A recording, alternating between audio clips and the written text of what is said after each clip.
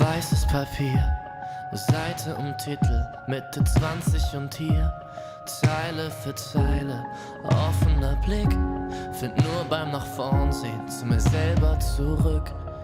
Und auch wenn's irgendwie nur eine Plattitüde ist, der Augenblick zerfällt, hält man ihn fest. Und wenn ich's richtig sehe und verstanden hab, dann sagt er selbst, wenn man ihn ziehen lässt, ich geh einfach nur los, irgendwohin, auf jeden Weg. Ob klein oder groß, wartet ein Sinn und wir haben's erlebt. Nein, ich hab noch nicht genug, wart mal wieder auf die Flut. Schwimm oder schweb, Leben ist Leben, Leben ist Leben. Solange sich alles bewegt, solange sich alles bewegt. Lieber neue Gedanken aufleisen sollen, statt ewig im Gestern mit den alten Parolen. Nun ist die Währung, der Weg ist das Ziel, kostet die Welt dann vielleicht gar nicht so viel. Und auch wenn manches davon sicher Plattitüden sind, man fühlt genau, wenn es stimmt.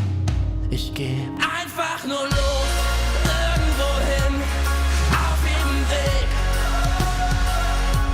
Ob klein oder groß, wartet ein Sinn und wir haben's erlebt. Nein, ich hab noch nicht genug, wart mal wieder auf die Flut. Schwimm oder schweb, Leben ist Leben, Leben ist Leben. Solange sich alles bewegt und unter mir, da hör ich die Sirenen singen. Ein Teil von mir will gern gleich hier zu ihnen sinken. Doch ich widersteh, hör auf mein Herz, ich geh. Ich werd nur kurz zum Abschied winken. Und dann einfach nur los, irgendwohin, auf jedem Weg. Klein oder groß, wartet ein Sinn und wir haben's erlebt. Nein, ich hab noch nicht genug, wart mal wieder auf die Flut. Schwimm oder schweb, Leben ist Leben, Leben ist Leben. Solange sich alles bewegt.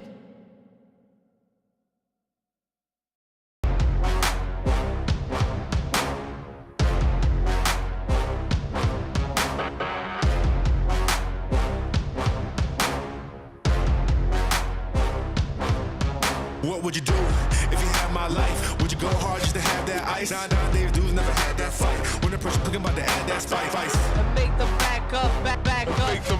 What would you do? And make them back up, back up. And make them brazen the belly of the beast. Raising the belly of the beast. Charged up. I'm ready to go. Charged up. Raising the belly of the beast. Raising the belly of the beast. Charged up. I'm ready to go. Charged up. That's all pro. What would you do if you had my life? Would you go hard just to have that ice? And make them back up, back up. And make them roll out, rush in, drop back, defense. What would you do? And make them back up, back up. What would you do if you had my life? Would you go hard just to have that ice? Nowadays dudes never had that fight. When the person talking about to add that spice. And make them back up, back up. What would you do? And make them back up, back up. And make them brazen the belly of the beast. Raising the belly of the beast. Charged up. I'm ready to go. Charged up. Raising the belly of the beast. Raising the belly of the beast. Charged up. I'm ready to go. Charged up. That's all pro. Raising the belly of the beast. Raising the belly of the beast. Charged up. I'm ready to go. Charged up. Raising the belly of the beast. Raising the belly of the beast. go. Charged up. That's all. What would you do if you had my life? Would you go hard just to have that ice? Nowadays dudes never had that fight. When the person cooking about to add that spice. And make them back up, back up. What would you do? And make them back up, back up. Make them.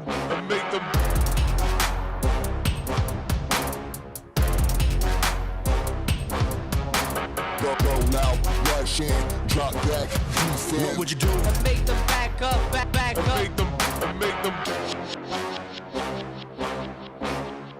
And make them back up, back up.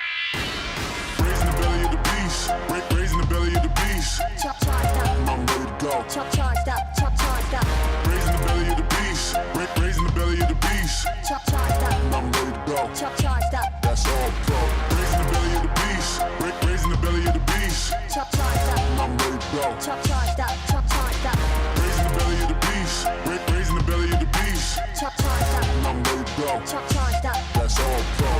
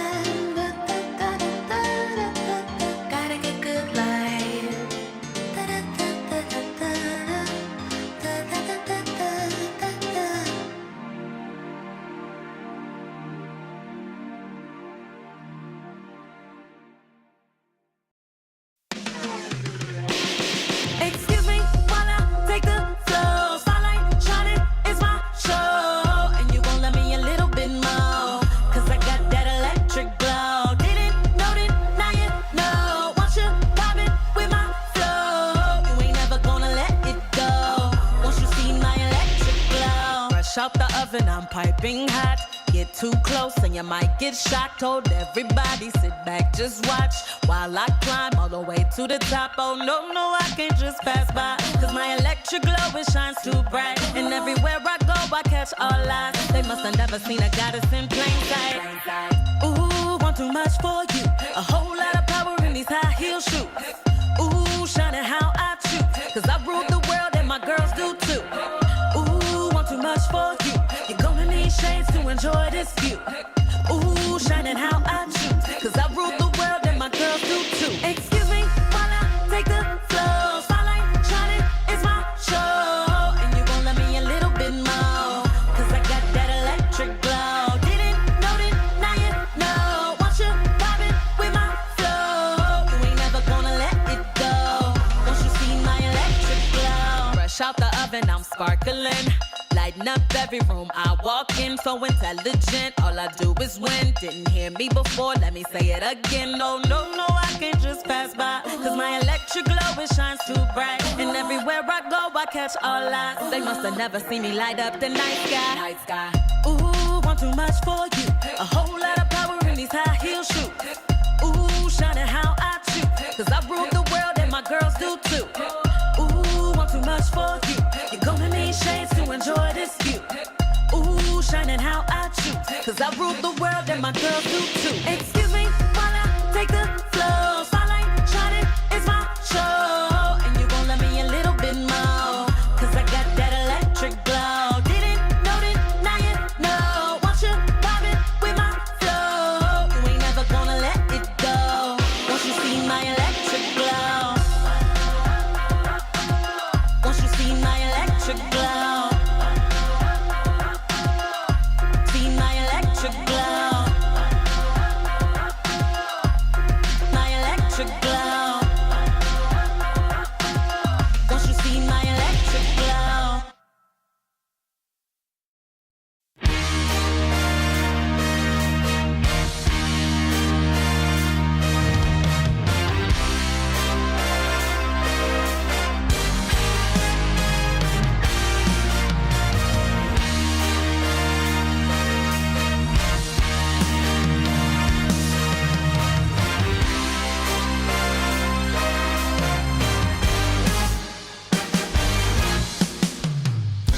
Wo scheint das Chaos unlösbar?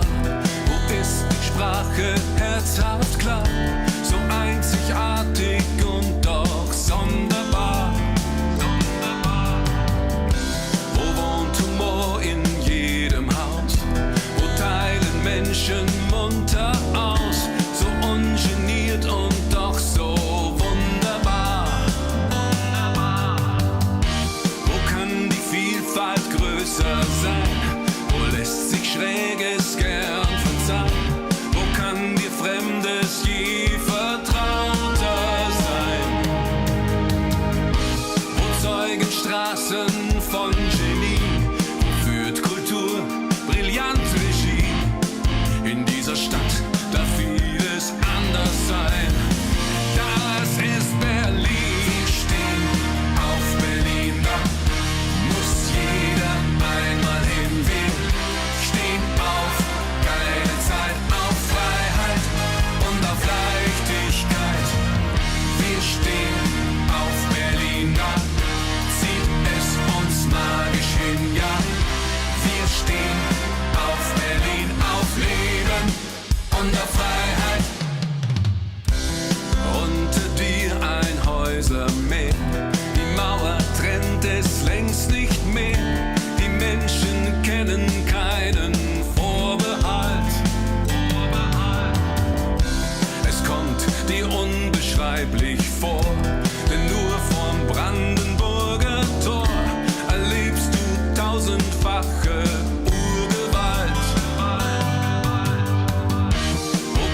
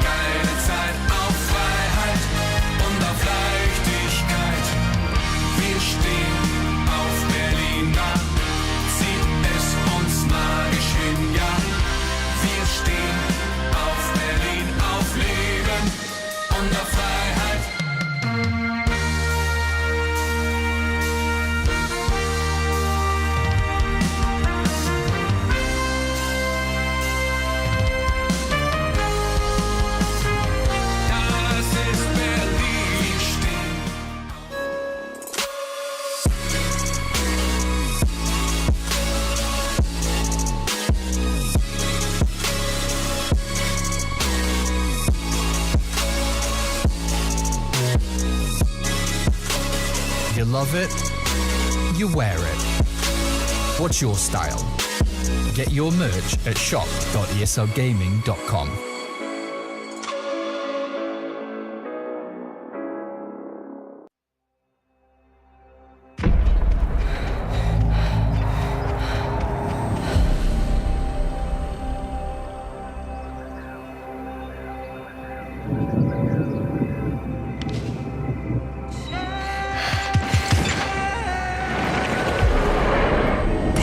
Deceived daywalkers,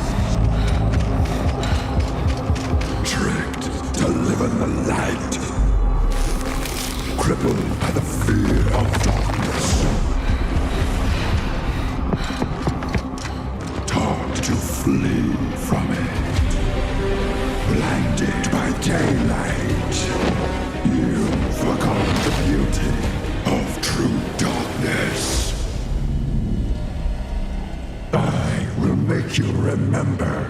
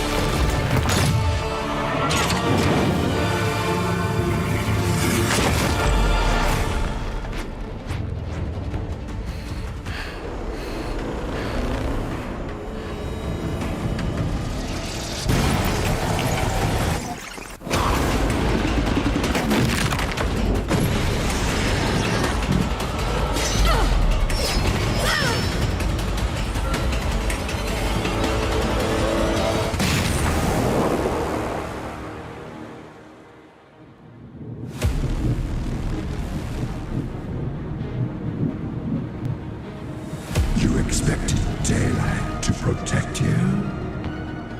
Your sun sets. Look into my eyes. I will help you see.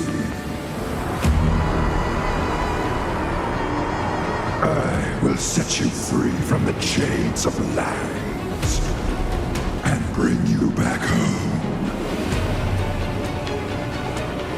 Into the shadows.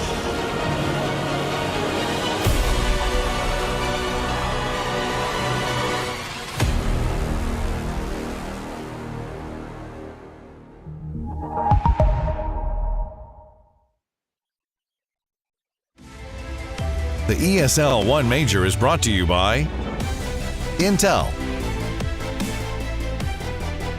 Acer Predator, DHL, and Monster Energy.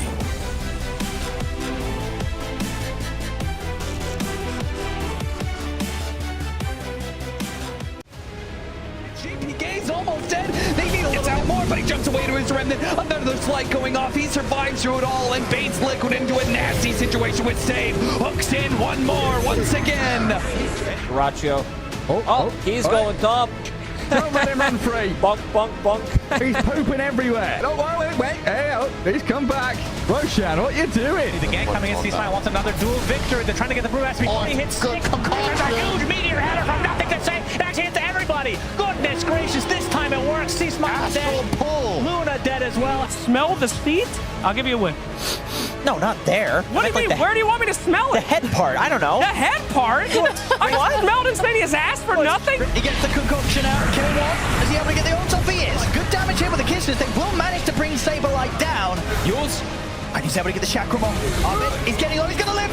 15 minutes in, Abed, he'll get the rampages, Timbersaw. That's a lot of damage, Ghost. He's dead. Oh, he gets a three-man stun, he jabs up to the side. This game ain't over. It's not over. He's been paparazzi with the BKB, tries to finish the ancient, but the fortification's there. JT as well, trying to close things up with the Q. Pops the down with Ghost, trying to end it, 23 to him. He gets the disarm. On trend, they've done it. The damage is done. The ancient. Good morning and welcome to another day of group stages. We have some teams on the brink of elimination while others are going to be fighting to secure a playoff spot. Every match matters. So let's gear up and get ready for some Dota 2 action here in Berlin. And welcome to day 3 of the group stages for the Berlin Major.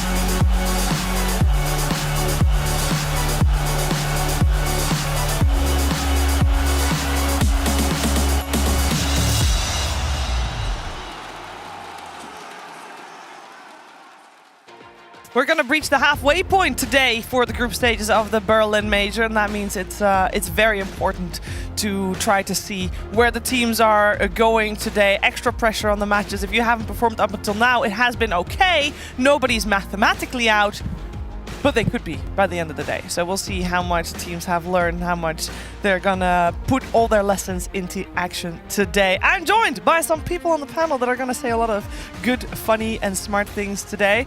It's Jenkins, first of all. Hello, good morning. Hello, good, funny, and smart. Good, funny, and smart. Who's saying what? You could choose one. Well, not good. Or smart. So I'll be funny. Owen? What are you? Oh, you're taking them all.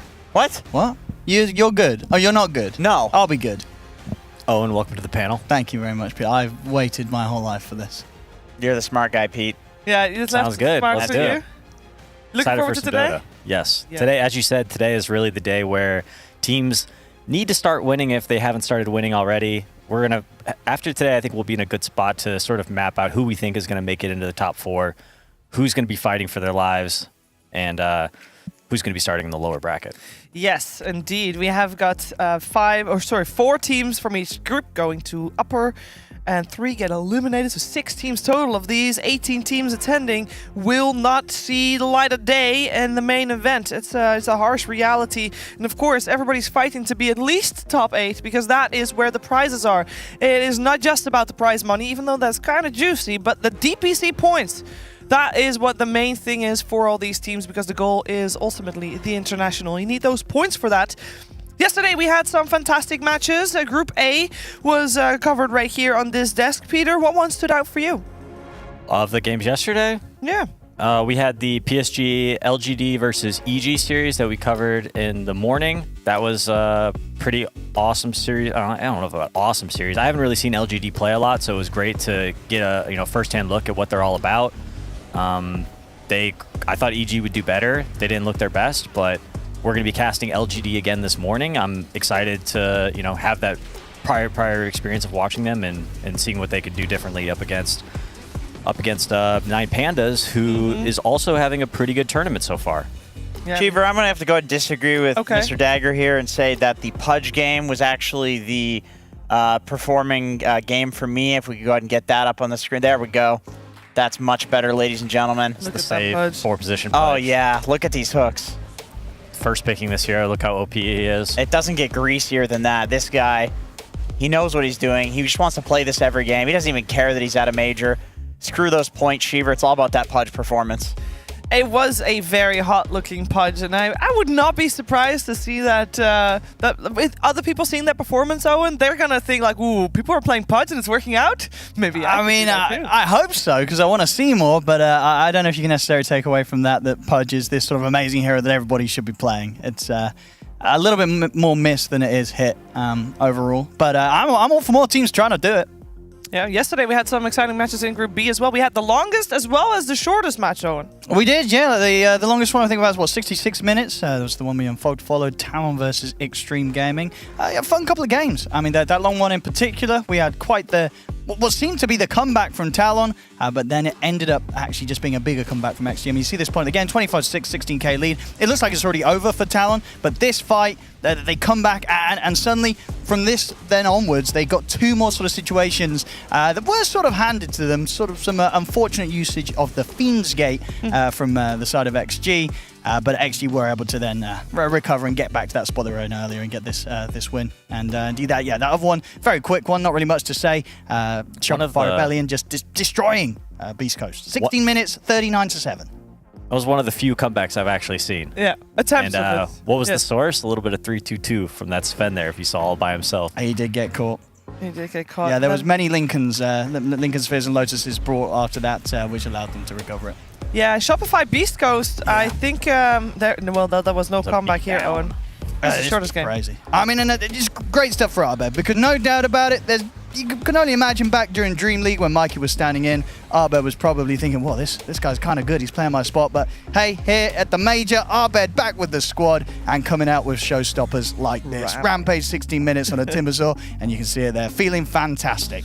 Yeah, it's good to see him smile as well there. Of course, a victory for him. Overall, results of the groups, Jenkins, it has been, for Group B, maybe a little bit more, it's a little bit more clear to see where everybody's going to slot in for Group B compared to Group A. It is. It's definitely more clear, but it's I wouldn't say expected. People were questioning Shopify if, without the Mikey factor, would they still be dominant? Yes, they are. OG playing with 2 stand-ins, topping the group. Mind Control looks so good. He looks so happy to play, giving BZM the nice little massage, It looks good to see him on LAN again. He's back in his form. He really is. Hey, if you remember way back when, MC stood in for my NIP team, and he carried us all the way to 3rd place. Hell yeah, dude. He's on the right track to do that here again, because upper bracket is, again, there's nothing mathematically set, but they're looking darn good. I wouldn't be surprised to see them in that upper bracket and do well, considering how well they've been playing so far. All the stand-ins are doing good, Owen. We got Samil and Aster there in the top as well. Well, they are. Yeah, people are loving it. Yeah, Aster's been giving some great games. Just seeing Samil, getting these sort of series where he's getting on his storm, pretty much first pick, right? They get it for him, and he pops off. And just something about it, they seem to be gelling really well, which maybe could have been difficult, regarding like the language issue and things, but it's definitely not showing. They seem to be on the exact same page. Their approach to this new patch, Dota at the moment, it's working fantastic. I think we're going to see Aster go pretty far. Maybe the patch helps a bit. I think he had like 72 kills total across all the games yesterday. Yeah, before yesterday's games, yeah 70-10. Something like that, it's insane. What I love about it is just watching him do like the chat wheels, and that they're just kind of vibing in game, just playing Dota. It's like PPD, you mentioned it the other day. There's a kind of a Dota language that exists that we all know from pubs, because we all play in these servers where there's a bunch of people speaking all sorts of different languages. It doesn't really matter. We're just speaking Dota, and that's kind of cool. That idea of kind of bringing everybody together and just enjoying the game. That's what this is all about. Yeah, and there's still, of course, all the teams are figuring things out on the new patch, which maybe makes it easier to slot in a stand-in player, because they're also figuring out, so you're figuring out together. So there's not like set patterns that are already there. That helps a little bit. And of course, there were a lot of map changes that all the players had to get used to. And before the tournament started, here's what they thought about that. I think the new map changes are really cool. I'm still trying to figure them out, because they are so big. I'm still lost at the map sometimes. I had a Steam name earlier when the patch dropped as referring to how I felt about the map. I felt like it's some sort of like Fortnite changes, where it's like some Zoomers thing where like there are a lot of like things on the side you got to think about, but I feel like the game hasn't changed that much. It's a lot of objectives now on map, and the games are kind of like chaotic. People didn't really find a way yet to like properly use them and abuse it. Games are a bit clowny yet. Nowadays there's these lotuses, there's the EXP runes, there's the bounty runes, there's these twin gates here just everywhere. It's just crazy madness. At the moment, it feels like there's maybe a little bit too many objectives, and you don't really have that much room to do anything but like run to the lotuses, run to the XP rune, run to like the Dementors or Tormentors or whatever they're called. So maybe a few too many objectives at the moment. I like the changes in the maps, because I feel like it's another learnings and possibilities that the players can do in the map. It adds up to the strategies that the team can do.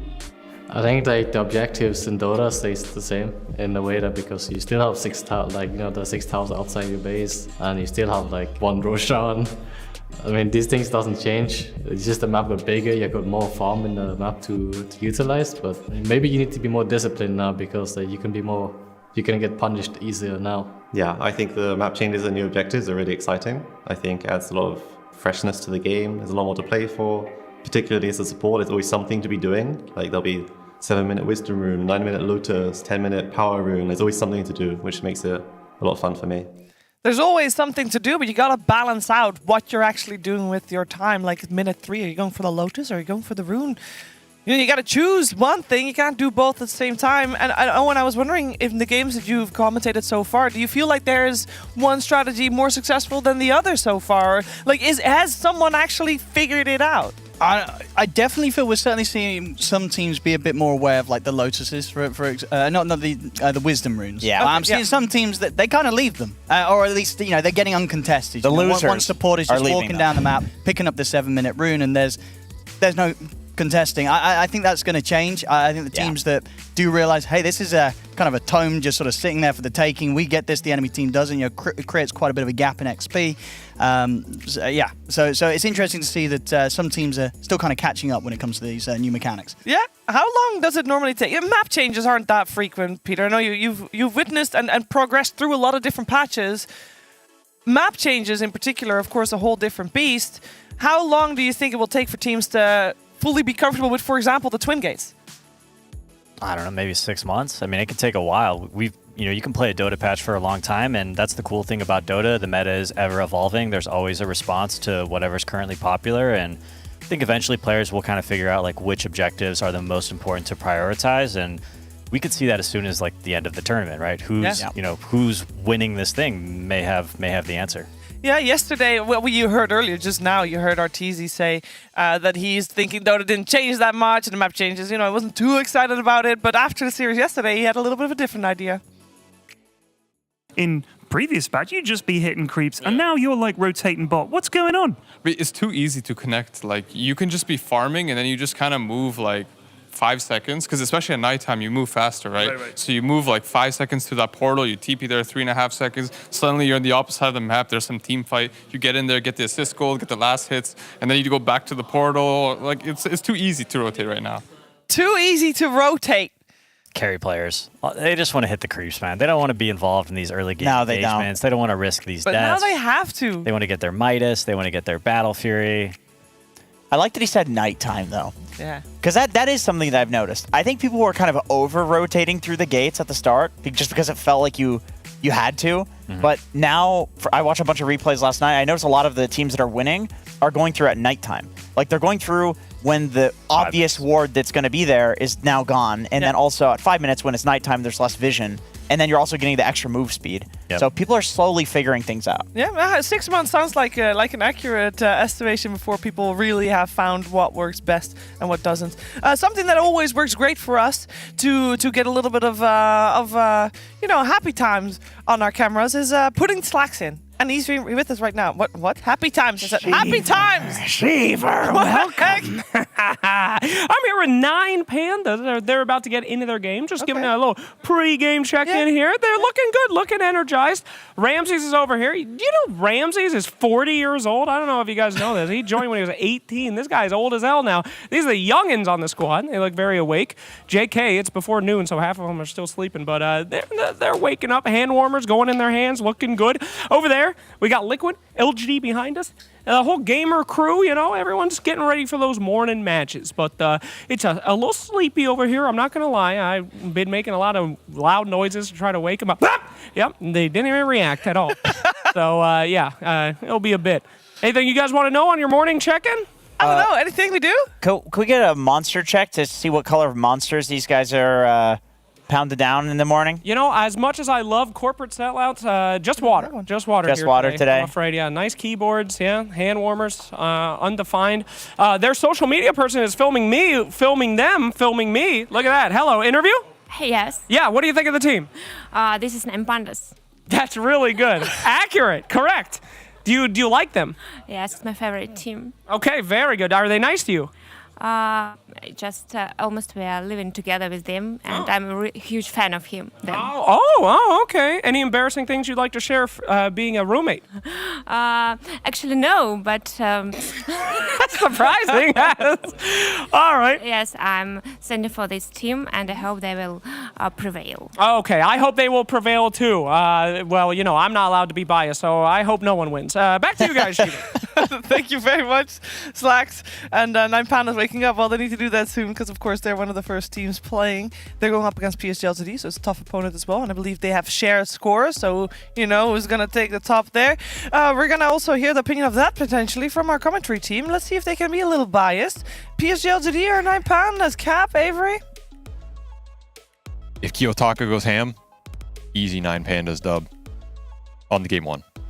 And now this is coming from somebody who is a big believer in Zhao 8, so that actually says a lot that he's willing to put aside his affiliation with the Zhao 9 program. Zhao 8 needs to lose. Let's not talk conspiracy theories. Zhao 8 needs to lose a couple matches early in the tournament so he can learn and evolve to his final Zhao 8 form, which will win the entire event. So I still have LGD winning the entire tournament. In fact, I have them winning the next 3 TIs. Wow. But I think if Kiyotaka shows up today, 9 Pandas might take a game, maybe 2. 1 game. We'll see. Just 1. How about you, Cap? I just hope for a good series, Sheever. That's, completely unbiased. Don't know anything about these teams. All I'm here for is good Dota. Have you guys been on the 20-minute games? Is that what's happening? No, that was, I think that was Fogg's. That's Fogg's jurisdiction. We've had a few 20-minute games as well. Okay. No, we only get the long games. Okay. You didn't get the 66-minute game yesterday. That's the longest one so far. That was a fluke, like OG's TIs. Wait, is there some sort of pride in us having the good games? This is a new thing, a new form of pride.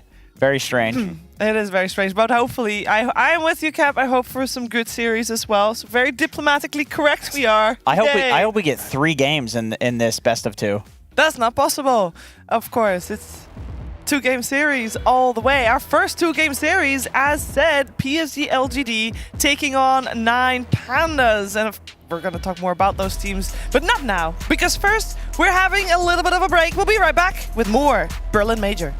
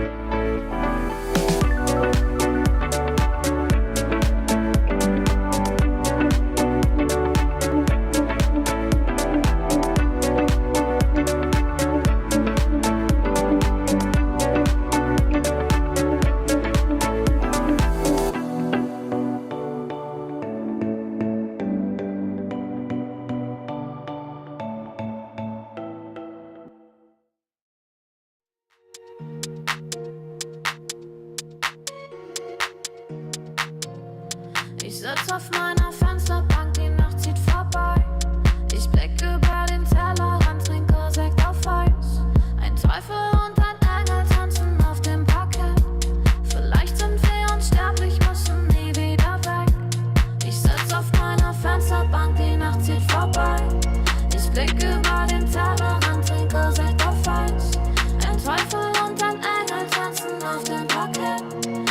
Vielleicht sind wir unsterblich, müssen nie wieder weg.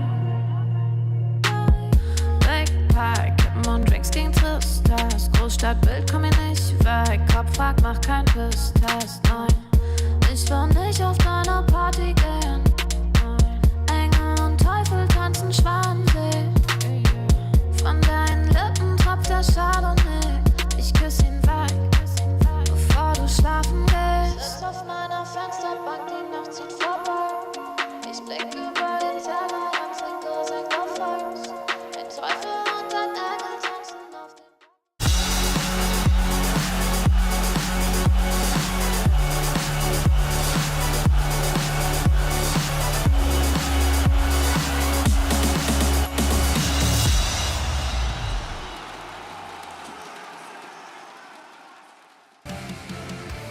9 Pandas coming first in their region now, playing here in Berlin. They are slightly handicapped potentially. They are not playing with their normal captain. They have Roger standing in for solo, and they are doing very well with him, actually. They are 4-2 right now. PSG LGD, their opponents for this morning, also 4-2.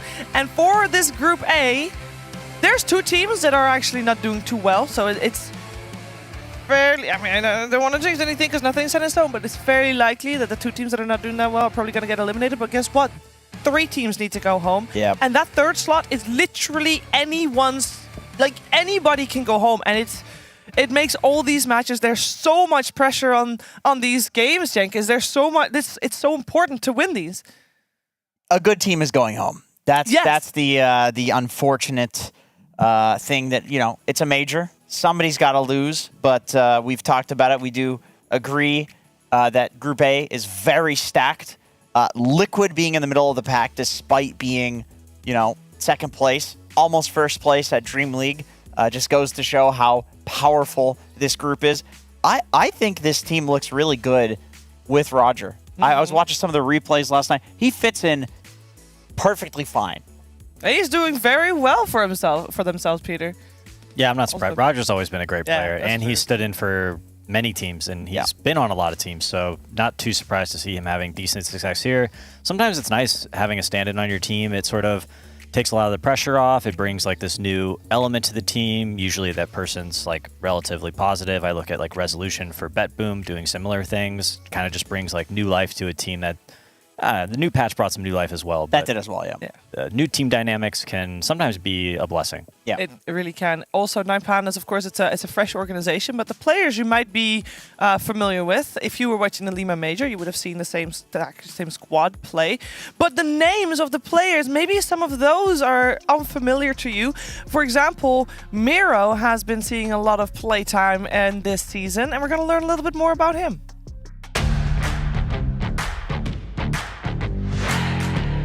About the mayor, I think we played with him in CS Surgex 1 year ago. Me, Roger, the press kid, Kiyotaka. We have 4 players from this team in CS Surgex last year.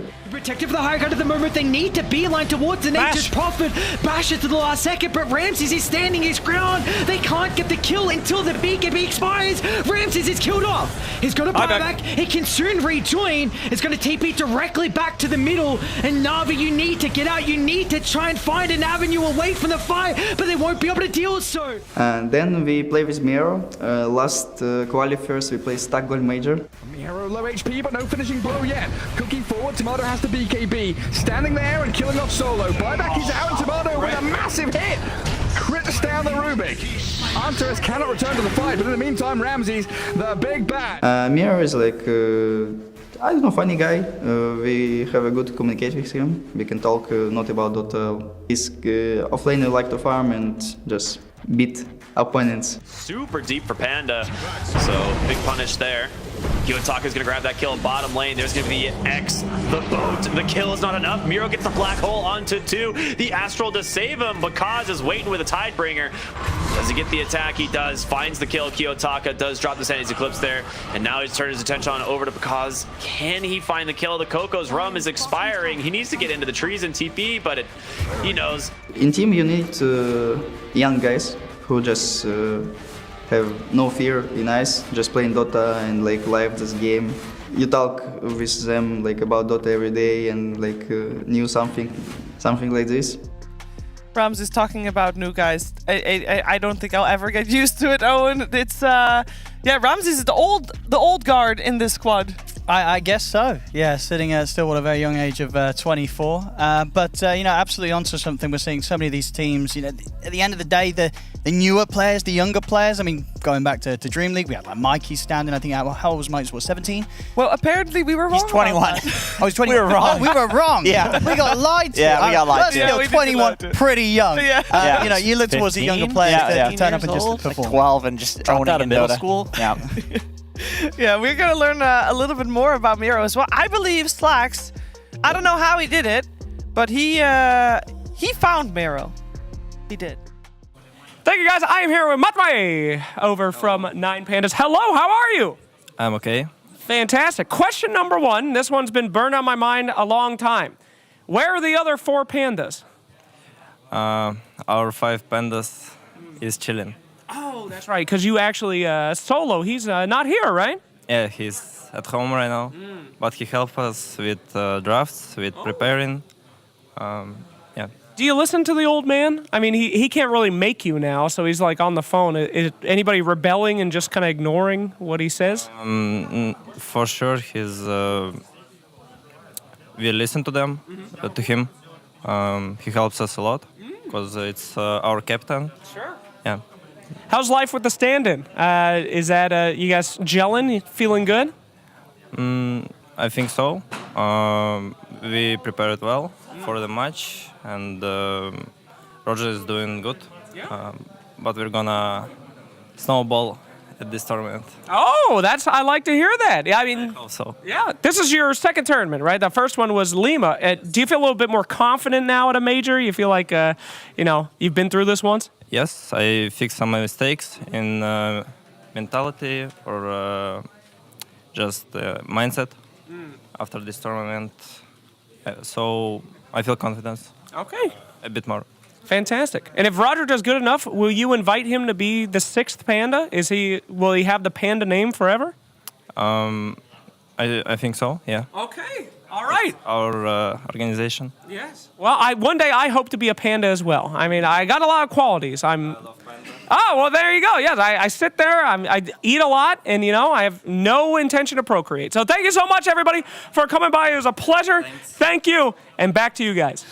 Thank you very much. Yeah, Miro talking about his experience in Lima.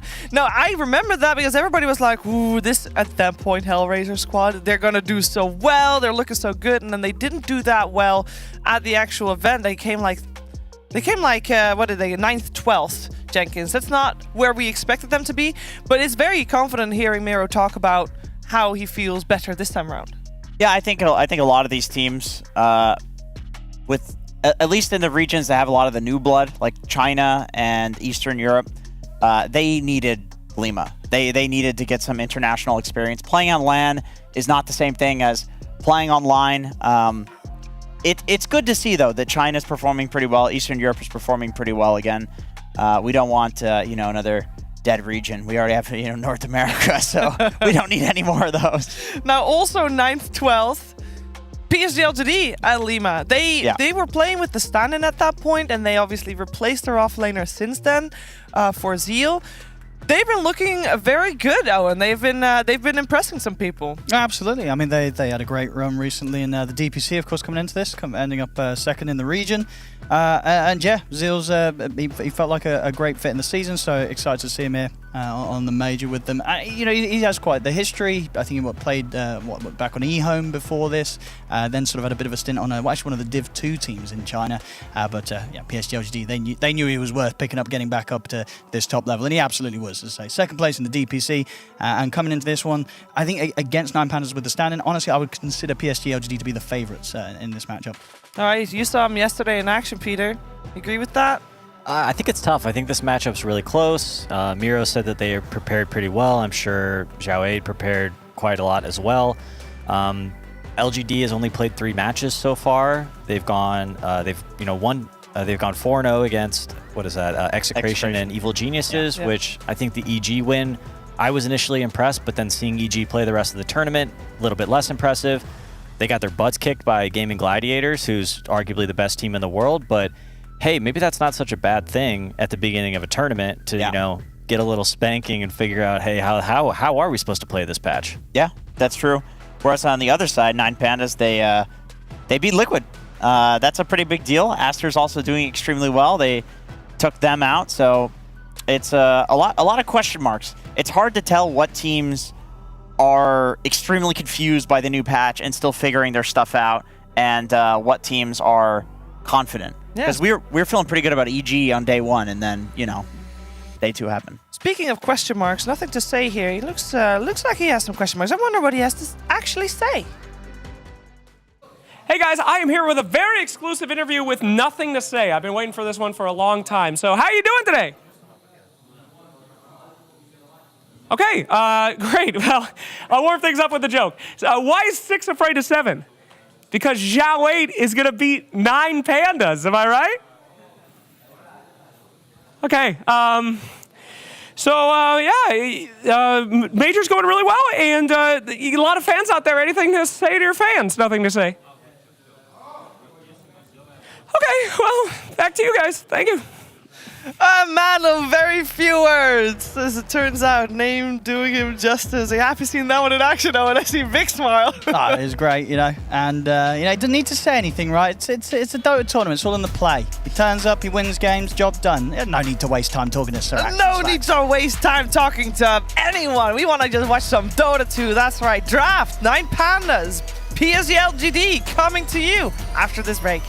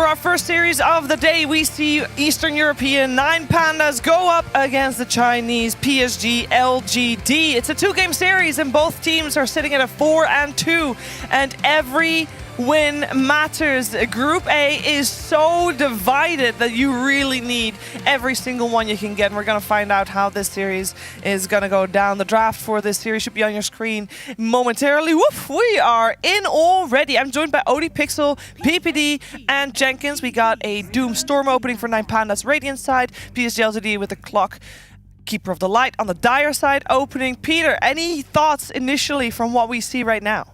Mira's played a lot of Doom. We saw him even in that replay we saw earlier in the previous tournament. He was playing Doom there as well. This hero, very popular last patch, still quite good. Getting it first pick.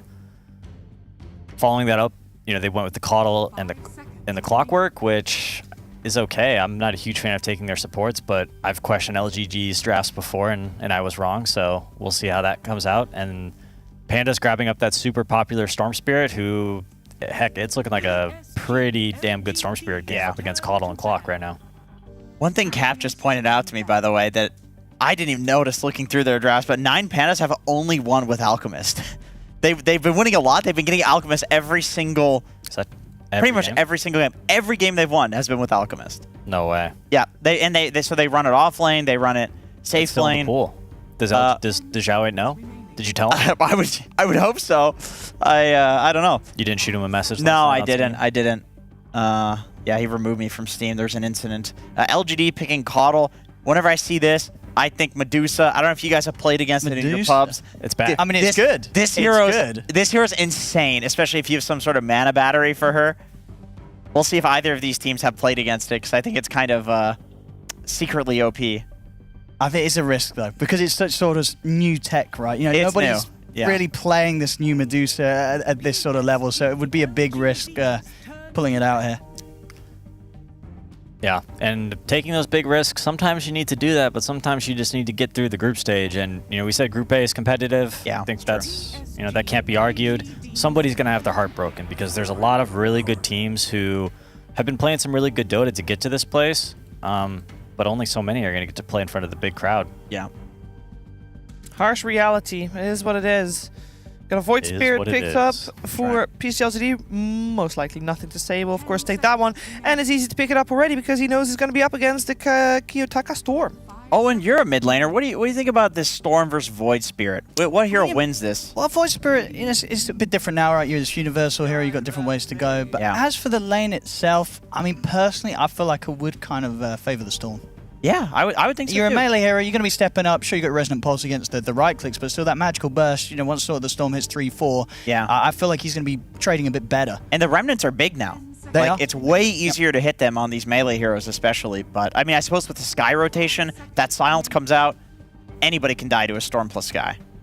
Storm's always been good versus melees, and I think, but he has kind of the short range, right? He's this range hero who doesn't have that 600 range, which is kind of the standard. That makes him generally a little bit of a weaker laner to something like a Queen of Pain or a Shadow Fiend or a TA. But LGD going the route of kind of picking that melee hero into him, I would call it a mistake. But that might be a little too bold. Maybe it's about the catch. Like, eventually, they need the catch. They do need it, but I think that's why do they need that catch, right? Why do they have to pick a bad core matchup? Because they pick these two supports with that Storm still in the pool, and 9 Pandas was quick enough to say, hey, let's take 2 cores with our first 2 picks because, Storm's not making it to the second phase. Yeah, good point. I love the Crystal Main pick up mana battery for the Storm a little bit there too, so he'll make his lane even easier. And if the Void Spirit still does well, then you got Skywrath Mage with this Ancient Seal, Instant Silence. Love that too. So far I feel like, I mean, obviously it's easy to say with one more hero on the board. But 9 Pandas seem to have the upper hand in this draft. I like it. And yeah, you mentioned mana battery. I think that's like an important part of the recipe for this Storm Spirit hero, or at least the part of the recipe that's making this hero incredibly strong this patch. Pugna, I think, is the most preferred mana battery right now, which is a bit odd to say. Usually Coddle or like Wisp are everybody's first thoughts, but LGD has the Coddle, so that's out. Yeah, and they banned out Pugna and Io to make sure that there was not anything else that was better than the CM. So yeah, they've got the CM. I think CM's a pretty good support this patch. Saw some buffs. Oh, They're gonna do it. They did it. Hell yes. Oh, Coddle this is Medusa. cool. Let's see how good it is. Because in pub games, right, this can be pretty... the Medusa gets kind of unkillable. The thing is that they still have their carry pick 9 Panda, so they can pick something that's going to be able to build this mana to Diffusal or have some sort of way to burn through the mana, which you have to have. You've got to have some way to get that mana down. I expect Anti-Mage is going to be banned in this phase. Okay. And PL's already banned. Yes. What else? Naga's already banned. So they're looking for a Diffusal hero. Ricky, possibly, but that... Ricky carry? It doesn't burn that much mana. They could go the route of still picking the Alchemist. Yeah. And just trying to, like, outpace. True. It is the only hero they've won with. But it is. But I don't know if, like, this version of Medusa, I'm not sure if Alc beats it. This is a totally different Medusa than on the last patch. Like a Terrorblade. Okay, could they put... Terrorblade, I think Terrorblade would be good. It's Ramsey's best hero. Wait, but you can't... You can put Doom safe lane and pick Nyx Assassin off. Ramses does play Doom safe lane, but he's a very flexible character player. Doesn't sundering the Medusa now do nothing because she has 100 and something HP? That is right. Yeah, sure. I mean, you're still going to heal it, right? Because the amount you get is kind of percentage based on what proportion you took from them. It's not the number, right? Correct. I guess the TB will always heal the full HP. But in terms of helping to kill the Medusa, it's not doing anything about the mana. Issue that you've got to break through. You can also still go Diffusal on TB. We actually have seen that this tournament. Probably would go Diffusal in this situation. And yeah, there's the AM ban, as you someone has predicted, but also the Alchemist out of the pool. So what else does Ramses got? Is he a one-trick pony? He's a very flexible carry. He plays a lot of stuff. I mean, in terms of other sort of Diffusal builders, I mean, Slark. Troll Diffusal? Maybe? He has played Troll. I mean, but Troll hasn't really been at having too much success. Slark could be good too. Slark would be extremely good, I feel like. I think you could try and run at them with Slark. Slark or Terrorblade, which would you take? I would prefer Terrorblade because it's Ramses. I think he's better on the Terrorblade. I think you've got more chance of running down the game. We saw yesterday some games close up very early when, I think, what was that? Actually, that game from Arteezy, right? It was the 60-minute win. He was playing Terrorblade. You can play it fast. I would be too afraid that the Terrorblade versus Medusa matchup has changed too much, whereas I'm fairly confident that Slark versus Medusa is still the same, because he still drains her mana, he still drains her stats. Oh, okay. All wrong. That's a Diffusal hero. Yep. It is. There's some extra team fight. It's pretty hard for them to kill Void. I mean, it's hard for them to kill Void or Storm this game. All they really have is that Void Spirit to initiate. Maybe LGD picks up some sort of a disable for their offlane. I kind of like a Beastmaster, wouldn't you? Beastmaster is does banned. look okay, but he's Beastmaster banned, and Owen. Brewmaster. Yes, how silly of you. Are you even looking? No, Beastmaster and Brewmaster both obviously Zeal specials. Yeah. Removed. That Brew, man. He's a insane Brew player. He's got a Darkseer game and a Bloodseeker game under his belt as well this tournament. You could, I mean, they lack Disable. You could also go the Venomancer route. I mean, I feel the same thing about Darkseer. Like, both of these heroes will do very well against a Faceless Void in lane. Clock Darkseer sounds pretty good. Yeah, but don't you think they want to get some more lockdown? I think so. I think you're right about that. It's like there's some of these bait picks that are out there. They look really good for the game, but not exactly. I mean, last patch he was playing a lot of Pango offlane. Is Pango still good in the 3 in this patch? I'm not sure. I don't think so. I think the time dilation might own you. I think he's too weak of a laner with low levels. He needs to get to that fast, like level 5 or level 7 or whatever. Magnus. Ready to go with. Magnus, okay. Yeah, some hard lockdown. It can have a good lane up against Void, I think. Just, empowering and clearing the creeps. That's like that consistent damage that Void really hates to be taking. Can help the Medusa farm a little bit. Personally, I like what 9 Pandas has. I'm intrigued by this Medusa, excited to see what they can make work. I think we're all sort of, I don't know, are we favoring LGD before the draft? How are you guys feeling now? I like LGD before the draft, and honestly, I don't think the Void, even if he I think he needs to go some sort of Diffusal build. I don't know if it's going to be enough to kill this Medusa. I think this Medusa backed up by the Coal, there's a huge chance this Medusa is going to become unkillable, and you sort of look at like these supports and such. A couple of items on this Medusa, they're just going to die very easily in the team fights. I think this Medusa draft could be the start of us seeing more Medusa. If this works for PSG, LGD, and Shiro's unkillable, we're going to have more teams trying this. Regardless, I mean, this is a cool match. It's really hard to make a prediction. I like the 9 Pandas draft. They have Sky plus Void combo. They have Storm plus the Sky combo. You know, CM and Void should do very well in lane. I feel like against Magnus, just because they have a lot of nuke, a lot of harass. But I think Medusa's overpowered. I really do. I believe in this hero. I think they've overbuffed it. So I'm going to go LGD. Peter?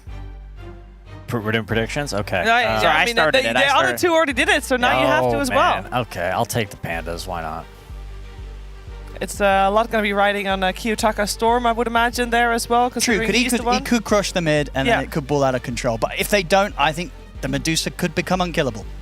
It's a little bit of Medusa versus Storm Spirit then. Prediction. Is Medusa this scary? Is Medusa coming to a pub near you? If you don't like Medusa, you're really rooting for 9 Pandas. And if you do like Medusa, you want it in more of your pubs, then PSG LGD is the team to root for. It seems to be that simple. Of course, it's the first game of the day, and we're going to enjoy it. Either way, we're heading over to Cap and SVG.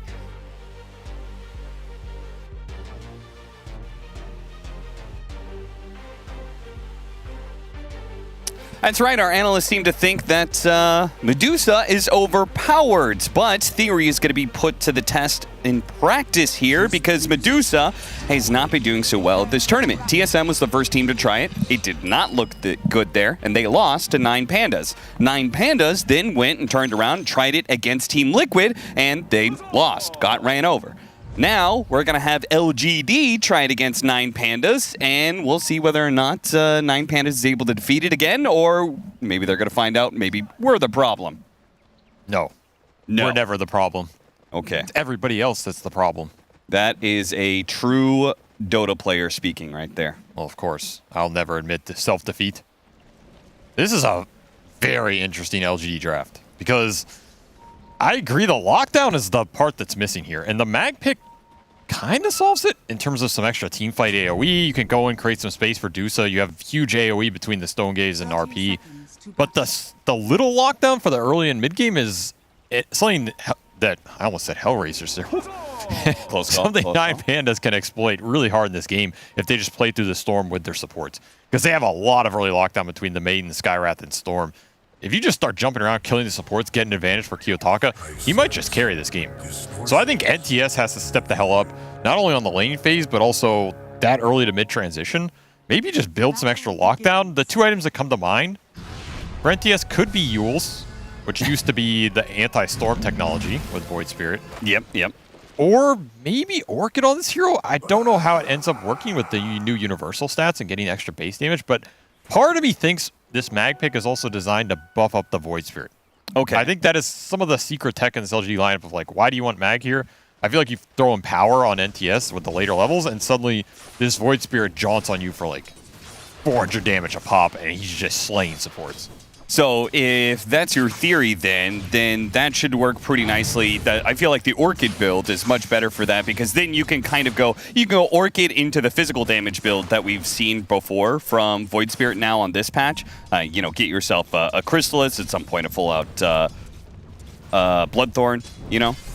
It's something in there. Like maybe even just Sage and Kaya plus Mage Slayer or something could be cool this game. Sure. Yeah. I think these universal heroes are really weird to build. It's gonna take a while for people to figure out, but like you can even go early Bracers Wraithband on something like a Void Spear now, and it's totally good. Yeah, because you're just buffing up. Yeah. Some of these universal heroes did actually receive like a strength loss or something like that, and you get bracers to make up for that fact, make yourself a bit tanky while also increasing your damage. And NTS is looking at bracer in this game, so that's cool. Even if he just tanks up from some small items and becomes a pseudo frontliner, that could be something that sets up a lot of LGD's fights. And of course Medusa, I mean, who knows anything about Medusa? I guess Zhao 8 does as he picks it here. We'll see what happens with this hero. I also have a feeling it's probably low-key broken. I think whenever Valve overhaul heroes in a weird way, they're kind of imbalanced until they get reset a bit. Yeah. But, I mean, we'll see if they can deal with it. She was definitely imbalanced on first release, just not quite the way you would imagine. She was terrible. She was getting hard countered by Culling Blade, for example, just one-shotting her, unless you try to buy some HP items. The illusions were very poorly thought out with the Mana Shield, but now they incorporate the Mana Shield into them, and now it seems like the hero is incredibly tanky and no longer has those same problems as she did on release. But is it still a question of like damage, do you think? Or you think it's just fine? I think 9 Pandas almost, like, the idea is not to go on Deuce in this game. It's just to go on everybody else. Sure. I think that's what this Faceless Void pick's designed to do. I mean, later on, you can Chrono Deuce and maybe kill her. There's like a Manta Diffusal option here for Ramses. But in general, I feel like him just going in the fights, time dilating a lot of LGD's lineup. They don't have the lockdown for the Faceless Void. That's just going to be debilitating. Oh, the kill! Goes to Zeal first, nails Roger with the skewer just before Roger could get the kill onto Planet. So you level 2 skewer for that. That pays off, like, really heavy. Normally, you're not going multiple skewer points. No. Especially over Shockwave or Power for a lane where you're just melee into melee, but pays off here. He's going to have a fast Vanguard, and he's going to be annoying down here. This is not a hero that this 9 Panda safe lane is going to have fun trading versus over the course of this long game, especially if Planet can continue to buff him up with Chakra and get some stacks going. He already has an Ancient stack. He already has a Hard Camp stack. This is something that Radiant Ward on the Hill is designed to scout out, and something that 9 Pandas have to think about contesting this game. Because if you let Magnus Medusa get away with jungle stacking, I'll tell you, you're going to have a bad time. You're going to have a bad time in this game. Another reason this mid lane going well for Kiyotaka is really important. Because Storm being strong will allow 9 Pandas to invade those early jungle areas, potentially steal stacks with the support backup. And this is a very close lane in mid. Yeah, you could see very even CS. Nothing to say. Maybe slightly behind in the regen battle, but that could change in just one good spell landing. Antares is going to cut over, secure the Water Rune for the Storm Spirit, and the support's coming in on the other side. No Water Rune, no refill on the bottle for nothing to say. He has to have help here, and he's just going to die to the 2 supports. Honestly, maybe that's just the best thing for him. I think you just tank that. It's not First Blood. The XP is going to be split across 3 heroes, so Kiyotaka isn't getting some huge boost. I mean, what are you going to do there if you don't go to base, right? Yeah, you're just going to be sitting in lane watching Storm Spirit deny everything. But it's good rotation from 9 Pandas. Again, trying to give some momentum towards this mid, especially when they have the extra support power that LGD are just not fighting at these runes. Yeah. Like, they're devoting Planet to stacking Triangle, and Y is, you know, he has to stay top. You can't really abandon Dusa early on the lane. Zero powers up later. So, just a good read of 9 Pandas in this early game. Now, the one lane we haven't really talked about is this 9 Pandas. We got Antares and Miro playing the Skywrath Mage and Doom. One reason I want to bring this up is because 9 Pandas, their bread and butter for this tournament so far has been 3 different heroes, pretty much. It's been Alchemist, which they've won every game with, and the 2 games that they lost, they did not have an Alch on it. Doom and Techies. Those have been like their go-to heroes for this group stage. Here in this game, they only have the Doom, so I feel like part of the comfort on a new patch comes with the success of certain heroes that you've played with so far, and so I think it's pretty important for Miro to be in a good position in this game.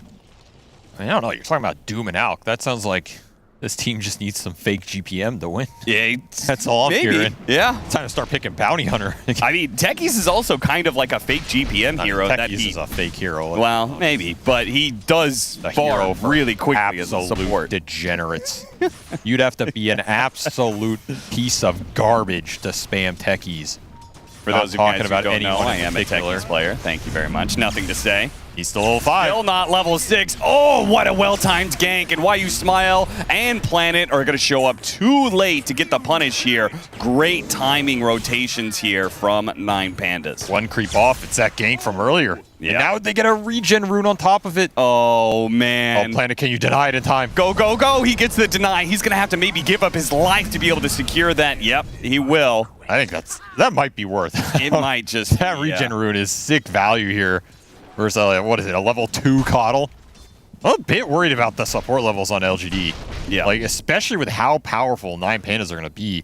Already both level 4 compared to the 2 and 3. And Maiden Skywrath are definitely just going to run you over on the map here. You're talking about a super stacked triangle as well for LGD that Roger's already scouting out. Yeah, now imagine if the Storm Spirit had a regen rune and they saw this stack. That would just be terrible. They would probably be able to take at least the hard camp. And remember, this is an NTS who's going tanky early items here. He has Bracer, he has Belt, he has Raindrop, and Wand.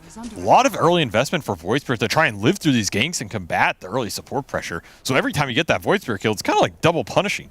Yeah. Because he's trying to survive those early fights. Can't blame him. I think this is a cool build to try and do it, but if you die anyway, then it's just, well, what the hell are we doing here? I guess you're just falling back on Medusa and Empower. That's not the worst thing to fall back on, honestly. As Magnus and Medusa are top of the net worth chart, regardless of what's happening in mid. So they're still finding farm on these side lanes, and they're tanking up.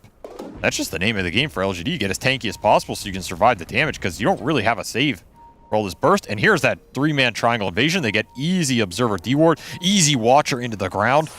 And is it going to be easy stack steal? Now, Planet could come in at the right time here with the blast.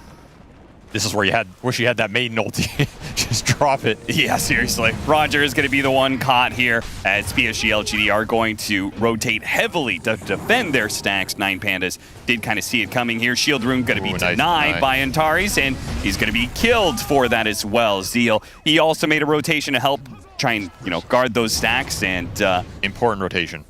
Like, very important rotation from Zeal. He needs to help protect these, or just take him here, which he will. It's going to be a very far Magnus. Yeah, he's got a level 3 Empower, and he's got the blast coming in from the Coddles, so pretty easy to clear the hard camp stack. Interested to see what they do with the Ancient stack. If they want to try and clear that or save that for the Dusa. That's absolutely for Dusa with Shocker later. Yeah, and it's not like 9Pandas can really threaten taking an Ancient stack. Silence is put on to nothing to say here. He is going to be protected by his supports, though. This time. Void Spirit. Yeah, he is getting quite tanky with the treads now complete. Raindrop, Bracer, Wand. I mean, you really want this Skywrath ult as soon as possible. Mystic Flare is going to give you the threat on these cores going into this mid game. It's pretty low cooldown as well. Just need it up. Yeah, no, the reason why those early rotations resulting in kills is super important for them, right? Getting the levels on your supports, especially if they're 6, is crucial. Yep, and there's yet another kill they're able to be a part of. Oh, NTS will find the return. That is nice, and we are going to have Kiyotaka burned out of all of his mana here. Nothing to say, is going to try and take advantage of this one. I don't know if he has the resources for it, though. The Battery Assault, Kiyotaka actually turning back and fighting the two of them here. And the Faceless Void comes in with the Chronosphere. That's why, baits him in and gets the kill. Nothing to say, dying for the 3rd time in this game. And Ramses even gives him his Healing Lotus. Wow. How this man has changed. He is a changed man indeed. Now that he's the veteran on the squad, he has to be the one, tanking the flame from the young guys and being the grizzled, experienced, and wise leader. Especially now that Solo isn't here. That's true. His father. True. Never thought I'd see the day where Ramses is the veteran PMA player, but it's coming. So I say that, and he's still playing this tournament under the nickname Liquid Bulba, so maybe he's not maybe he's not that PMA. Well, I mean, they seem to be kind of friends. Liquid Bulba 666. They were name for you. They went to the sauna together last night, so why were you there? It's a bonding experience with a lot of Dota players. Who you make friends here at these events. I know you there? know nothing about that, Avery, but sometimes you have fun with the people around. I don't know if I'm getting in that sauna, but glad you enjoyed it. 10.5-minute Midas here. He's having a pretty nice time, at least in terms of what happened on this bottom lane, because they lost their tower. This lane was pretty rough, and Zeal just got really fast Vanguard, which ended up kicking Ramses out. So all things considered, he can catch up with this Midas. At least feel good about that, as Kiyotaka continues to push his advantage here. 3-0 and 3 double damage online. But every time this happens, it feels like NTS gets a trade. And I think if you're LGD, you're kind of happy trading out here, because again, I feel like this early pressure is in 9Pandas' favor, especially with Mystic Flare online. They're looking for the big Void Spirit kill. That's just what you need to not give up here. Pretty big difference. Trying to bait out some damage here. Yeah, they don't have really the immediate catch, especially with YU Smile still being level 4. They do have, so with that tower dying, it means Shiro can now push in this lane, and he can go back and forth. And I think that's one of the interesting things about having some of these carries that are pretty good at defending lanes, is if your offlaner takes the tower, you can kind of go back and forth and take both side lanes laning farm. That's exactly what he's going to do. And this type of move is why you want to keep that safe lane tower up, like you're talking about. Yeah. Now the question is whether or not 9Pandas are going to punish him for it. LGD make the faster move. Will it be enough damage? Oh, that Mystic Flare doing so much damage. Tanky. He's going to wear out. God, he actually puts the damage onto Roger and manages to jump away, getting that one kill. The Doom goes out as our Magnus shows himself. I mean, he doesn't care. Yeah, he really doesn't. They just got tanky boys on this lineup from LGD now. The early itemization paying dividends very quickly for LGD is, how do you kill these cores? That's your full Mystic Flare combo. Yep. And he just walked it off. And, you know, we theorized, okay, are we going to see maybe a Yules to try and counter the Storm Sphere and an Orchid? Or are we going to go some sort of right-click build? But we've also seen this build with a lot of Universal heroes, particularly Void Spirit. I've seen this a lot with. He's going to go the Dagon build. So now that you go the Diadem and you get that +6 attributes, and every level of the Dagon gives you more and more to all stats, feels really good with Universal heroes. Makes sense. I'm honestly not sure about the Dag in this game just because he has Empower and he's playing this frontliner role. I'll have to see more of this item and how it pans out. But the spell lifesteal definitely seems nice. Yeah. The downside is you're not going to have a way to get rid of Ancient Seal, which as it gets higher and higher level here could cause a problem. It's already level 3. Once it gets to level 4, you're looking at 6-second silence that NTS is pretty much just going to have to tank through with his raw HP. I guess it worked out now. We'll see if it works out overall. I also think the Doom becomes a larger problem. But maybe your idea is if he goes in and tanks all these spells, he'll still win the fight off of just big Blink RP. And the fact Shiro has been uncontested in his pattern will clean up this Ancient stack and is as farmed as Devour might as Doom here. Or maybe he's got the opposite idea, which he's got Medusa Magnus. And yeah, I maybe think they're the front line. Yeah, maybe they start becoming the front line. Nothing to say. It's like, okay, I was tanking up early, but now I'm going to be an assassin. I'm going to kill the Skywrath mage every single time. Does manage to get out the silence, but Antares is still dead. And the push comes in now from PSG LGD with the Medusa leading the way. 9 Pandas. Can they deal with all this? RP being threatened. Kiyotaka zips away, misses out on the power rune, chasing after him because they know he used a fair amount of mana. Oh, that jump. That would have been sick. That actually just would have been absolutely nasty. They get a different jump here. Wahoo Smile's going to catch Roger and kill him, but the Storm Spirit, that would have been massive. That was honestly such a sick play by Zeal. Like, he was trying to predict the jump. Gets a skewer back. Never mind. Nobody there to combo off of it. See, I like those types of plays because to me, that tells me LGD, when you play like that, you're playing to win the game. Like, you're not playing with fear. You're not, oh, what if I miss this RP because he's zipping? Sure. Right? You're trying to predict the zip. If you get that, you look like a hero. If you don't, who cares? You're still in a decent position in this game. I like those kind of plays. You know? Yeah, it's good to see that Zeal not afraid of almost anything. The only thing he seems to be afraid of is Slacks, which is pretty understandable. Because we've seen a lot of, that's a given. We've seen a lot of short storm jumps in this tournament. Yep. Like, storm players generally don't like zipping long. They like to, be as economical as possible. So it's a decent read, decent attempt. Nonetheless, Kiyotaka will get out, preserve his 4-0 streak, and finish up the Witchblade. So there's a bit more early damage now. But damn, you got to feel good about what you got out of this early game for your LGD. Like, you have Manta Medusa, level 13 for Shiro. Yeah, I mean, one thing about that damn big. That hunt that they were going on, they were pushing the 9 Pandas heroes back. Even if they didn't get a single hero kill out of it, Shiro was still taking that tower, mid tower, for free. He's just a monster. Absolute monsters game. Nothing to say he's going to go back for that Yules. And I mean, Zeal, he's gotten the items he wants this game. Now he can just accelerate his other cores with Empower. Remember, these are 2 very high base damage cores for that Empower to go to work. They're already 130. Long zip in. Oh, but he blinked away. Too fast. Hit him with the silence, but they didn't put damage on him fast enough. Maybe needed to lead off with the Mystic Flare. I mean, used a lot of mana. NTS gets Arcane Rune here. Looking for the pop. Get it. And there goes the Dagon. And Kiyotaka is going to have to make a huge jump out of here. He has no teleport. He actually put himself on the high ground because he didn't have enough mana to get back to the tier 2 tower. Not a bad choice because he's actually getting vision, perhaps, for either an escape or maybe a fight. We haven't seen any other Chronos this game either. Ramsey's just been farming it up, went Midas Maelstrom, so he's looking to scale through this Mjolnir attack speed. The big question is it going to be enough damage for Medusa and a Chrono? Because if you don't Chrono the Medusa or the Mag, then LG have 2 forms of counter initiation in the fight. So you really have to line up these jumps, try and burst a target. You also have Doom, which can help. Don't have the Blink Dagger yet, but you do have some auras coming online. Yeah.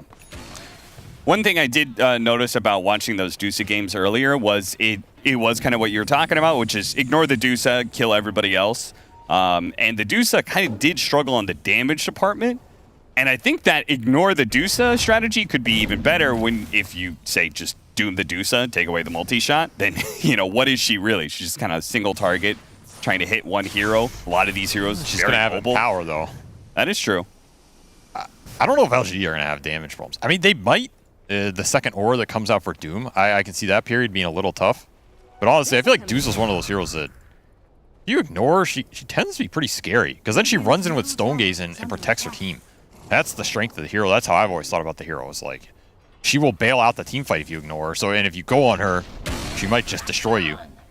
It's also just how many levels Shiro's extract. He's level 15. I can't emphasize how ridiculous this is on a hero like Medusa, who benefits so much from the agi gain here, from the talents. I mean, he is living the dream. If Medusa doesn't pop off this game, I don't know. I have no faith in this hero. Hookshot kill. Nice use of the Hurricane to get Roger out of that Cogs battery assault. I mean, there haven't been any big 5-on-5s this game. We don't know what that looks like, but it does feel like 9 Pandas have not continued to find this storm momentum. Gonna try and look for it now. The TP's coming in. Force more rotations and get out. Are you a little bit surprised he's going pipe over Crimson Guard? I would have thought Crimson Guard would have been super value against the Dusa. And seeing how strong that item is. I do think it's a good Crimson game. I feel like Crimson's a little stronger than Pipe here. But, I mean, Pipe's never bad. You know, I'm not going to fault anybody for a Pipe build. Sure. As a support, it always feels nice. Yeah, might be able to save your Skyreth Mage from the Dagon Burst, and him living long enough to get off a few spells is super important. Because NTS is looking for your backline. So the Pipe helps more with the Void Sphere looking for your backline. Crimson's going to help more with the man-up versus the Dusa and the Mag. But if 9 Pandas feel like the team fight's kind of dependent on them getting the jump in the first place, I can see this just being the better vehicle. They're really looking for this Doom Blink. I think Miro has to get it up soon, and then they're going to take a fight with this Chrono and Mjolnir, which has been finished for Ramses. I mean, these 9 Panda cores are keeping up in farm. Like, they're in a decent position still. I think they feel pretty flat out. RP about skewer back. And that Blink Dagger going to be a bit more delayed on Miro. This is Scotty timing for Shiro. And he's just going to go Butterfly next. I think if you let him get the Butterfly, this game gets tricky. Because I do not think you have an answer for Dusa. I don't think you can kill him. Yeah, Butterfly end game. That's a nice timing. And we have max and power up as well. Yeah, these cores are hitting hard. I still can't believe we haven't seen another Chronosphere, especially with the Skyreth Mage combo. Gets the deny on the tower. Ramsey's still not ready to jump. Zorkin out of range. Does feel like 9 Pandas are just content to farm. We'll see if that proves to be true. Roger going to be picked off here. He did buy out his drums before he dies. So that'll hopefully help with the damage output when they eventually do defend Roshan or high ground. I mean, I have to assume the way the 9 Pandas are playing right now, they're just choosing not to fight until one of those crucial objectives. Oh, is Tormentor the crucial objective? No. Says who? Says the fact that LGD are not contesting it, and I highly doubt 9 Pandas are going to do the same on the other side of the map. Skyreth Mage gets the shard. We've seen this one actually be super effective if you can scale a bit more, and you actually become crazy tanky because you get magic resistance out of your intelligence, and then you're casting spells, giving you more intelligence and armor, which gives you more magic resistance. You get the Mystic Flare down, you get a bunch of armor. Yeah, you'll definitely feel good about the shard. The downside is he went this casual chainmail, trying to get the extra armor. Then he gets the shard anyway. Like, come on, game. Oh, they gave him the Wisdom Rune? What a nice team. Yeah. I'm not taking Wisdom Rune away from Ramses. So end up like solo. You think there's a bit of a conspiracy there? I mean, I'll tell you why Solo's not at this tournament. Started playing this patch. He took some Wisdom Runes from Ramses. Ramses said, sit at home and think about your sins. We'll get our other old teammate, Roger, instead. He wouldn't take the Wisdom Runes from me. Roger, he's not taking a single Wisdom Rune this entire tournament. This man used to play with Ramses in the past. Had a falling out, you know. That, yeah. I'm telling you, he took a bounty rune or a double damage or something. That was it. And now, I mean, just look at where he's been playing. Do we have a heat map of Roger? Because I'm fairly certain he's been playing on the enemy side of the map near constantly. He's been very aggressive this game. I mean, this is another instance. He's just taking away enemy farm. He's going to die for it. Yeah, like he just keeps dying over in these areas. And I'm like, huh, what are you doing here? I mean, it just seems to be part of the game plan of like him trying to take jungle farm away from I just LGD. don't. I feel like if you're going to do this, you may as well like cut waves or go to the corners of the map. So when LGD kill you, it's even more optimal. It's more space. Yeah, but He's if you not cut really away, finding that might be the farm. wave that Ramsey's looking to farm. Yeah, that's true. That's a predicament. Yeah. I mean, the other issue is both these side lane tier 1s are up for LGD. That's so valuable in this meta. Yeah. 23 minutes, you have safe and off lane tower up. Like, the split push is just not open for 9 Pandas at all. And you're controlling so many objectives and so many ancient camps with these tier 1 towers. I would almost love to see like Ramsey's farm bottom go through the portal and then like just backdoor that tier 1 tower or something. I think you just smoke for it. Sure. I don't think you can play this map at this point with these tier 1s up. All right, we're going to get the Tormentor for LGD now as at the same time... It's a good find. They are going to be able to find more than one? Mystic Flare comes out, Zeal's going to die, but the Glimmer Cape allows Why You Smile to actually sneak away here. This has to be tier 1 off this kill.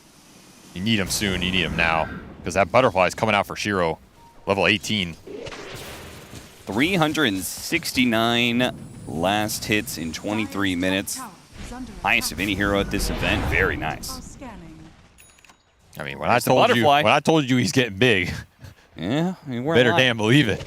And now we've hit that. You thought you lit this Medusa, get the butterfly. That might just be GG. It's definitely Roshan here. I mean, this is contestable if you can get everybody there, but just late on the objectives. Tier 1 stayed up so long, you have to commit for it. Now, do you really want to go down there? I think what 9 Pandas are feeling comfortable about is they have double Midas going to work. Yeah. On top of Devour, so they probably feel like they're not getting out farmed, which I think is true. You look at the net worth of less than 1K. I just think the LGD game plan was get Medusa fat, get her this Butterfly Aegis, buffer up with Empower, and then they're going to try and force some game-ending fights or at least map control-based fights here. And the question is, okay, sure, your net worth's even, but are you favored in those engagements?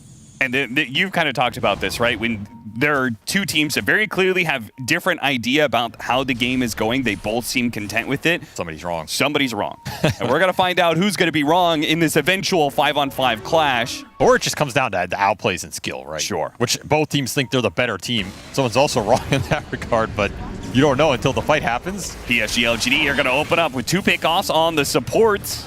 Oh, he recalled him in. Surprise! Yeah, brought Shiro in. That's going to make it an off-laner pick-off as Miro going to try and hide away into the trees, but has nowhere to go to. Did go with the Crimson Guard over the Blink Dagger, by the way, so tanky as all hell, but cannot escape. Nothing to say. Reminder that he died, I think, 3 times in a row in kind of the laning phase, and now he is beyond godlike. Yeah, he was 3-3. Now he's 13-3. Yeah. Just add him 1, and your score looks a lot better. That is true. And he did end up going that Kaya Sage on top of all his tankiness. So he has like 2,500 HP with his Strength Treads, Bracer, Fan Brace on Int, not even Strength. And then he's getting empowered with 194 base damage. That's kind of crazy. He just has a free Sacred Relic. This Void Spirit hurts, and he's tanky. A nice use of the hero here from LGD. Yeah, Void Spirit was one of the heroes that got the biggest damage per level buff out of becoming a universal hero. Yeah, this hero gets he's getting 4.7 damage per level right now. Yeah. That's crazy that an int mid hero has like the same, that uses right clicks, has the same base damage as Medusa. Yeah, pretty strong. Some cool little synergies from LGD, and this will allow him to go high ground with that Butterfly Aegis timing. 3 minutes here, not going to expire anytime soon. You got to take this fight if you're 9 Pandas. You probably have to smoke and wrap around and get a really big chrono on the back line. Try and find the mag. Try and find the Void Why You Spirit. Smile with this smoke. That's a good break. Yeah, very nice. And they get the RP onto the Doom. So didn't get any auras off. They failed their initiation. Oh, he got him. Miro, he's going to die. Oh, but he couldn't get off the Doom either. Shiro last second pops the Manta to make sure to disjoint that animation. Got Stone Gaze and RP here, but there's no Doombringer buyback. But can you take the 4-on-4 without your Doom auras? You're going to need a massive chrono here from Ramses. Roger, Frostbite to be able to stop the skewer back here. Faceless Void, pop of the BKB to go after Zeal. Even though we use the RP, they're just trying to pick off the heroes that are not this Medusa, and they're doing a good job of it, as now the supports are going to be run down. Medusa struggling to be able to catch up, but they got the hold, and they do manage to bring down Ramses. What a remnant. Beautiful remnant from nothing to say. Kiyotaka does have the mana. He's going to zip TP out, and we'll get a reset. We'll see whether or not PSG LGD want to keep this going with 2 minutes left on the Aegis. Shiro's kind of low mana, but with the second life, I don't think he cares, and man, keeping it going even after the tier 3 damage. Roger, Force Staff does survive thanks to the heals coming out. The Daggot's not quite enough damage. The first life of the Dusa is about to fall while his mana has been all burned out. But 9 Pandas, maybe it's better if they don't kill him here. Oh no, the hook shot into the Remnant. Force back, but it's not good enough. Kiyotaka at just enough HP. Shiro is really trying to force 9 Pandas to kill him once. This is a window where if you're going to go on him, you got to go soon, because the LG heroes are going to be slow to get to this fight, whereas you still have Doom up. You still have Storm Pulse from the Fountain. There's life 1. Doom is waiting for him. Okay. You got to create some space. They're going to go for the Doom right away. They're not. They just kill the Clockwork and call it a good hold. I guess you'll take that if you're 9 Pandas. Shiro gets a lot off that. He does. Honestly, not the worst fight, though. I mean, you wish you'd gotten Chrono off in there somewhere, but I do like how Ramses was playing that fight, like holding it, using his BKB just to punish the mag, and still have this Chrono up in case he can land it on the Dusa or the Void Spirit later in the fight. I think that's the correct way to play it. I mean, what do you think about that Remnant them? pull was too good from NTS. Do you think this would be a good time? No Aegis. Do you think they should smoke out and actually try and use this Chronosphere and Doom now? Or do you think it's important to hold on to these cooldowns? I think you're okay farming here. Like, you pass this big Medusa timing. I think you kind of want to get Ramses to his next damage item here. It's going to be MKB. That's a huge spike. You're still looking for more Doom items, either Blink or this Halberd that Miro is looking to build. The smoke's going to be hard to land as well. That said, LG, they feel like they're in the stronger position. They definitely are. With Daedalus on Shiro, Dagon 3 for NTS here.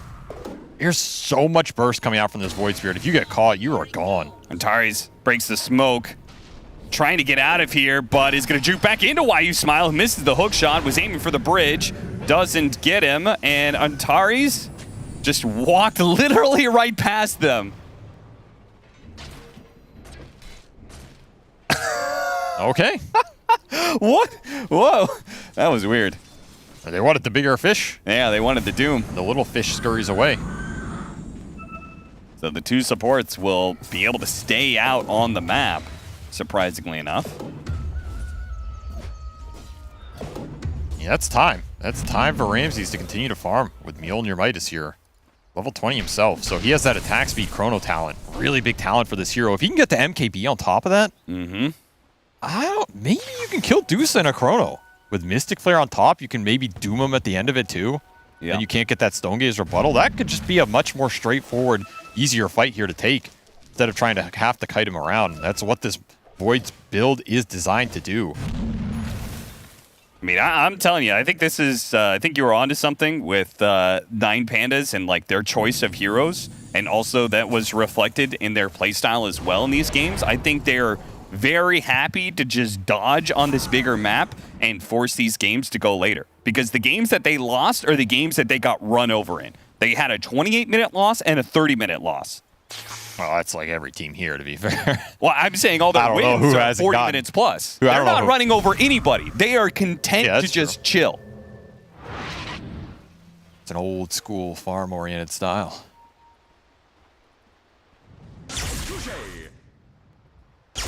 The thing about this style, though, is if you don't get past Roshan... Oh, another RP! Too fast. He's out of there. He has Gem. It's really important that Kiyotaka lives on this map. Kiyotaka, he knows. He's getting Zeal's number. He's getting in his head. And because they took the Tormentor so quickly the first time around, they'll get another one. Crystal Maiden gets the Shard, which don't know if that's going to be super useful, but we'll see. Maybe he gets a decent freezing field in the middle of some fight. Does up the damage by a pretty significant amount. I think it's pretty hard for Roger to have impact in these fights, but I think the most clutch thing you can do is land a good Frostbite on the Void Spirit. Either post probably post-Yules, but even pre if it forces the Yules, and maybe it sets up something on the way down. Outside of that, he's pretty much a drum and pray. Yeah. I think they definitely were preferred that 50-50 to go to the Storm Spear instead, who would be the other low net worth hero. But here's the Hex initiation from Kiyotaka. He's going to find an opening here onto the Coddle. Now, he's got to be careful. Nothing to say. Does get hit by the Remnant, but PSG LGD are not actually looking to take this fight. They accept the hit and just will walk away. I mean, they're just dodging. I don't know. This 5v5 is becoming scary. Like, you have this Halberd on Miro, too. He's really tanky. You get a Halberd on the Medusa, you're going to buy a lot of space. This Hex is going to let you find NTS at the start of fights, and then that's just where's going to be the save from LGD. Then you have to land a big counter RP from Zeal here. BKBs coming out from LGD will help them take these engagements. And, of course, they have the highest net worth support in the game on Keeper of the Light. If you land one good Chrono, that just might be second Roshan, and suddenly this game is... It's turning around in terms of, is Shiro going to carry it? Yeah, all that farm on Keeper of the Light, but is it doing anything for you? That's what I was wondering. He's trying to build up a Wind Waker. He's going to need a lot more net worth than he currently has. Yeah. I think Vessel was nice, but it's not really paying off now in the later fights. Yeah. I think Void is either dead 100-0 or not. Force Staff definitely good here. And you gotta have some recall effect. But this game is just all about you land a Chrono, how much damage does Ramses do in the time he will be allowed in these engagements? Do you get big core kills, or is LGD allowed to turn it around? More importantly, who gets the start on who? I think if you're Y, the time is coming where you're just going in with clock almost, just to get vision, see some heroes in the fight, cause some chaos. Dagon 3 still up, so it hasn't been upgraded more from NTS here. Both teams looking on this wave.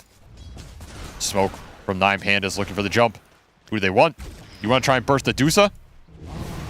How bold are you? Ooh, that would be a great Chronosphere if they only knew. PSG LGD super grouped up because they're going for a smoke. I mean, Roche is up. Did you just sneak Roche here? Oh, now that would be a bold play. That could definitely get you killed. They'll take the high ground with the ward. Watcher gonna get popped here. They should know off that. Wow, they could get the Remnant. Oh, smoke breaks on the pit. They might think they're in the pit. Yeah, they're going to start pinging this one. It's the Coddle on the inside. Miro's just going to go in, and the Storm Spirit immediately jumping onto that Keeper of the Light. Shiro's meanwhile going to battle out with Miro. Pops his BKB before the Doom. Meanwhile, the Coddle's dead. Now they've got the Chronosphere onto the Dusa. They are all in on this hero, but she has the BKB up. Meanwhile, nothing to say. Is going to try and execute the back line as best as possible. RP on it too. A great reaction from Zeal, but they're still limited on the damage. Trying to fight through this Dosa. The mana is now gone, and they finally bring her down. Another blast from Planet, but it's not good enough. Nothing to say, went through and got a kill, or didn't even get a kill out of that. So they just straight up were not able to get anything out of that entire fight as Roger coming back in. Does manage to get him in the end. Tip for what? Tip for death. I didn't see that. Roshan goes back to the top of the map in the middle of all of that, so now you got to run over here. That was just a perfect Chrono by Ramses. Not only do you get the Dusa, so you're outputting damage during that entire interval during her BKB, but you caught the mag, so the counter initiation's just not there. Antares, he TP'd back. Instead of just going through the portal, he TP'd back down here because he's going to play with the Storms here because they want to be able to find this kill in the Void, and they've got him. A godlike spree given up to Kiyotaka, and Planet's going to die right next to him here. What a massive second go here from 9 Pandas. He's 9-0 and 11. They have not managed to kill Storm once in this goddamn game, despite NTS having 15 kills with his Dagon 5. Does not feel like it at all. And LGD just a little too clumped here. Ramses gets the punish, and I mean, you get BKB off before Doom. Dusa definitely takes a crap ton in this fight. But where's the turn, right? NTS is not able to find those support kills, and the damage is just not there, honestly. No, Prince and Greaves Pipe just doing work. I mean, also the Doom factor, right? Like, you take away that multi-shot, which is a big factor of the hero. That Roshan bump was pretty funny. Maybe got Zeal killed. LGD, they're going to have to go back to the drawing board in this game because I do not think they're favored anymore. No, that's the first time I've seen it in a pro game. And Kiyotaka's like, wait, guys, They're doing the Tormentor. They just died to one of their supports. Their other heroes are low, surely, and Zeal's gonna die as well. Tormentor effectively getting 2 heroes on LGD killed. That's not the way that was supposed to go. And you lost your Wisdom Rune. There's a full Bloodstone on Kiyotaka. He is so goddamn big. They haven't been able to stop him once. Got the shard on Mag. I mean, that's okay. I don't think it's doing anything in this game, though. Not. That shard is whatever at this point in the game. Slow pace, just paying off here for 9Pandas. Like, these Doom Auras, they're gaining so much in the fight, and you just don't have the equivalent on LGD's side. And he still has more auras to build. With that Midas Devour, he'll have a Shiva's here pretty soon. Lack of save also just punishing LGD in all of these fights. Like, when Kiyotaka goes in, he hexes somebody. Ramsey's going in, he chronos somebody. What's happening in those durations? There's no real counterplay here from LGD unless you land just the best chrono of the entire game. Yeah. But even then, 9Pandas are not dying these are not dying in these RPs, not chrono RP. You're not dying in it. So you're buying time for what? Time to think about the next game draft? I mean, one thing we haven't seen Zeal start a fight with an RP where the Deuce is able to get the Stone Gaze off of it. I mean, yeah, if you can do that and you can link it up and just kill Ramses, you're going to feel good. That's a tall ask, especially when Kiyotaka's playing so aggressive. Yeah, he really is. Oh, he's going to get the Shivas as well, so probably Doom going to not go that item. He's also got an Aeon Disc queued up, so maybe he'll just forego the Shivas, let Kiyotaka handle that. I mean, there's cheese on this Doom as well. And they are tanky. And second Halberd came out for Ramses. Worth noting here is now you're going to have double disarm that Shiro has to deal with. Yeah, this is effectively like there is only really one carry on the side because Nothing to Say has gone for this Dagon 5 Yules build. He didn't go a physical damage build. He's not scaling nearly well enough to help carry the physical damage department of this game. If you can insta-pop a support without LG having to engage, I think there's that's one. Best case scenario. Antari's almost ran into him there. They're all set up on this high ground. Miro's he's gonna go for it. They get the skewer back into that Void Remnant. That's pretty nice. And Tari's gets low, but not low enough. Can't actually finish off that kill, and Miro immediately goes for it. Just Crimson Guard, Doom's up, and running down the Medusa now. Why you smile? Looking to stall up Ramses as best as possible, trying to jetpack on out of there. Coddle's gonna die. Looks like this is gonna be LGD giving up a couple of heroes in exchange for getting the Dusa out of here. Nothing to say. Oh, they actually managed to get the RP skewer, but an immediate Chronosphere to respawn. Can he fight through this mana shield? Another RP gets off Stone Gaze. That's going to make things a lot more difficult. 9Pandas, they do get stoned up. Ramses get the control. No, Ramses gets off another jump forward. Oh, the damage is coming out. Damage, and he will die. The Aegis expires. Kiyotaka, controlled up by the skewer, goes back into it for Nothing to Say. Nothing to Say, out of jumps, is going to die there. Now, the mana shield running low on the second life. Is Ramses going to be able to cut through that one? PSG LGD will be brought down by the Pandas. I don't know how NTS lived as long as he did, but it just doesn't make a goddamn difference here. As Ramses is too damn big. Level 25 off that. I think you had to kill Void in that Stone Form freeze. It didn't happen. And you get punished here as MKB has done wonders in these engagements.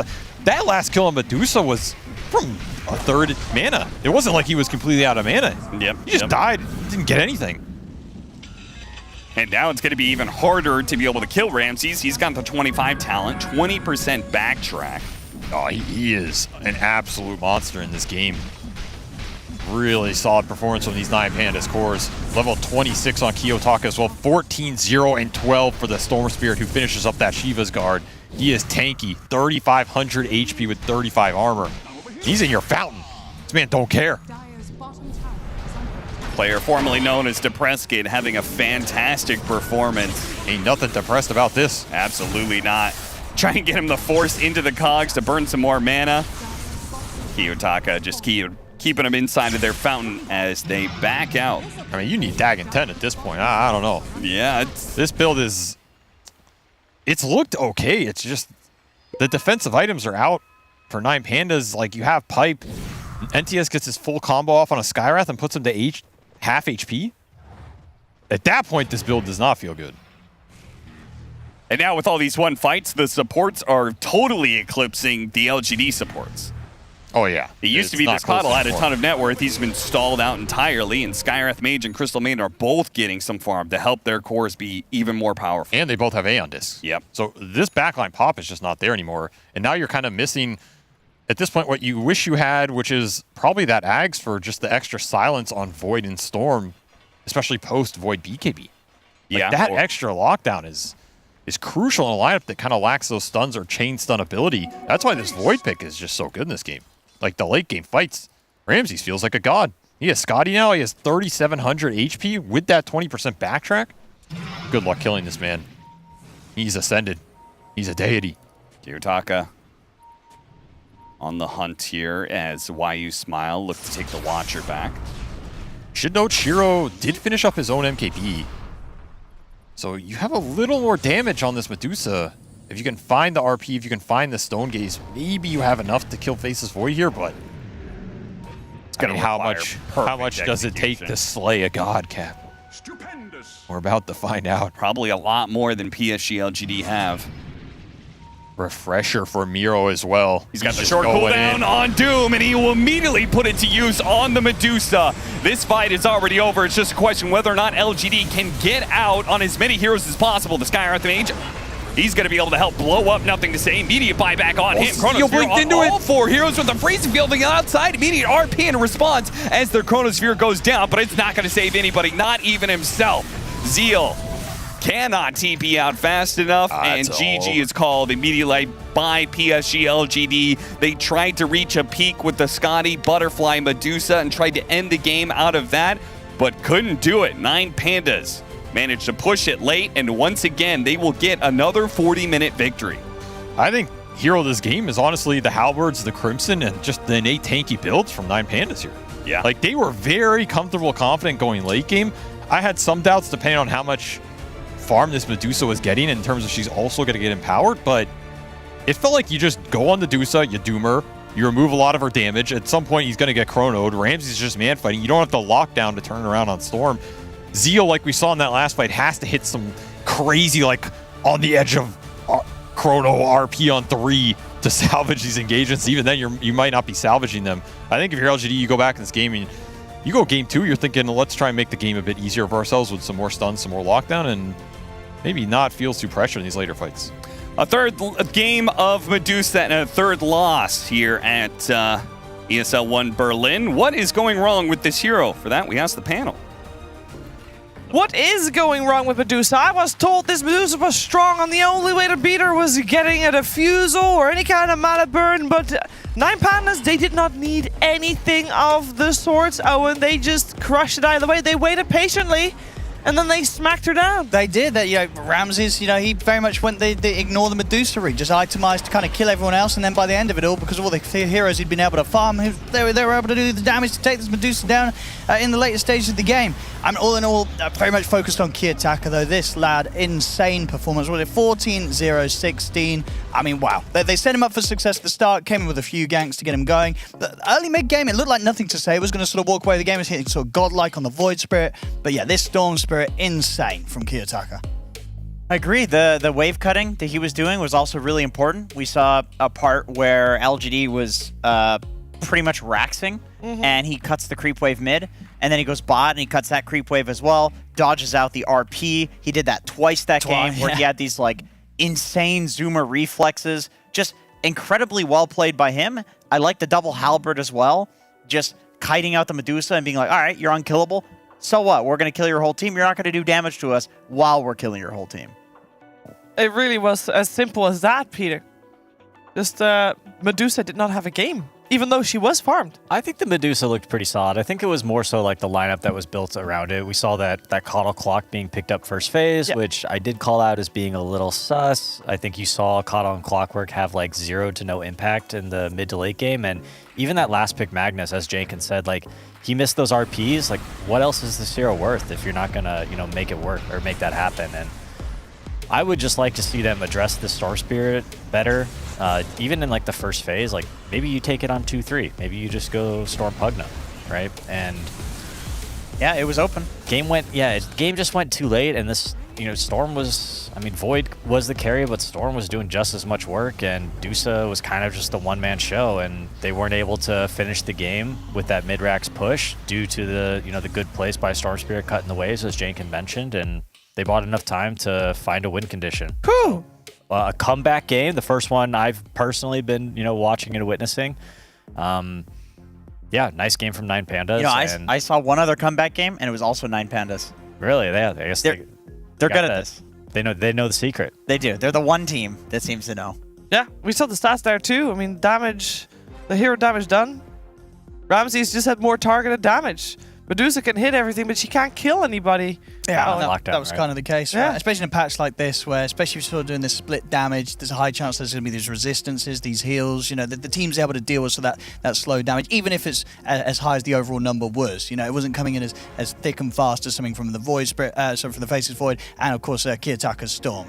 This Storm straight in on a target and deleting them, making the late game team fights pretty much unplayable for the Keeping the Light and the Clock in particular. Yeah, and of course this time is used for the teams as a little bit of a break. They need to find out, what they can change in game number 2. And I wonder how they're doing. How's the teams doing? How are they looking out there, Slacks? How are they looking? How are they doing? Great question, Shiver. Great questions. I will report here. Very interesting, actually. I saw 9 Panda smile. That was crazy. They got up. They were high five. They smiled. They walked out. Then LGD, I told you guys yesterday, standard, immediately get up and leave and discuss. This time, they stayed. They stayed and crowded around a computer. In fact, the man who makes all this team stuff happen is this guy. I caught up to him. This is the player manager. You can see right here. Boom. How long have you been doing this job? Great, actually. I'm excited to do it every event, and every time it's a new one. So we have a lot of fun here. Teams are happy. We make sure they're on time for the matches. We don't have a delay, so you can watch the games on time. But how long have you been doing the job? How many years? I think it's like for 8 or 9 years. 8 or 9 years this man has been corralling around Dota players. It's like a man in a pub. It's been absolutely fantastic. Who has been the kindest team to you? Who's been the nicest? Every team is nice to us. Oh, it's not going to be one of these interviews. Come on, just say it. Just say it. Just make one up, please. One team. Who's been the nicest to you? The nicest team? Just make it up. Maybe it's Team Secret. Team Secret? I know he's making that shit up. No way is Cyborg Matt the nicest man of the team manager. Bullshit. Who's the cruelest team to you? Cruelest team? Yeah, who was the meanest to you in your 8 years? Oh, actually, the same team. Team Secret! I knew it, my friend! Well, they're Div 2. You'll never see him again. But anyway, we have a lot of great teams still at the Major here, and I will keep these reports coming. Don't worry. I'm on the ground, guys. You guys want anything, you tell me, okay? You tell me. Give me ideas. Do my job for me. Let me know, Shiver. You tell me. Will do. We normally do anyway. It's all good. Of course, it is soon going to be time for game number 2. We need to see adjustments. We need to see changes. We were not really sold on the draft of PSG LGD up until the Medusa came on, because Medusa we actually did have a little bit of faith in. But we also were questioning the Void Spirit. You're going to play into that Storm. Maybe there could have been something different that actually smacks the Storm out of the lane a little bit harder. There's a lot of adaptations to make, and I want to hear from you guys before we head into that break. Jenkins, what adaptations do you like to see? Well, I would just agree with what Peter said. I feel like of course, these early picks didn't work out with the later picks. They didn't have lockdown for Storm. Their best lockdown for Storm is a Magnus. Don't pick your supports on your first 2 picks. I think it's as simple as that. You're revealing way too much. They just pick some mid-hero who has a free game, can just feed off you the entire game. But then on the other side, because it was 9 Pandas that went for the Doom and the Storm first, and normally I also hear people say, oh, don't pick 2 heroes that you know where they're going to go, 2 cores, rather. Because we knew that was going to be Doom offlane, we knew that was going to be Storm mid. Was that okay? It's like a different element. So they're on first pick. It's like a totally different draft order. When you're on second pick, this is when you need these flex heroes that can be in multiple roles. So when you get to your final pick, you have lots of options to say, oh, look at what they picked. How are we going to adapt to that? How are we going to change our lanes to make it work for us?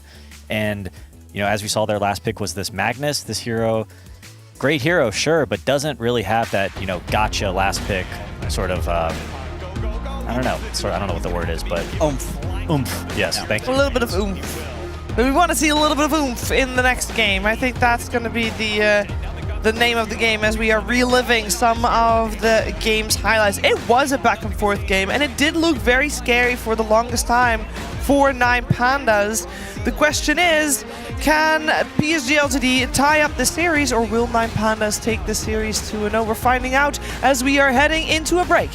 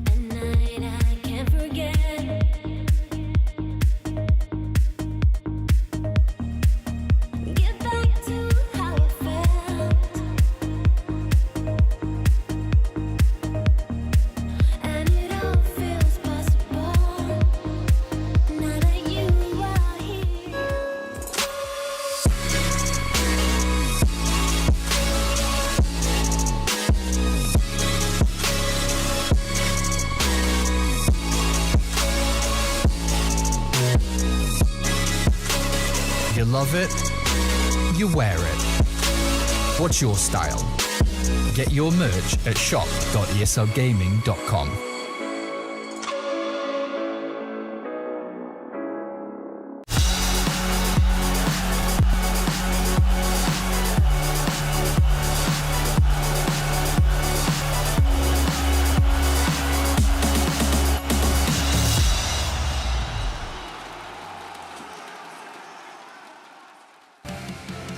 A second game between 9 Pandas and PSG LGD coming your way right now here at the Berlin Major. Both of these teams are in Group A, which is a very stacked group, and right now 9 Pandas 1 game up over PSG LGD, which means they'll do everything it takes to try and force out that tie. It's 2-game series all around it. Every series, every match, every game matters so much. So let's see what kind of lessons they've learned. As I can spy with my little eye that the draft is well on the way. There we go. We got with us OD Pixel, PPD, and Jenkins. And we actually, for the first time, I feel like in quite some time, Peter, we got an Enchantress on the board. Yeah, and we got some different drafts. I like this, seeing something new. No Wisp.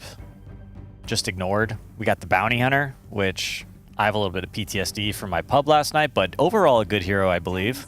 I'm excited to see what they can make happen with this. Yeah, we even got the Techies banned. And Miro on the Doom for like the 35th game in a row. Yeah. I do this pretty much every opening if it's in. That's not a Pause 3 player. He's a Doom player. Hero pool comes with time. It's an experience thing. Yeah. You got to put the years in to really develop these. Right, it's like 1 hero per year. If you only need 1 hero to, qualify and do well at the major, then a win's a win. Yeah, just pick it first phase. You either got to start banning Doom or you keep winning. That's it. An early one here, right? Getting Say the Void Spirit in for PSG LGD.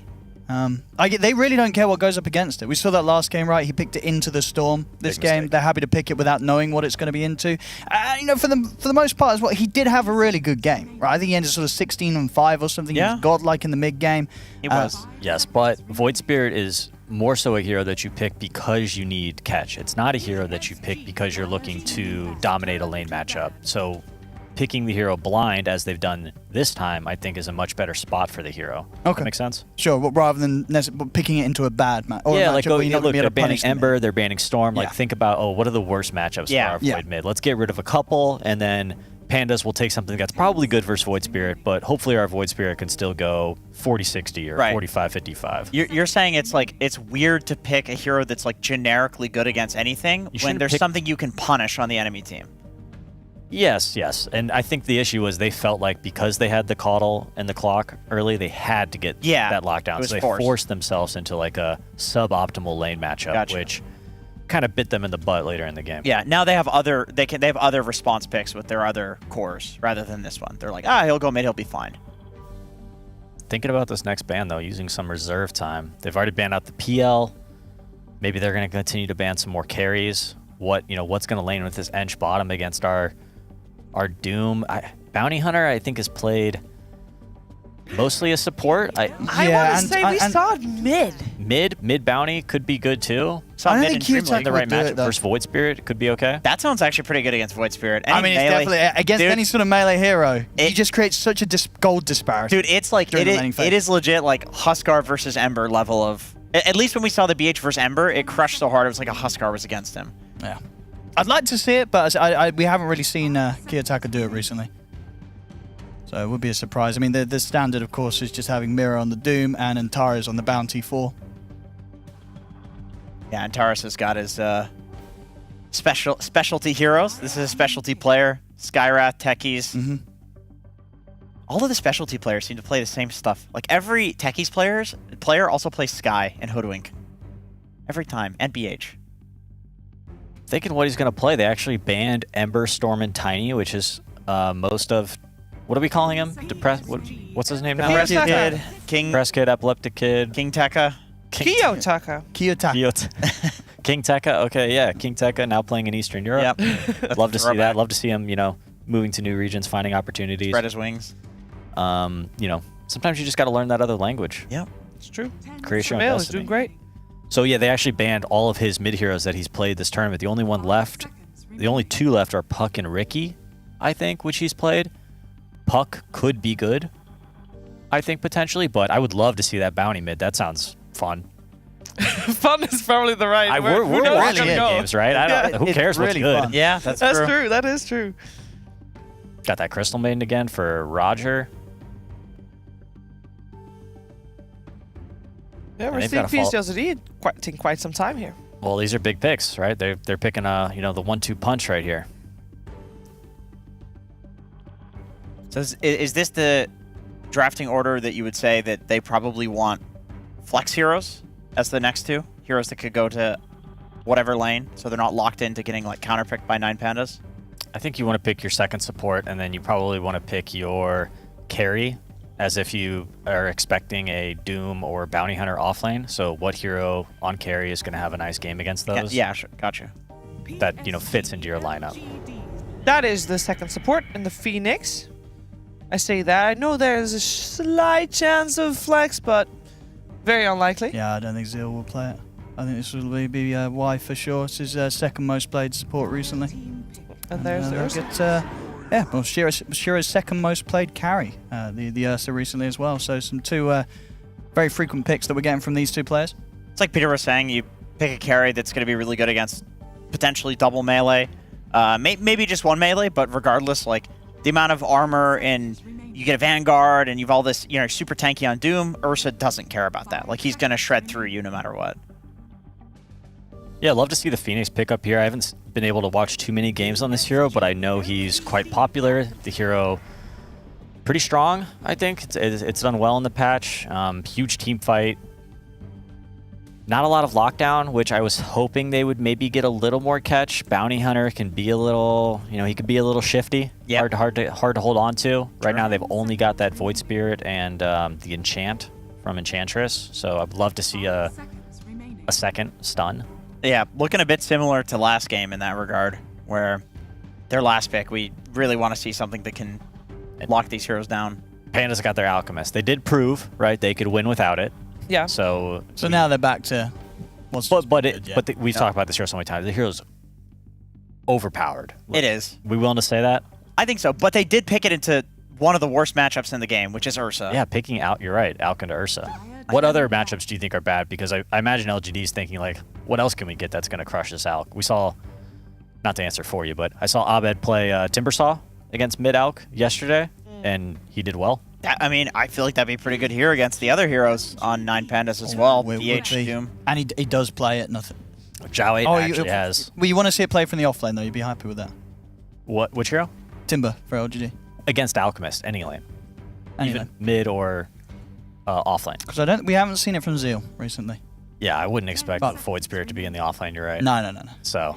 But whether Zeal wants to bring out the Timber, we'll see. Yeah, they probably will put the Alch mid versus Void Spirit, thinking like, melee matchup. He's going to have a relatively good early game. It just feels like if you can get away with putting the Alch there, it's just kind of the nicest spot to farm him, right? If you just want to greed it up from the mid lane. Yes. I mean, another hero that would be all right here for LGD is the Darkseer, because you can really empower the Ursa and you're against 3 melees. The only issue is what support are you going to put with the Darkseer? But I do remember, like, on the previous patch, people were playing Darkseer with Rubik a lot and just saying, screw the always having a melee hero sort of thing and just, like, play to get through the laning stage. But then you're playing into a CM who can Frostbite the creep. When you put the Ion Shell on, so maybe it's not that good. But Zeal's not played that many offlaners in this tournament. He's got limited hero pool in that regard. Yeah, and Beastmaster Brew, of course, banned out. Of course, the Magnus from previous game, and never mind, just banned out as well, together with the Legion Commander by 9 pandas. I mean, I guess Pango is not. I mean, that's the other one who was playing a lot last patch. It really depends on how much of an initiator they need with an offlaner. We see quite a few Centaurs. Or we have seen quite a few Centaurs. I feel like he's fallen off a little bit, but it's still in the pool, of course, as well.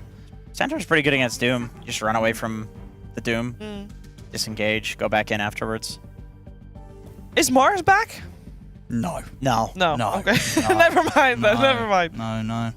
Unfortunately not. Okay, so what does this offlaner need to be able to do? For which team? For PSG LGD. Needs to do well in lane versus melee heroes.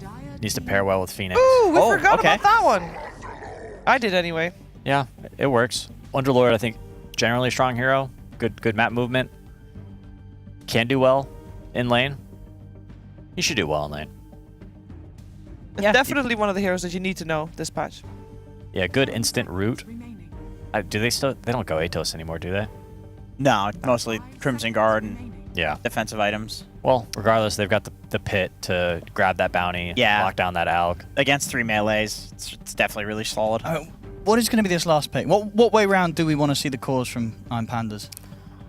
I think that they should do Alk mid. I think they should do Doom safe lane, and I think they should pick Venomancer. Oh, okay. So I was I gonna say think last pick an offlaner to go up against Ursa, but they're confident in that in that Doom doing well, right? It is Miro who always plays it, so I'm sure They'll stick with the standard. he's used to this matchup. He'll find a way to make it work. Yeah, another game for Ramses to roll on the Alk, and I mean it's the Tinker bounty, right? You start getting those tracks out. It can be very impressive. Kiyotaka, excited to see him bring his Tinker back into the action. He's a top Tinker player. He's a freak, man. Yeah. He's a freak. This is what Depressed Kid was known for before he ever was a competitive Dota player.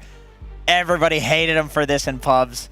He's very good at it. They did just nerf it, though. The Blink Dagger now mutes when you get hit, so you can't Still, just that refresh shield it. is insane, though. As long as you're able to keep that upon you, Yeah, you're highly likely to be able to just jump around freely. There's not much to catch him. It's pretty much just the Void Spirit, and that's not that good. You can jump in and still die to the Tinker. All right, so what do we need? Tinker's going to be busy farming for a little bit. Is Void Spirit going to be able to move, punish this Alk? Probably. I feel like you think so? I mean, it's two tanky sort of side lanes heroes, right? It's one sort of 6's hit on the Alk and then a Doom. Not the most appealing heroes to make moves into as a Void Spirit. But Ursa can actually help. I feel like he can kill Alk, he can kill Doom. Could also see Ench move towards mid lane and try to play with the Void Spirit to punish this Tinker early on before he gets the Blink Dagger. So who's the pressure on to perform well for both teams? I'm getting the feeling that Kiyotaka on the side of Nine Pandas, definitely everybody's got their eyes on him. See what he can do with a little bit of farm. Both carries want to farm. I think the difference here is Pandas also has Doom in the offlane versus LGD, which has the Underlord. I expect LGD to be a little bit more active, play a little bit faster. Are they going to be able to get enough done before Doom and Tinker sort of reach capacity? Yeah. A little bit. Don't wait too long. PSGLGD, a little bit on a timer. Let's see what they can do with the time that they're given by Nine Pandas. We're heading over to the game. It is time for Cap and SVG. Well, there really isn't a much clearer storyline for Game 2 between LGD and Nine Pandas. It's very clear the Nine Pandas have an idea about how to play this new patch, Avery. It's going to be all about artificial gold generation between the Doom and the Alchemist, and you joked, hey, maybe even Bounty Hunter. I can't believe they picked all three in the next game. And they, sure enough, go for the Bounty Hunter. And you need the extra GPM. I guess you really need the extra GPM. And they went for very greedy. I mean, they even followed up with a Tinker after that. So they wanted to just generate gold and push it late and outscale you. It's what they've done every single game in this tournament. And PSG LGD, Zhao 8 in particular, fantastic coach, illustrious career. He knows what's going on here. And he tried to draft a lineup that is going to be able to play pace, play catch, and also, I mean, I think this is very crucial. They have the Underlord, right? A hero that helps you, enables you to play the map against a lineup that wants to just be able to slow the game down and farm. I fully expect some sort of fast pace here from LG. I think that's what this Ursa pick is designed to do. Accelerate the objectives, Underlord, like you said, play the map, and then TS, he's the catch. He is the only real catch versus Kiyotaka here, so if he gets to that late game Tinker status, I feel bad about these fights for LGD unless they are significantly ahead. That said, a lot can happen in the early game, especially with Enchantress, who's maybe the fastest support of the meta in terms of exerting early pressure if you just have a really good laning phase. He's versus double melee, so I can see why having a decent game here. Just all about early lane execution from LGD and what they can get out of it. And 4 runes went to 9 Pandas here. Really? So that is really nice when you're a greedy team like this and you want to have a good laning phase. I mean, that's just an extra 1,000 gold. That's a very rough start for LGD already. Zhao 8 not going to be happy about that one. Going to have a team talk for sure. Yeah, Kiyotaka is going to be very happy. That's going to be a pretty fast bottle for him. As he went a very stat-heavy build. He didn't go for like a bottle rush sort of build, but those extra bounty runes he's triple help him out a circling. lot. Yeah, he's triple circling into 3 more circlets if he wants them. Think of the power. So much. I still think it's hilarious they went for bounty on top of Doom and Alk. Roger's dead. I think the blood grenade. Oh, it's not going to be enough to take him out. And maybe Planet is going to be the one to fall instead as Ramsey's getting sprung in front of him. But Roger! He comes forward unnecessarily. Granted, they still get the first blood. Ramses gets that one, but more gold. Roger does die in return. More gold. I guarantee you, they pick this bounty. Ramses is like, all right, if you're going to play... Miro, you need to get a lot of extra gold from this off lane as our game crashes, I believe. So they pick up Doom so he can devour. Then Ramses is like, I need more gold from the safe lane. So they pick Alk to get the Greedles read up. And then their team is like, yo, you guys can't AFK. You need to join fights. And they say, well, I'm not joining fights unless I get even more gold. So they pick Bounty Hunter. Give me an extra track goal. And they've got a good synergy with the Tinker as well, right? Tinker Bounty Hunter. That one's super obnoxious. And they said, Roger, you get to play Maiden again. You went, okay. The stand-in life. No gold for me. There are other teams who like do everything to enable. We saw, the way that Shopify Rebellion played with Mikey. They enable their stand-in as much as possible. Roger, they're just like, you're on Crystal Maiden duty. Enable me. The upside for the support duo, it's not like a dual roaming support duo that much. Like we saw the Maiden Pudge from their CIS brethren with Save. But I think this support duo is kind of low-key controlling in the fight versus the Void Spirit, because if you get hit by Bounty now, you're stunned. You get double stunned off the second Shadow Walk. You get frostbitten. It's a lot of control that's obnoxious in the fight that is kind of hard to see coming as well. Like when NTS goes in, are you going to see this invisible Bounty Hunter? If you get stunned, it might just be long enough for Miro to doom you suddenly, and that type of thing becomes obnoxious. Same for Shiro. Like you go in, you get randomly stunned or rooted, doom from Fog, you don't get that ult off. That's a different type of team fight for LGD. Another reason why I feel like if they're ahead, these fights are easier for them, because then in theory they can get better vision and they can play around this bounty a bit more reliably. But losing 4 runes and first blood to a triple GPM accelerating team, they're already decently behind in this lane phase. You're gonna have to make up for it somewhere.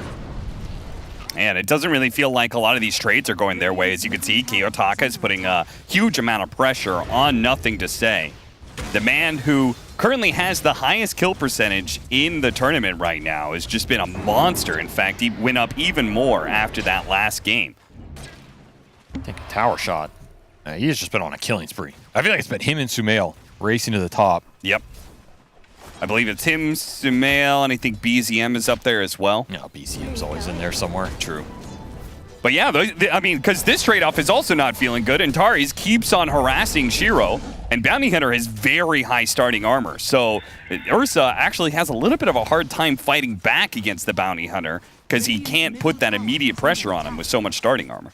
Honestly, the runes are hurting LGD so much in these early lanes. Like, it cannot be underestimated here because this double melee offlane normally would have trouble, but all the extra gold means Miro gets to his ring sooner, Antares has faster boots, and suddenly these trades become a lot more favorable, and you miss this like level 3 window where normally you would be running at them right now. Instead, the Triling's running at you and claiming lives. The Phoenix is going to come in, slows down Antares, and they get some damage onto him. Shiro might be able to get the return kill. That last Fire Spirit, it's going to do damage, but not enough. Not on a low-level Phoenix.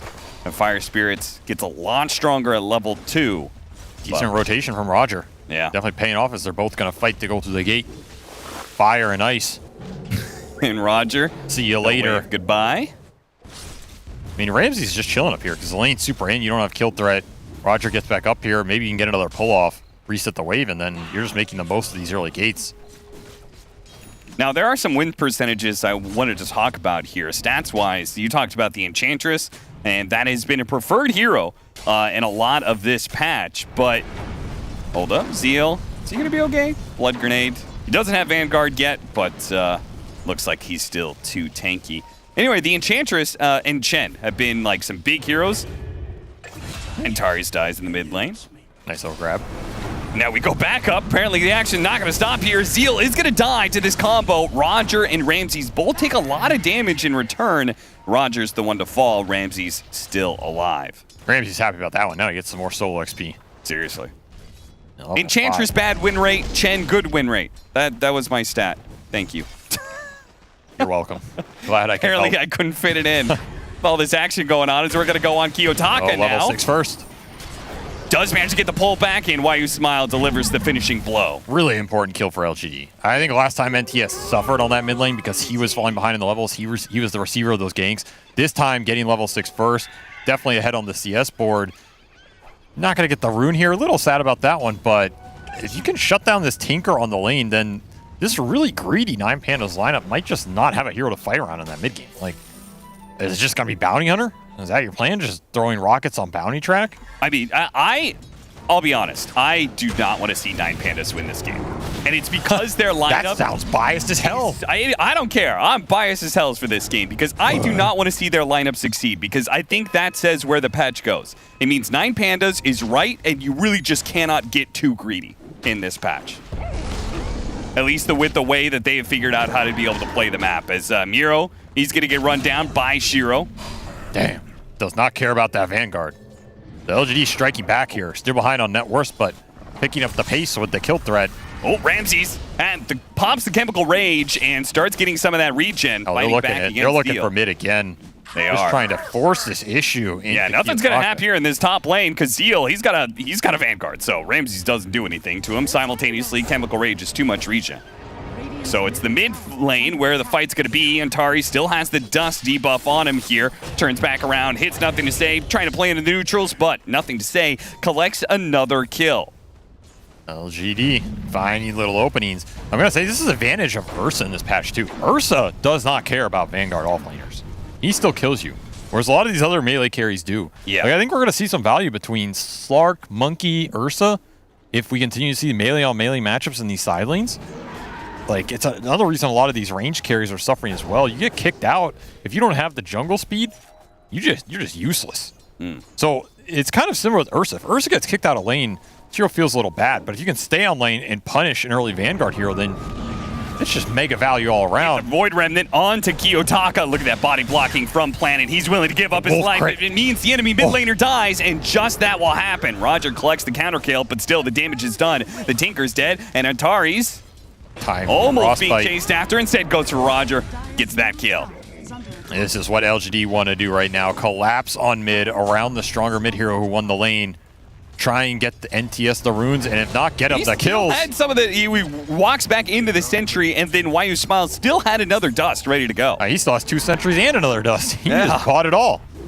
Ready to power up this Void Spirit. TP in with a bottle refill. They're just going back in instantly. Kiyotaka. Run for your life, son. He's trying to TP out. There's nowhere Caught to run. by the pit. Zeal coming in from behind with the Dark Rift, and then says, see you later, guys. Hope you get out. They are just bringing the whole quad lane for this Tinker, giving him absolutely no space. And I mean, 9Pandas having issues responding here. They are falling behind in the support levels. Level 5 for both these LGD supports. Why scouting their stacks as well, looking to steal a little bit of it. That's going to feel nice because that's the comeback mechanism here. This Tinker has been shut down for sure in the early game. He's going to be on catch-up duty. Now it's a question of how much can you abuse that to try and punish elsewhere on the map, because of course, the Greevil's Greed and the Devour, they never checked out of this game. Yeah. Yeah, again, another sign that 9Pandas have this play that they want to be going for. Kiyotaka, he has a very successful Tinker win rate. In fact, he's only lost 1 game in his professional career as Tinker in the 8 that he's played. That's a good stat. But I don't know if he has been having to deal with this kind of laning pressure before that LGD is exerting. I mean, they're putting all of their eggs on shutting down Tinker Basket. They do not want to lose game 2. You lose game 2, you're in a tough spot in that group. At least if you split, you can blame the first game and then move on with your day. Sure. It also means that they still have some hope of like, oh, like, no, we understand like how to play this. Like, we have a strong understanding of the meta, and like we don't need to copy what 9Pandas is doing, right? In that regard, I wouldn't be copying anybody. Just pick something you think is good and go with it. I mean, I'd pick Alchemist because that hero looks busted as hell, but you know. 9Pandas certainly agrees. I mean, have they lost with it? They have not lost with it. Well, there you go. Meta solved. Day 2 is already done. Okay. We need a new patch, Cap. All right. Where's the C patch? I would like to see some map changes personally. I think it's been too long. I think this map is just it's stale. Yeah. Like what is there to explore? It's too big.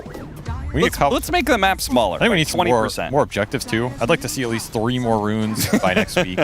I want supports to not lane at all and just be constantly running around the map collecting random gizmos. I want supports to be removed from the game. I think they should be delegated to their own queue with Ag's Labyrinth.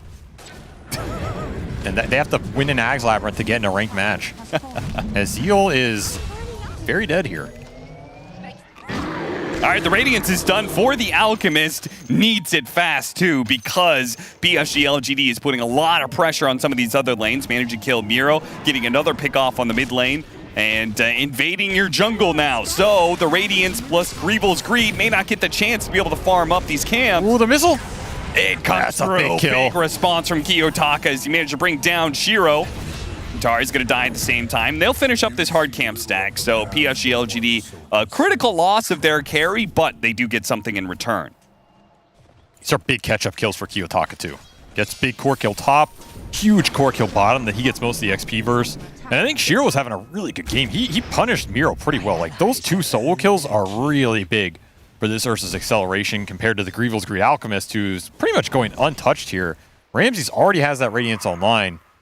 He's going to be big. He is going to be big and bad. It's just a question of how well can you deal with this Alchemist in the fight. You have Ursa to give you some burst. I think Phoenix can be annoying for the hero when your BKB is out. But otherwise, he kind of has free reign, especially if you can just get to blink and blink in, stun somebody. Like, what's your answer to that if you're LGD?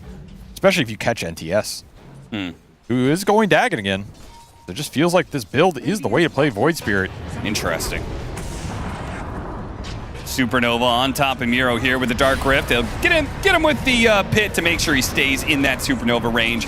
The Doom goes out onto the Void Spirit. I don't think they're getting this kill unless Ramses can close that distance. Gets the Unstable Concoction. Now they've got a real chance. The Bounty Hitter gets on top of him, and the finishing blow delivered.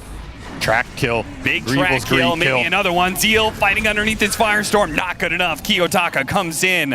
On top of the creep camp. Give it all to him. He's so farmed. Crucial timing for the Tinker. Gets his Blink Dagger online and is ready to fight. These tracks are going to feel really good for 9 Pandas, especially if Ramses can join these engagements. Because that just makes Shiro's game harder. It's like, guys, you're trying to farm my best. Please. No more GPM for the enemy. That's just Blink finish for Ramses. Second item Blink here. He is ready to join these engagements. Maybe feeling like his Tinker's behind, so him bringing up the extra slack where he can join these fights and not feel threatened unless Ursa's hitting him. Yeah. It's a good read. Track also just helps you land these concoctions. Can't really juke anything here. That's true. Now he's straight into some more stack farming. You may have took some earlier ones, but... Stack. Man, it's going for some GPM records or what? He's definitely got to be close up there. I mean, there have been a lot of Alchemists at this tournament, but this is probably one of the faster ones I've seen, not because of the lane, but more so because of the stacks that have been given to him. Some teams have just been kind of foregoing stacks entirely in favor of a lot heavier rotations with the portal. Not 9 Pandas, though. Not in this game, anyway. I think that Arteezy Alchemist was the most farmed off lane I've seen, but then he died 3 times, so, you know, nothing. I mean, what can you do? Sometimes you just get ganked. Nothing to say, trying to protect the ward. Roger, knowing an Observer ward is there for sure, but can't de-ward it just yet. Didn't even need and the they dagger. have Shiro here as well, so they may still be willing to play for this. No. Get the obs. They do get the obs, and immediately the aggression from LGD simmers down. Why you smile? Tracks. Yeah, they've got some sort of vision on him, so he's got the track on 2 of them. Ramses does not want to go in if he doesn't know where this Ursa is. It's very obnoxious because he blinks in and Ursa jumps on you, starts smacking you. That's a bad fight. You still have to respect the amount of burst that this hero can output. You have to be thinking about the Roshans in this game, which LGD are going to be eyeing pretty soon here to try and accelerate their tempo, especially with Dag and Void Spear. Like, this is a game where you want to be fighting, you want to be skirmishing.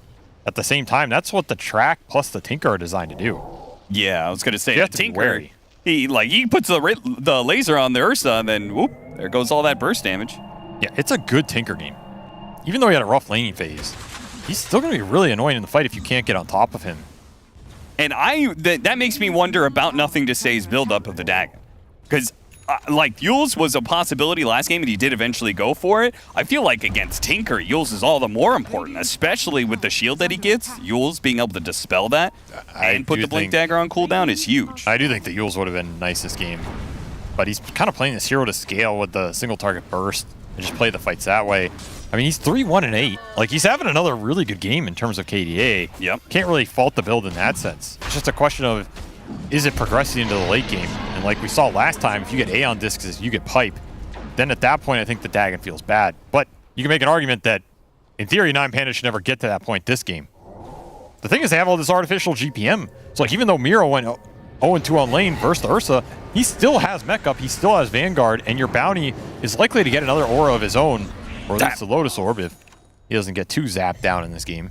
Yeah, it stole their Wisdom Rune, but PSG LGD quick to punish. Ooh, Shiro finds Kiyotaka randomly. Oh, that's a massive kill! Kiyotaka dies! His kill streak being given up. And also a massive window for just taking map control back. I mean, that is the definition of in the right place at the right time.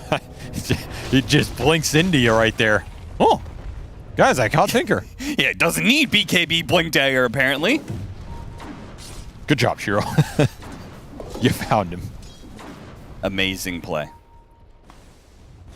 I like how the skeletons keep trying to backdoor his tier 1 tower. I mean, it's good spacing on the map right now from LGD. They are out farming 9 Pandas. It's not going to reflect in the GPM, but it'll reflect in how they're spacing, and I like how they're playing the map right now. Ramsey's going to go for this fight with a Blink Dagger forward. Oh, no egg. Managed to finish him off. Now, going for more. Nothing to say. Let's see if he can juke out the Blink Dagger here. Nope, they spot him inside the trees. A big, big kill. Ramses collects 2. Man, Ramses is owning this game. Yeah, he is. Straight up owning. I really like that he got involved in these early fights to pull his Tinker back. It's helping Kiyotaka's game so much. And at the same time, he's not falling behind because he's an Alk. He's playing with track kills. He's already level 15. Ooh, this is a beastly Alchemist right here. If you can get the big Pinata pop on him later, it's going to be worth a lot. I think part of the reason maybe why they like this Alchemist too is they could play it different ways. They've played it offlane before, and they've gone sort of an aura build-up. And I've seen Ramses both play that AFK, just hit creeps until you're 6-slotted kind of Alchemist, but also playing this kind of style where he is active, gets Radiance Blink Dagger, and goes. Shiro looking for his own acceleration. Quickly takes off the Frostbite with the Enrage. It caught Kiyotaka, but the gate is not faster than the TP out. Got nerfed. What can you do? Underlord still has that Aghanim Scepter, right? Where you throw a pit. He does. Yeah. So that could be something interesting here. Yeah, I mean, toss it on him. A global catch onto Tinker, maybe.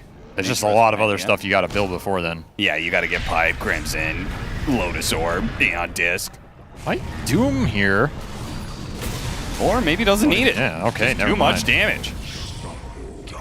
Not respecting the global ability that can come out from 9 Pandas right now, and Ramses is always ready to fight. Now you're getting tracks up. Here comes the Tinker.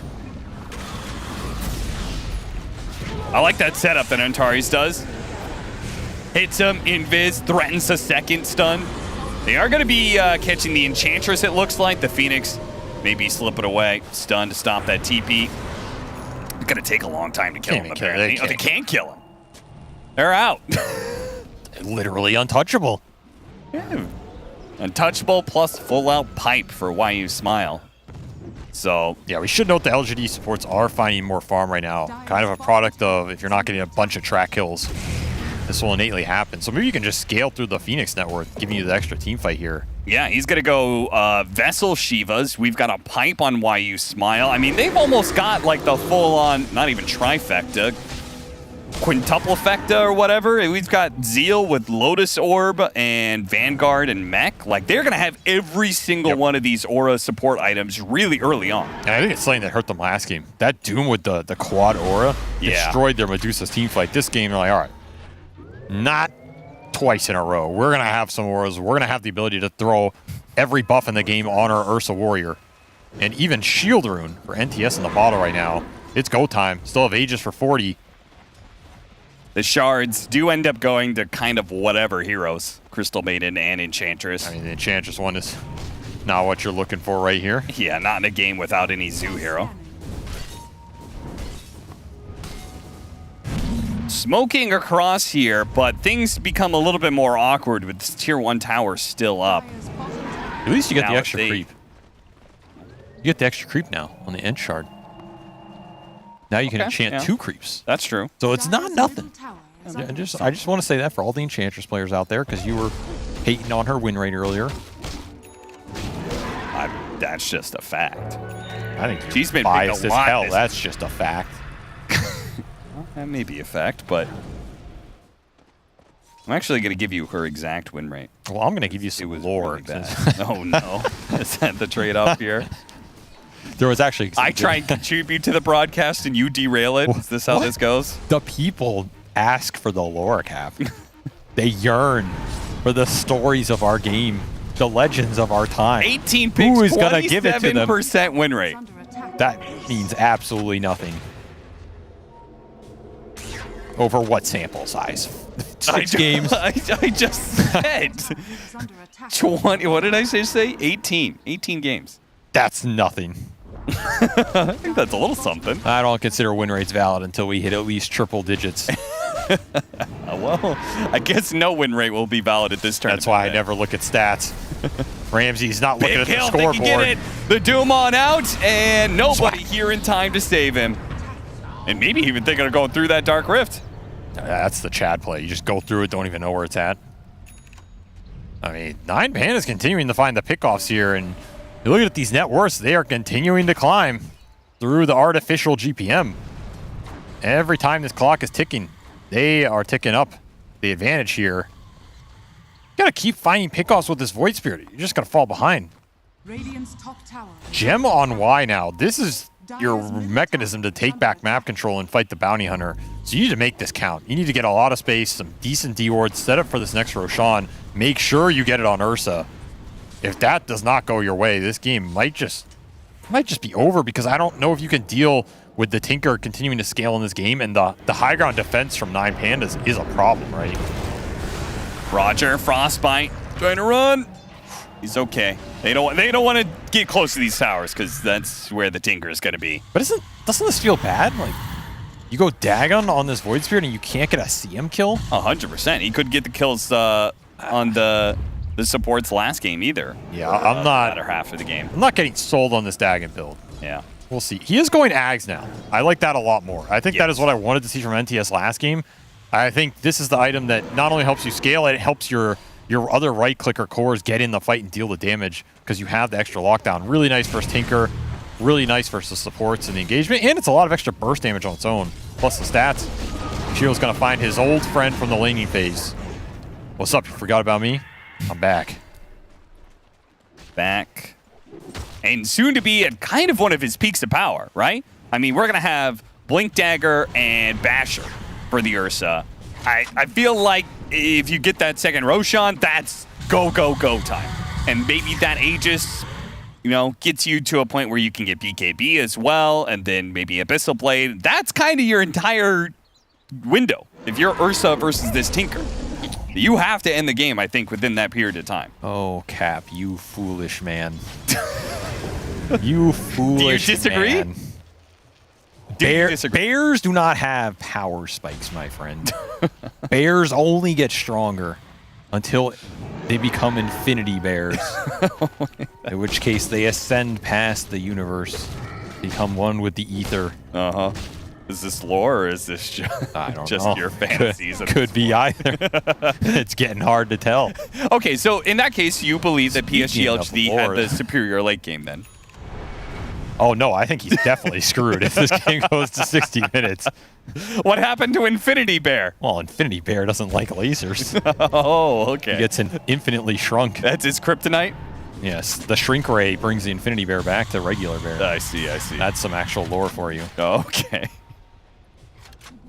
Antari is trying to get some tracks up. If you can get multiple tracks before the fight breaks out, that is another thing that 9 Pandas are just going to feel great about. Oh, yeah. Like, that just becomes an easy fight. But not if you get seen first. Up! They see him! But detection! Caught by the tier. Oh, the Remnant doesn't reveal him. This is Doesn't grab him. weird. Now they jump in. Ramsey's going straight for the Phoenix. Not The enough Phoenix damage, not though. going to die fast enough. Has an opportunity to get some spells off. Pops Can that you save supernova. the egg? They're going to try and go for Ramses. He's going for the egg. He's going for the egg, and he pops it. Now turning back onto Shiro with the Did not Tinker get ult totally off. free in the match. He is getting out multiple lasers, and this is looking like a crushed team fight for LGD. They are not protect winning the this. egg. They are not getting the Roshan, and they are tipping Shiro out of this game. They got Gem off that as well, and a Phoenix buyback. Absolutely crushing fight for LGD. Did not get Enrage off. Did not save the egg. Oh, burning down Ramses, though. Okay, big return kill. That should have been them backing up and taking Roshan, but Yeah, now really without the should've. Alchemist, look at that. That tips right back. And the XD. XD. I make a mistake, you make a mistake. We're all human, my friend. Kiyotaka, he has BKB here. This is very aggressive, though. Oh, that Shuriken not really doing that much. Planet still has the track on him, though, so can't get away from the missiles. That is an awkward end to that. I think LGD just go pit. Yeah, I think so you have too. to. 40 seconds though, Alk. You just got to sprint back up there and try and salvage what was an absolute disaster that Ramses handed back to you on a silver platter. What was he doing there? I mean, he won the fight. This is Butterfly Alchemist, by the way. He just rushed that to give him the timing here in the team fight, but then they didn't get the payoff. Can they do it without the Phoenix? The reverse disaster. 15 seconds. Also, Kiyotaka now has level 18. He can TP onto the Bounty Hunter. That is a huge power spike for this hero with this combo. Yeah, but he used BKB on that chase. That's true. It's caught. It's still enough to divert LGD away from this pit. Shiro does not feel confident enough to man up in there. I kind of agree. When you can just Shivas from behind that pit, it gets very weird. Ramsey's mistake will go unpunished as they stroll into the pit and are looking at Cheese Aegis. Not good news for LGD, because if you're not getting Roshans with Ursa here, I mean, they're going to do it. It's looking rough. They're getting it right now for free on 9 Pandas. No response from PSG LGD. And also, Kiyotaka just, like, he sees the Void Spirit and he's like, what's up? You want a 1v1? And nothing to say, has to back down because he doesn't have anything to really deal with this Tinker yet. He needs his Ags. He needs his Ags bad. He's going to need this Ags, and he's going to need to carry the game. So I don't see anybody else doing it. PSG LGD sprinting for the late. Roche pit, but they will not get here in time. Aegis Are you G still gonna going the take way of this 9 fight? Pandas. They may still try and take this fight, though. This looks tough. Kiyotaka in the trees, set up nicely. Planet taking a lot of damage here, has to scoot away. Leaving behind Zeal, perhaps. The Doom with the Lotus Orb, bouncing back onto Miro with the BKB up on the Ursa. He may be able to escape. Tracks are up. Oh, he blinks and stuns himself on the Enchantress. And that's all you need to do, because Tinker will deliver the damage you need. Void Remnant blinking out of it. Kiyotaka not going to be caught by that one. What a hoof Miro stomp. catching more heroes with the hoof stomp. Shiro turning around, fighting for his life, trying to get anything he can, but he is going to be denied that. Ramsey's blinking on him with a sliver of HP. He knows that PSG LGD have been robbed of their power. And give him that tip back, son. I might make a mistake, but yours will be your last. Ramsey's laughing all the way to the bank in this game. Whew. He is rolling in the dough. 24,000 net worth for another Alchemist game. They just can't get to this Void Spirit Axe. The pace was not there. Now they actually lost the gem. 2 gems sitting on Roger. Both eyes seeing everything. You have less control for the bounty, who has proven very problematic in the fights. Or Atari, sorry, not Roger. Used to Roger playing 4. My God, I actually am too old. True. But either way, if you get 2 or 3 tracks off, yeah, that almost feels like the fight's done, because then you're just getting guaranteed missile, concoction, get thrown out. 9 Pandas don't even have to commit at the very start of that, right? They can start to poke you down, and there's not a lot of sustain in the tank for LGD outside of Enchantress Spirits. That fight just gets very weird. At any point, Ramses can blink in off of 1 or 2 missiles and just burst you down off the Butterfly Abyssal here. And he has been focusing Planet every single fight, forcing awkward eggs or him out of the engagement.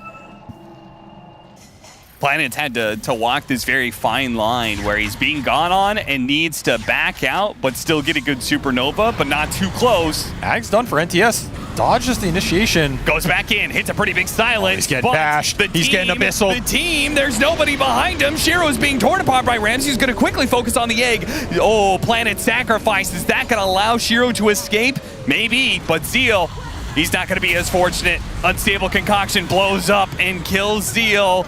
And they get nothing to say as Miro, as well as Kiyotaka, able to chase him down in the base. And the tips are flying as fast as the Alchemist cleavers. Now they've got Scythe of Ice. I mean, the scale is completely out of control. Ursa, he needs he needs too many items. He needs Abyssal, he needs the Lincolns to deal with the Scythe, he needs MKB to be able to get damage through the laser. He needs to replay this game. He is. It did not go his way. No, it didn't. Even though they shut down this Tinker, it just doesn't matter.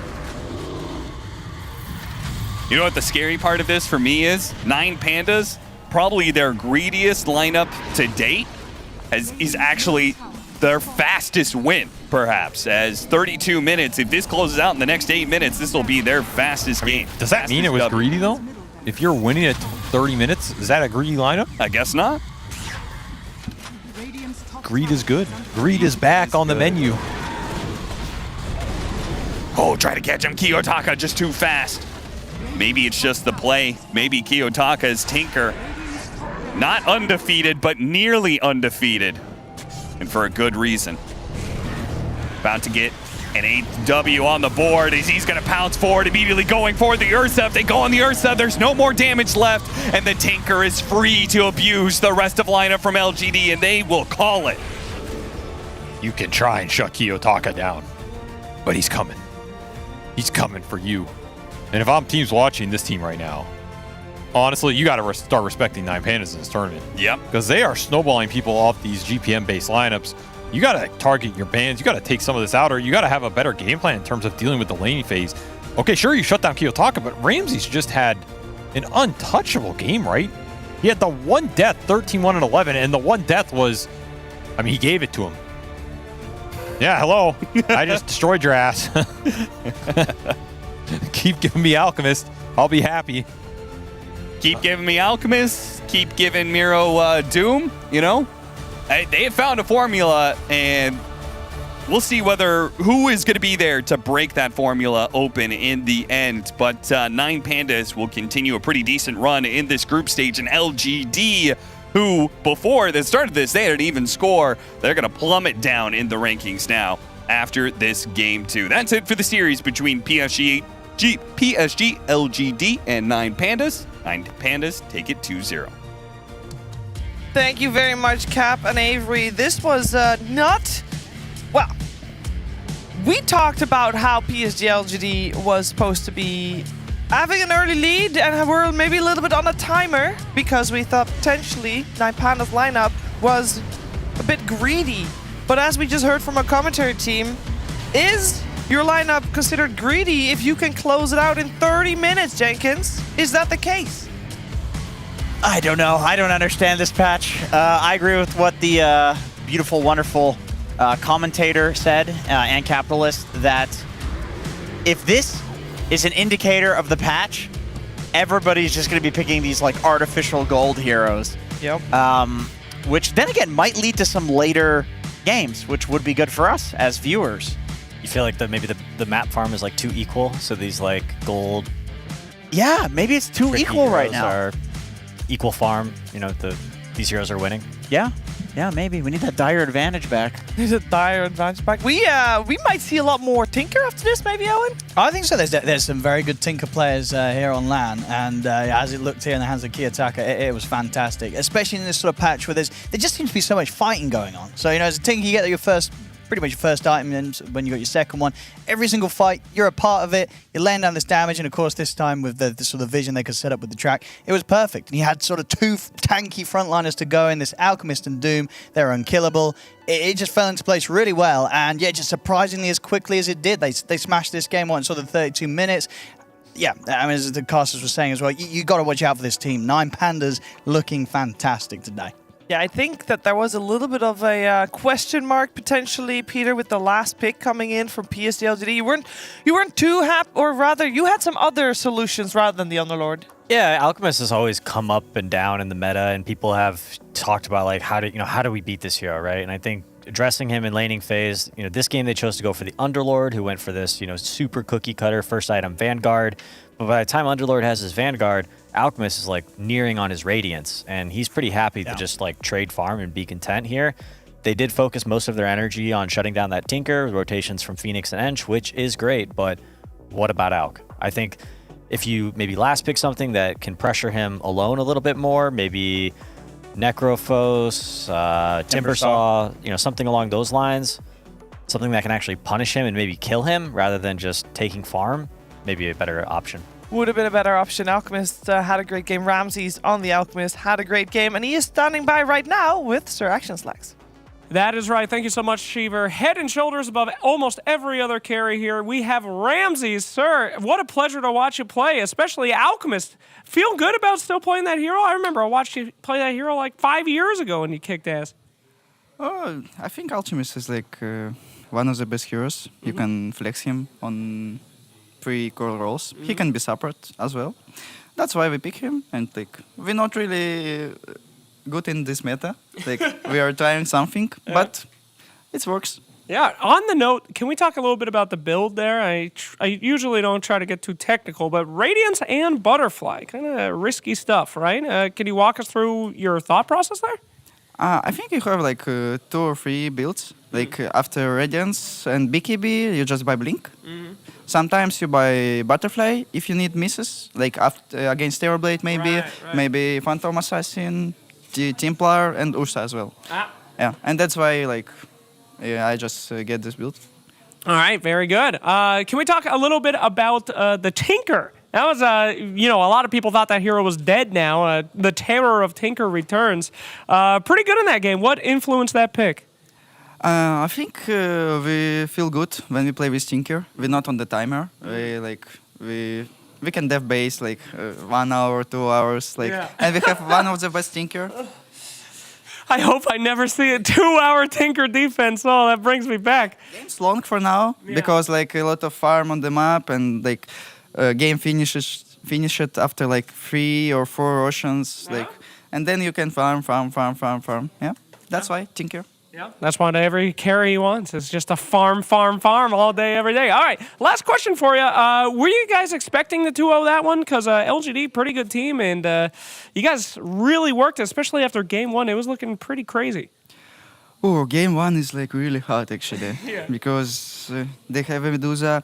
We don't really know about that they're all heroes, because after patch, like going in Dota, you need to play everything, and like yesterday it's my first game to the Medusa. I don't really know about the skill build and the item build, something like this. And now, first game we play against Dusa. I don't know, she's really uncontestable. Yeah. We can't do anything, we just farm. But we know we have a 3 cores again, behind the Dusa. Yeah. She's the first, and we 3 cores behind. And we feel like we're fine. We need to kill 4 heroes, and maybe Dusa will die if we hit us 5 heroes. That's it. That's what we call the middle school bully strat. You just ignore them. Ignore them, and it'll go away eventually. Just kill all their friends. Anyway, thank you so much, Ramsey. Pleasure to interview you, and we'll see more from 9 Pandas coming up soon. Thank you very much, Ramses. And Sir Action Slacks. I love hearing also from Ramses himself saying, Medusa, we didn't really know, what's going on with this hero. It's very refreshing. Of course, it's a new patch, and there's no way we can expect everything to be figured out and everything to be known about every single hero, Jenkins. There's just so much to digest. Yeah, I love that Ramses said that, the games go really late. There's all these objectives to take. Games end on the 3rd rush. It's like, yeah, dude, that's because you're the only team that's actually having comebacks. Nobody else is. Maybe that Extreme Gaming game or whatever, but from what we've seen, at least on this stream, it's been mostly stomps. It's been mostly laning phase, but Ramses says their team clearly has an entirely different take on it, where they think that laning doesn't matter. You just go greed, you play for 40 minutes. All right, dude, maybe you guys are right. Maybe everybody will start copying it soon. That could be the case. We can take a look at what this series did to the standings, because this was an important series. Both teams did start off on a 4-2, and we know that basically the middle of the pack for Group A is 1 through 6.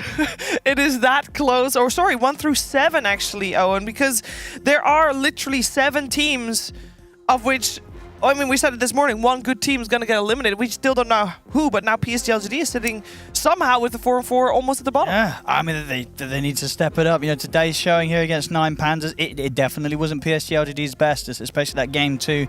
They very much struggled. Just it didn't seem like that they have a good enough grasp right now on this patch. They need more time and something that you're not really going to get in a group stage moving as fast as this one is. And obviously with how the Chinese region's doing in the other group as well, you know, a lot of Chinese fans and fans of the Chinese scene, they're going to be looking towards PSG LGD to be able to bring that level that they were bringing in the DPC, albeit of course on the previous patch during the tour. Because right now it's just kind of Asta. They're sort of sitting up there and holding the hope. Well, there's one thing that I think, Peter, that the teams are going to be very happy with in the next round of games, because we got a lot of inter-regional matches coming up, isn't that right? Yeah, next round of games is going to be great. I believe we're casting Liquid versus Gaming Gladiators, which is a rematch of the Dream League finals, 2 best teams in Europe. Pretty undebatable, I think, there. 9 Pandas is going up against BetBoom. Yeah, they're Eastern European rivals. And then LGD's got their matchup against Aster, which all of these are, I guess, yeah, they're actually super important, especially 9 Pandas, BetBoom, LGD, Aster, kind of on that, hey, are we gonna make it or are we gonna go home? Yeah. Yeah, and then we got on the other stream, there is also TSM versus Execration. Of course, not an interregional matchup, but still a very important matchup, as both of those could potentially, or at least one of those could potentially be mathematically eliminated. But as you heard it from Peter, the series that we're going to watch here, I mean, it's a treat. They face each other so much over the last couple of weeks. So we're going to see you on more here. Team Liquid versus Gaming Gladiators. The rivalry is back after this break.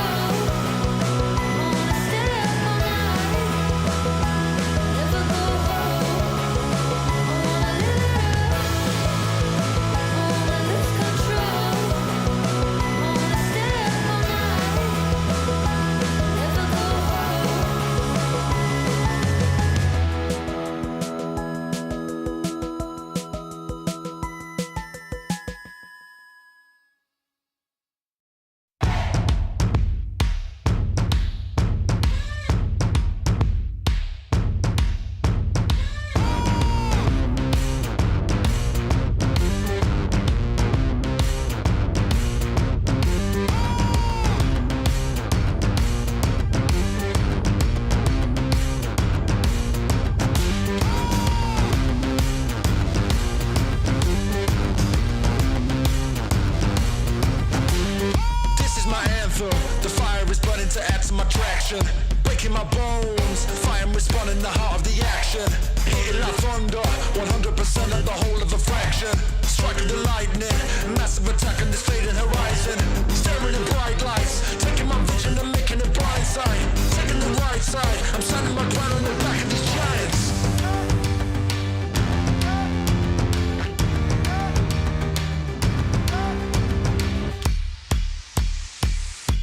Come on and catch me now.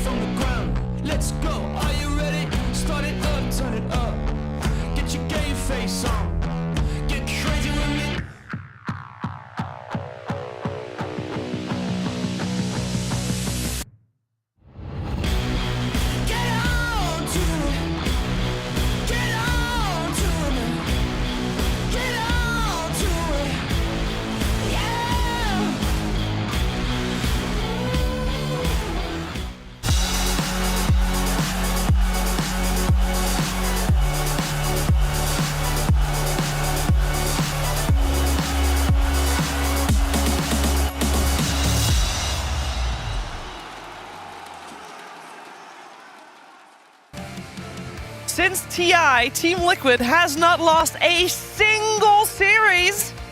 Apart from when they faced Gaming Gladiators, they seem to consistently be able to take them down, including in the grand finals of Lima. And yes, I know, there's some caveats in some of the series. That's fine. The record, even with full roster versus full roster, still favors Gaming Gladiators. And I also know that Team Liquid has had a lot of ties this major so far, so we'll see how they do here. I'm joined by Jenkins, PPD, and we got Fresh Face Sheep. Hey, how you doing? Good to see you, Sheep. Oh, good to see you, Jenkins. Good to see you. It's great to have you here. Good to see you too. I'm really glad to be here. Really glad to hear you. Peter, are you very happy that they ended up going for the handshake after you asked them if they were? For the game. I'm ready for the Dota. Yep. Let's get to it. Let's get to it. We're focusing our attention first on Team Liquid because they are the team to look at. We see Gaming Gladiators performing. Team Liquid, Sheep is... Yep.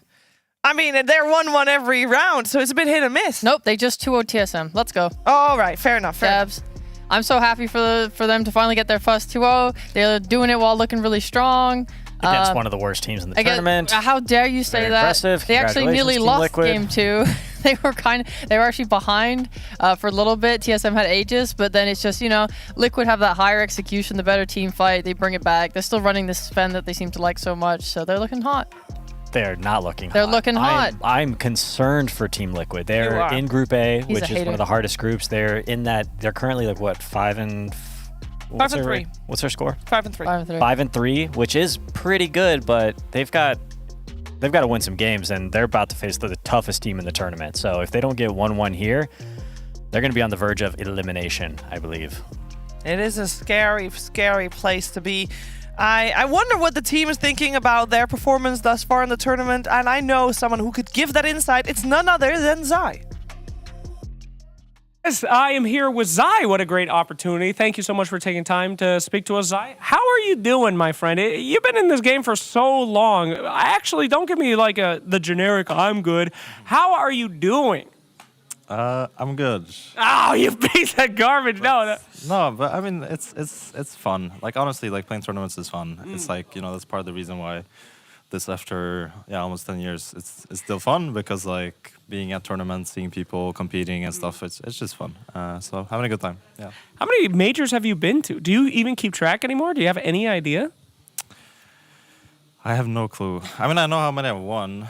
Oh, well, yeah. But how many I've attended, I'm not quite sure. I missed a few. Like, I missed a few when I was in school during like the OG Miracle era. Yep. Or like Manila Major, Frankfurt Major, those kinds of majors I missed. But then apart from those, I think, probably every single one. Well, I actually looked it up. It's 18 majors. Really? No, I made that up, but it could be. That'd be crazy. Absolutely. So, can I ask you kind of a hard question? All right. So, Liquid, I love you guys. Big fans all over the world, but a lot of 1-1s this tournament. We're not seeing a lot of 2-0s, and I think a lot of people were expecting that. What's going on? Is it just new patch stuff? Is it hard competition? How are things feeling on the team? I mean, competition is definitely tough. I think we also tried to maybe over-adapt a little bit to the new patch. I think we honestly had a good thing going at the end of the Dream League finals and throughout that tournament. But then I think we maybe tried to shift a little bit too much. And I think now we're kind of trying to go back to what was working. It's literally like 5 days ago. But like a lot of things can happen in a short amount of time. And I think we kind of are trying to get back to that and just trying to play better. Yeah. You think the break day might help a little bit? Like kind of analyze stuff and really hone in on a strategy? I mean, for sure. Because now it's like, you're playing 2 games a day or 2 series a day. And you have some amount of time, but you're also just like, you're on a schedule. So if you're not fixing things by tomorrow morning, it's like you're screwed. So. For sure. All right, last question for you, and this is very important to me. Most people that have been around this long, they've gone through like a name change. You've been Zai forever. Have you ever considered something else? Like, you gonna put some spice into it or something? Even I've gone through a name change. I tend to change my sponsor slot, I think. Oh. I think that's the only thing I've tinkered with. I'm pretty comfortable with my name. I think like there's something about 3-letter nicknames that just like works. It flows. It's good. Yeah, and so for me, it's just I kind of just switch up the sponsor slot. So right now it's like in all caps, it's Aelonware with the heart. Oh, so, that works. Yeah, and we'll see. Maybe there's a new sponsor out there that wants to kind of get in. What a fantastic... That's an esports player right there. Excellent. But I also don't mind Aelonware being there.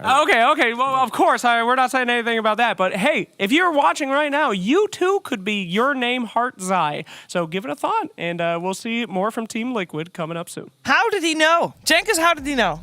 I have no idea. Was that a good guess? Yeah, that's literally how many majors he's attended. It's 18, and he's won 3 of them. Not Slacks, that is. I was talking about Zai, of course. Yeah. A lot of majors to his name. Well, he was right. It was 18 somehow. Somehow correct. So Team Liquid at this major, this Team Liquid, by the way, has not won anything with the current roster, and the Team Liquid all around after changing or after picking up the old Alliance roster has only won one thing, which was online, is ESL One Germany, which is a long time ago. They've come very close. They really could use a major to their name, and we'll see if Gaming Gladiators will let them have it, because as Peter just said, it's a very important series. They need those points on the board, and let's focus our attention on their opponents. The best team in the world, Gaming Gladiators, Sheep. How can you debate that? Now they're looking hot, and Peter can't deny that one. They are coming off the back of Lima win, Dream League win. These guys are adapting really well to the patch. I think they are pretty happy with what's comfortable with them. Whenever I look at them, they're still winning their lanes. They also picked up the Coddle today twice in their games in the last series they just played today, which seems to be gaining a lot of traction. This hero looks pretty nutty. It's able to secure its offlaner really well, and then you get like your level 6, you get this like max kind of leveled out, what is it called? The solar bind or whatever. This thing it looks really strong. I think we'll see more Coddle in this series. More Coddle in this series would be fun. I would also like to see a couple Dooms, because I always like seeing Ace on that, but let's be honest, it gets banned out very frequently. Ace is a beast on that. And let's hear from Celery what else Ace can do. Playing with Ace is very, very nice. I've been playing with him for a while now. At first, when we started playing, I was a bit skeptical because I thought, oh, he already had some results. How hard is he going to be trying? Does he even play? He's just the opposite. He's always super hardworking. He probably plays the most. He's always looking like if Tofu doesn't want to play, he's messaging me, yo, are you ready to play? Let's go play. I think that's why he's just one of the best offlaners now, where he wasn't even an offlaner a bit more than a year ago. They try and go for him, but he's out with a Glimmer K. The pushback will catch on to Quinn, but jump forward from Ace. He's in straight on top of them. Tofu and Duracho ready to follow up with the damage, and they take out Nisha. Out for 80 seconds, no buyback on him. Jump forward from Duracho over towards Zai. Quinn as well, dealing out the right clicks. 2 dead. Insania Ogre Steel tomes away, but Duracho's got him. Boxy also to fall, 4 dead. When Ace changed to offlane, first of all, his reason for changing, I think, was mostly that he felt like there were a lot of pretty good carries, but no good offlaners. So he felt like it made sense for him to try to play offlane, especially because he wanted to lane with Tofu, so they thought, we can go into any of it. I think it's very easy for him to keep getting better and better, because every day they have fun when they play. So they can always just look for something, what can we do better now? What can we do better now? That's why he keeps getting better. He's waiting for the opportune time to go. He's going to try and go, but Ace found him! Ace finds him immediately. Mickey's not going to get a chance to let off a single shot in this final fight as GG is called. Ace, more personally, I have a nice anecdote from my mom actually. My mom was in Singapore and she saw Ace for a little bit in person. And my mom later said that he looked like he was pretty serious. He didn't really smile a lot. I thought that was very funny because I feel like we laugh a lot. I have a lot of jokes. I always laugh at Ace. We have fun talks. We played this IO Witch Doctor. We have all these fun ideas and fun talks. And he's a very, very, very nice guy. And like, I guess he just looks serious because he's Danish. But he's very nice to be around. He's a great guy. Yeah, he adapted to that offlane very nicely. And I know, Peter, you played with Ace when he was still carry. Did you expect for him to switch roles and show up and be major champions? No, not quite. He kind of reinvented himself after NIP, took a little break, came back as an offlaner, found himself on this, I don't know if he was on Viking GG before they changed into Gaming Glads, but kind of met Celery, met this group, and really improved quite a lot. Celery was absolutely right. This guy plays a ton of Dota. Yeah, he knows a lot about his heroes, so not surprised he can pick up a new role pretty quickly. And carry and offlane, you know, they're both side laners, side lane cores. They're a little bit different, but they're not too different. Yeah, and he got to stick around with this Bubby. Tofu, of course, is his main man, and they switched from the safe lane to that off lane together, and it's been working out great. Let's catch up with Tofu. Thanks, Shiver. I am here with Tofu, about to jump into this very exciting game. You're up against Team Liquid once more, correct though? Is this the only team that you guys fear? Do you fear anyone anymore? I mean, they seem to be the only ones that really gave you a challenge in the last couple months. I wouldn't say fear. Actually, it's the most fun to play Liquid in a way, because we've been playing them so much, and it's like some sort of rivalry, but also that both teams kind of learn and grow with each other. And I'm also like good friends with most of them, and I don't know, it's just fun to play with them, and also it's always challenging in a way. Yeah. Have you been impressed by anybody else? I know you guys are always up against Liquid, but now you're on the international stage. You've got a lot of games on your belt. You know, you're decking everybody, but is there anyone else that you're kind of surprised and like, wow, they're pretty good too? It's hard to say. It's mainly about this new patch now. So before it doesn't really matter who we play, we just want to play our game, and apparently it's working, so I'm really glad about that. Here, I mean, Bad Boom had a really good showing so far, I think. And also the games we played against them was kind of surprising, even though they had a stand-in. So I don't know, they might have a decent run, but it's hard to say for now because the meta keeps evolving right now. Every day there's like new heroes popping off, and I don't know. We'll see by the end of it. This group stage is more like some testing field right now. Sure. Absolutely. All right. Well, I know you got to get to your match, so I'll make it just real quick. Any words to hype up everybody? A lot of people are ready for this match. Super excited. Is there anything they should look out for? Anything you want them spamming in the chat if you die mysteriously? Nothing too crazy. I mean, just enjoy the match. It's going to be a good one. We've been playing them in finals for a long time now, and it's just going to be some good Dota coming up. And yeah, I'm looking forward to it, and then we'll see you guys in the arena, hopefully. All right, we'll see you there most likely, but let's get on to this very exciting match. Thank you so much, Tofu, and we'll see Gaming Gladiators coming up. It really is an El Clasico at this point. We got ourselves a 2-game series between two teams. This is going to be their 3rd time this patch. Yes, this week, within the last 6 days, that they will face each other. Team Liquid and Gaming Gladiators coming at you after a break.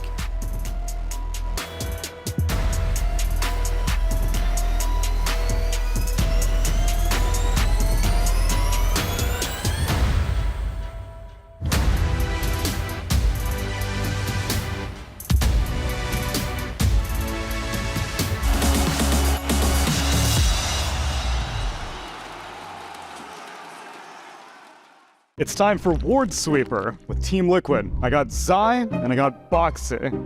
Level 6 Slarks for both of you. 4 Observer Wards in your jungle. 2 minutes later, you're gonna get 4 Sentry Wards to find the enemy's wards. Let's do it.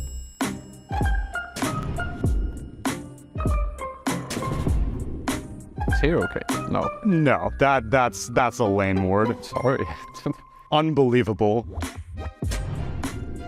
Also, just saying, you guys have Quelling Blades, although maybe it makes it suspicious if you see a dead tree somewhere. I'm just gonna start cutting random trees We everywhere. got decoy trees. Okay, 2 wards have been placed each. Zai's got his 3rd one down. Maybe. Show me. Who cares? My final word. Hurry up, Boxy. Clock's ticking. 5 seconds. Okay. Level up. Help. Dash LVL up. 5. No, you have to put a space. Dash LVL up. Okay, that one's on me. I should have done that before. My bad. So this is the plot thickens because you draw aggro from creeps. I know. I just realized. Do not engage with the fur blogs. Shit. Okay, 1 sentry is down. He came up empty. Oh. No, that's creeps. Oh. It's creeps. No. It's creeps. Literally neither of you have found a single ward yet. I haven't even placed a sentry.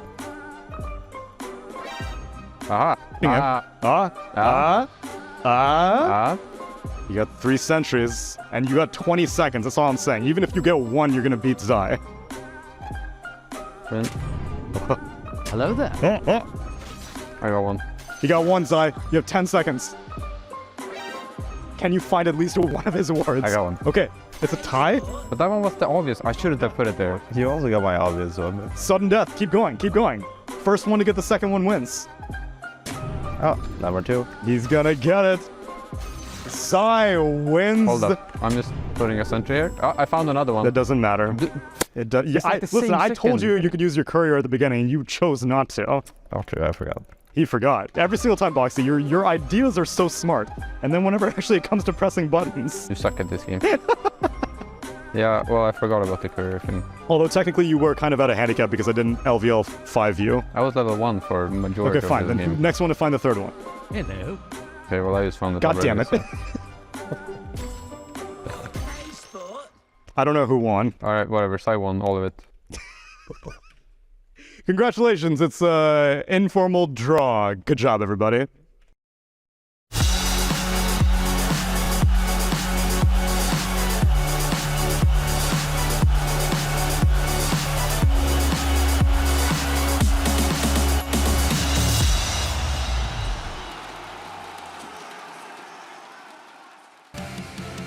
Team Liquid and draws, am I right? As said though earlier, they did 2-0 TSM, so maybe this is the start of something new and shiny for Team Liquid here at the Berlin Major. But their opponents, the toughest opponents of the group, it's Gaming Gladiators. They also just hot off a 2-0. They 2-0'd Aster, by the way.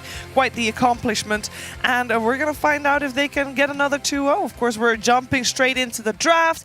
We got ourselves some picks in already. We got the Pugna Storm opener. Sheep, I know you're happy about that one for Gaming Gladiators. Yippee! Ah, God. Storm for Liquid, sorry. Yeah, I mean, Storm Pugna is super strong. I mean, Gaming have beaten it once this group stage, so maybe they have ideas there, but they did have an Underlord during that strat, which they themselves banned. Yeah, they played against another time too where they had the Doom. I'm starting to see a little meta shape up. Doom, Underlord, some of the most popular kind of blind pick cores. Yeah. Storm Spirit kind of creeping up into that category as well. Obviously, you have Wisp, Ensign Chen as sort of everyone's favorite supports. secondary, maybe like Disruptor, Crystal Maiden, kind of that tier below. But these guys are on top of their game. If you go look at their recents, Gaming Glad has had Underlord, Rubik, Doom, or Caudle in just about every single one of their games. So I think they're going to mix it up here and play some different stuff. They go for the one offlaner that was left for Ace, which is the Beast. He's been Doom and Underlord pretty much every game other than one-off Viper game. So it's a stun for the Storm and the Pugna, either one of those. They've got the double creep strategy. These two heroes can group up and push pretty easily. I would love for Gaming Glads to pick a better counter to that Storm Spirit on the mid lane. This Pugna, a great hero, but his main purpose is really just to overcharge and make this Storm as strong as possible. So maybe you can shut down Storm earlier in the game before they kind of group up. Storm's got to spend some time catching up while you can take map control and be in a better place. Maybe go for the Quinn of Pain. The Quinn of Pain. Yeah. I would think more something that can go on this Pugna. Because right now, both the heroes on Gaimin can't get to Pugna. Because Storm is really mostly strong because Pugna will just sit back and suck him. So an Ember for me. Oh, Ember would really be good. Yeah, dude, yeah. Ember is so annoying to play against this Pugna because you have 3 ways of breaking his suck. Not that. Then again, Pugna will probably be sucking on the Storm mostly this matchup just to give him the mana. Yeah. But still, Ember is very solid against both of these heroes. I can only imagine that together with Puck, Team Liquid will protect their Storm by banning out that Ember. Yeah. They should.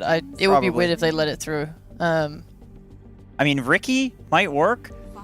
It's a little bit weirder, but the silence is extremely good against both of these heroes. I think Gaimin would need another stunner if they do Riki. We're not going to see Quinn on Riki, I think, again. I hope not. That was really bad, in my opinion. No offense. Sorry. I didn't mean to shut you down midpoint. No, it's all right. I thought you were saying no offense to Quinn. No, I meant to you, because you were kind of pushing the Riki and... We'll see. We'll see. Yeah, Quinn, we'll see. Quinn has got we'll see. An ego larger than his head. I see. So you think he's asking for the Riki? I think he's... Give me the Riki. Not his Ember. I need to prove myself here. Sure. So in his previous games against Storm Spirit, Quinn has played Ember Spirit. He's played Pangolier. He's played Dragon Knight. He played a Leshrac game. A lot of options still available for him. You guys, it sounds like everyone's liking Ember. I think it's maybe hard because they don't have second pick on Gaimin. I think it might be hard for them to pick stuff like Pango because Liquid can just take a Bloodseeker at the end of the round. True. Sure. So they banned CM, Terrorblade, and PL mostly to protect Beastmaster and Ench, I think. So you're right. Whatever they pick, they've got to make sure that there's not a hard counter out there that's going to give them too much trouble. Yeah, because I know with Ember at least, sometimes they pick Ember and people have Huskguard them, for example, but it's a little more difficult for Liquid because they already have that Storm, or if they really wanted to shift things around, I know Gaimin have even flexed that Ember to safe lane, for example, and then give Quinn the Sniper, etc. Mickey Ember, baby. His best hero. A Silencer ban, that's pretty big brain. I think that was one of the heroes Gaimin had when they last beat the Storm Pugna. Oh, that's the other team, you're right. Yeah, it's okay, Jenkins, you're doing fine. So, with the Ember not banned, is there any way that could be a trap from Team Liquid? Because it is an obvious pick for Gaming Gladiators, and if we think it's obvious, surely Team Liquid is prepared for that as well? I wouldn't go as far to say obvious. I think it's an option that they've gone to before.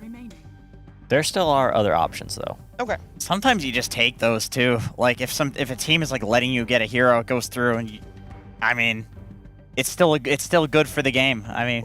What can they really pick to... What I'm seeing from Liquid right now is they've got 3 sort of backline heroes. Storm does go in, but they really want somebody on the front to protect them. They do go for the obvious Ember Spirit. So obvious, guys. As the rest of the panel was saying.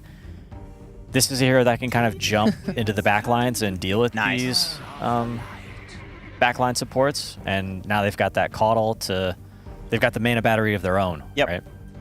The one sus aspect to this is lack of disable coming from the 2 supports.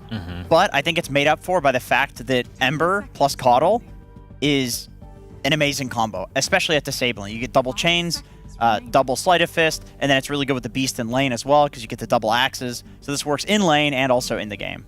Yeah, and this makes it 3 for 3 now on their games today that Gaming have played this. So they're feeling pretty warmed up on the hero and happy with how they want to play around it. He usually just goes like an urn, mech. It's like typical kind of support items. That's Tofu, right? Yes. Okay. Yeah, definitely Caudle looking like a solid hero. Kind of hard to lose your lane too badly with Caudle. This hero's just axe Caudle. You're just going to be spamming axes, pushing in to that carry. Is there a carry that Team Liquid can pick that can maybe sort of survive a spam lane like that, or how do they make it through laning phase without getting harassed out? They choose Sven. They'll go back for their Sven, yeah. Yeah, they won with Sven earlier this morning. I do feel like this hero can be susceptible to the magic damage. So perhaps what we'll see is Liquid rotating whatever happens to be their 4 position to that lane and kind of trying to be active. I'm not saying they should like try lane, but I think they'll be using the gates a lot and looking to kill people with the Sven, like kill the Beastmaster rather than just sit in lane against it and get harassed out by the axes. I agree with that. I wonder as well, do you think it's possible to just like push lane really hard on Sven to try and like not lane? Because they increased the cleave at level 1 to like 40% or something, so it's like much better now. I think they can try, but anytime you're trying to outpush like a Caudle, this is hard, yeah. I think that's usually hard, and then Caudle plus Beast is even harder. Yeah. I'm worried for Liquid. But they might try with the new cleave bonus. I like your idea though of bringing lots of heroes. Because it's like Caudle and stuff, they're pretty killable. Yeah. I think they picked way too similar of heroes with their first 3 picks, and it's going to give them some trouble here. Now they're really trying to fill the gaps. And I don't think that Sven Pugna is going to be able to deal with Axe Spam plus Caudle Blast very well. Yeah, Going back to base, like, it's just not an option anymore with how big the map is. No. Like, you have to just die and teleport back in. Yeah. Or somebody has to heal you. Yeah. But that Pugna, Pugna needs level 6. Gotta get those lotuses, baby. Those healing lotuses on both the lanes. Is there a possibility for a potential tri-lane to try and solve that issue? Yeah, that's something that Pugna is not the best tri-lane hero, and Rubik also isn't really a great rotator just because Lift isn't that strong at level 1. These are heroes that prefer to just kind of sit in their lanes and spam the enemies. Yeah. I think we are looking for a hero for Zai for Team Liquid on the last pick. So potentially they can find something that can be okay-ish by themselves.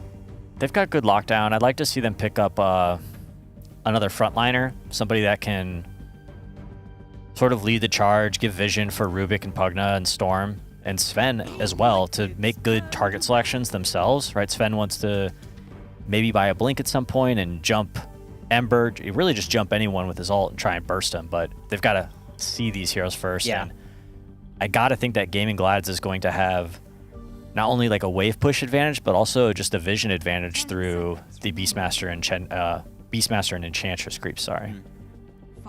I guess you could pick something like Tide then that would fit that. Tide could work. I think Timbersaw could maybe work too. Just, a really big boy who's not afraid to show himself. Do you think Timber would be really nice then if he can be left alone bot to kind of help, let them help let the them top? try lane, basically. Yeah. I think so. I mean, it'll depend entirely on what this pick is from Gaimin, because Gaimin's picking their carry right now, so They have free reign. Like, is there any gap that they need to fill with this? Oof, Medusa. okay. We get it back. You just watched that hero, right? I didn't see that game. How did she look? Because I haven't seen her on the new patch yet. She was stacked. I think the rest of Medusa's lineup was a little lackluster. I think that was LGD's biggest problem. I think Gaming Glad's draft is much more well-rounded. I think they've got a really specific timing. Dusa's going to get 2 items. Beastmaster's going to be ready to go. Ember's probably going to be ready to go. That, like, sub 30-minute window. But does she look the same as like before in terms of how she plays? Like just hardcore farming, creeps, camps, and then just show up when you're 6-slotted, or? No, I don't. Well, I don't think you're going to show up 6-slotted. I think is too much of a. Yeah, I mean, that's a little too exaggeration. farmy, I think. But yeah, this hero, Scotty it's a ranged hero. Ranged hero is generally stronger in lane. Good versus Sven throughout the entire game. Can be good versus these casters. Pugna, historically kind of nice against Dusa, but once Dusa has Manta, it becomes less of a problem. I feel like Liquid is forced into some weird pick right now based on this Medusa, and they were already lacking in the draft. Maybe some like Timber. Timber does very well, I would say. Like Timber will free farm. If they want to get some sort of mana burn hero, they could go for the Zai Pango. But then it's like you're running an off-lane Pango. He's got to get the Diffusal Blade. Nyx is Oh, okay. There it cool. is. All right. It's the one we wanted this morning that we didn't get. That's a 50% mana burn with the ult on Medusa. I like this pick a lot, actually. Yeah, that's actually kind of crazy. If he can get that close. We've theory crafted this, and we never thought we'd actually see it because it's a big meme. And the only one that does play Nyx Assassin offlane is Zai. It's Zai. So far. Okay, but you have to consider the only problem is that like Gaimin's lineup is designed to be able to stand together. Like this, Coddle's going to be just standing there healing the Medusa, and the Ember's going to be there. Like you have all these auras of Beastmaster, you have all the animals. Like Nyx hates that. He absolutely despises playing into that. It's playing into an Ench in lane too. Yeah. Oh man.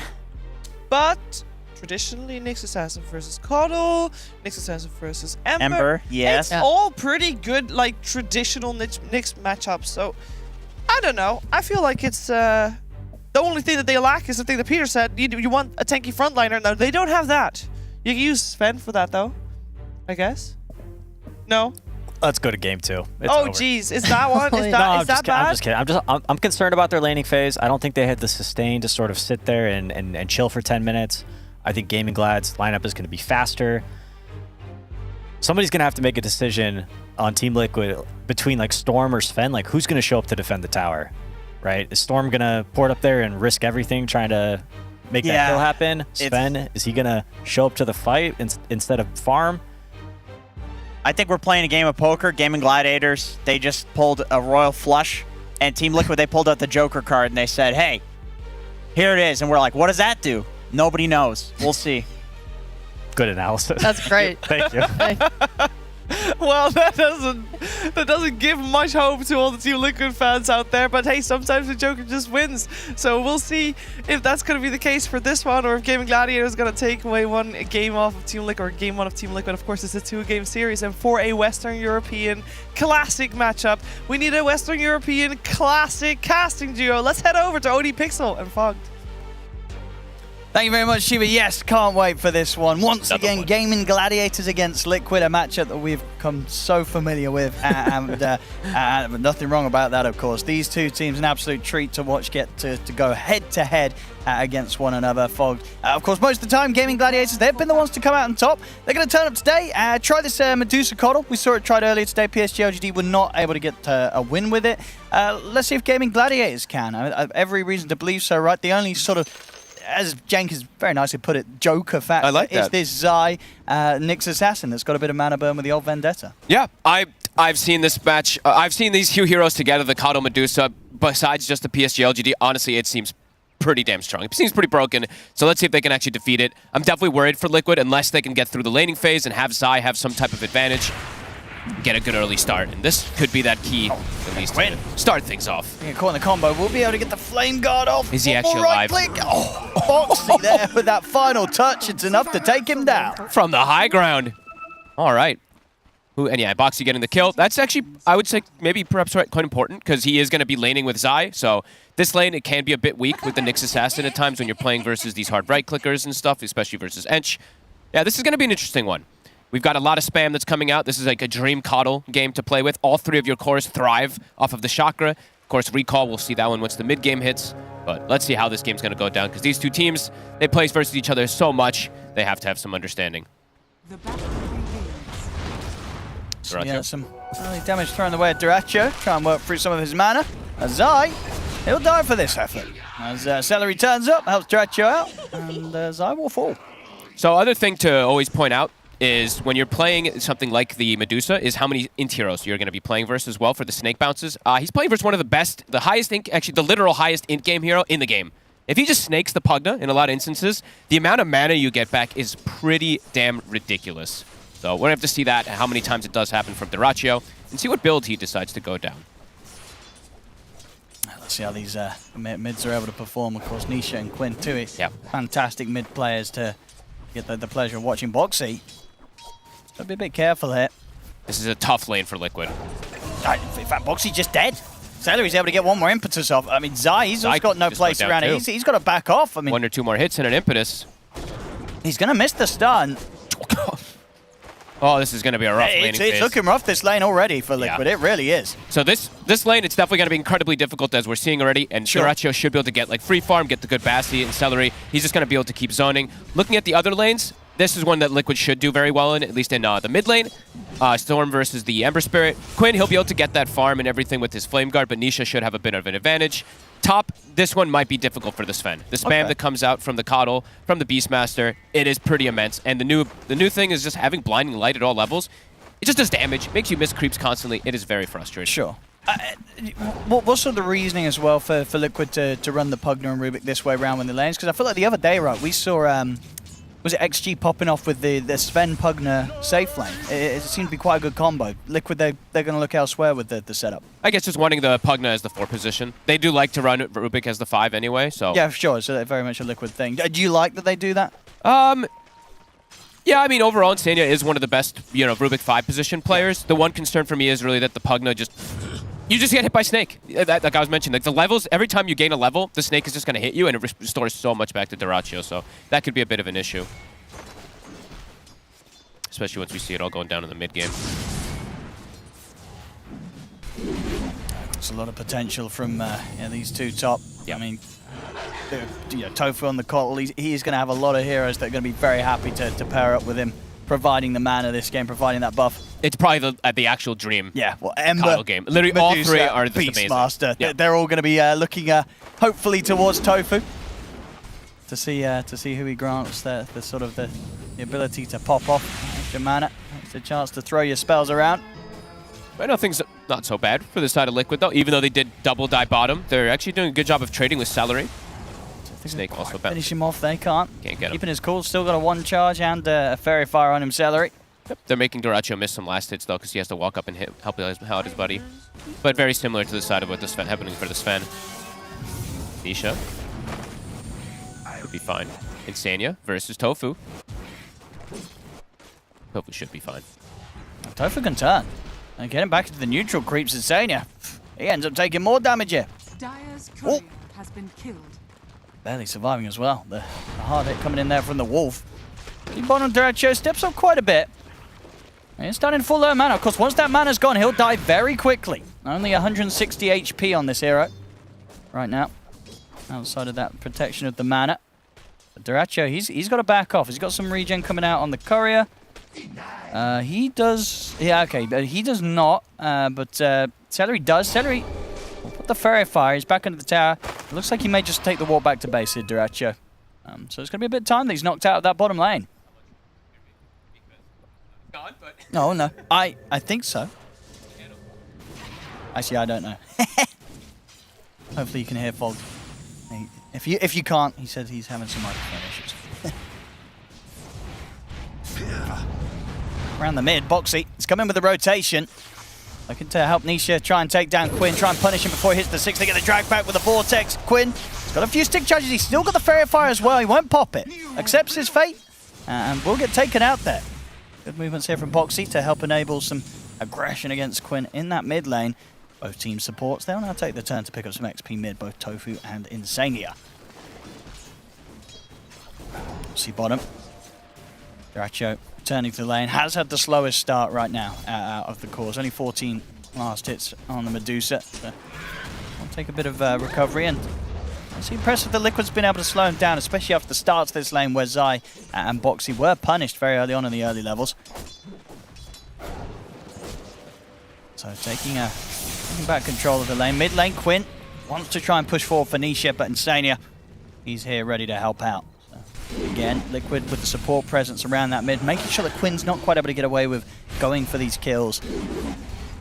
Ensuring that Quinn's early game is slowed down a little bit. Only a little bit, though. Very much the emphasis there. Still 28 for 2 against the 33 for 5. So we'll still have that fast timing here on those small early items that the Ember Spirit wants to get to be able to play aggressive across the map. Have we got you back yet, Fog?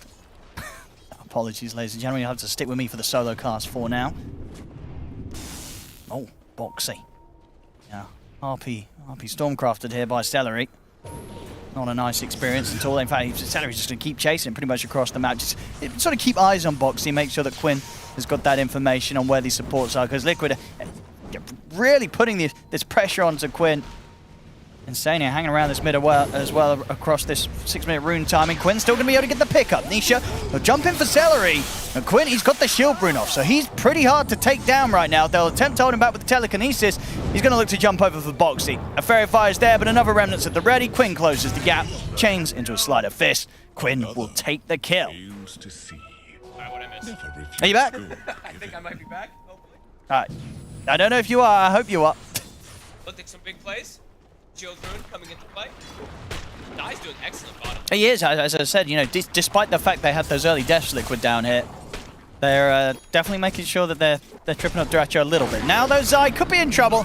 He's got a Hellbear Smasher on top of him. Will turn with the stun. He's actually able to get the kill.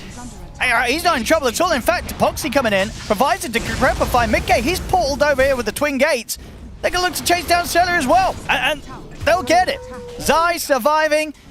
And we are seeing, of course, these very sort of humorous situations where, you know, once this Medusa's out of mana, pretty much one right click and you're dead. Yep, and Zai, he's gonna actually be 6 already. So that max mana burst. Really good laning start for Liquid that I didn't anticipate. I really thought Zai was gonna struggle a lot more versus the Edge, but now they're making moves around, Mikke even turning up, they're breaking lanes really early on. Smart moves coming out from them. Ace, he is going to thrive since he is going to be now given that top lane for free once Mikke leaves. But they can just set up for Duracho again very early on. Some important stuff going on here. And Zai, I mean, he keeps getting these reflects onto the Snake too, which is definitely adding up. Duracho's got to be careful. He's going to need some help. And they definitely have ways to get on top of him with multiple different heroes, and Nisha also having a pretty damn good time. Sure. I think the thing is right now that sort of with Liquid putting this pressure on the mid, kind of constantly having a support sitting here with Nisha, it means the game Gladiators are having to respond and sort of come across themselves with their own supports, which is, of course, causing the situation where Duracho is sort of left on his own down there for now, which has proved to be a bit scary. But the supports, of course, they'll be prepping up for parts of the map to make sure Duracho is happy, getting that safe area all stacked up very nicely so. That is if it's actually left Duracho. I imagine Ace, Ace is actually, he's going to be the one to farm this. I mean, they tend to do this. Your Beastmaster wants to get these really early timings for his Dominator and Arcane Boots, and I think Duracho, he's just going to play bottom side. The hidden jungle, they're just going to make space for him, and they have good heroes to do it. They have the Coddle, they have the Ember, they have the ways to like refresh and play super fast and aggressive, but Liquid is an excellent start for them. It really is. Offlane Nyx, sometimes it can just, it's a bang or bust. Sometimes it can just feed. It's coming to like this like Darkseer kind of thing. It goes one way or the other. Right now, Liquid in a very happy position.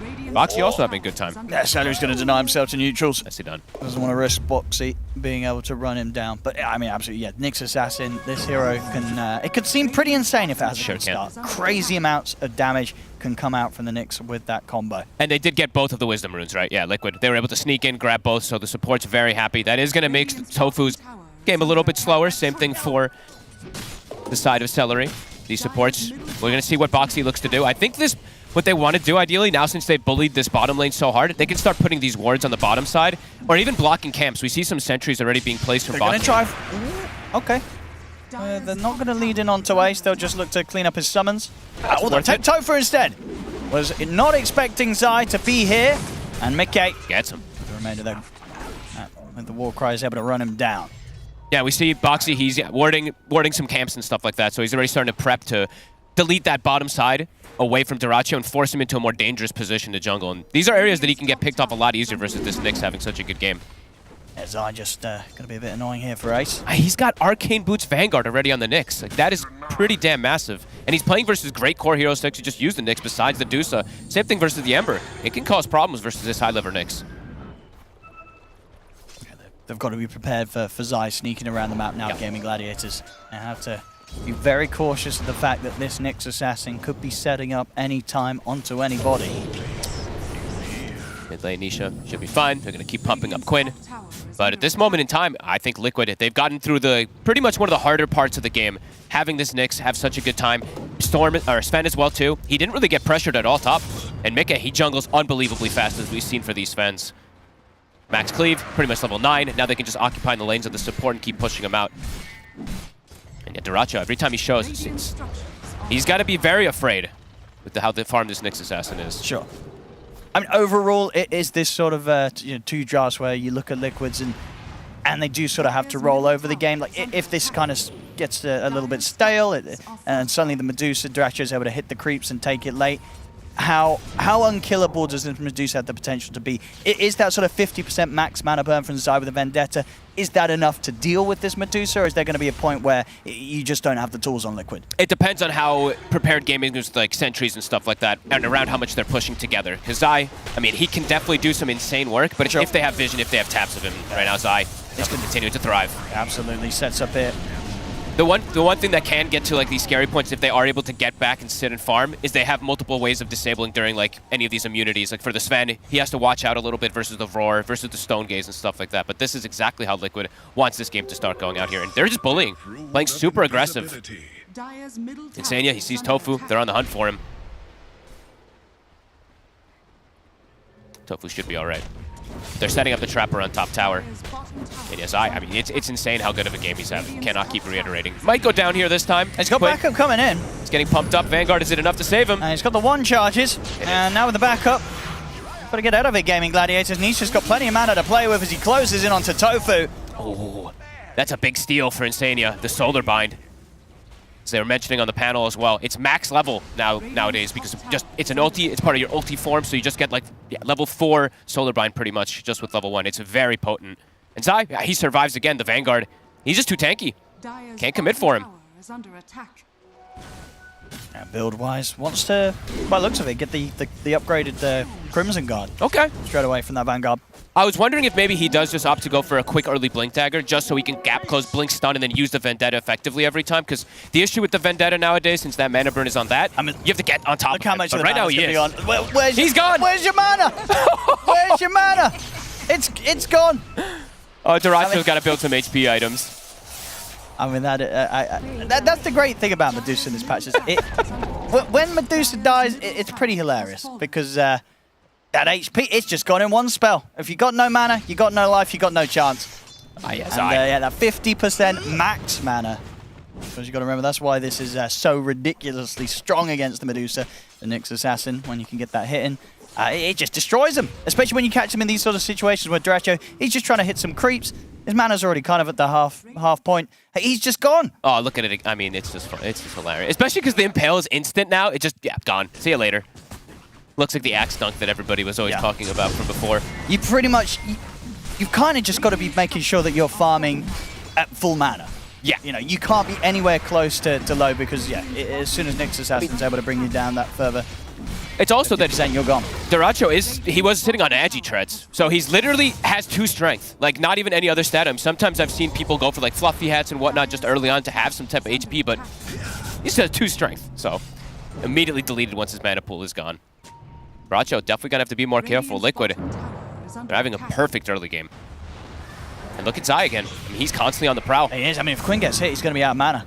I mean, Tofu. Play it nice with the Shadow Amulet, get up to the high ground.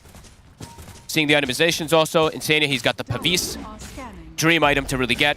I was theorycrafting that we would see this pretty much on every single support hero coming into this patch. Starting to see the rise of it more and more. Duracho, he's just going to need tons of space. But every time I see him farming on Agi Treads, I'm very scared, just because it's this Nyx Assassin finds it. Sure, Gonna pretty much two-shot him, if he's full mana though, Nyx can't If he's full, If he's full mana, he's perfectly fine. Yeah. Like Zai can't solo him. They need to start placing just like random sentries to protect him inside of these jungle points. They do have some on the bottom side, but none up here at the moment. Liquid grouped up, Quinn. Can he strike back?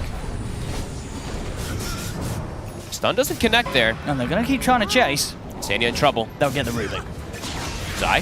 He's just going to come in with a counterplay. Mickey's here as well. They've got the lockdown onto Quinn. Not enough. Big Roar's roar. going to be thrown down onto Mickey. Gaming Gladiators push forward and take down Sve. They picked that fight, Liquid. Oh no, they're going to lose a lot here. Zai as well, in trouble. Has he got any way out of this? Another jump forward from Quinn, closing the gap on Zai. He'll turn with a Mind Flare, but Zai's out of options. Gaming Gladiators, they'll get the 3 of them. That's the issue running sometimes with the Sven. Playing versus Roar, playing versus Stone Gaze. Duracho, he turns up. He gets some kills for himself now. And he's switching to Strength Cheds a little bit now while farming in lane. They strike back, and they strike back hard. Quinn with an Arcane Rune getting pumped up as well, too, from that Chakra. Big recovery.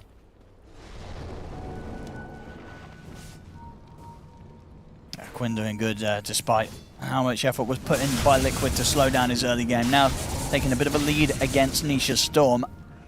He's level 12. He's got max light, max chains now. He's at one of his peak timings. Foxy Very far forward here. Roar not available just yet, but the Boars trying to get tabs of him, but they can't actually stop the TP. Yeah, he's out. Radiant's And what's he going to find? There's room for him.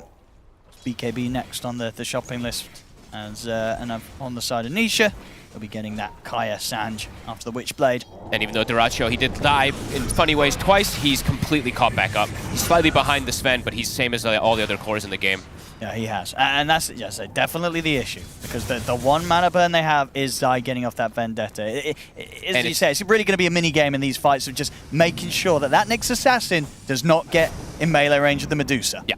And but the thing is, with their draft overall, is the group up is going to start naturally coming in from gaming. So they eventually it would buy a gem. So I really do feel like Nyx, Zai, I want to see him probably go for that Blink Dagger next. He's got the Crimson, so he's tanky, but he needs to get on top of the dude. You got to get that hit. You got to get that hit. Yeah. It's just so much effective damage. And they're actually just going for Roche already. Gaming, getting a big timing here. Ace, absolutely massive. Helm of Overlord finish. Alpha Wolf as well. Yeah, it's going to die fast. Yeah, they're speeding up quickly here, Gaming Gladiators. It feels like sort of just moments ago we had Liquid with about a 2k lead. That's completely turned on its head now. Zai's got to go find it. They probably anticipate that this Roche is happening, and they just saw Duracho in the triangle area. They got to go find him. Too late. It's too late for the Roche, but yeah, Vendetta also running out. Duracho, he's playing safe. Mickey's still very farmed, but as I was mentioning, there's lots of disables to deal with this Sven. Yeah, Stone Gaze and Roar. Roar and Stone Gaze, that's going to solve the Sven issue every single fight. Most of the fights, and also Blinding Light. It's something that just, it's always there now. You don't need the ulti form. It's super low cooldown. You're always just going to be able to throw it onto something like Sven. Gaming, getting a big advantage now. And grouping up, this is where Nyx does not like to play against. Zai. Gotta be careful. Sitting on the front here, we'll get Pavist.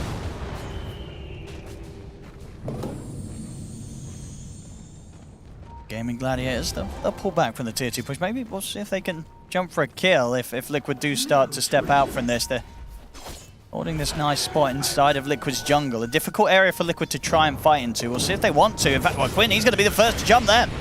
With the slight chains onto the two of them, they're pushing forward. Nisha, he's got to zip away. Xania. He's going to get left behind him. Will start to get healed up in return by Boxy. Jump from Mickey, they're in onto Tofu. The Coddle's gone. Ace will get the roar off onto Mickey. Mickey trying to push forward, but he's falling so low here. The impetus damage from Celery, it'll take him out. They lose Mickey.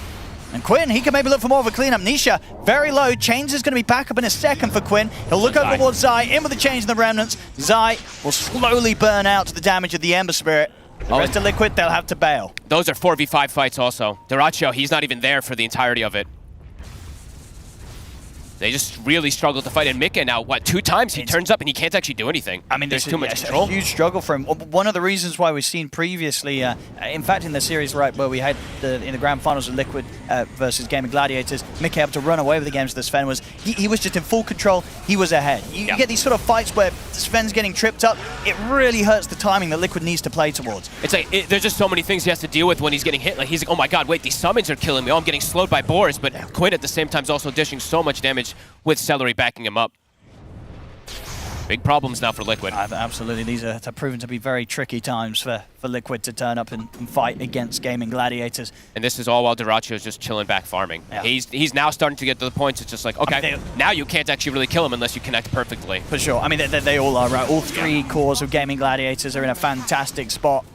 Pretty much keeping up with Mickey on the Sven. And as for Liquid, you know, one of the downsides of when you run this sort of offlane Nyx Assassin, if you're not sort of getting kill after kill after kill, you're going to start falling behind a bit in gold. They do get the catch onto Quinn, but it was only the Aegis. He's got BKB also, they can't go for him. And he's got the backup of his team. Yeah, Beastmaster overall, this hero, he tends to thrive off group up, especially nowadays, I mean, for the last like 2 years or something. And they don't even have their big auras just yet. They've got the one aura, the Helm of the Overlord, and soon they're going to start getting these pipes, these mech, these greaves. That's going to just make it harder and harder for Liquid to take these head-on fights. Same thing as always, it's like the Nyx Assassin, right? This hero just does not like to play versus group up. No. Zai, level 12, he's got level 2 Vendetta. Bit more damage, but the mana thing is always just the same at all levels. Tough to find Duracho at this point. He's starting to get those HP items, getting closer and closer to Scotty. He is top of the net worth for his team. Slightly behind the Sven, but still in a very, very comfortable position. Oh, and Boxy actually gets the shard. Probably not the ideal one that they wanted to get. Do you think you would rather not go the Pug there? No, would hope for the RNG to take it elsewhere? It's not really used in that function. You don't really use it to drain from your ward. It helps you place your ward, But yeah, ideally they would have probably wanted Insania to get this one, just for the saves. Or for the enhanced steals. Actually, there isn't really any enhanced steals this time around, but yeah, just for the save at least.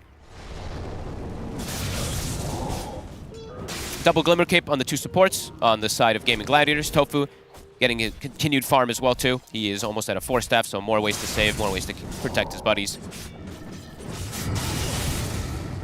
And for Liquid, next timing. It's tough. I mean, what it's tough is to their see like next an timing? actual big next timing. Yeah. They're going to start getting like little items like Kaya Sanj, Fernisha, AC on the Sven. But is that going to actually help versus the auras and the group buff of gaming? It's not really feeling like it. Gonna have to do some impressive stuff to start shutting down gaming, who's getting some insane timings here. AC's about to have pipe. That's going to protect almost entirely versus Nisha's damage.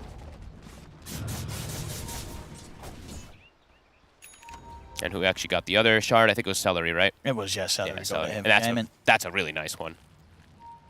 Besides just being able to have the little friends, I believe it's, yeah, the 2 enchant targets, which is pretty huge, having 2 creeps. Nisha? Don't get the chains opening, but he has the illusion. Zai can't get the Carapace. They're going to look to Quinn, but Quinn's got BKB. Fast reaction. And straight away the root's going to be there onto the 2 of them. Nisha has to zip back up to the high ground. Zai's going to get blasted back into the river. Zai, he's gone. Quinn.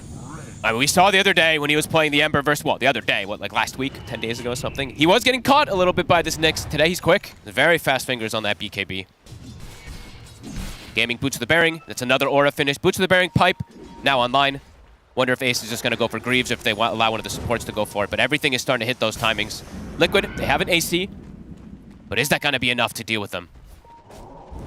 I believe a full Scotty is about to come out for Duracho. So an extra form, an extra layer that this Sven's going to have to deal with getting kited. He's big boy now. No longer the days of one-shotting Medusa. Duracho stepping pretty far up, though. Aggressive here, Duracho. He feels pretty untouchable. That's one of the positions that Zai maybe can get the angle, though. So have to be a little cautious. I mean, at the same time, it's a risky call to make. Right? If Zai does get in, gets the hit, he's almost certainly going to die because the rest of Gaming Gladiators will just destroy him. They've got the sentry down already. He's trying to get into the back lines. He's going to go for Quinn instead. They focus their efforts on towards the Ember first. He's tanky. But they can't kill him. Quinn's perfectly fine. Duracho is able to pop the Stone Gaze. He's going to be able to freeze the 2 of them here. Mickey trying to focus towards this Medusa, but outside of the Vendetta hitting the max mana burn that they won't be able to get onto him, he's pretty much untouchable. Duracho, he's got plenty of mana to play with. They can't kill this Medusa. As Liquid, they'll lose 2, they'll lose 3. Nisha has to run Quinn. He's still got a Remnant available to chase on for this, and in fact, he could dive for more. He's going to have to Slight Chains combo, catches Nisha up inside the base. Gaming Gladiators continue the chase down. Nisha, he's out of mana. Not a chance to get back to the fountain. Double kill for Quinn. 4 dead on Liquid. The auras, everything coming into play. Quinn, he's like full HP after the fight somehow. He got jumped, by the way. Gets healed up, gets pumped up. Duracho barely, I mean, literally they can't kill this Medusa. They cannot. Their only kind of pseudo answer is the Vendetta hit, and outside of that, Duracho, he's just invincible. He really is. And he's just going to keep getting pumped up. Here comes Tofu. He's just going to be able to give him the chakra, and they've got a gem queued up next to deal with that Nyx assassin as well. And back to half mana. Zai. He's got to be careful. With the chains, I mean, Zai. He's going to get blasted in. He's trying to hit Duracho, but he can't. He's trying to get that hit off onto Duracho, but he cannot. He's getting healed up by Boxy, but it's not enough. Zai goes down. As Gaming Gladiators force out the fortification here from Liquid. So if they want to continue the push, see a bit of respect here from Duracho as he backs off momentarily, but still definitely an appealing window here. 30 seconds, no Nyx Assassin for the defense. Liquid short of their offlaner. Duracho standing strong. 1 snake, 400 mana retrieved. Trying to commit Nisha. Okay, I was going to say. Maybe looking to see if we can spot out any sort of backline opportunity, but he can't. That would have been a bold jump. Chains. Another 2 here. Foxy. I mean, there's just... How can they push the Medusa off the barracks? They just can't. Nope. Duracho, he's just stepping in. Boxy, he'll protect himself with the Decrepify. Quinn, he'll go in with the BKB, take out Boxy, make the space here for Duracho to finish off these mid-racks. There's 12k lead here now for Gaming Gladiators, and Liquid just running out of options completely in terms of how on earth they're going to deal with Duracho's Medusa. He just stands his ground. Honestly, Quinn, he's been such a beautiful distraction. He's just given all that space in the world, and they're just going to keep going. They just keep pumping up both of these heroes with mana. Gem, I believe, is coming out for Tofu, so they're going to see this Nyx Assassin if he tries to get any type of angle. And I think Ace, is that a full Solar Crest? I think it's coming out of the Courier. So all about just buffing up this Deuce at this point now, as she has hit all her timings. Zai just can't step in.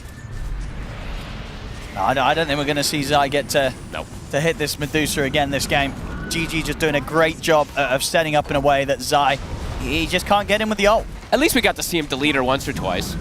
It was funny. But the group up, it's far too strong. They're just taking a second set of racks. Nisha. He's going to look for the jump. They'll go for the backlines. Mickey in as well with the God Strength over towards Ace, but the roar's there. Mickey in trouble. Duracho trying to move in front of him with the Stone Gaze. Mickey turns, ends up getting frozen anyway by the Stone Gaze as Mickey's gone. They got the Vendetta hit. Taken out the mana of Duracho, but they've lost Mickey, they've lost Zai, they've lost Insania, and they've lost the game. GG is called as Gaming Gladiators take this game 1, and this match very much an excellent exhibition of why Coddle Medusa, it can be pretty strong, Fog. It's Coddle Medusa, but it's also the Coddle with the other 2 cores. Honestly, it felt like the perfect Coddle game. I actually think Liquid did better in the lanes than I'd anticipated. Like Zai getting this good start. I think Duracho, maybe, you know, playing on these agi treads and stuff like that while jungling, perhaps could have survived if he's on strength treads and some of these, but the game quickly collapsed. Everything came together for the side of gaming, and Liquid, everything just fell apart very fast. Even though Nisha, he's 6-1 in this game, the game felt unbelievably one-sided after the first 5 minutes. And you know, Quinn, he really kept us cool, as I said, and as we felt as well, right? Liquid, very clear their game plan was to put so much effort into trying to shut down this lad's Ember Spirit, but they couldn't. They got him twice, just the 2 deaths on Quinn. Outside of that, he really kept it kind of cool, calm, and collected, as he would say, of course, in his name, and that was it, really, for the rest of the game. Even if they were able to deal with sort of Quinn and Ace, this Medusa was never going to be dealt with beyond this point, Fog. No, and Quinn, 30k damage. He just stood his ground. Yeah. He was on point. Oh, there we go, ladies and gentlemen. Unfortunately for Liquid in this game 1, the struggles that they seem to always have, really, or at least most of the time against Gaming Gladiators, are already showing again in this first match, as Gaming Gladiators will take this game 1. The Joker card, the Nyx Assassin. It looked amazing for the first 10-ish minutes. And then it didn't anymore. We're going to talk about this game, of course. Gaming Gladiators take game 1 off of Team Liquid. I'm joined by Sheep, PPD, and Jenkins. Jenkins, sometimes the Joker card does not work. That's right, Shiver. Peter actually revealed to me that there is indeed no Joker card in poker, and it felt like there was no Nyx Assassin in this game after the point where he did one-shot Duracio, but as the game goes later and later, Medusa starts getting those items. They've got the Beastmaster to buff her up. They've got the Coddle to buff her up. They've got an Ember that's going in and making space and doing damage, so Medusa doesn't have to. It really was the perfect draft from Gaming Gladiators. I think for Liquid, it's back to the drawing board. Maybe Diffusal Hero rather than Nyx Assassin, but it was a last pick, so there wasn't really that much they could do. Yeah, Sheep, normally Gaming Gladiators does have Team Liquid's number. This one's no different. It was not.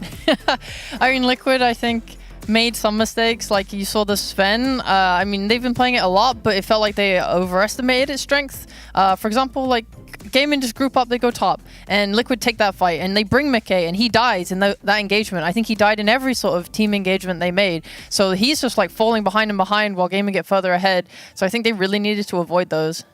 They really did. What stood out to you most, Peter, for this match? I think it was a big draft loss from Liquid here. I'd love to see them go back to something they're a little bit more comfortable with. I think this Pugna Storm is a bit of a bait for them. Not that Nisha plays a bad Storm, but Boxy on the Pugna just doesn't really... I want to see him on something different. I want to see him on some sort of ganker, some sort of initiator. A bit more mobile. I want to see Insania on some sort of like healer type hero. Like, I know Chen Ench were banned. Wisp was out of the pool as well, but what about Undying? Somebody that can help them survive this sort of spam offlane and keep them able to stay in their lanes and succeed. Yeah, we saw at the end there the cameras. We saw Gaming Gladiators be incredibly happy, of course, after a win like that. We also saw Team Liquid maybe a little bit frustrated. I'm curious what the vibes are in the player area. Slacks? What are the vibes? This would be a problem. Nice. I'm on. Hey guys, just put in my earpiece. How y'all done? I'm doing good. I am in the Gaming Gladiators booth right now. I don't know what you said to, get me over here, but I will tell you what. Things are looking pretty hype here, guys. All right, we got a stress ball over here. Don't take his stress ball. That's my stage manager taking celery stress ball and throwing it around. My goodness gracious, that's my boss right there. Things are looking good. This man, he's not cheating, by the way. He's actually logging them in. This is something that we do to make sure that everybody's in the lobby, everybody's looking good. How's everything going on the login process? It's pretty easy. Okay, what's the password? I'm not gonna share it. Come on, give the audience a hint, Give them a hint. What's it start with? I'm not gonna say. Okay, fine. Boring. Anyway, the boys, they get up. Fun fact, though, I don't know if you guys know this, a real report for you.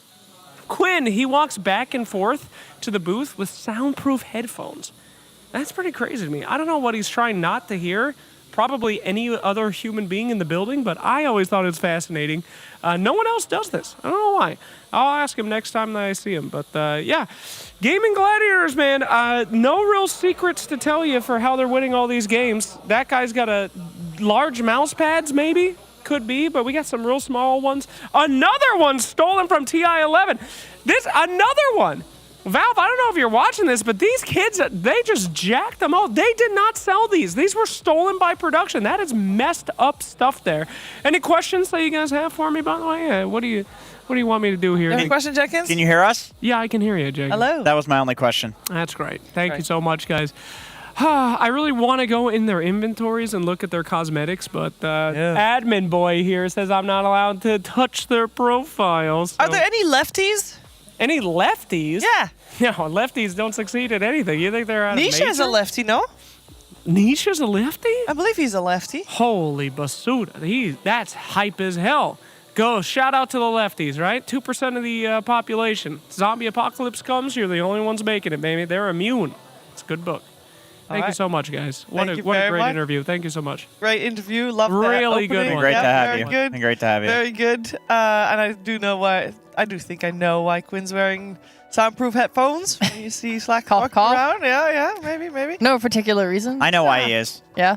He listens to music. Oh, wow, of course. I messaged him during a draft of a game because I was casting that game, and I said, "What are you gonna draft?" And they removed me. So he's very serious. Yeah, he's very serious right before games. Well, duh. And then afterwards, he was real cool about it. Has added me back. Did he add you back? Yeah. He has not added you back. You know what he did also do? A lot of damage. That's right. He played Ember Spirit, and we talked about it. This was an Ember Spirit. We knew he was going to play Ember Spirit. He probably knew he was going to play Ember Spirit. He had a great game, and it did play out the way that Gaming Gladiators wanted it to. We thought maybe it was a bait pick, the Ember Spear, but no, it just crushed. It just did its job very, very well. The Storm versus Ember matchup is the matchup that we chose for our head-to-head because they kind of should be doing the same thing, or at least rather, set the pace of the game, go in, do the damage. There's quite the big discrepancy there, though, Peter. Yes. It was like double, more than double.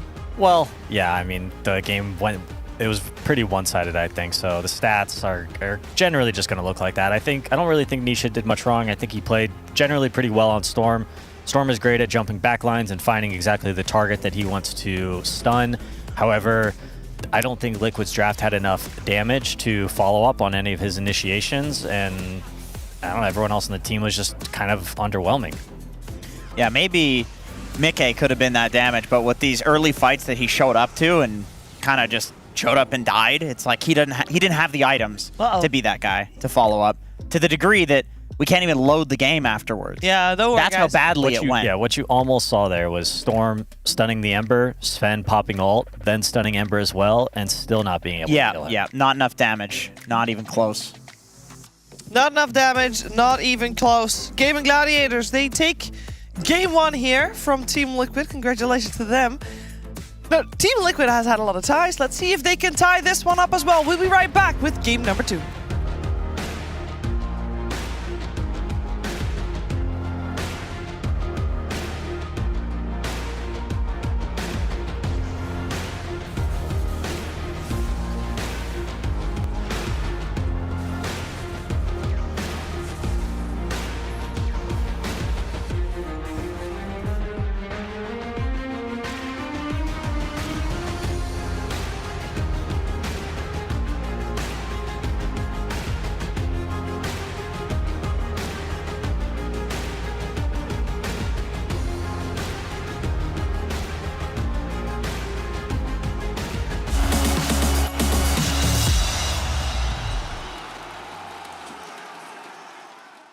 It's time for Ward Sweeper with Team Liquid. I got Zai and I got Boxy. Level 6 Slarks for both of you. 4 Observer Wards in your jungle. 2 minutes later, you're gonna get 4 Sentry Wards to find the enemy's wards. Let's do it.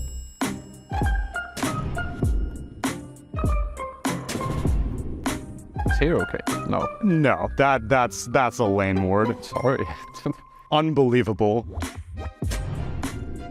Also, just saying, you guys have Quelling Blades. Although maybe it makes it suspicious if you see a dead tree somewhere. I'm just gonna start cutting random trees We everywhere. got decoy trees.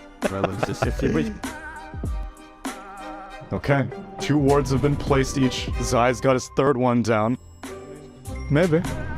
Show me. Who cares? My final word. Hurry up, Boxy. Clock's ticking. 5 seconds. Okay. Level up. Help.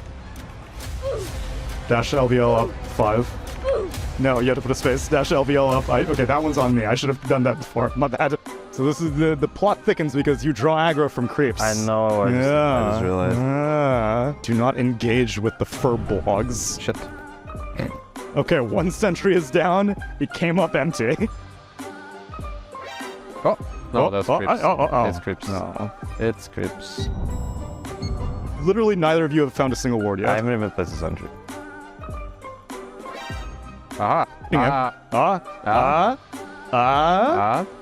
You got 3 sentries, and you got 20 seconds. That's all I'm saying. Even if you get 1, you're gonna beat Zai. Hello there. I got 1. You got 1, Zai. You have 10 seconds.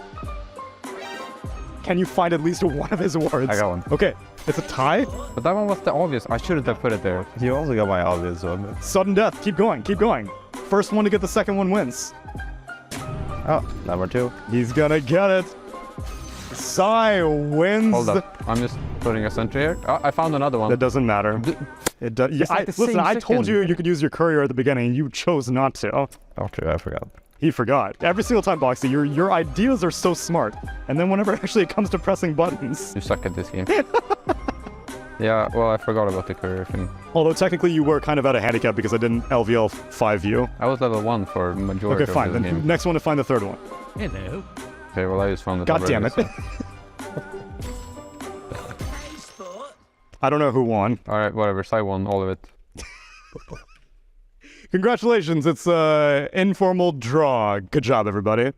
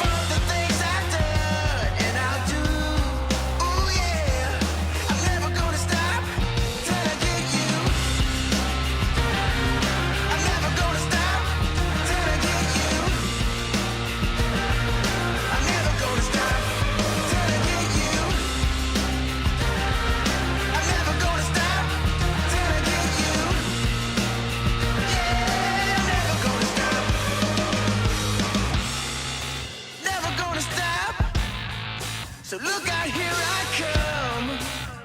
Yeah, baby. Hey. Never ever, never ever, never ever gonna stop. Yeah.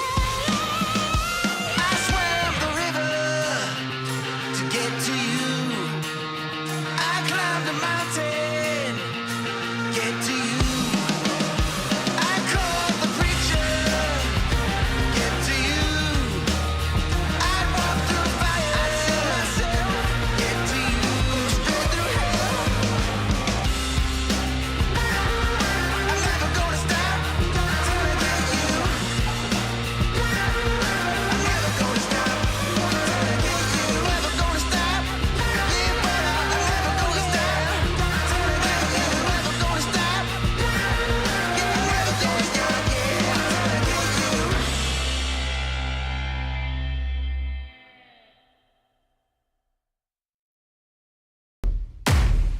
feel that, right? You got to get it. You got to get it. You got to get it. Let's get it. You got to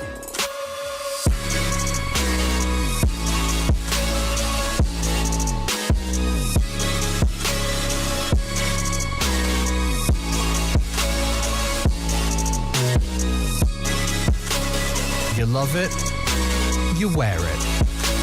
What's your style? Get your merch at shop.eslgaming.com.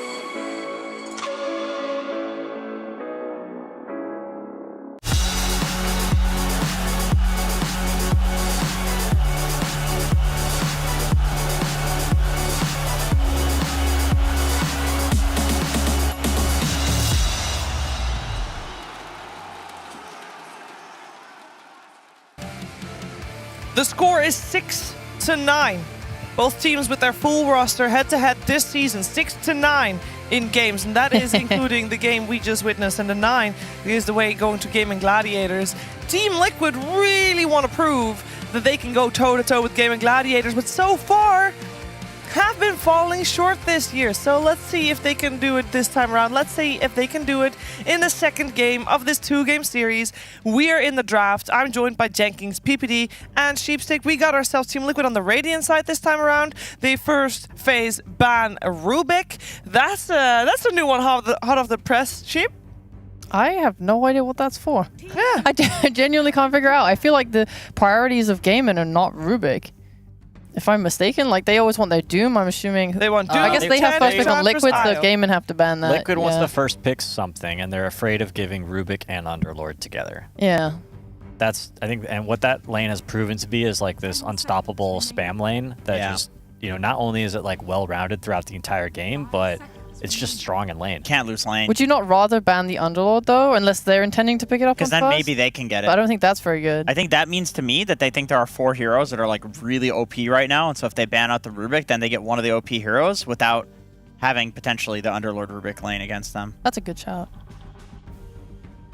Yeah, but surely then...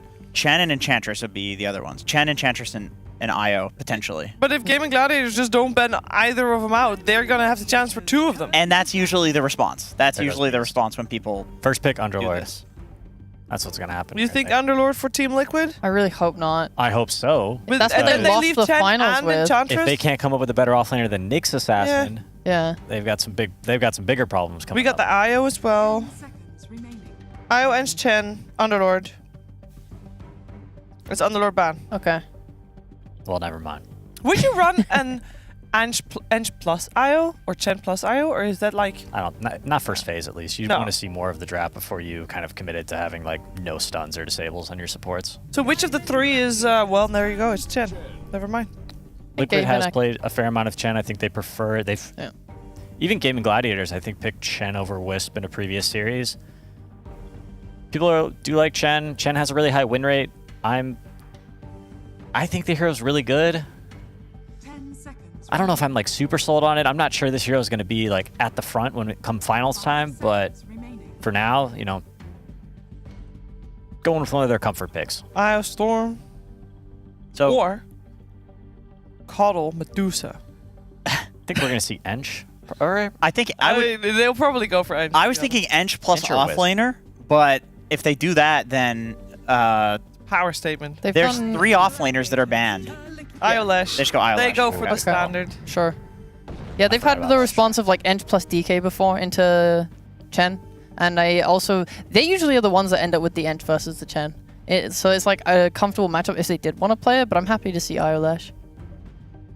Yeah, this was their classic on the previous patch, not just this one, but of course Lesh is still perfectly viable, and Io is even more viable than before just because how big the map is. The new healing lotuses are great for Io to heal other people, among other things.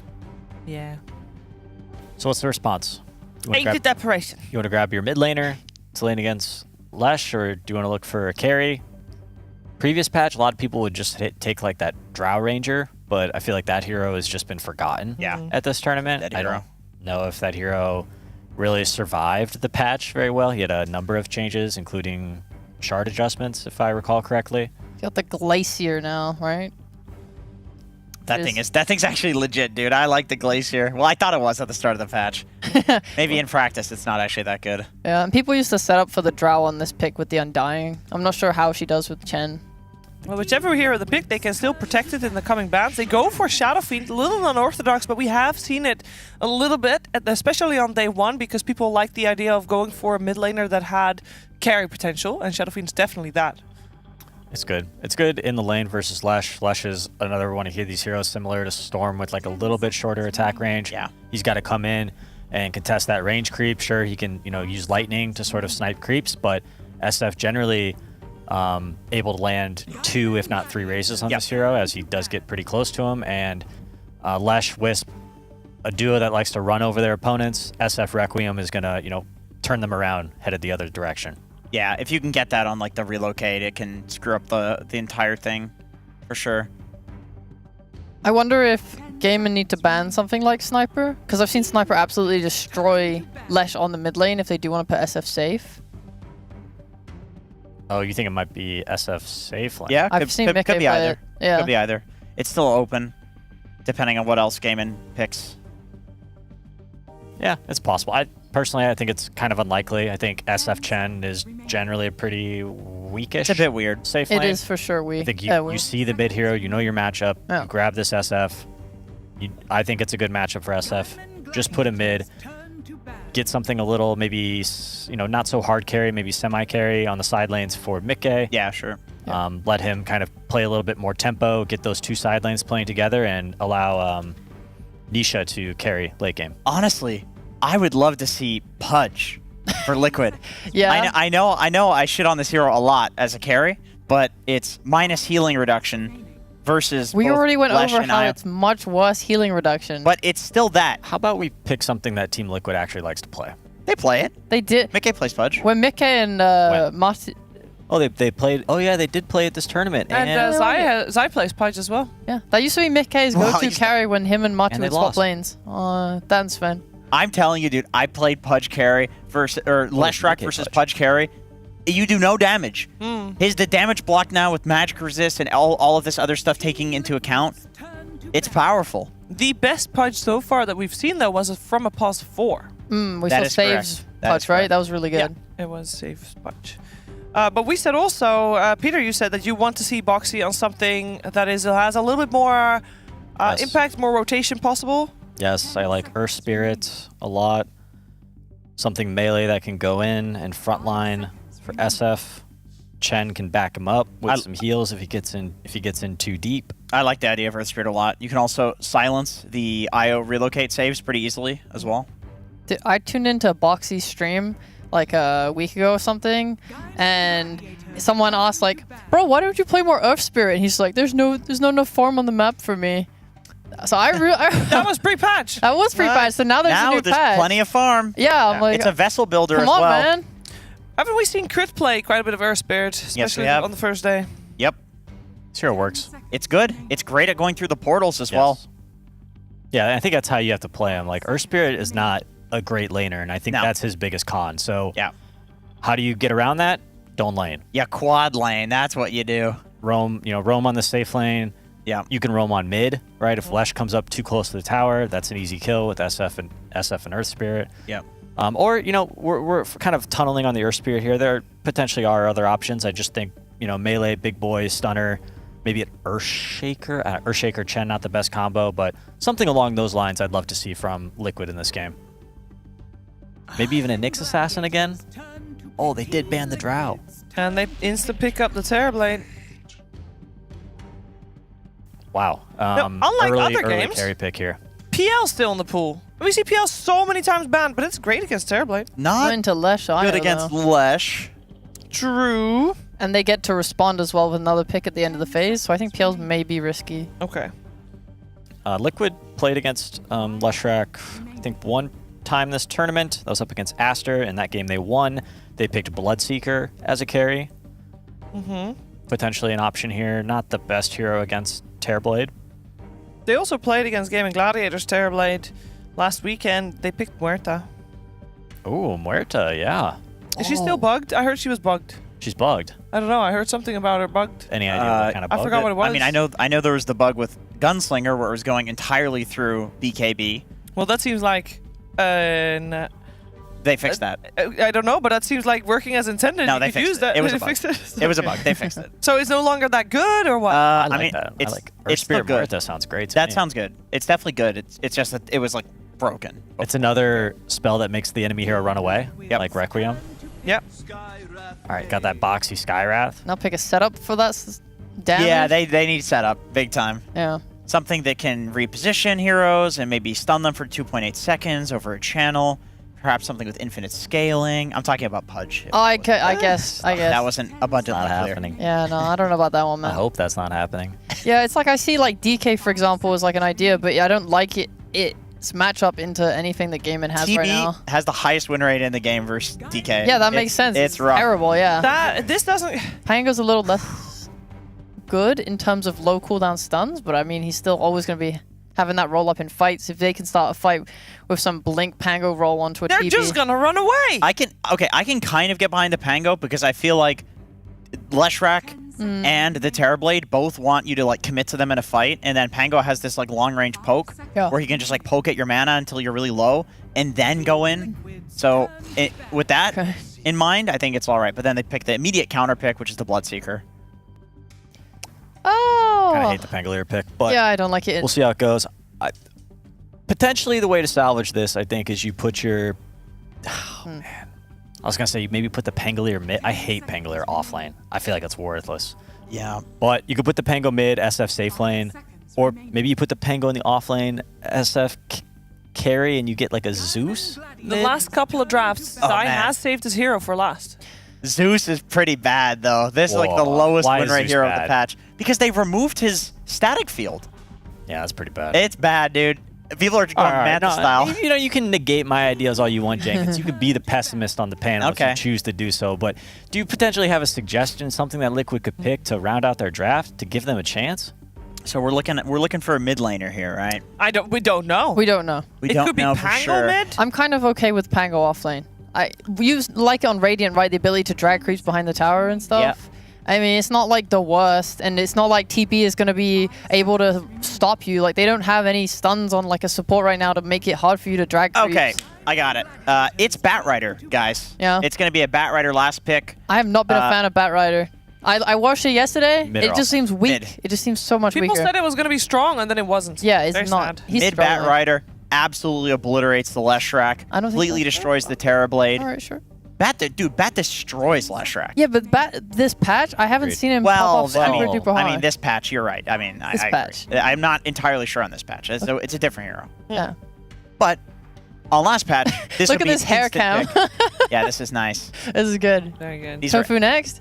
These are anxious picks because he already has his hero picked. I don't know why he's anxious. Just chilling.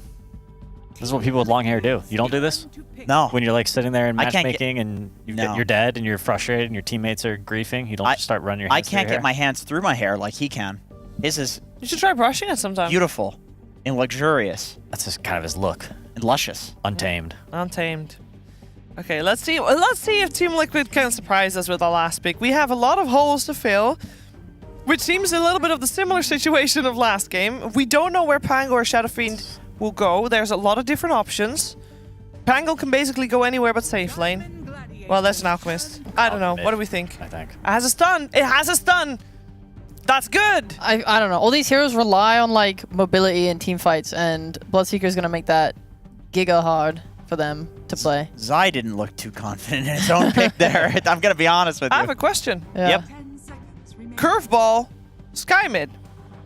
Yeah, it's Let's probably relax. Sky mid, you're right. No, let's relax. I thought you were gonna Probably suggest. Alk 4, maybe SF 5 position for Insania. No, we have seen Zai's gonna Alk play Force Chen. pop up though. I thought you were gonna suggest Ancient Apparition, which actually would be kind of good, other than the fact that there are no stuns on Gaming But Gladiators. they need supports. They need a support. Dude, Gaming could just take a Grimstroke. I don't even think it's bad. I actually think it just restricts the mobility of Liquid even harder, makes Pango's game super hard, and combos nicely with Bloodseeker in lane. Grimstroke? Spirit! Has that hero been picked once this tournament? He's a bit dead. Tofu played it. Oh, he played it once. Let's go. Okay, there you go. That's a Spirit Breaker though. Do we like this? Yeah. They needed an Initiator stun, so very odd and very strange to be last picking your support, but I think Liquid responded really poorly to this this Terrorblade that Gaming Gladiators went out the phase, and I gotta say I'm favoring the better team here, Gaming Glads. Yeah, this guy Pango versus a Terrorblade Bloodseeker mid. I don't, not mid lane, but like in the mid part of that draft. Potentially a little bit off. Yeah, Boxy's gonna need to play mid and support Nisha. Tofu is probably gonna be all over SF, and the Spear Breaker plus Lesh.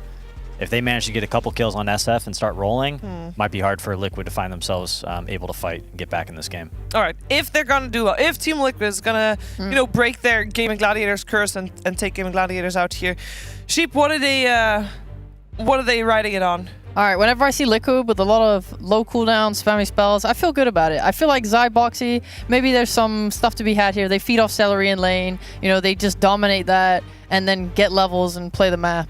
You know, this Pango roll is still stupid broken. It is still good. I agree. I think the Pango nerfs were kind of overrated. However, with that being said, I feel like Gaming Gladiators has a way easier draft to execute. Like, they do have the SB to get on top of Nisha. They do have Duraccio, who has like a perfect carry matchup in this game. If it does go late, Quinn's going to be running around with Giga Farm because of Celery. I feel like it's easier for them, and they're the best team in the world. Yeah, I mean, I think we all are a little bit on board for the Gaming Gladiators draft. Maybe it looks a little bit easier to execute, but hey, short cooldowns is a good thing for Liquid. They can fight all the time. Maybe Nisha just destroys mid, gets them like 100 denies. It's an SF, it can happen. It can always happen with Nisha. It can happen. Yeah, but it's against Quinn. Yeah, Quinn is his kryptonite. That is one problem. I thought we were trying to give Liquid something. We are. I am very happy that you are playing Devil's Advocate. I know you are a game, like you like Gaming Gladiators, you like their draft too. It's hard not to when you see this, right? So I don't know. I see a lot of comfort for Liquid. That one makes me feel good. Okay, well that's what we're hoping for. Comfort for Liquid. Can they tie the series? Let's find out. We're heading into it together with Odie Pixel and Fogged. Thank you very much, Shiva. Yes, here we have it. Game 2 of Liquid versus Gaming Gladiators.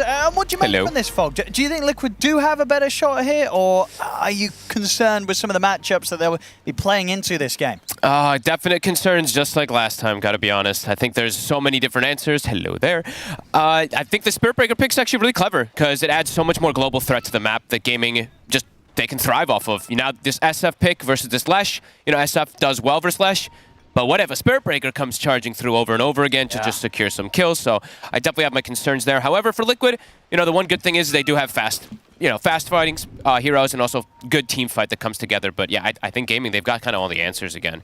This TB, the way they forced it as this third pick, they see the SF, so they're like, okay, TB versus SF, you know, you get this Requiem, it's one of the best heroes in the game, just to be able to sit back and wail on him, and once you get to that point in the later stage of the game, and I feel like Gaming, they've got multiple layers of how they want to play this game, early game, mid game, late game, if they need to get there. Sure. I mean, and how do things, you know, like, do you like sort of the core setup that Liquid have with this offlane Pango, you know, and Mickey on the AUK and Nisha on the SF?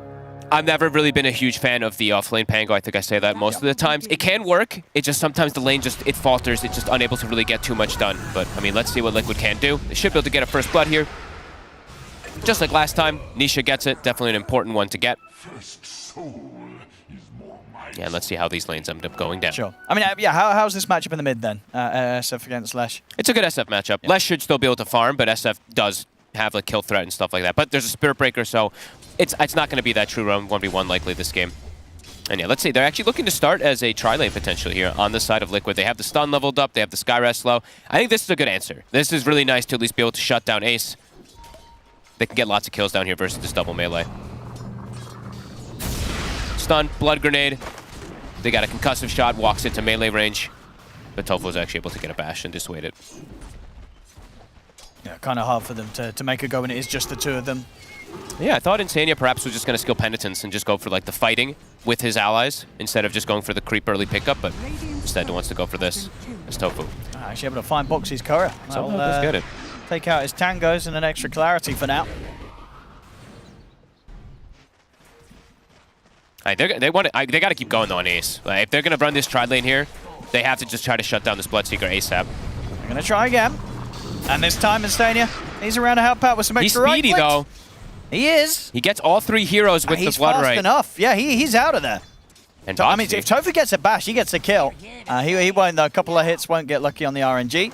But quite the effort put into trying to take Ace down, and they do not succeed. Heroes are low. All three of them got hit. He just started moving, what, almost 400 movement speed because of that Blood Right plus Thirst. Yeah, Boxy's going to deny himself to neutrals. Doesn't want to stay out on the map as low as he is. No. And right now, Quinn, he's played this matchup a million times. Even though Nisha got first blood, he is going to be handing his own. And this does put Zai on an island. He is now going to be alone versus this Terrorblade. So Zai gonna probably get next to nothing up here unless they start switching stuff up soon. Sure. And what are sort of the difficulties with the off-lane Pango? You're just squishy. You're incredibly squishy, and every time you want to use your abilities to last hit, but you can't because then you don't have an escape mechanism. So they're going to try and go for Quinn in the mid. And Quinn, he's turning over the combo to Nisha. Nisha, he's got stick though. Another raise and a right click.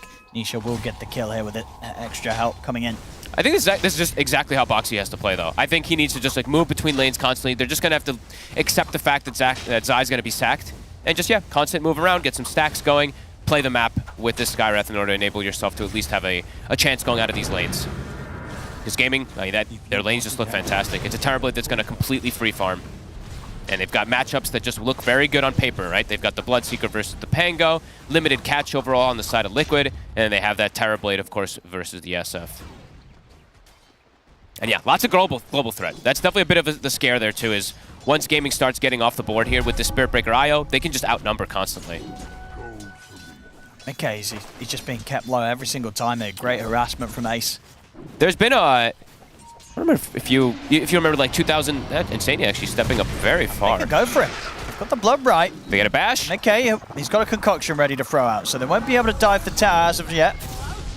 Now turn towards Tofu. Tofu should be fine. Yeah, he's Mickey and Insania, they just don't have the offensive potential outside the concoction to go for this sort of kill. I think it was TI9 when people were picking the Bloodseeker a lot just to counter the Alchemist in most situations. And I think it still kind of stands. Even though Alk has gotten these tremendous buffs, Insania, he actually steps up. He's dead. They'll get back in. They'll take him out. Tofu, he'll go down in return, but Ace, he's going to be more than happy with this. Yeah. And yeah, the reason for that Bloodseeker versus Alk, you just have insane armor. You can trade effectively perfectly with Alchemist. Acid Spray gets flown down, or dropped down. You have 3 armor on Alchemist. If you look at Bloodseeker, he's sitting at 10. So even under Acid Spray, he can trade effectively versus the Alchemist, sustain off the creeps. I mean, absolutely, yeah, we're seeing some of these right clicks from Ace just... They hurt. They absolutely do. And Not Boxy, fun for Mickey to lane into. They get a bash. He's also going to go down. Already all 3 lanes looking amazing. Even though Quinn did die the one time, he is able to just farm versus Nisha anyway. And there's always threat of this Spirit Breaker moving around. Like Ace, he can perhaps be left on his own bottom. I think and so. then the Spirit Breaker can just constantly charge around, make these lanes very, very difficult for the side of Liquid. I don't know how much sort of an Alk and a Chen do to threaten this Bloodseeker now at this point. I think Ace is chilling. I think he can just actually even get kills down here constantly with Tofu charges. Good stun here in the mid. They try to make an attempt onto Quinn, but he lands the stun onto the 2 of them. Top lane Zai. He's looking dead. He's gone. Getting this early gold lead here, Gaming Gladiators. Some very favorable early moves here, falling into motion. I mean, everything's looking incredible for them. We've seen Ace play this offlane Bloodseeker a couple times now, too. Not only just versus like Pango and stuff like that, he does like to play it. And he has some cool itemization. I mean, we saw him go like 8 toasts and stuff like that, but I've also just seen him go for like the auras. And yeah, this feels like, I mean, honestly, either item choice this game looks very good. All 3 of those cores farming very nicely. Yeah, Boxy, he's got to start making some successful rotations, start getting some kills here to reestablish things for Liquid. Again, trying to go for this mid. It's not easy. But Quinn's playing it smart. Well, we saw last game how much pressure they put onto Quinn. You know, Quinn, he's prepared for this sort of aggression from Liquid. Yeah, Boxy just got to be careful also how far he does step up versus Tofu constantly. We're going to try and turn towards the IO, but Celery's able to keep his distance safely, and yeah, Nisha's got to be careful how much he commits towards the IO. Quinn, ready to go on him if the SF steps forward. Rune, 8 seconds. Who's going to get it, Gaming? They're bringing the numbers. There's a creep on bottom side from Chen. Who's going to get it? It'll be Nisha. Top, yeah, Nisha. Still able to get it bottled up. But they will lose. Boxy here. Nisha trying to get Tofu, but some good body blocks here from Celery. Giving Tofu the chance to get out. He's going to opt for the TP, and Tofu, he's away. And Celery, he's got tether back up. He even gets a D ward as well. Oh, right. Yeah, well, there you have it. Gaming Gladiator is just dancing around top. Liquid in this mid lane. Duracho is incredibly deep. They're making a rotation for him. He'll die for this one. He is so far up. Very, he's going to try and deny to the Ancients. Oh my goodness. Won't get the chance. Liquid, they do get the kill. And indeed, Duracho pushing his luck a bit too much there with that deep farming position beyond the tier 1 tower. Did not respect the fact that a TP from Nisha was to be coming in. I think it was like a double wave or something like that, just pushing onto Zai, so was forcing him away. Trying to force him away, so gets punished for it.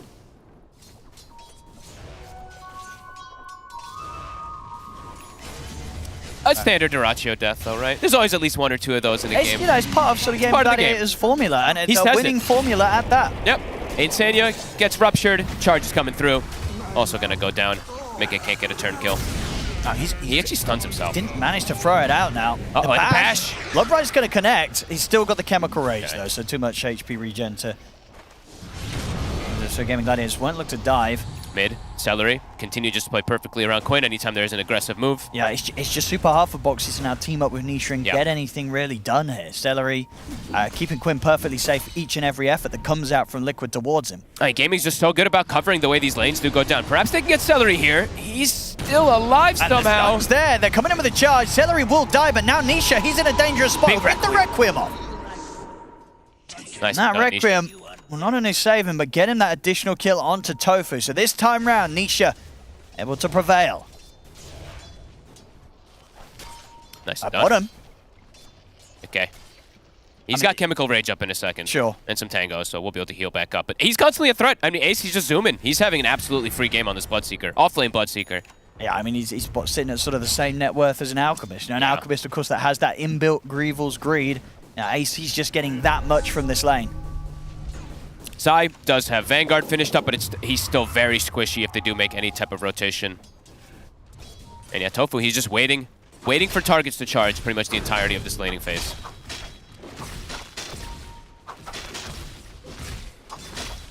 Making the move top. I'm going to try and catch Duracho again, Liquid.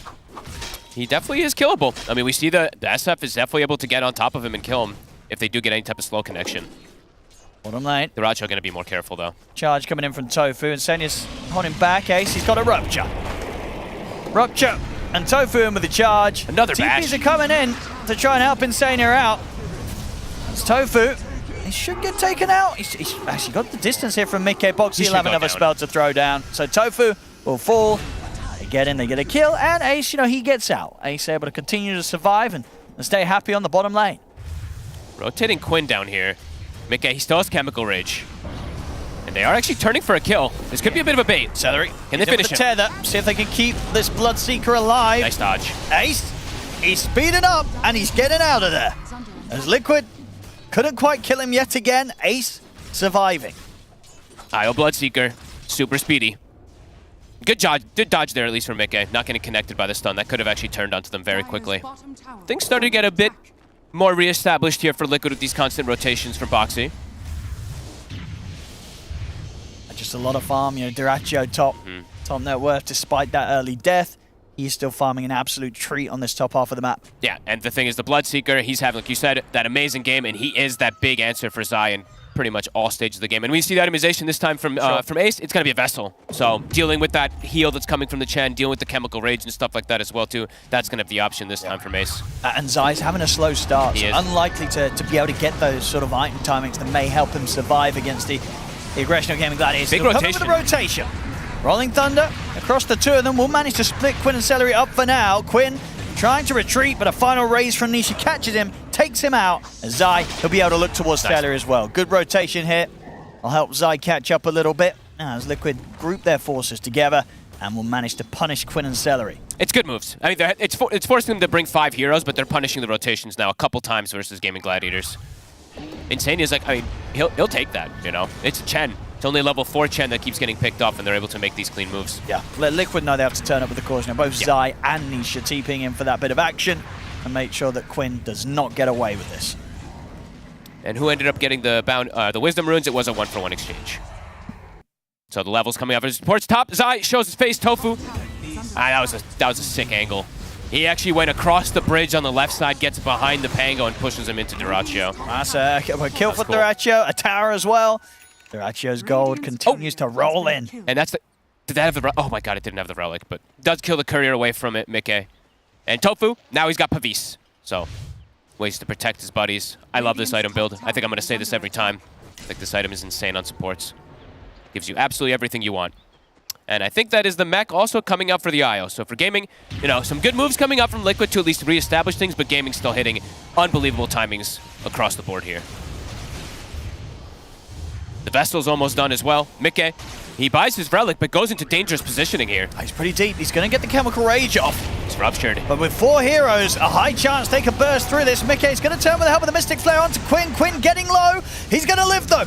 But now, there is one final spell chasing him down. Celery trying his best to heal Quinn up, and with the infused range drop, Quinn is fine. Liquid, they'll lose both Boxy and Mickey. I mean, Celery, he saves the day. He stands on top of Quinn. He splits the damage of Mystic Flare Nisha. there. He's going to look for the sneaky player. He's got an Invis rune. He's TP'd over, has Requiem.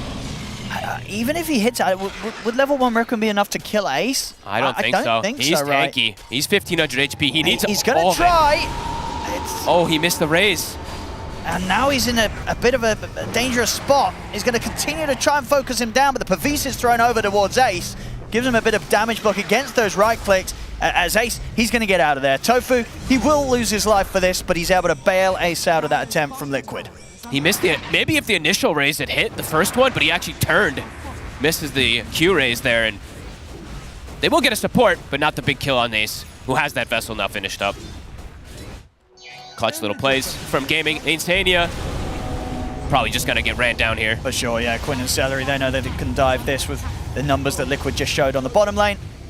A free kill to be picked up by Quinn. Zai looking to rotate over, but they don't have a connection over here now. And the relocate's actually immediately coming to bottom. Nisha, he's been ruptured. There's a charge coming in as well. They're ready to go all in here onto the SF. He'll try and turn with the raises on towards Quinn. Quinn getting low. They will finish him off, but this cleanup looks to be for Gaming Gladiators. They'll take out Boxy. Mickey will pick up a second, Ace but has now Vessel. he's completely isolated. Zai, he's going to rotate over. Can they turn this? Gonna turn with a stun. Caught by the bash. Will manage to throw the concoction out. Zai off the mark with a Rolling Thunder. The second time round will get the catch onto Ace. Pavis. The Ace trying to see if he can dodge these final rolls of Zai. Mia stolen here with the Who Stomp. Nice play from Insania. Gets the creep under his control. This time they will finally get this Bloodseeker. Mickey picking up the kills, will get his Radiance complete. And Liquid is doing a good job of at least matching it, the constant aggression that's coming out. They're bringing the numbers. The only thing is, Dyrachyo, he is having a totally free game. He really is. As I say, he's keeping up with this Alchemist in farm. Yep.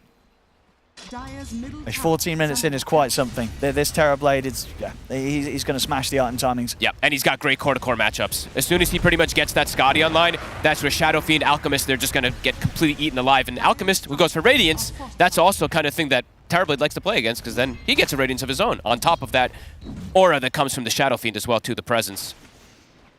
All in all, decent job from Liquid, at least to match the aggression, but I feel like Gaming, they're perfectly happy with everything that's going on, because the space, it's being made for Dyrachyo. Bloodstone, I believe, now going to be coming out for Quinn.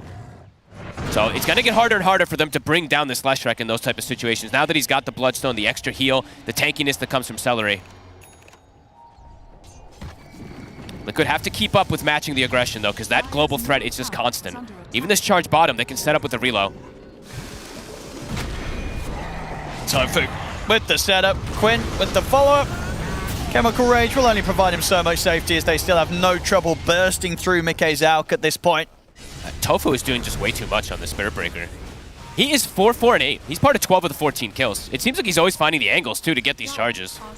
Another one going off. He's on Nisha. He's got eyes on Nisha. I mean, Nisha's got a lot of backup. Nice dodge from Nisha, the illusion. And in fact, Dyrachyo stepped up. He's straight too into far the up. Rolling Thunder and the combo. Celery's in with the heals, keeping Dyrachyo alive. Dyrachyo turns with the Sunder. Will mean that Celery himself is in a spot of bother as Zai finishes him with the Rolling Thunder, and Quinn will fall. Bring the numbers. Turn and take anything out. He's got the backup of Ace. And considering if they can fight into this, but with Liquid having the high ground, Gaming Gladiators, they'll have to back off. As Dyrachyo, he is saved, but definitely sort of cost the life of Quinn and Celery there in that attempt to bail out the Terrorblade. Dyrachyo a little over-aggressive, even though he's having free farm. I mean, his positioning, again, a little too far forward, and absolutely, it gets Quinn killed. He's not tethered. He's not going to get healed from the mech or anything like that. good response. I mean, even though they lose their Alchemist, they do meet with a nice driving force here in the mid lane. Closing down that bit of a lead that Gaming Gladiators has had for this early game. Liquid. And Boxy is also still getting good item timings on his Skywrath. I believe that is the Phylactery. We get to see a Skywrath Phylactery. I think this is probably one of the best heroes to carry it. I'm looking forward to see how much damage he's going to do. Boxy's definitely popped off on Skywrath before. He doesn't have the most stuns to play around this time, but still doing a good job at least matching this constant aggression from Gaming. Liquid, they'll group up for the push now. Top tier 1 tower should be theirs.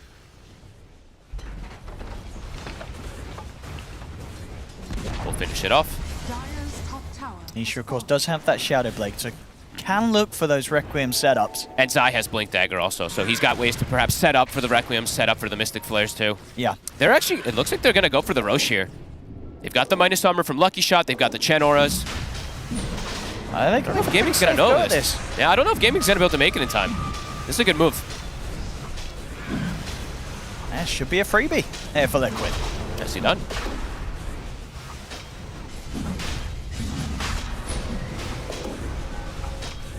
Very even game here at the moment. Roche advantage. Now it's going to allow Liquid to play a bit more aggressive too. And as long as they stick together, as long as they don't split up versus this relocate ganks and stuff like that, they can take 5v5 fights. Yeah, I think definitely a large part of Liquid's strength, it's going to be sort of just baiting out those plays, right? Yeah. Some sort of position where Zai's waiting in the trees, ready to jump in with a reaction with the Rolling Thunder, or Nisha, you know, he's hiding and ready to just pop out from the Shadow Blade with the Requiem after Gaming Gladiators commit globally onto one of the other heroes on Liquid. They do still have to make sure that they're in position to keep playing aggressive, because Dyrachyo, his item timing's about to hit, and that is going to cause some issues for this Alchemist, for the Shadow Fiend. They're about to have Pipe also on Ace, so they're going to have a bit more of an advantage, at least on the Auras. Insania, he's getting also kind of close, but still a little bit behind. Just Liquid, I mean, the big thing is don't split up. And if you are going to split up, make sure it's kind of like this buddy system when you do so, because you can't just get caught out from this constant aggression from the relocates. Absolutely, yeah. We've seen how well Gaming Gladiators has been able to use them so far this game. Mikis shows himself top, but he's got his buddies in between him, so he can actually show here. Radiant's middle tower is under attack. Nice, close to the BKB as well, Mikis. It's going to be very important to protect him versus the Lesh in particular. Not versus the Rupture and the TB so much, though. Nisha also has a shield rune for the next fight. Could definitely be important. I mean, what's the plan for Gaming Gladiators now that the Skardi's there and the Terrorblade? Are they looking to fight and get Dyrachyo involved, or are they just sort of happy to keep the pressure on us for as long as there is space for Dyrachyo to just continue to roll out these big items? I think they're chilling and farming. If a fight comes to them, they'll take it if it's in a good position or if they see the relocate opportunities, but I think this is a draft that can scale immensely. Sure. So ideally for them, Dyrachyo, he's going to want to wait out this BKB before he starts forcing action with the team. Yeah, wait out the Aegis or the BKBs and like kite them out and stuff like that. I think it's Liquid. They're the ones who have the onus on them to kind of dictate pace of the game, and Gaming, they can kind of just chill back, wait, and pick and choose their battles. See what Liquid can find here. They're making an aggressive move, perhaps, to look toward this Tormentor. It's about to be 20 minutes. This could be a huge kill if they find Dyrachyo. Boxy stalking. He's already backing off, maybe even aware that this sort of play could come around that 20 minutes, as you say, when the enemy team's looking to go for a Tormentor snipe. And they're going to get it. Liquid quickly bringing it down. Insania forced to use the mech, but they do get that shard, and it's a good one. They get it on Boxy.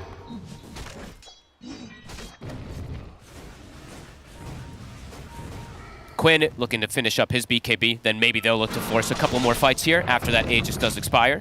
But you can see they're all just farming. Like Tofu, he's just been chilling on bottom side, getting closer to, closer kind of to BKB, but farming it. Ace as well. Just waiting for timings. 2 minutes left to play with the Aegis on Nisha. Yeah, what more Liquid can find with that? They have a ward here in the enemy jungle. Can they actually look for some type of setup on it, though? It's dangerous, because if you don't bring enough numbers, they are going to outnumber you on the side of Gaming. And now, yeah, Quinn, he has BKB, so more protection, at least versus all this big magic damage. Yeah, Solar Crest on Celery, good Crimson Guard on Zai. Looks like they might be keen to fight, yeah. They are indeed just doing it with the four of them. Letting Dyrachyo continue on his creep hitting escapades. A BKB before he's joining the fort. Liquid's still sticking together, though. It's good for them. Quinn tries for the blind stun. They knew he was around, but didn't Can't get quite it. have the detection on the front line, so Nisha's fine. Sticking near his buddies. And now, Liquid, they've got pretty good information on the whereabouts of Gaming Gladiators. Let's see if they can set up some action themselves, as they'll smoke directly towards them. Boxy looking for the lead in. They get the setup here. Mickey in with a follow-up. They're going to commit in close towards the tier 2 tower. Liquid, they're really trying to force this. Zai is in with the Rolling Thunder. They've taken down Tofu, but Tofu's got buyback available. He'll use it immediately. Duracho will be able to turn up to the fight with how close Liquid brought it towards the tier 2 towers of Gaming Gladiators. Requiem off to the side for Nisha. Push back salary. Ancient Seal's there. They've taken down the Io. See Mickey is going to get knocked back by the ult of Tofu, and it's going to be into the hands of Duracho. Mickey getting focused down here by the Terror Blade. He'll turn. He's getting chased down here by his own illusion. The reflection will end up killing him off. Mickey to fall. Nisha, he's looking towards Duracho, but can these two finish him off? Duracho, Thunder over towards Ace, takes his HP. He's back up to pretty much full. They've taken out Nisha the once. Boxy, now focused by Duracho. Duracho trying to step in to finish him off, but now he's caught by the Ancient Seal. A couple of right clicks and a raise from Nisha, and it will cost the life for Duracho. Huge fight for Liquid. I mean, Mickey, he gets the stun on the charge onto Tofu. It also connects the Io. They take them both out back-to-back almost instantly before the fight even begins. Huge initiation, and Nisha stands his ground. Absolutely. I think Liquid's sort of finding that in the last minute of that Aegis on Nisha. A perfect time for them to hold like that. And the big thing about SF is once you get like these initial kills now with Presence of the Dark Lord, you start reducing further armor. So he had what? I think he had 4 stacks at the end of it. I think we saw some big hits coming in at the end there from Nisha, no doubt about it. It absolutely starts to add up. That was absolutely the Aegis fight that Liquid were hoping to find around Nisha. Yeah, pretty much perfect timing for them. It was like exactly timing out. And the way that they start the fight too, it's deleting Tofu, deleting Celery, so pretty much the perfect option. That was also Tofu buying back and then dying pretty much immediately afterwards. Nisha. Big stuff for him. Now getting closer to that a big damage item. He's going to have that small crit on top of having positioning with the Shadow Blade and Hurricane Pike. Okay. Being able to finish off Tormentor as Shard for Jan. Ooh, that's a big one. They got the two Dream ones, of course, being picked up here. Now we can start getting those creep levels. I mean, those game auras as well for Gaming Gladiators, right? It's just sort of Duracho's in a good spot, but both Quinn and Ace, after quite the hot start, they're falling behind in farm a bit. They are. Quinn, he has got 5 deaths. I think like the target prioritization from Liquid's been perfect, right? They've been killing this Io off or forcing the Io to remove the tether from the Lesh a couple times to try to protect Duracho, and it's definitely caused Quinn some issues. No, I mean, absolutely. His Seller, he's really got his hands full with who he tethers across and tries to save in these fights. And the minus armor, it definitely adds up too. You see the Pango getting this lucky shot onto the Leshrac, the Presence of the Dark Lord from the SF. It's a ton of damage. They're ready to go again. They're trying to sort of bait here with Nisha showing down the mid. Quinn? Zai, he's in with the jump. He's done. And straight away, they're just able to blow up the Lesh. Quinn doesn't stand a chance. A quick jump there from Liquid, and one that Quinn, he just did not expect at all. Big stuff. Duracho. Boxy, careful. Turn towards Boxy, but Liquid, they've still got backup. Boxy will fall. I mean, Ace and Duracho on the high ground. It's very difficult for Liquid to get in on this. The BKB's there. They try and make the jump onto Duracho, but Duracho will hold his ground and continue to get healed up by Celery. The Liquid, they've got to back off a bit. Tofu, he's in with the charge. He's going to go straight towards Mickey, but he's pushed back here by the Hurricane Pike of Nisha. He shoves back the Spirit Breaker. They'll look over towards Nisha instead. Zai, he's in with the Swashbuckle. Nisha attempting to stand his ground against Duracho, but this time it's too much. Duracho, he's in with the cleanup here with the help of Ace as they take down the two of them, Zai and Nisha to fall. Ace ready to chase on for more as Insane is getting run down by the Bloodseeker. Double kill for Ace. This time round, Liquid not able to deal with this Terrorblade and Bloodseeker. They couldn't quite bring Duracho down. They walked up high ground versus TB. It was a fresh delivered BKB as well for Duracho. I think it completely caught them off guard. Check the timing here. He literally just got it he just got it a couple seconds ago at least. Immediate reaction there to Mickey trying to get the jump on him and Nisha popping the Requiem for the side. This time around, Duracho was prepared. And Mickey, his Chemical Rage is done, so he's like, I can't really fight here. Nisha tries to standing ground, but look at the buffs, ready? You'll see Duracho, he gets Blood Rage, Solar Crest, he gets literally everything thrown onto him, and he just deletes Nisha. And back in action, Mickey's dead again! Uh-oh. Top lane! I mean... How quick it what turns. was he doing? He was on his own. Relocate play. He just got caught off guard. I guess he did. The global threat. Duracho now. He's got Nisha set up. He's got the Requiem. This is going to be able to push Duracho back into the base. A few razors are there. Celery's in with the heals though, and there's the Sunder. Duracho back up to full HP. The BKB's off. Charge across from Tofu straight towards Nisha. Nisha's out of the game without buyback. Zai, he's going down as well. And the tier 4 now, or tier 3 now is in trouble. They don't have Glyph. How quick it just explodes on them. Oh no, they have another do. Creeper's coming in. I mean, this game, it looked like Liquid were really gaining control of it, but these last two fights, I mean, Duracho, he hit his timings, the BKB was there, and these last two times, they just can't deal with this Terrorblade, especially with the backup of Celery. They're trying to set up with these Requiems. It's just not enough. They can't burst the Terrorblade. Liquid needed like specific timings in order to be able to take these fights, reacquire Chen creeps, use this chemical rage, BKBs, etc. Duracho, he's just full HP and constantly buffed. That was without Meta. Meta's back up at 5. And that was without this next full item that he's picked up. He's got the completed Daedalus now. My lord. So not a chance of any of these heroes, even Nisha being able to stand his ground and against this Terrorblade. Duracho's just going to completely destroy them in the DPS. Look at the buffs. Blood Rage hits like an absolute truck. Super fast attack speed. How quickly it accelerates. Cannot make any mistakes versus Gaming Gladiators. No. They just take the game from you just like that. Just like that. This top set of racks in trouble. We'll see what Liquid can do, as they do have the 5 of them back up. Gaming Gladiators, they'll hold back for now. So they'll definitely feel how good of a spot they are. They're back in. I mean, very much this game, even with those points where Liquid were punching back, there was always that concern, right? When you see a Terrorblade keeping up with an Alk in farm, or keeping ahead in farm for a lot of parts of this game as well, it's definitely a rough matchup. Nisha, you can see the damage here from Duracho. He's just dead. He's out of the game. Mika can't stand his ground. Boxy's gone as well. They're just, it feels like this is over, and it is. It is. It really is. GG is called. Something about Gaming Gladiators, folks. Liquid, they just can't do it. They can't match the pace. They got that one good fight with Aegis. I mean, Quinn gets picked off, and then they walk a high ground, and they lose literally everything. The game just disappears in the span of 5 minutes. Duracho, absolutely deserving some tips. Yeah, super hard carried this game after, he did his typical thing. He died once or twice. He got Quinn killed once or twice.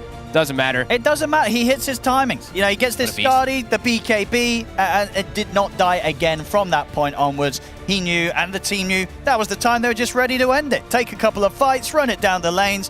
What do you do if you're Liquid? What do you do in these sort of situations? I mean, they're going to be scratching their heads again here, Liquid, as it's just so many times now. They cannot solve Gaming Gladiators. I think we had that one win that they were able to get back in the upper bracket in Dream League.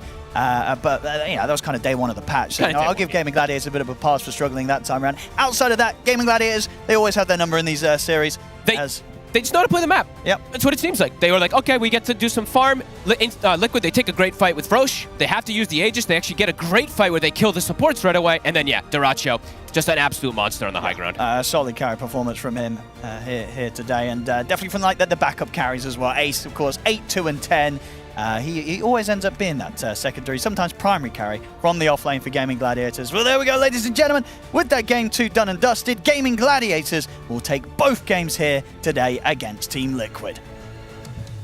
Team Liquid cannot catch a break against Gaming Gladiators. Still, though, they are having a record where nobody has beaten them in a series ever. This year, apart from Gaming Gladiators, almost every single time.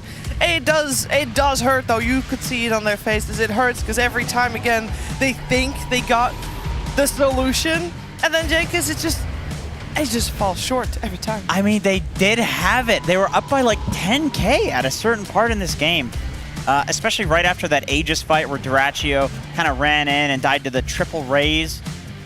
Man, I don't know. It feels like Liquid loses one fight to Gaming Gladiators, and then they just lose the game. And that we've seen that in a lot of series as well. Like, Gaming is really good at playing from ahead, but I also think there's a bit of a draft issue there too. Who deals with the Terrorblade?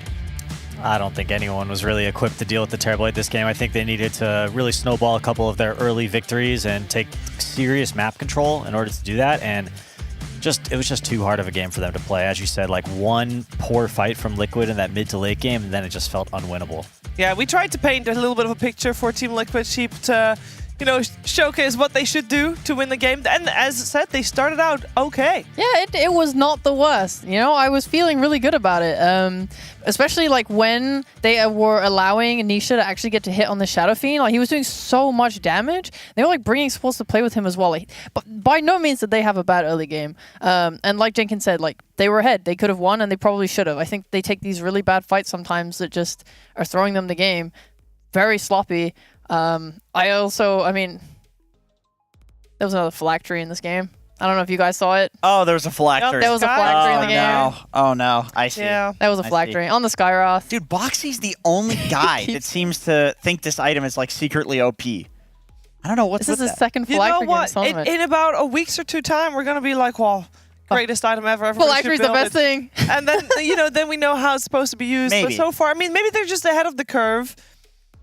That's what we're gonna give them. They might be just ahead of the curve. Yeah, that's it. Sure, it is. It's nothing to do with, you know, a Terrorblade by the Ratcho running over them like a truck. It surely isn't that. Ratcho had an amazing game, of course, and it is him that Slacks is standing by with right now. Absolutely. Hello, my friends, and hello to you. You are just all smiles today. How are we feeling? It feels good. Game 2 is a bit random because we ended pretty quick. At some point we were losing, and I feel like they are trying to pick off us. We lose some fights, and Queen randomly died mid. They gank him, and I have my BKB like, I don't know, maybe 20 seconds ago, and I'm saying, okay, I can kill them all. I'm gonna kill them, guys. And they just guy walking in. I'm killing him. Out jumping on me. I also kill him. I don't give a fuck. I'm just killing them all. And after we reel on top of Alch, and they just keep feeding one by one, and we end game in 3 minutes. Damn. Well, that was impressive to watch, and it's been impressive watching you guys this entire run. Can you tell me a little bit about like your team comms and how you guys talk to each other during these games? Because it seems super high energy from me being on the sideline. Oh, team comms. I can especially talk about me. I mean, about Tofu sometimes. When we are losing, Tofu sometimes is depressed, and he's like giving this aura. We cannot do anything, blah, blah, blah, this type of stuff. Or sometimes it happens. It's okay. Me, if somebody died, I'm not scared. I'm ready to fight 4v5, 3v5. I don't care. This mid fight, for example, it is 4v5, so I'm not scared. I know that I'm gonna kill them all. Just give me some help. That's all what I need. And like, this is how it goes in the games. Have you ever been afraid at this major? Have you ever had a moment where you're like, guys, we should be? Or are you just like a go-in no matter what happens? It's hard to say, to be honest. Sometimes I'm not afraid. I'm just waiting for the moment. I'm never afraid. Atta boy, that's what I like to hear. Fantastic. Well, huge wins all across the board. What are you guys doing for the next couple days? Are you going to be like relaxing, or are you going to let someone else win? I mean, what's the plan here? I don't know, just eat some big dog at the hotel, maybe play some pubs, and chill. Hell yeah. There's a big hot dog place there. I ate like 10 every single day. I'll see you there, my friend. Play some pubs, chill, and get those dogs, baby. Gaming Gladiators. Whoa! Well, they played fantastic today for sure. We are going to see them at the top of the charts. I have no doubt about that one. This game, it was a great showing for them. The series was a great showing for them. They just set the record once again. This is the team to beat. This is, at the moment, Peter, the best team in the world. Yeah, and you can see why. Look at that Duracho there. Not only an incredibly talented player, but look at the energy and the aura that he brings to a team. Just confidence, never afraid. I think his Terrorblade, godlike carry. This hero wins when he's behind. One good Sunder is all it takes, and he delivered.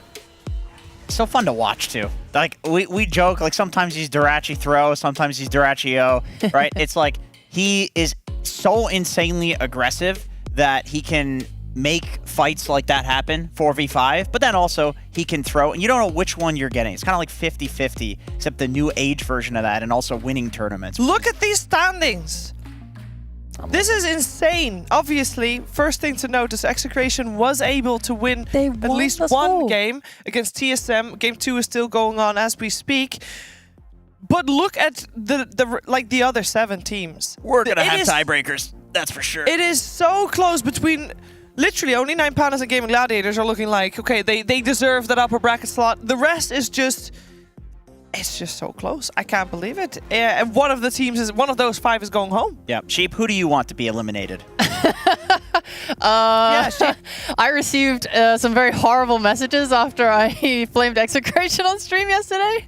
I don't want anyone to go home, but this is definitely you don't the have to hardest choose between group. Execration. Well, they're obviously getting eliminated. You're choosing between PSG, LGD, EG, Liquid, Bedboom, or Aster. Yeah. I choose Team Liquid.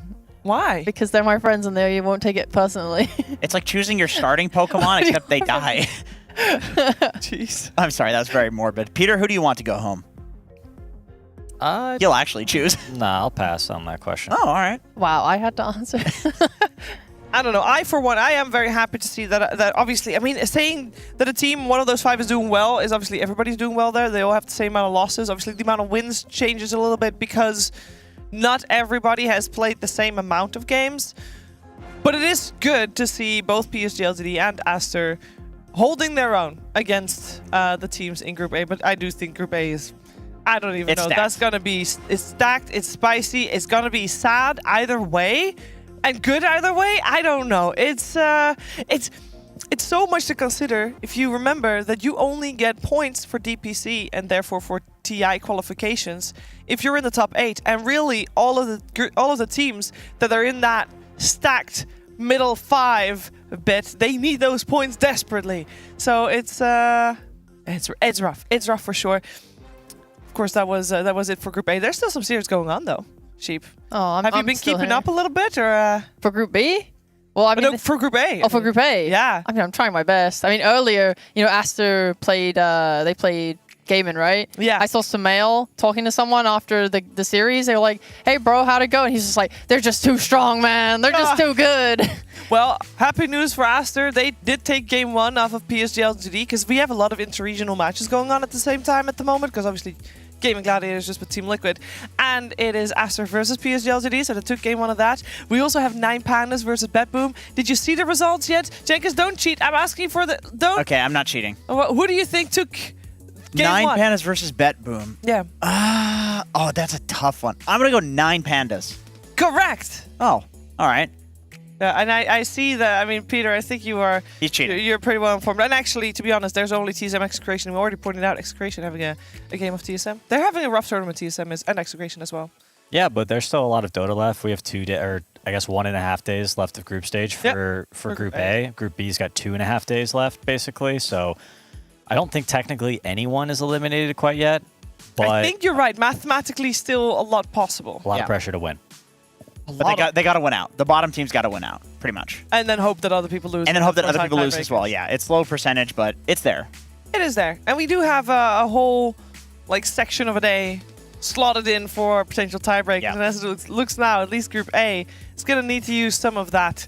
So that's, high stakes. High stakes for sure. As said, though, Group A is done for the day. The next part of the day will be Group B taking over. And Group B has got some pretty spicy matchups as well. For example, the first game that you'll see right here on this very stream is going to be none other than IG versus OG, and that is top of the group versus bottom of the group. A very spicy one. Let's see if IG can make a dent into OG's almost perfect armor. We're finding out. Stay with us for more Dota 2 here at the Berlin Major.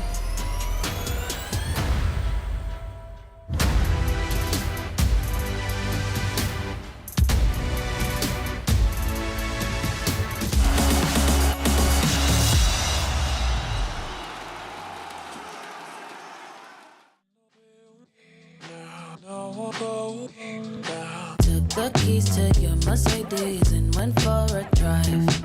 Never dance again was playing, I'm going 85. I taste the liquor on my breath now, I'm out of my mind. But you're the one who's burning bridges, so let's go for a dive. Got the gasoline, gonna make a scene. Standing on the edge of a cliff, I bet no one ever sees. You're dipping out on me, I got the receipts. I was hanging on the edge of the words you said, but I found your secret. Liar, liar, car on fire. You tried to hide her. Now it's your turn.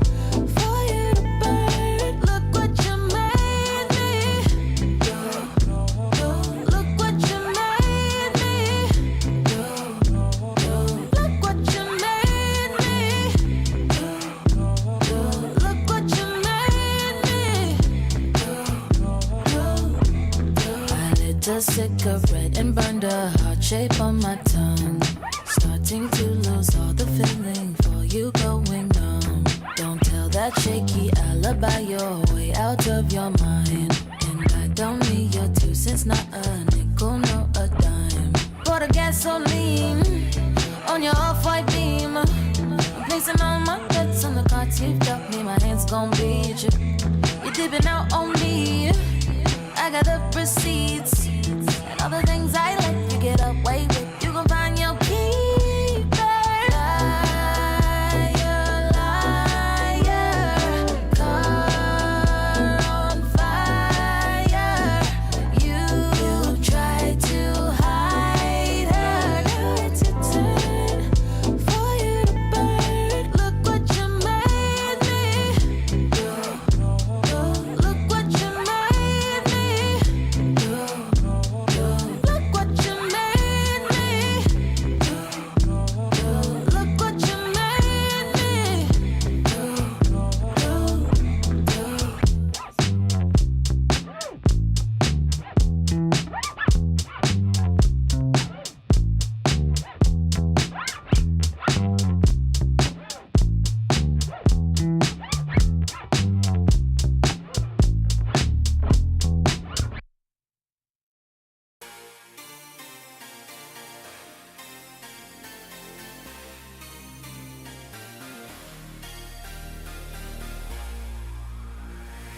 Swear I'm going to make it, no place too far. I already know I'm already somewhere onto the greater.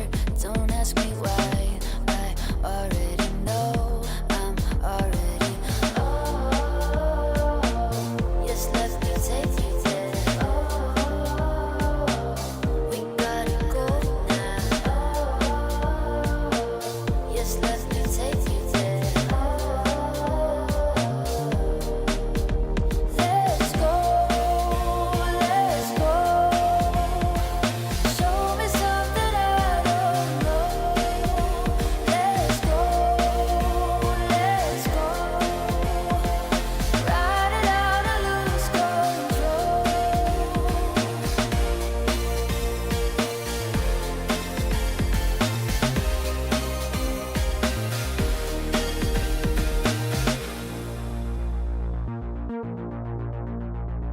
Swear it's gonna get better. Slide in the dark. I'm already gone. I'm looking for stairs to a different level. Looking for sparks. The feeling goes on. Oh, yes, let me take you there. Oh, we gotta go. Let's go. Let's go. Show me something.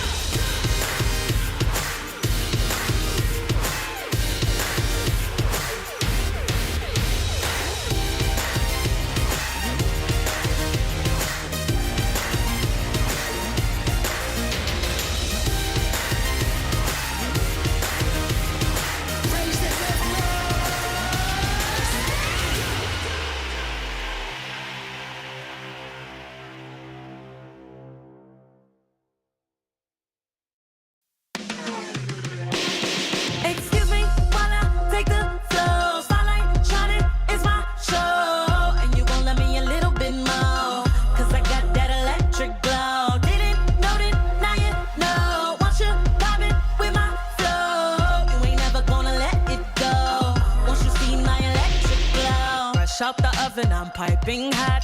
Get too close and you might get shocked. Told everybody sit back, just watch while I climb all the way to the top. Oh no, no, I can't just pass by. Cause my electric glow, it shines too bright. And everywhere I go, I catch all eyes. They must have never seen a goddess in plain sight. Ooh, want too much for you. A whole lot of power in these high heel shoes. Ooh, shining how I choose. Cause I rule the world and my girls do too. Ooh, want too much for you. You're gonna need shades to enjoy this view. Ooh, shining how I choose. Cause I rule the world and my girls do too. Excuse me while I take the floor. Spotlight shining, it's my show. And you gon' love me a little bit more. Cause I got that electric glow. Didn't know it, now you know. Want you vibing with my flow. You ain't never gonna let it go. Once you see my electric glow. Fresh out the oven, I'm sparkling.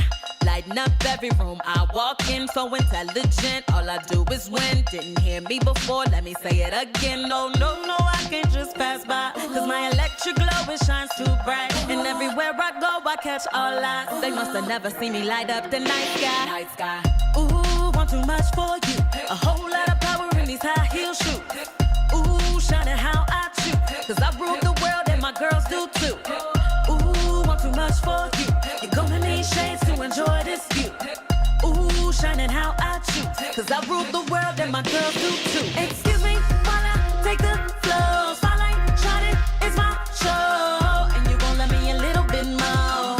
Cause I got that electric glow. Didn't know it, now you know. Want you vibing with my flow. You ain't never gonna let it go. Once you see my electric glow. Once you see my electric glow. See my electric glow. My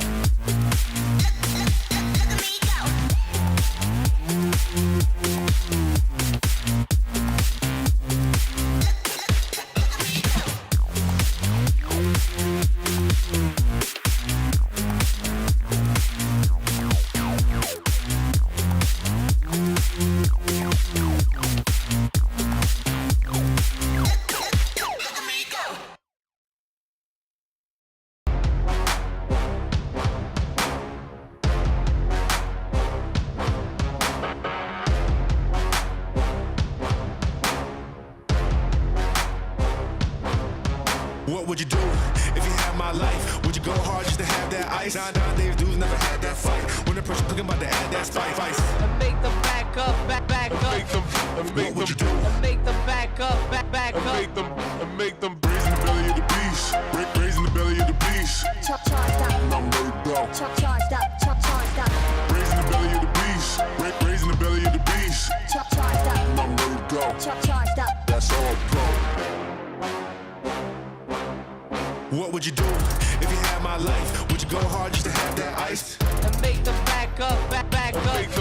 Make them roll out, rush in, drop back, defense. What would you do? And make them back up, back up. What would you do if you had my life? Would you go hard just to have that ice? Nowadays dudes never had that fight. When the person talking about to add that spice. And make them back up, back up. What would you do? And make them back up, back up. Make them brazen the belly of the beast. Brazen the belly of the beast. Charged up. I'm ready to go. Charged up, charged up. Brazen the belly of the beast. Brazen the belly of the beast. Charged up. I'm ready to go. Charged up. That's all pro. Brazen the belly of the beast. Brazen the belly of the beast. Charged up. I'm ready to go. Charged up, charged up. Brazen the belly of the beast. Brazen the belly of the beast. Charged up. I'm ready to go. Charged up. That's all pro. What would you do if you had my life? Would you go hard just to have that ice? Nowadays dudes never had that fight. When the person talking about to add that spice. And make them back up, back up. What would you do? And make them back up, back up. Make them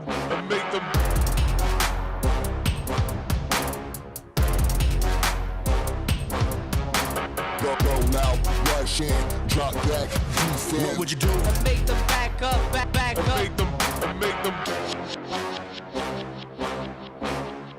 And make them back up, back up. Brazen the belly of the beast.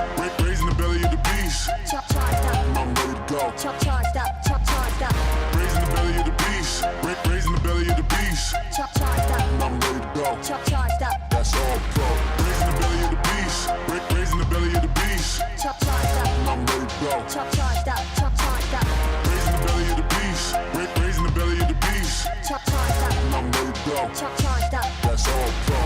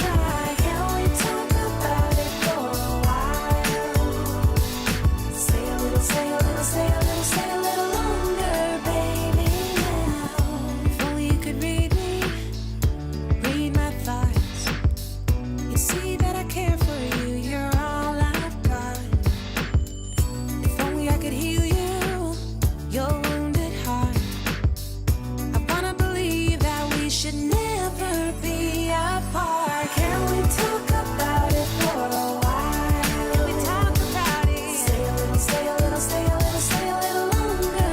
Let's just try. Can we talk about it for a while? Oh. Stay a little, stay a little, stay a little, stay a little longer, baby,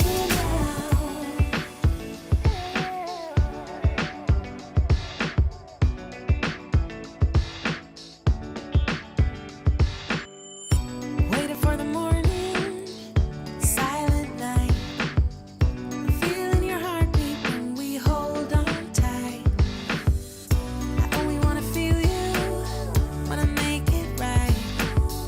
I'm looking for answers and I don't know why we fight. Can we talk about it for a while? Stay a little, stay a little, stay a little, stay a little longer. Let's just try. Can we talk about it for a while? Stay a little, stay a little, stay a little, stay a little longer, baby, now.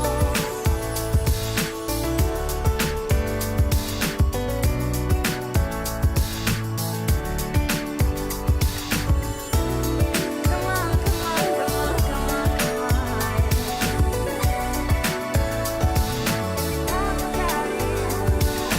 Can we talk about it for a while? Stay a little, stay a little, stay a little, stay a little longer. Let's just try. Can we talk about it for a while? Stay a little, stay a little, stay a little, stay a little longer, baby, now.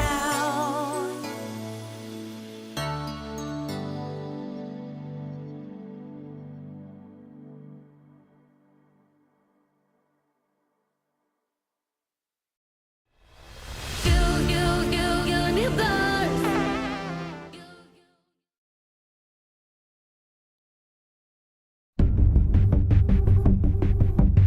It's time for a good old-fashioned base race. I got OG here, Yuragi, and a veteran of the game, BZM.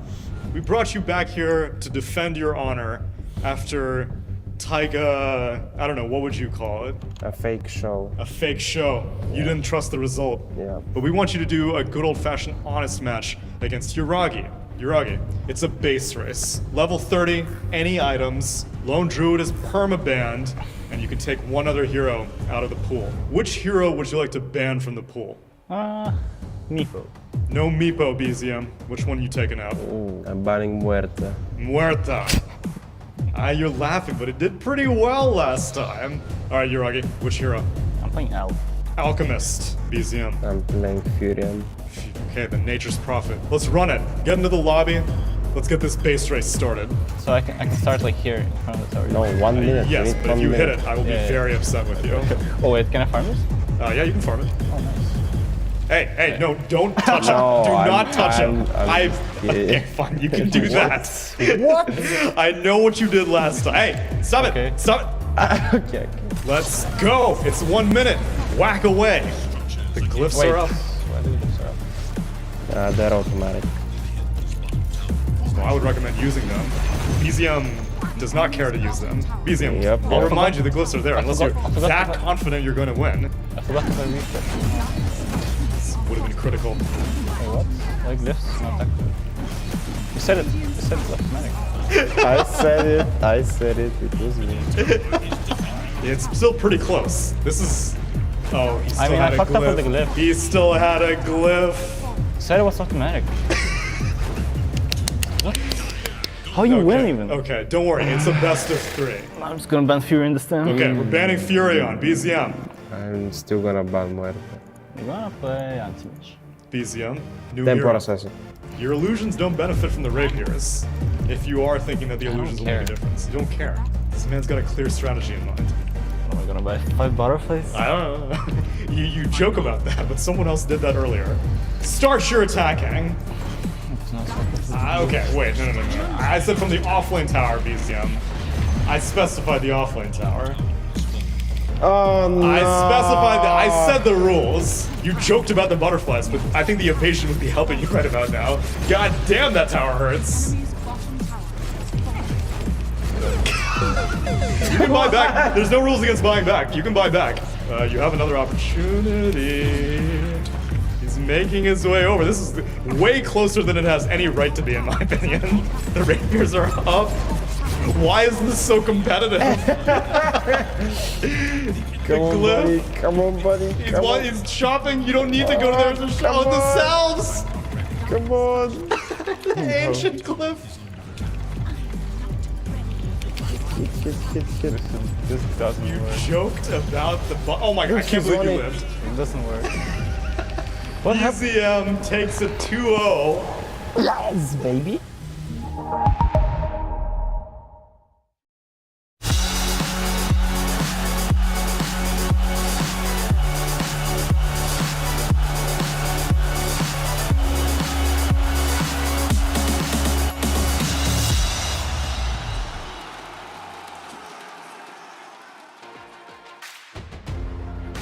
Greetings, everyone. We are moving on to Group B action now here at the Berlin Major Group Stage. Day number 3 of groups for Group A has been wrapped up, and now we're figuring out Group B things. And I've got a panel for you with BSJ, Sheepstick, and Effie. Greetings, everyone. I have news.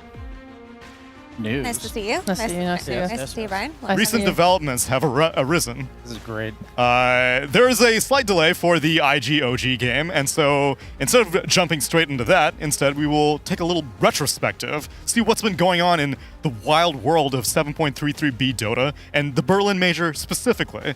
So let's pull up the Group A standings and reevaluate what is surprising us, what isn't surprising us, what is middle of the packing us. Brian, the floor is yours. I would say what's not surprising me is how many teams are in the middle of the pack. Like the fact that what we saw at Dream League, the group stages were very tight. I think competitive Dota has just been inching more and more towards having not so clear of like, these are the best 3 teams, these are the worst 3. Maybe in this case we see a very clear bottom 2, but I also want to say Team Liquid. You know, I'm a big fan, obviously, and seeing them, what is that, 5th? Right now, usually you see them and GG right at the top, so those are big surprises. I always get called out for being a paid Beast Coast shell, so I'm going to call you out for being a paid Liquid shell. That's fair. Yeah, they're paying him money to say that. Unbelievable.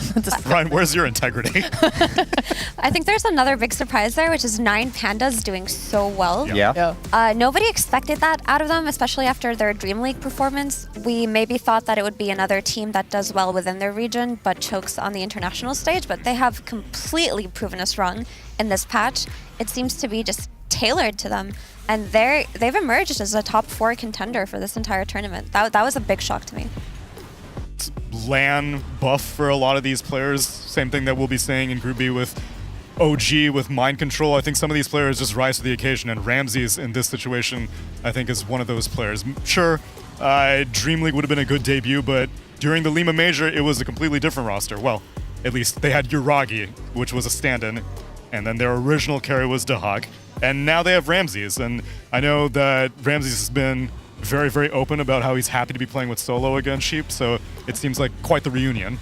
Yeah, it's really good to see it, honestly. Like, I think everyone expected them to get knocked out really hard in Lima even, and they came out with all of these like refreshing drafts. Like, Bounty Hunter's been quite a hot pickup this event so far, but they were playing it before. This was also the team that was playing Techies, right?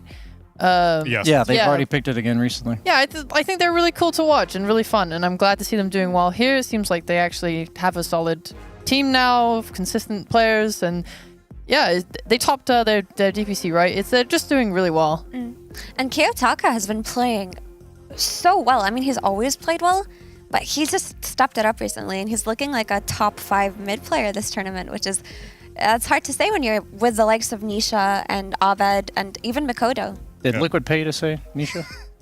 Liquid paid me to say that you're getting paid by Liquid. Oh. Why am I not getting paid for any of this? Group B, also some surprises, although this is a Group A clip. On the bottom of the group for this one, Talon is surprising me with how underwhelming they are. Surely, after Dream League, I imagine they had some tough talks because the Dream League performance was also very, very underwhelming. But this was a Southeast Asian team that went undefeated in their entire league, which I believe in all DPC regions has only happened like 3 or 4 times. Like North America, Western Europe, all that. Very, very few times has there been a completely undefeated team.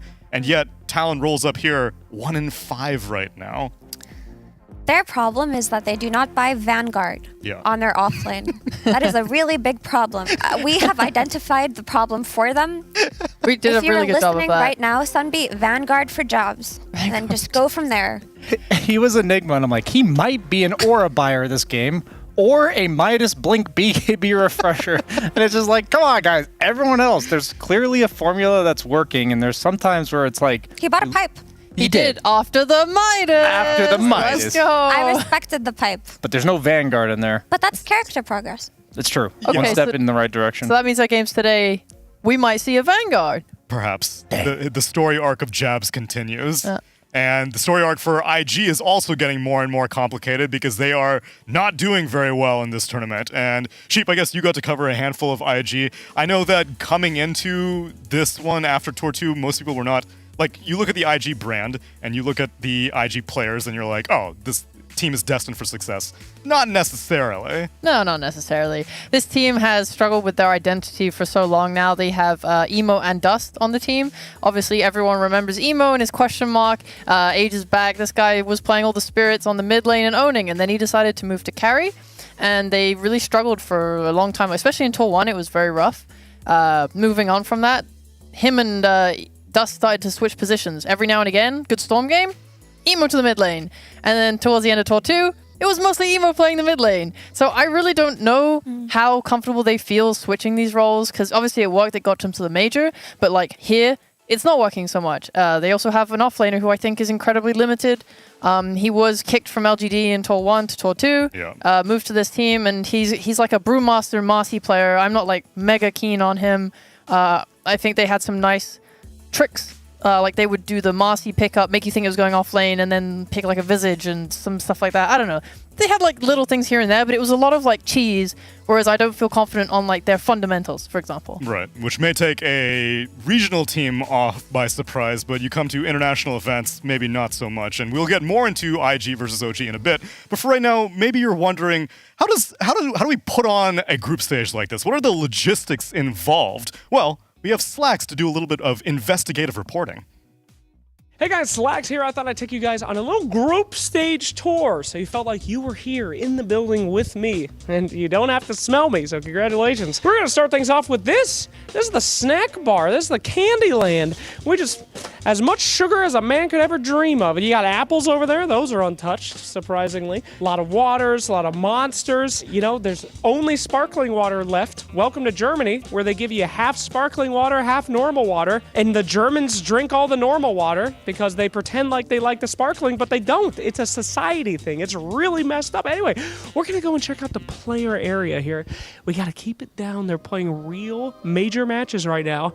It's pretty dark in here too, so let us embrace the darkness. So this is the player area. Right now behind us, we have teams playing their major matches. And this is what it looks like. It's pretty dark in here. We have all the lights on the players so that it doesn't blind them. Over here is my cage. This is where they put me. God damn. There's a big pipe there, sorry. This is where we do the interviews in the cage. They said I was being too loud, so they put a bunch of dampeners in here so I didn't distract the players. But there's the players right there, actually. You can look at them. That's how close we are. It's a lot of fun being in a room like this. We'll go talk about it while we walk somewhere else. So player area, it's pretty cool. You get to, they're all in the same area. You can hear them all screaming at each other and stuff. Over here is a special area. This is where the panel and casters are. They're actually casting right now a fantastic game. So we're gonna walk quietly past them and I'll give you a tour of the panel. Come with me. Welcome to the panel. This is where the magic happens. This is where my better colleagues go and do their actual jobs. A lot of notes over here. This is Sheeper's handwriting. Very cool. She takes notes every game. One of the hardest workers. She writes down everything here. Owen apparently just writes down jokes. Just a quick joke on his note card. This guy is looking at Reddit. That's embarrassing. And finally, the hardest dude worker right here actually has the game up. So panel area, very cozy, very nice. A lot of time up here. They never let me up here. That's not a big deal. I don't feel bad about it. I'm not upset about it. I don't write every time begging. It's all good. Hey, everybody! Welcome! That was nice.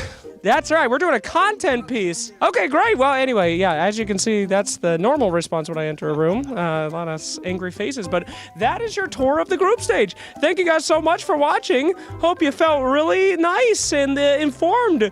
Goodbye. Every time that man terrifies us, comes in with a camera. He has terrified many of our crew as well. Shout out, I won't dox her name, but our floor manager randomly got accosted by Slacks. It was like, hey, you're coming on to do an interview. Oh. And then... I felt the firmness there. Exactly. I tried to channel my inner Slacks. Yeah, I think what he didn't mention on there is the requirement to enter the talent room over there is to make a Mario noise. You have to go, wahoo! That has been the thing for today. It has been so fun. It has been a good wahoo. I have a really good Yoshi. Okay, let's hear it. I'm nervous now because I'm on camera. Yoshi! Oh, that's pretty good. No reason to be nervous. Wait, why can't I wahoo? He's been making me say hello. Oh, okay. He's been making me do that. He's been doing like the Toad wipeout noises on Slacks. Those are my favorite. I've been going for Wario. Yeah. Oh, I missed. That's been my go-to. How's it going? Dude, every time Cinderin enters the room, he makes a Mario Kart sound. He just goes, "Brrr," and everyone claps. Wait, he's just an engine? That's the noise he's been making? He's a car from Mario Kart. And then he turned into a car and drove off into the sunset, and then everybody clapped. Round of applause, everybody. Round of applause. This is how we maintain our sanity, because we're trying to absorb so much Dota right now. 4 different streams. Storm, Earth, Ember, and ESL_Dota 2. It's an overwhelming amount of Dota. Have you learned anything, Brian? What's your next content? What's your next YouTube video going to be? The Medusa strat earlier, the Call of Medusa. Yeah? I feel like I'd been hearing about it. It's coming up on Reddit as like Medusa's win rate's like 58%. I'm like, is it that good? Is it going to be popping up in professional Dota? And here it is. So that's the #1 strat I'm learning. New video.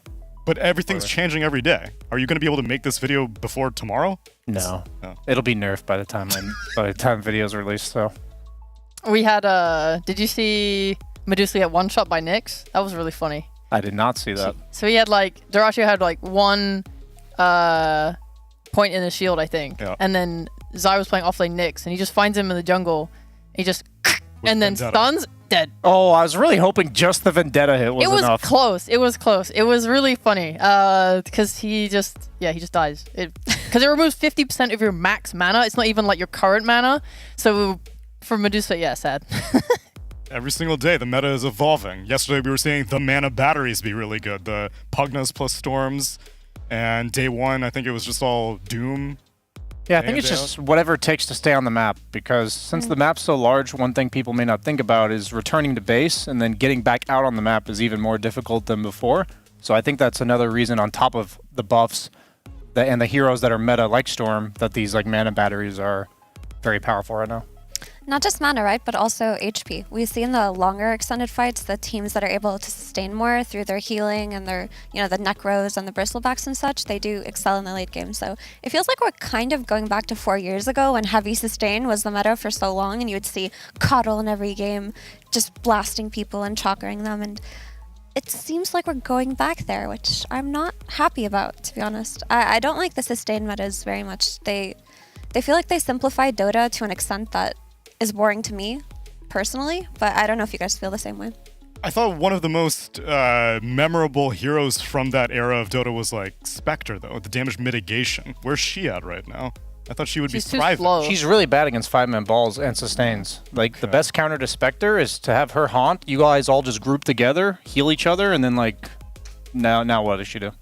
So I think that's what the problem with Spectre is right now. I feel like we could see more Warlock too. We haven't seen that here enough, but I do feel like it has a place. And also, the Witch Doctor of the olden days. He should make a comeback. You mean not the core Witch Doctor plus IO? That one. You want that one? Yes. That's not an olden day. That's the last patch. That was 10 years Ages ago. Do you not think Warlock is too slow as well? Because I feel like it's hard for him to rotate. He doesn't really do anything. He's like, comes out of the portal like, surprise! Fatal bond. Heal you. Like what? Imps. The imps. Isn't that a shard? But he's you just weird. You can kind of say the same thing about the slower moving heroes like Lich and Crystal Maiden, but they've always No, they have really good at like offensive spells. But I think Warlock is good at sustaining in lane, and then his upheaval got buffed recently, and it seems like a pretty solid spell. Also, Fatal Bonds versus melee heroes, which seems to be the meta right now, like these melee offlaners, these melee carries, it just feels like it counters them somehow. So I think there's room for experimentation there. If we see it, it will be from LGD. Because it's their signatures heroes? They play it often whenever they can, so... So you're on board with that, but whenever Kaka tries to do a lion, then you're not on board with it. You seem to be I very, love very Kaka picky. Lion. It makes me happy. It makes me happy. Only Kaka makes you happy. Kaka in if someone else general. was playing lion, you would be hating Oh yeah, on it. for sure. Lion's not great. It's not great. But I do like Kaka Lion. Here's the thing: if Kaka Lion is good and works, then someone else's Lion can work too, because he's doing something But it good for the didn't hero. Well, the problem is people need to figure out how to make it. Like they need to look at Kaka and see how's he making it work, and then do it themselves. Because he proves the hero is not worthless, right? So it's a player diff. Not a hero problem. That has happened on many occasions, though. I can feel sometimes where I'm like, this guy is just ramming, like a Mars. No one else was playing Mars whenever he was like peak Mars, I think. And he was just forcing it every time and making it look good, but no one else could replicate. He was single-handedly got the hero nerfed into the dumpster. So Wasn't that Collapsed also? Collapse also, Getting that yes. hero nerf. The Collapse chain. He started the chain sequence of the Mars nerfs. What other hero player combo could you say they were able to execute that no one else was able to replicate? I mean, way back in the day, Sumail Storm. That's a good one. Anna Io. Anna Io, yes. That man went through an entire TI and no one could replicate it. That man owned Collapse Magnus. Collapse Magnus. So it's not just that simple to see a hero do successful and be like, oh yeah, I see how it works. I watched a few player perspectives. That's the beauty of Dota, is like you can copy people's homework, but at the end of the day, there's so much nuance and understanding that goes into each individual decision and knowing what to do when the game gets a little strange. And especially on a new patch, games are going to get a little weird, and how well you know a hero. A lot of it's going to have carried over from playing that hero like 3 years ago, 2 years ago, like hundreds of games. And I think that's going to hurt some of these teams, because even a hero like Coddle in the support role, I think he's a hero that doesn't really... You don't learn much about Coddle unless you're playing Coddle. Like, he doesn't have a lot of overlap with other supports. And so I think the Coddle specialists, that's just one example of many, will be in a great spot right now. I think IG are definitely going to have to rely on a great deal of their residual knowledge as they're going up against OG. So stick around, everyone. We're going to be back with our first Group B match after a break.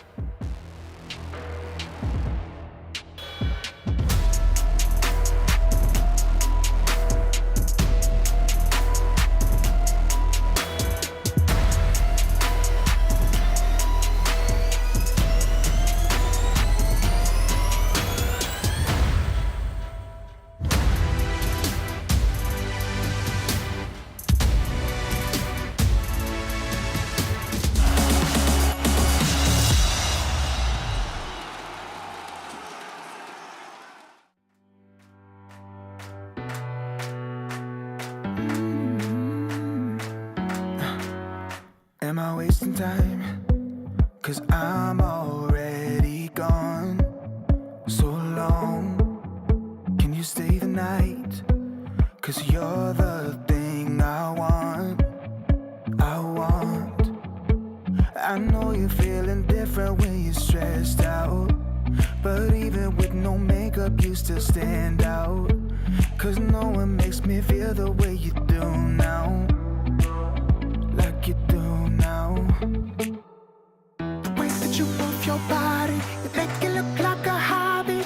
Every time that you touch me, it's electricity. Things we discovered underneath last night's covers. Everything came so easy. It's electricity. Electricity. Whoa. It's electricity. Electricity. It's electricity. When it's late at night, I feel you on my skin. My skin.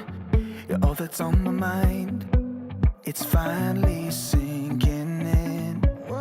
You're it. I know you're feeling different when you're stressed out. But even with no makeup, you still stand out. Cause no one makes me feel the way you do now. Like you do now.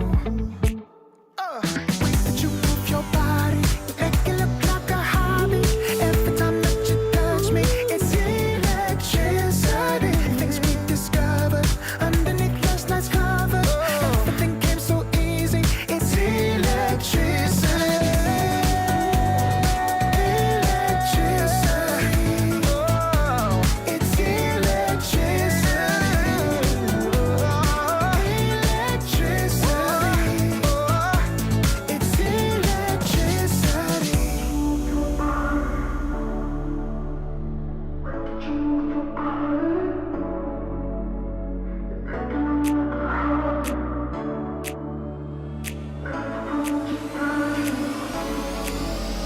The way that you move your body, you make it look like a hobby. Every time that you touch me, it's electricity. Things we discovered underneath last night's covers. Everything came so easy. It's electricity. Electricity. It's electricity. You move your body. Electricity. You move your body. It's electricity.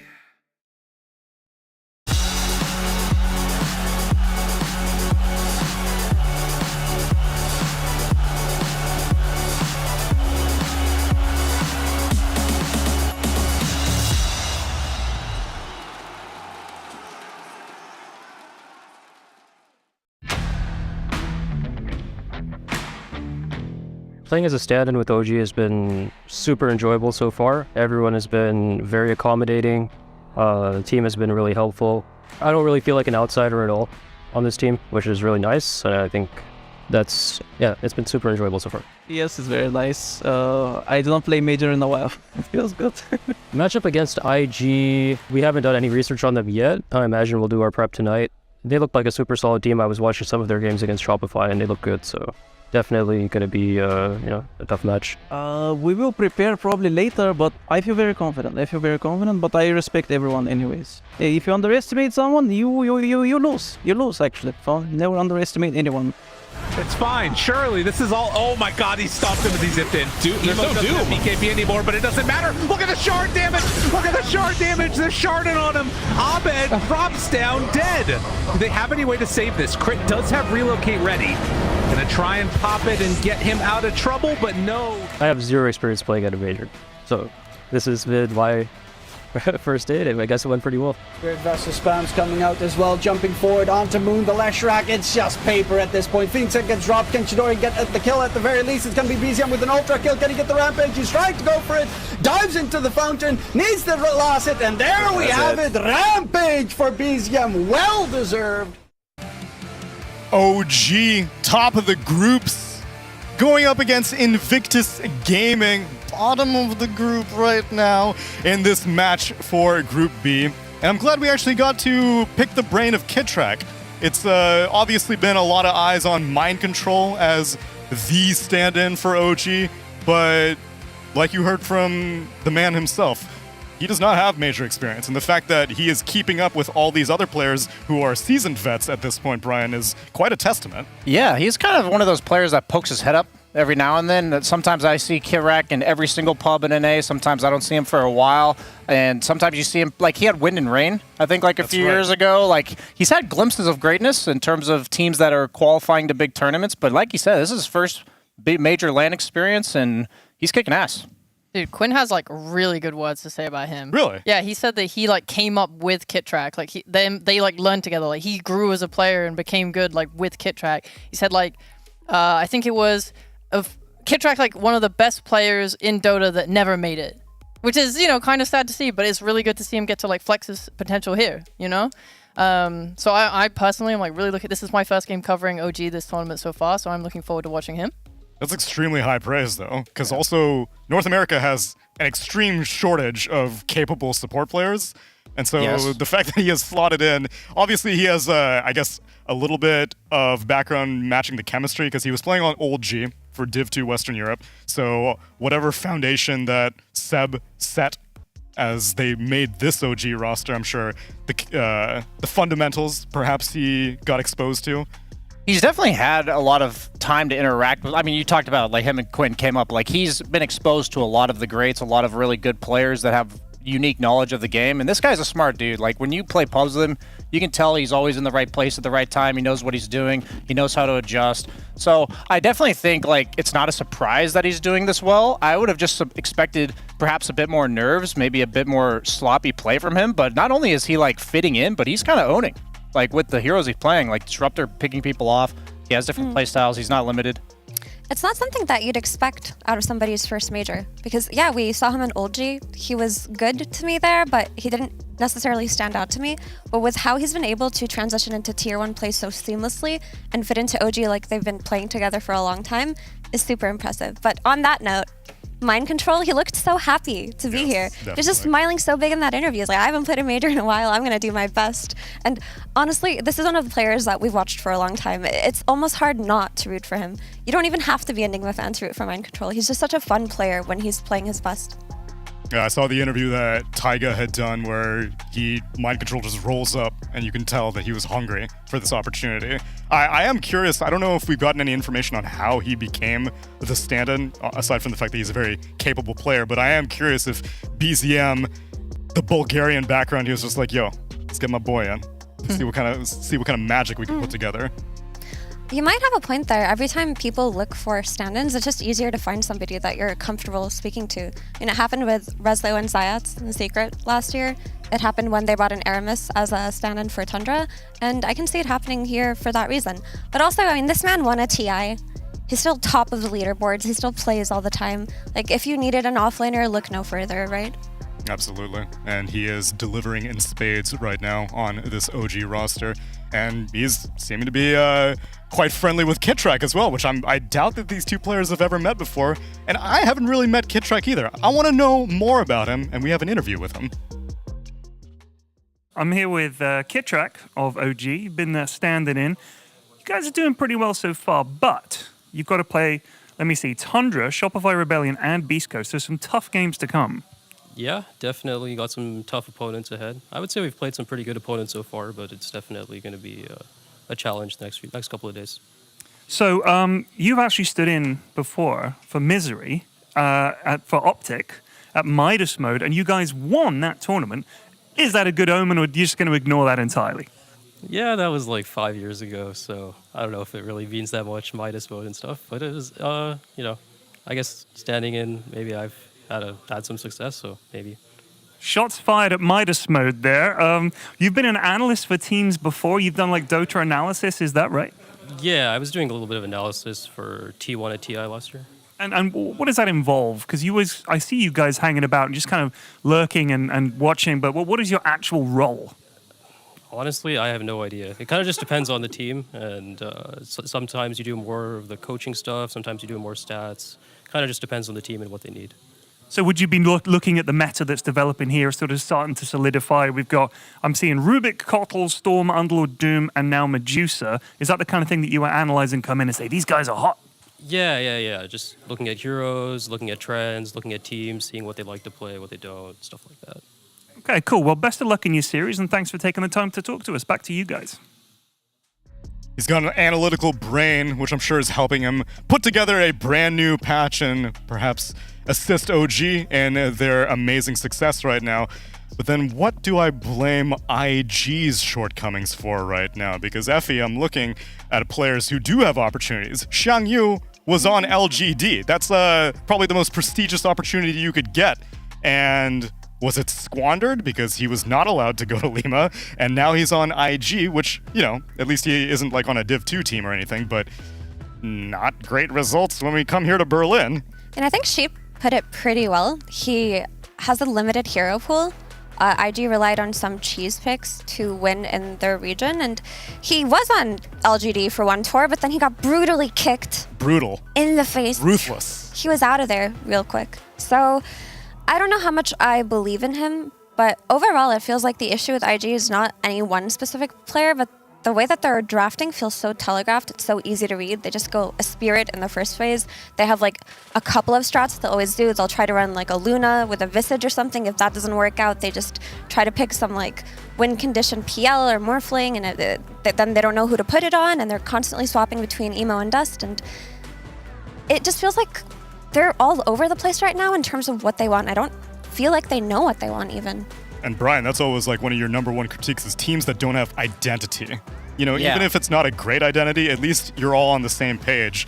IG are kind of floating in the ether right now. Yeah, I'm looking at these drafts like Mira said, and there's like a little bit of consistency among them, but it almost looks like the 3rd through 5th pick every single draft, like it just doesn't make sense to me what they're going for. Like there's no cohesion within their heroes. Like I'm seeing like a 3rd overall pick or 3rd pick for them Luna in a meta where nobody else is picking it. And it's like if you have the Visage with it, that's one thing, but you're just picking it randomly. I think these teams are like trying to find like the next best thing because they think what they're currently doing isn't working. Mm-hmm. But I don't think if you pick heroes like Luna that you're really feeling out the meta, because the carry's job right now is to either be able to jump people, you're seeing a lot of Svens and Alchemists, or be able to kill the guy with a Vanguard, like the Ursas and the Slarks, or outscale with Illusions, and you don't have to buy a BKB. Those are like the 3 archetypes of carries I'm seeing. Okay, wait, but then where does Medusa slot in out of these 3 options? She's the cheese. Oh, okay. Medusa's the cheese. Like she's actually a cheese pick through and through. If you can buy multiple Diffusal Blades with your heroes,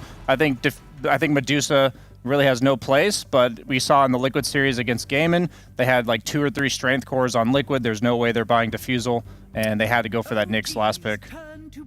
Does Medusa feel that much of a cheese right now? Because just based on her B patch and her numbers on pubs, it feels like she's more than just, oh, we're going to surprise them with it. I just think if you buy Mana Burn, like the way her Mana Shield works right now, since it's 4 damage per mana, like your Diffusal hits effectively 200 damage. So it's like, I don't know enough about the hero. I'm not gonna act like I'm right. And you're like, all I know is that she is about Mana Shield 100%, as opposed to in the past it was like a portion of her HP, and I think that makes her much more cheese oriented than before. She becomes so strong so quickly. It was weird watching her in the game, like in lane. All you have to do is get through this shield, and she literally dies to 2 right clicks. Yeah. Right? It's so weird how, and then you find her when she's playing in with the low levels in shield, and you can just kill her very quickly as well. But then all of a sudden she's maxed out shield, she has a Manta and whatever, and now it's like she's standing in these fights and no one can do anything against it. Especially with all of these Crimsons and Greaves and stuff on top. Yeah, she's kind of an investment in a hero, right? You're investing in this hero's ability to scale, so you have to draft around it, but it doesn't necessarily have to throw the enemy off guard. For example, I feel like if somebody runs a Pango Coddle lineup into a Medusa, that's unplayable for the Medusa, right? Yeah. She's just going to get run over way too early. But let's say you eliminate something like a Pango and you take the Coddle for yourself, and all of a sudden the Medusa looks pretty good, more than just a cheese. Yeah, I think she's insanely good against the likes of Alk and Sven, like these carries that do rely on Blink bursting somebody because it's impossible to burst the Medusa, and she also has a BKB piercing AoE disable. So if we see more and more of those heroes be cropping up, the only problem is that Alchemist is a bit more of a flex, so like you can rotate Alk to mid and go like PL or anti-mage carry just to counter the Medusa. But this is a hero that we talked about enabling Medusa, and I think a part of what makes later on picks more viable in a patch is how well they synergize with the heroes that are generally getting picked early, which is the Coddle. That 300 mana from Coddle's Chakra is effectively like over 1,000 HP for a hero like Medusa, and I think why we're seeing so much Coddle Alk is that Alk already has innate health regen sustain. So now you've got a hero that sets up your stun in lane if you choose to lane them together. And then Alk, his only issue is ever mana, and now he just never goes to base. They have really good lane shove, low cooldown, consistent fighting. These heroes are just, they're 2 of the prime, always getting picked together first round. And because of Blinding Light being so readily available to Coddle, it feels like a better way to protect the Alchemist, because his weakness in the past was getting some melee hero in his face with a Diffusal Blade, some high bursty hero, but having this Coddle with the Blinding Light is a means to protect him, right? If a Void jumps in his face all of a sudden, you're just pushing him away, and that makes the Alchemist pick more valuable. I don't know where OG have been playing the Alk, but I really like seeing Coddle on 4 more than 5 usually. I just think it enables a lot more offlaners, and the ability to defend your offlaner and let them farm these like important aura items, for me, seems maybe a little bit more valuable. And also, I like it if he can be on pause 4 and get like more XP and gold, because this Coddle Blinding Light is so nice to have now early, and then you hit 6 and have the solar bind or whatever, and it's like already maxed and like at max power. It's super strong. It's really nice to get. So I prefer it on 4 if they want to put it there. Also, it does nice things on the offlane, right? Like on the safe lane, you inherently don't want to shove the waves in too much, and this hero just does it by nature of its kit. But you put it on the offlane, and it's shoving waves in and pressuring the enemy carry. And the cool thing about Coddle as a 4, outside of the things you mentioned, Sheep, is that the small camp, as a Coddle, you're not worried about it, because you just go farm it. Yeah. Like, a lot of other supports are like, what do I do with the small camp? I have to play around this timing, I have to block it, I have to do this, my 3rd sentry is coming in. Yeah. Coddle's like, oh, you stacked it? Hang on. Charging it up, and he just takes it. And that's actually so valuable to have as a position 4. That's true. And on top of that, you want to shove in the offlane because it gives you easy access to the Lotuses. Easy clap. True. And the gates. And the gate. Camp of wisdom runes. Wizard runes. All right, let's talk a little bit about IG's draft. Timbersaw first phase. Is this a thing, or is this just a Shang-Yu thing? We've been seeing Timbersaw get prioritized a bit higher and higher throughout the tournament. I think that's just because of the strength carries and cores like Alchemist and Underlord that are generally unkillable without some immediate answer. Is Timbersaw good enough to pick this early? I'm not sure, but they're definitely just picking it as a response to the Alch. But what Timbersaw does is he enables your roamers, right? Because this hero, you can leave it by itself, and for the most part, it should be fine. But it'll enable your lions, your Muranas, your earth spirits, what have you. These type of heroes, you can suddenly put more emphasis on the mid lane. So for example, if you're looking at this Emo Storm or Emo Ember, you can also just draft something that can help it with power runes, because even though Dota is very side lane oriented now, a lot of teams have still been playing around the mid lane. They've identified that we don't have to all in on these side lanes. There's still a lot of value coming out of shutting down the enemy mid laner. Yeah. That's why IG are dedicating some bans in that direction. They take out the Storm Spirit, which would have been a great pairing with the Coddle as well. And then I guess TA these days is more of a safe laner. But then, where's the Alch going? I'm kind of with you, Sheep. I don't know. Like, Yuragi has so far been the only one to play Alch on OG. But there's room for flexibility. Right, because Liquid played it like on mid, for example. I mean, maybe they have that flex there. Well, yesterday, beastcoast picked Alch versus Shopify, and the Alch went mid, and then Shopify just last picked the Timbersaw on Avid, and he just dumpstered the Alchemist. So I feel like you want to dodge the Timbersaw on the mid lane, because there's the possibility for that Timber flex to mid. If they were watching the games last night, and I'm sure they were. They do have overall last pick on OG, so they will have that response if they want to make sure that doesn't happen. I want to mention to the viewers at home that there pretty much every tournament, there's always like a meta for the first round of picks. Like you tend to see a lot of the similar heroes coming out in the early stage of the draft. And I think there's even more of a reason for it right now, because right now, Keeper of the Light, who's getting first round in almost every single game, has been 21 picks, 71% win rate. And Alchemist, who's also getting first rounded with 23 picks, is at a 61% win rate. So I think we're in a new patch. Teams have not necessarily figured out how to deal with these heroes yet. And we're going to keep seeing them picked every single game unless those win rates start to drop. Because as of now, there's no like obvious answers. And I would like to see teams like IG kind of pulling out theoretical counters. You know, maybe the Timbersaw on pick 8 is like what they're supposed to do. Like it's an option. It's different than what a lot of teams are doing where they're last picking the Timbersaw as a lane option. Maybe Timbersaw is only good enough, like Mira said, if it's a lane counter, but maybe it's also just good enough in game. There's only one way to find out. Pango is still open for OG. I feel like this is a pretty valuable pick for them, right? Because you want to take advantage of the 2 heroes that are now providing your team with mana regen. And the Beastmasters that would have loved it in the past have already been taken out. And I don't feel like you want to pick something like a Bristle, because then you're just giving away your Alch flex. They're getting Monkey King. Pick Huskar. No. Because of the Timbersaw, I was thinking that. I'm almost certain they're getting Monkey King right now. Like, I'll be super down for it, yeah. I mean, I immediately thought of Huskar as well. Yeah, I see Emron like destroy him. OD, another option. You win your lane, you're good against Timbersaw and stuff. True. If they really want to go hard in on just like countering that way, maybe they want to pick something that synergizes more with just like their team in general. Like I like Mira talking about these low cooldown, or heroes that have spells that really benefit from Coddles, yeah. Talon ran Omni mid versus Ember, and it looked awesome. It was a way throughout the game to dispel the shield, but it just got really strong. It went like Echo Saber, and I can imagine the Heavenly Grace reduction from the Coddle could be something really cool. Just another way to protect your elk. See that. But it was awesome when Talon did. Yeah, but it's into a Timbersaw, and Chen can find the perch creeps. Who cares? Okay, who cares? My care would be that it's not a guaranteed Ember mid because they have flexed it to dust before. For sure, yeah. And so if it ends up being a safe lane Ember and you have an Omni Knight mid against Makoto would be asking for it right now. He really Talon's would not be. doing very well though, so maybe he shouldn't be asking for it. They go for the other passive carry. What I mean by passive is the guy that has a passive that hits you a bunch of times and it kills you. So Timbersaw, like a lovely Vanguard buyer right now. People, a lot of carries struggle to bring it down. And so I thought of Monkey King because it could also counter Ember mid, but they just straight up go for the lane counter, revealing like they're not flexing anymore. It's not going to be a Yoragi Alk, Ursa to counter all these tanky strength melee guys. I really like the pick so far. I think it was right for what Tsunami brought up, which is just that they can move the Ember around, and this way with second pick on OG, they pick their carry and they say, okay, we just gonna see what you do with your Ember, and then we'll pick appropriately. And they can pivot in the lanes whichever way they want to. And this Alchemist has also been flexed to offlane, so it's not even necessarily a mid Alchemist. But right now, OG's lanes are a little bit up to decisions. Like, they can just go through the twin gates and swap it out if they feel they need to, right? They can make sure that this Ursa's on Timbersaw's lane.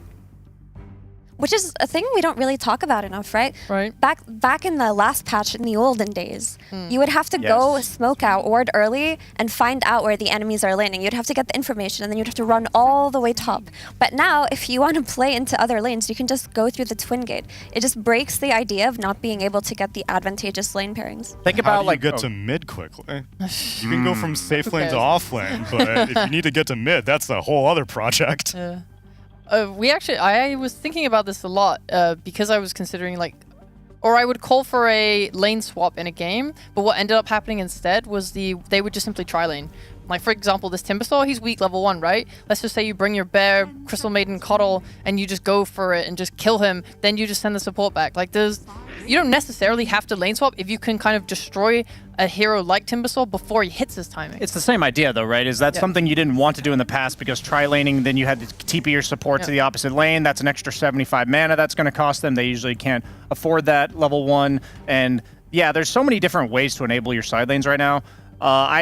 If you look up Morphling's carry matchups on Dota Buff, it's actually Ursa's his worst one. So. Yeah, I was like, what the hell is this pick? The reason why is because Morphling survives by making you utilize a lot of your crucial spells. He morphs, he gets out of the fight, and then he re-enters. The problem is Ursa's got 15 Fury Swipes on you by the time that happens, so you can't enter the fight for another 40 seconds with that level 10 talent. I really don't like that they picked Morph here. I think the idea is that Ember lanes well against Alk, Morph lanes well against Alk. That those are both good Timber lanes well against Alk, but I think they might be. Right? Still in the pool. Still can buy Diffusal versus his Morphling. Is still playing with a Coddle. You could just go for that Coddle combo from the mid lane and shut down the Morphling really early. Yeah, and then isn't the Ember guaranteed to be mid now? Yeah, almost certain, unless they do lane swap. Pick Oscar. And the read that IG have is that they're sending Alk mid on OG because that just makes the most sense, but I feel like if there's a team to experiment with an Alk offlane flex, it's going to be OG. We've seen mind control and these carries from the offlane, but he actually itemizes well, right? Whereas we saw Jabs do the offlane Alchemist and he went for a Radiance. I think we'd is see Talon catching so many No, rays I here? love Talon. It's just because we talked, these picks are very reminiscent to what we saw yesterday. Maybe if Jabs stopped playing carry from the offlane, I wouldn't flame it. I am a Southeast He's bringing this upon enjoyer, and they're himself. making it hard. Oh, that's the other Huskar option. Okay, Necrophos. That's going to be a mid Necro against the Ember. That's like been a classic counter. He might even consider doing like the Spirit Vessel bots rush. It's offlane Necro. I guess it doesn't matter where you go. No, I mean so it's definitely going to be. It's generally considered a hard lane counter to Ember because your Death Pulse immediately removes his shield and then you can just click him down. Well, they're still laning against each other.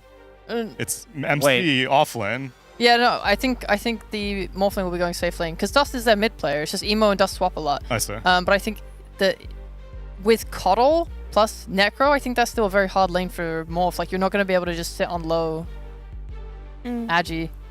I don't like it as much in the side lane. I would love to see PYW make like one rotation. As Mira said, the Timbersaw opens up the 4 usually to leave pretty early. If you like walk behind the Necro and toss him in, he will die when Emo's level 2 or 3. That's my only concern. I still like OG's draft better, but I do worry a bit that this Necro could feed a few times in the early stages. True. I feel like Timbersaw has to have a great game because that's the damage that they're going to rely on to kill this Necro early on, unless Ember is having a good enough game to rotate. But I can see IG's draft having a lot of upsides. Like, let's say that Emo is enabled on his Morphling, hits a good item timing, they get their Chen army, some auras on the Timbersaw, and they can 5-man into OG before they're ready, especially if OG don't win lanes. But I think OG have been owning so much lately that they're going to do fine in these lanes. IG are currently 0-8 right now, and they're going up against the Kings of Group B. Will they finally pick up a win, or are we looking at an 0-9? Let's find out with our casters. It's Sunsfan and Cinderin. Thanks, Tsunami. Sunsfan with Cinderin here. IG versus OG, as Tsunami just said.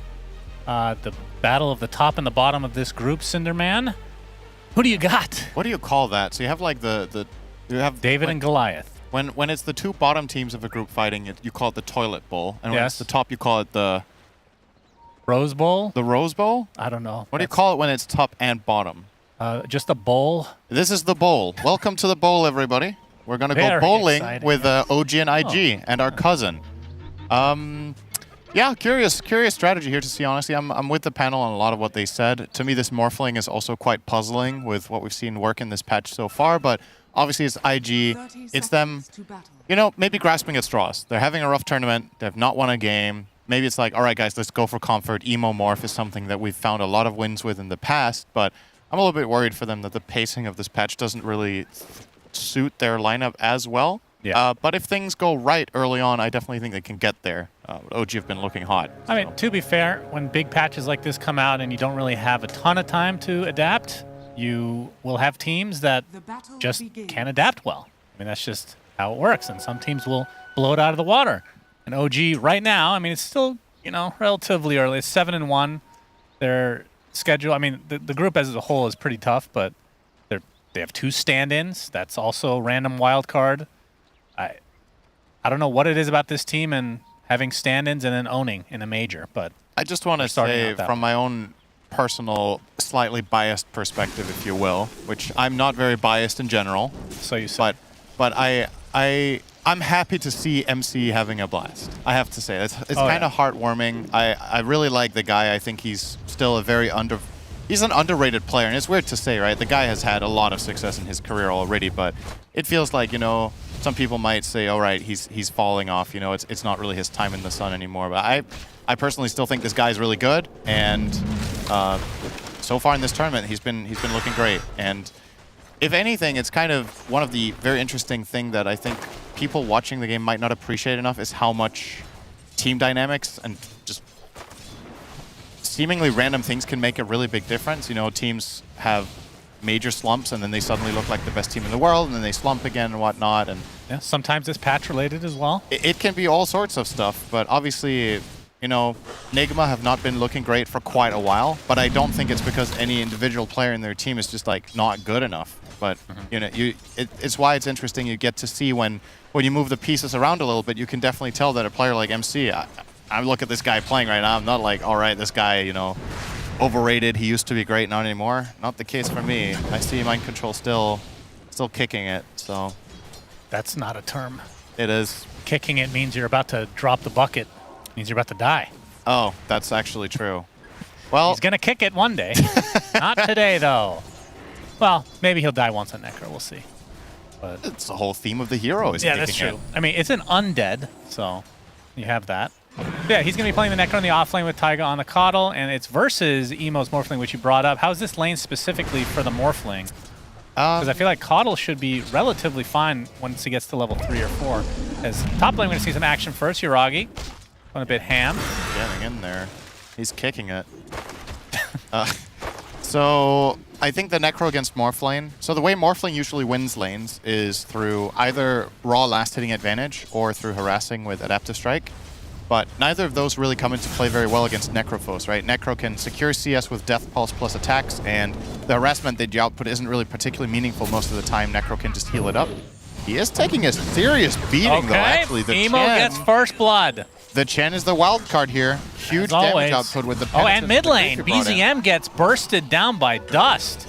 That was really surprising. Thought BZM did a really good job of denying some CS with the concoction, but that means it's on cooldown, and Dust just ran him down. Yeah, that's a great start for IG. And just to elaborate a little bit on this Necro against Morph, I think just these two heroes in a vacuum against each other, both heroes farm and do fine, but the thing that can really push it over the edge is who has the right support for the lane. And I don't think OG have the killer support for this lane. Like, Caudle Necro are not going to kill Morph, right? They can maybe pressure him a bit, but eventually he's going to be doing fine and just using his attribute shift and farming. Whereas the other way around, you have the Chen, who just came in with a Penitence and a Creep, and then they just mauled the Necro because he doesn't have Ghost Shroud yet. Yeah. So this was the one, I want to say the one major moment of opportunity that IG had in this lane to get a head start, and they took it in immediately. So well done to get them off to a great start here on the scoreboard. The mid kill, the more important one though. Ember will benefit a lot from this. He's already almost level 5 with Alchemist just cracking level 4. Obviously Dust has most of plenty the wave, of kills in the side lane. Lost of XP here for BZM. And I mean, we've already seen a couple games of you and I in terms of casting the quote-unquote new Alchemist, but not a ton mid. A lot of it's been off lane. We had it mid one game yesterday, LGD. Okay, well, I think. Basically the question is, now that you've seen a few games at least, regardless of position, do you feel like this hero, I mean, teams are prioritizing quite a bit.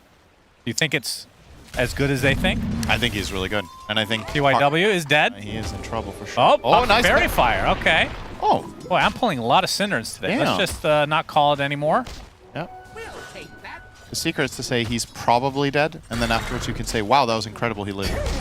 Incredible. Yeah. Yeah, I'm with the teams. I think Alchemist in this patch is incredible. It can lane all 3 lanes. The fact that you just start with Greevil's Greed means you're a much better laner. Here's the pressure again. He will skill Ghost Shroud level 3 here. Yeah, which was a necessity. Doesn't feel great to be able to, or to have to do that as a Necro, but in order to live, you do what you do. Yeah. But, I mean, obviously he's already died, so Emo and company already have the advantage in this lane. We'll see. They're able to pressure Emo a bit, though, for the time being. All right, Tiger with the 2 points in Blinding Light. So this ability scales pretty well. The cooldown goes down, the damage goes up, you get more cast range, so you get... It's a hard spell to use on level 1 because of how close you need to come in to get the right angle. Curious to see how he goes about it this game, if he's actually going to max it out, and when he starts getting points in Illuminate, because it feels like, you know, eventually, within the next 10 minutes, this game is going to reach a state where I think Caudle's primary job will be shoving out waves. He doesn't have amazing chakra friends like Ember or Pango, where you're like, I'm just going to follow these guys and give them 2 of their spells, and they're going to kill everything. So I think he will be playing a lot more wave clear, and to do that, he should start getting points in Illuminate, maybe on level 4 here, we'll see. It's going to be Question about Necro offlane these days. These days meaning the last week. Yes. Now that Hood is, I mean, Hood was a very popular item this year. It's not in existence anymore. What the hell do you buy in the early game? Hold that thought. Some action onto Yuragi, taking a lot of damage. He's going to pop the wand to stay alive. Here comes another toss. That should be enough to get the Ursa kill, and it is. Imagine just getting absolutely crushed under a 2-headed dog that lands on your head. Could you imagine? The cosmetic for Chen? Yeah. Yeah, it should do extra damage. Yeah, we've talked about this before. There's certain heroes, when they get tossed, it's just like, you feel like people should just get crushed. Yeah, of course. Tossing Pudge should do bonus damage. To Pudge as well. I mean, actually, Toss used to do damage to your teammates back in the day. Yeah, that's... Damn, you're old, huh? It wasn't that long ago, I think. You say so. MC's going to get pressured. Pops the Ghost Shroud again. And it's going to get dispelled off, yeah, actually. The Purge creep, but... Yeah, that's pretty powerful stuff. There's 2 Shard Golems here as well. That is going to be super annoying to deal with. That Blinding Light's going to clean up. In terms of like later in the game, there's no real nullifier hero, I would say, for IG. So it might have to have one of those creeps handy at all times if possible. Be able to dispel that Ghost Shroud. Yeah, Purge creep is definitely good this game. Anyway, the Hood. Yeah. What the hell do you buy on this hero now? So I think You can still go the Greaves route, and Cloak is still very good value, they're right? ganking. Emo. Might gonna be okay, though. Yeah, he's going to get the attribute shift off. so MC on the other bases. side of the trees. Will Emo be okay? Death Pulse is there, Illuminate as well. Continuing to shift, he's just stuck here. Going back and forth and back and forth, and, well, he goes back to his fountain. He seemed like he didn't know the tree line there. He wasn't sure where to go. I don't know. I mean, the maybe tree there line was either. no exit, but if there was any exit, he might have lived. But maybe they just covered them all. OG there. Yeah, so I think what you do on Necro is a build somewhat like what MC is looking at here, which is Greaves Cloak, I guess. It's completely fine, and you can obviously complete the pipe. Pipe is an outstanding item. It's way better than it was before. So I think that's probably what you do. Both Wisdom Runes went the side of IG, by the way. That's a pretty big deal. Mid lane, BZM gets off the concoction. TPs are coming from Kitrek. Gets a nice frostbite onto Dust. Has another remnant, but he's just taking too much damage, and BZM ends up getting credit for that kill. Meanwhile, trying to take advantage of the numbers here in the bot lane. MC pops that Ghost Shroud, makes a big adaptive strike, getting blocked off, and he should be dead. So it ends up being a 1-for-1 across the map. There's one more X factor for Necro in this game that I think you shouldn't underestimate, and that is if he gets his hand on Lotuses, because this item is extra good on him with Ghost Shroud. So even if you are less tanky in certain stages because you don't have the hood, if you have even just one Lotus, it's just a 200 burst heal under Ghost Shroud. Nice blind from Taiga. Beautifully done, and BZM has come as well for the concoction, extra minus armor. And Yuragi and company will be able to get the kill, but Dust coming in to try to take out Yuragi, but he has that Enrage at his ready. He's out of remnants. He's actually in huge trouble. He has to slide dodge this. Still, yeah, gets it off, but actually quite a long slide. Actually works to his disadvantage. He's going to get blinding lit back, but he's going to get chased down as the Illuminate is enough from Taiga. Nice turnaround there from OG.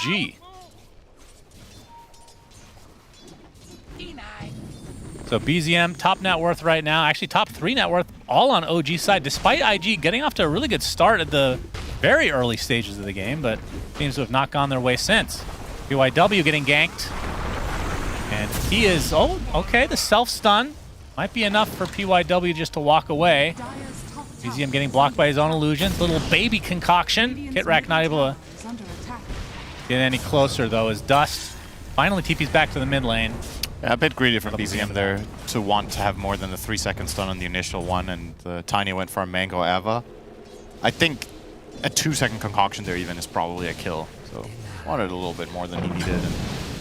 And POW will live, but at the end of the day, nobody dies on the side of OG. They seem to be setting the pace quite well right now, forcing heroes around. However, IG are making a move of their own up here, and this is what Chen will often excel at. Coddle will try his best to stop this push, however, and will be successful. So they're holding onto this tower for now. Yeah, that frostbite is mega annoying for Chen. Lasts so long on these creeps, basically just kills them outright. Emo needs to be careful because yeah, Reapers is you're like floating half health on Morph right now. If any hero comes in with literally any spell, the Reaper's just gonna or that. Oh my god, Kitrek. Or that. The snipe.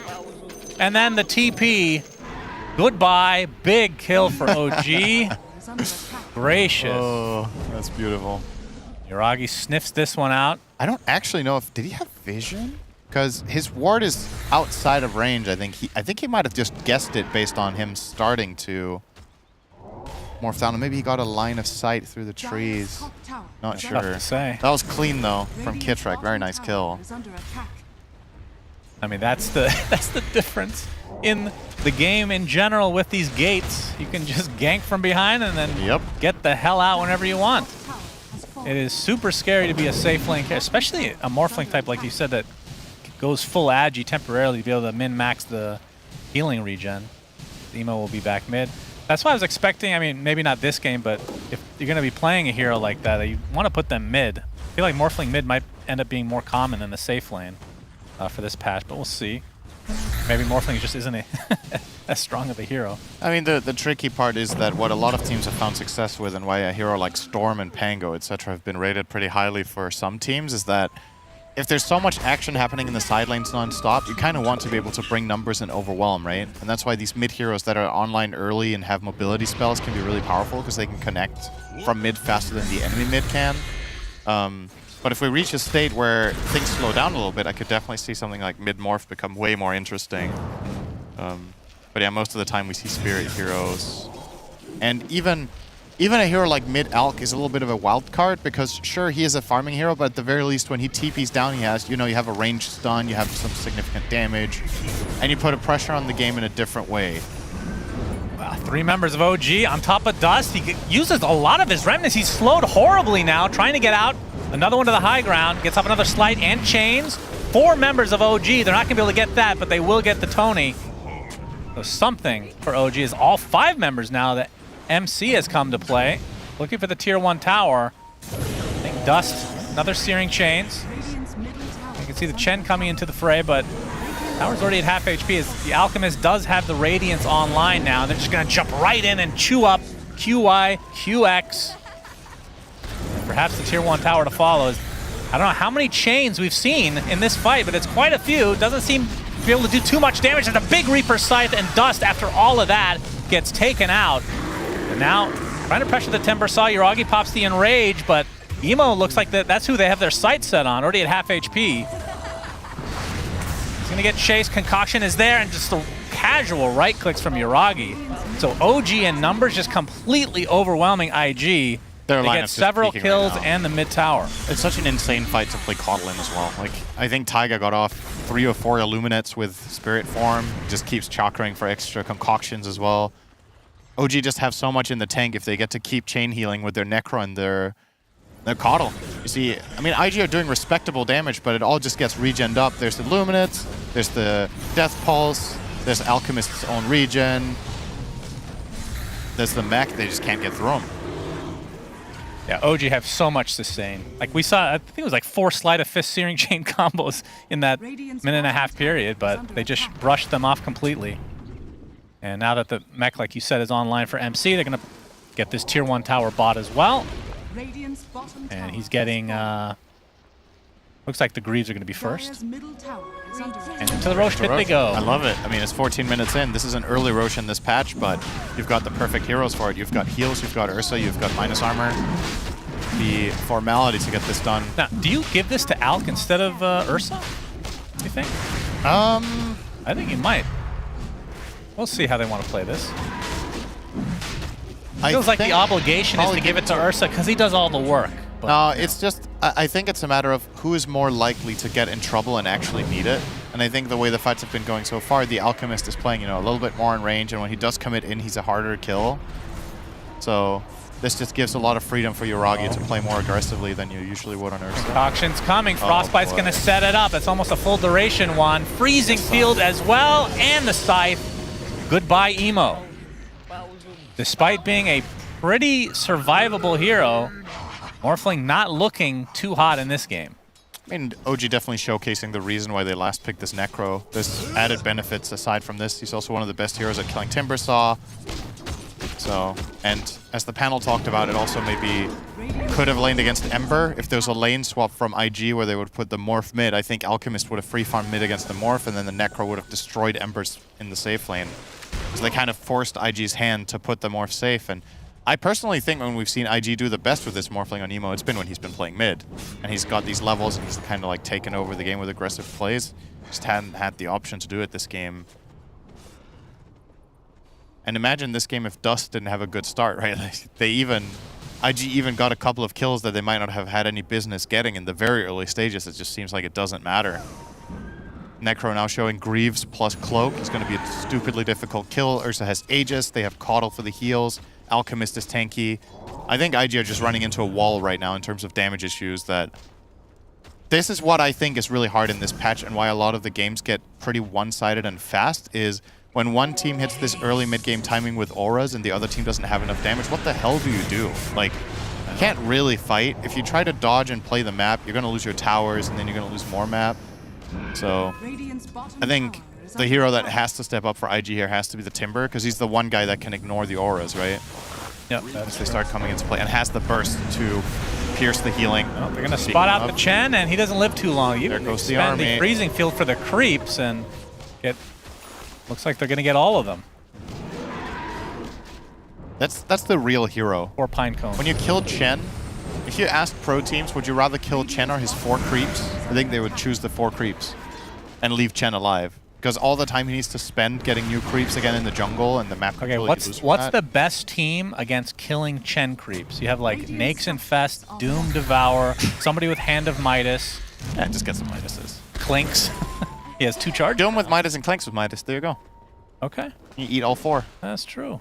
But then you don't have great efficiency with the Midas. You have to wait for the creeps to show up as Dust. Getting gone on. MC's in the vicinity. For the Reaper behind there, but Dust wisely goes south. I don't know if he saw them or... Looks like he has no vision, but kind of made the right call to run toward his Chen.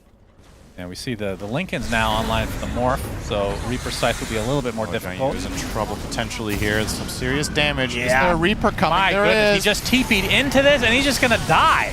Gracious. 10k lead for OG. This map and is IG so crumbling. Small.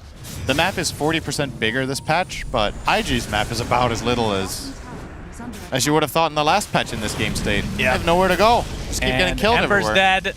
Man, these kills just look way too easy for OG. Radiant's bottom tower has fallen. As they're going to try to get this tier 2, or at least pressure it a bit. As 18-minute Battle Fury. Okay, he went to Fusel first. I was going to say, how are they winning so horribly? He doesn't even have a Battle Fury. Jesus. It's an interesting build-up. Do you think that that's a good idea? I mean, you're winning like big time, so it doesn't probably matter that You could have bought Dag and then got some style points, but, you know. Yeah, spell lifesteal for Ursa, not too bad with the Earthshock and whatnot. All right, good call on the Aegis. I'll give you that. As the rest of OG gonna try to help out their comrades. Gonna get tossed back into the tier 3 though, and that's a lot of damage coming out from the Timber. They're gonna be able to pick up the kill onto the Ursa, but it's gonna cost them their Timber in the end. So a 1-for-1 of that little mini exchange. Dust, nice chains, quite a bit of damage. Kit getting damaged by the tower as well, so the CM drops to the deck. And now PYW and company can barely even extend past the stairway of their lower tier 3. Just so much sustainability here from OG. All right, a little bit of signs of life here from IG. Getting some trades. Obviously, Yoragi went pretty damn deep there, and as you pointed out, the Battle Fury, not really good bang for your buck right now. It is a build-up item, so even if his net worth looks very healthy, his just raw stats from it, not the greatest. So is this one of those, like, he was halfway built with, like, it was halfway done and the game just started going extremely well for them? He's like, I might as well finish it, or is it a safety net kind of deal? I think that's exactly what it is. Like, OG know they're in a comfortable spot in the game, and they just want to make sure they don't fall off and lose to Morph. So, I feel like if that's the case, Midas for the Chen. Oh. Yes. Of course, the Midas not as good. So you want Ursa to go Diffusal into Midas. I mean, you said he could go Dagon and still win, so... Yeah. I don't know. I mean, he 20 minutes in, are they going to steal the Tormentor? Looks like it. Like they will. Ursa, one of the best at taking these bad boys. And Dust, he is going to take exception to this. They're going to be able to smoke up. We'll try to retake. No, it's not happening. Coddle gets it. The Tormentor becomes the Tormented. That's right. And now OG, we'll see if they prioritize their Tormentor, but they are going to jump right in. Going PYW in his face. In rage. Can't really get that many right clicks off. Finally, the Greaves come through. Very important. Crystal Maiden just leveled up another level of Arcane Aura. That's why everybody lit up like a Christmas tree. So happy we got to see that. Okay, Dust. That's aggressive. That's a nice slight. But the Timber Saw is getting absolutely destroyed by Yoragi. Reaper Scythe is there. Bye-bye, Timber. Yeah. Tiny's next. Double kill for MC, and OG are... They're absolutely spanking them right now. Yeah, so when I said that was aggressive from Timber, it was mainly from the perspective of, well, if you engage into this OG lineup and your entire team doesn't connect immediately and burst a hero, the turnaround potential is just too strong. Like the Vessel, the Reaper Scythe, Timber can't play aggressively, and you know what? MC has Greaves Pipe. Who's going to kill him?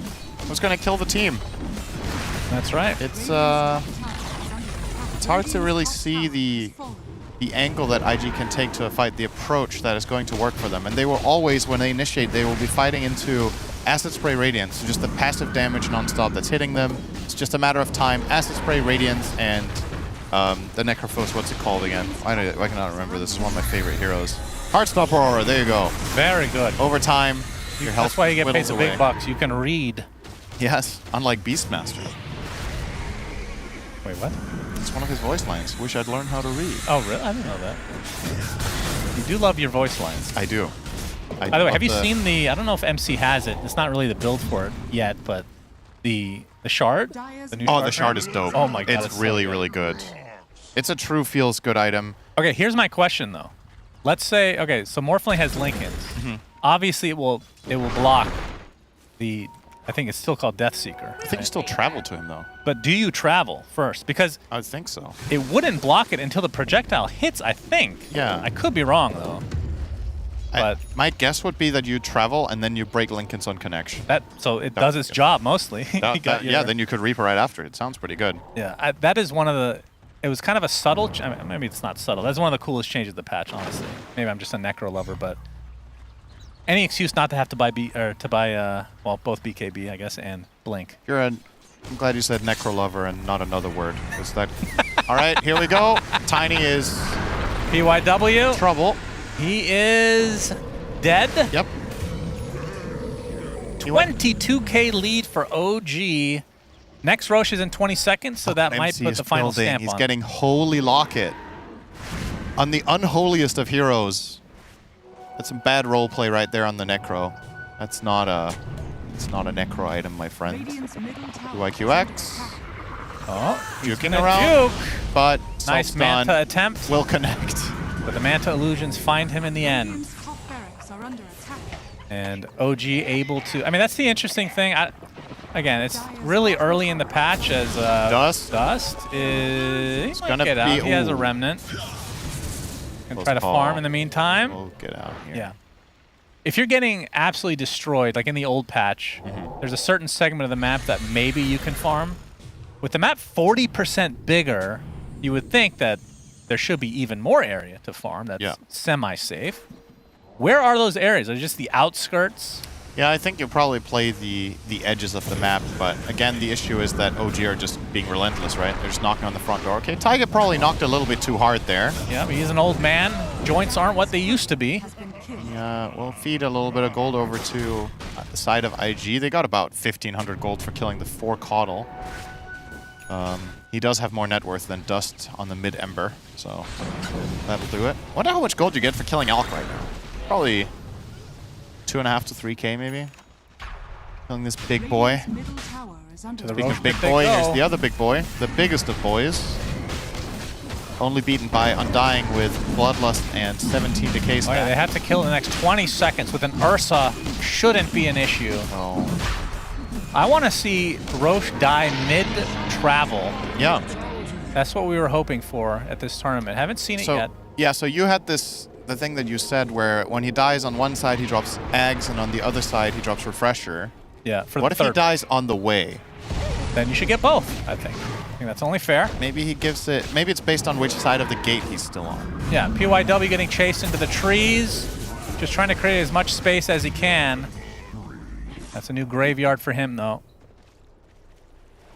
I mean, again, this is the funny thing is I can come up with a whole bunch of random shit now.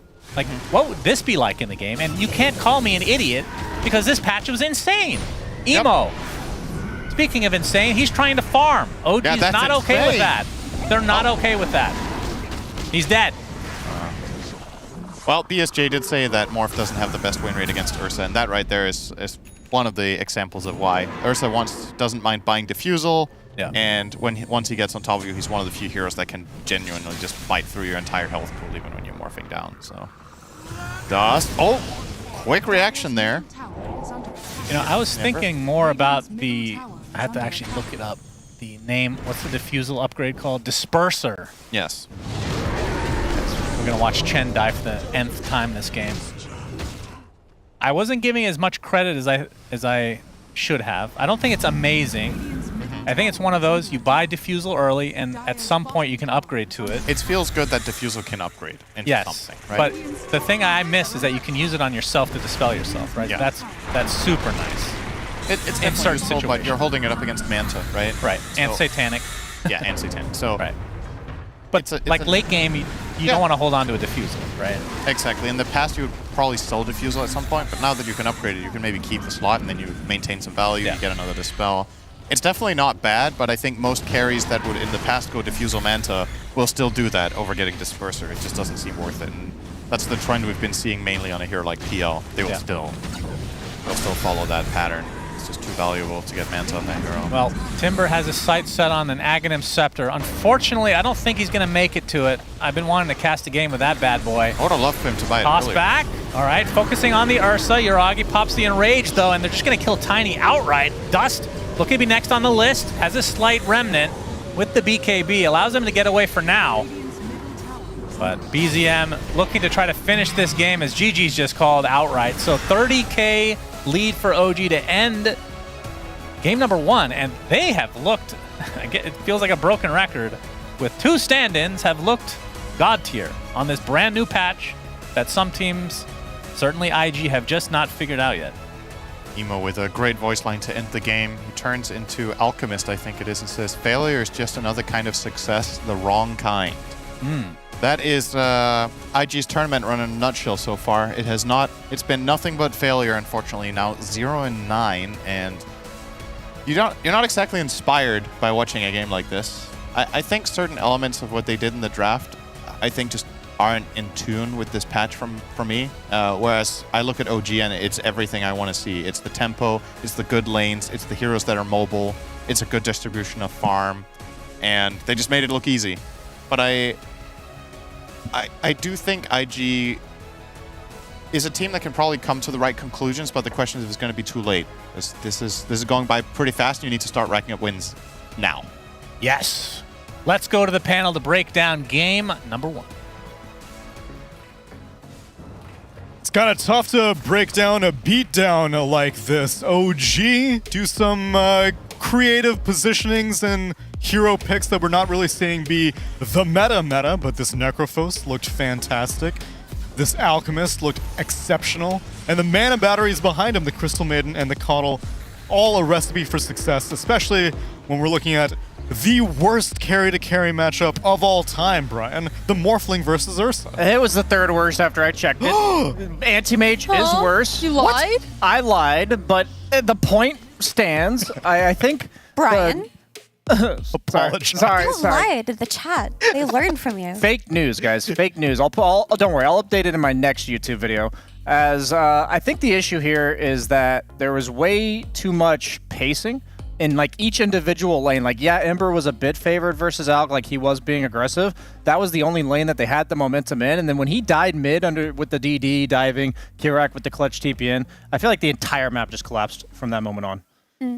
For IG to have won that game, it feels like they needed all their lanes to go very well. The ones that needed to go well in particular were the Ember lane and the Timbersaw lane, but it didn't because it's a Timber versus an Ursa. But without this Timbersaw having the kind of start they need, they couldn't send any hero bottom to deal with the Necro. None of their heroes had the damage to kick him out. So you basically have this Necro that's just an object in the map, and you have the rest of OG being willing to rotate and able to rotate because they're not afraid of leaving this Necro by itself. And it turned out to be such an issue. Also, the early Spirit Vessel on Taiga was just so good in getting so many kills. And ultimately, it felt like the Timber and the Morphling got countered by the same thing, which was the Ursa Diffusal Blade and the Spirit Vessel. So, not much to go. The Necro is just a total bait, honestly. Like, never go on that. You look at the damage values this game, it's not even like he didn't do anything. He did 11k damage. He matched the Crystal Maiden. But his healing? That was like 13k. He's literally sitting there with a Holy Locket, Greaves, everything. He's like, I am unkillable. Why do you even bother? He's allowing his team to just do whatever they want by just standing near them and just constantly healing. It's like they're diving every tower they feel like it, and they're coming out on top. This Necro's just enabling everyone else. You're randomly citing Crystal Maiden's damage, but I want to see the numbers behind it. Let's pull up our Predator head-to-head for this game number 1 of IG versus OG. It's Crystal Maiden going up against Chen.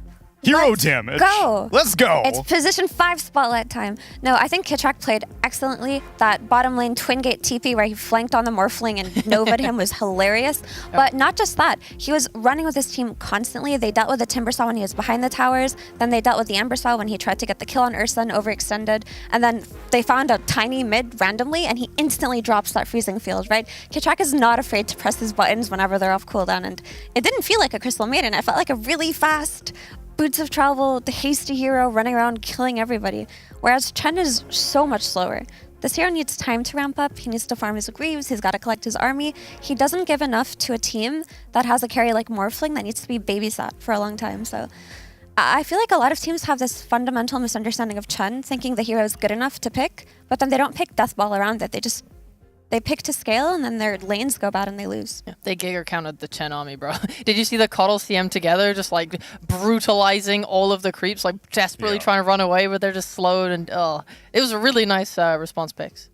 Shame for IG, but maybe they're brewing something up as the clock is ticking for them. 0-9. Maybe Pyrion's seeing them cook something up. Pyrion, where you at right now? Oh, I'm hiding. Because they did not look happy after that series. I'm going to tell you, you want to know a stat about that series? Give me the numbers, Pyrion. This is a beauty. I'm listening. IG, obviously a storied organization, been around forever, TI1 and all the rest of it. Over 2,000 pro games as an org. Only once before in their history have they lost 9 games in a row. This has now made it twice. Ooh. They lose 10 in a row. So it's a first for IG, losing that many games in a row. So come on, lads. Come on. You know, you don't want to make history as the nadir of IG. Got some other stats for you. There are 3 players whose in-game name is the same as their actual first name. They're all NA mids. I'll let you name them. You go ahead. Quinn. Obviously. Sumail. Yeah, that's 2. Brian? I don't know. What's the question? NA mids whose in-game tag is the same as their real-life name. Correct. Aved? Yes, you got all 3. What a mirror.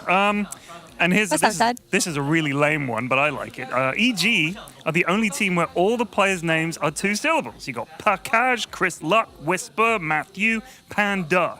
And Panda EG Boo. itself. Right, but we're just saying Panda. Come on, Mira, don't ruin it. Anyway, one thing I will say is when OG were lining up for the first game, I was actually out here. We were going to talk to IG, but unfortunately, we couldn't find one of them that spoke any English, so that was why there was no interview with them. Mm-hmm. I heard one of them say, I couldn't say which, I want 10 kills this game, 10 minimum.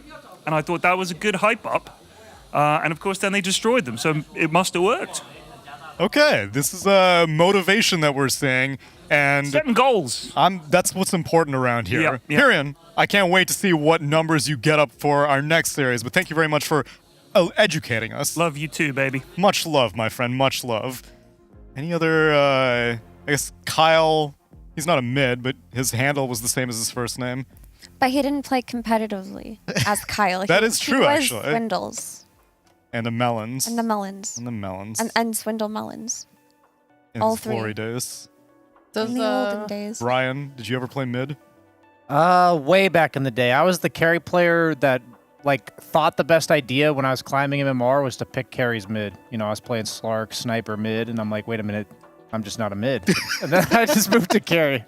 Perhaps you were ahead of your time. Perhaps we may be seeing such things evolve in a 7.33B. But for right now, IG just need to figure out anything, because they are 0-9 right now. If they lose this, they might just be fully eliminated from the Berlin Major. A damn shame for a team that has been grinding their way out through Division 2 for a great deal of last year. Finally made it to a major.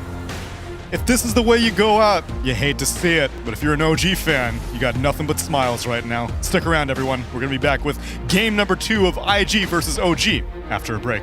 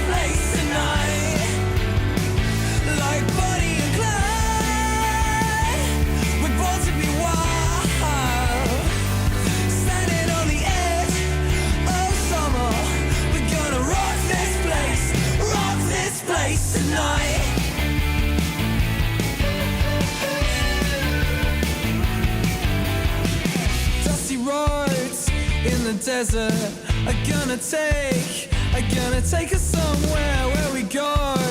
It doesn't matter, 'cause everywhere there's love and music in the air. There's music in the air. Yeah, to the left or to the right, we're having fun, alright. Like Bonnie and Clyde, we're born to be wild.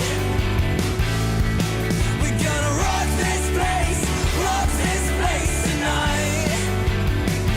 Like Bonnie and Clyde, we're born to be wild. Standing on the edge of summer, we're gonna rock this place tonight.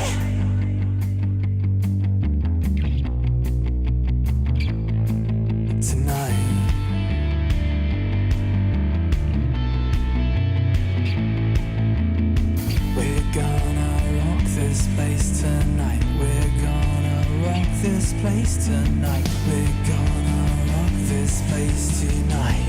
Yeah, yeah, yeah. Oh, oh, oh,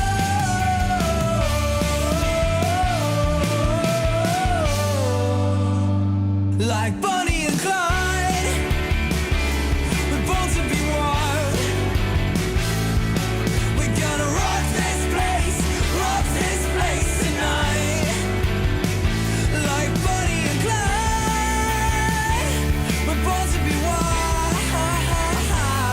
Standing on the edge of summer, we're gonna rock this place tonight.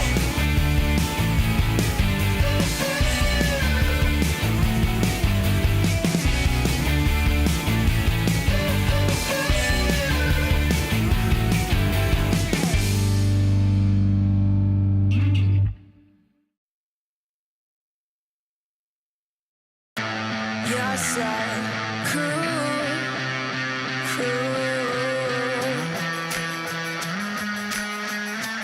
So stick around.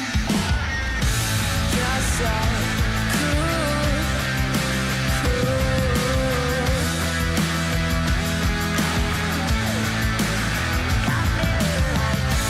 Yes, I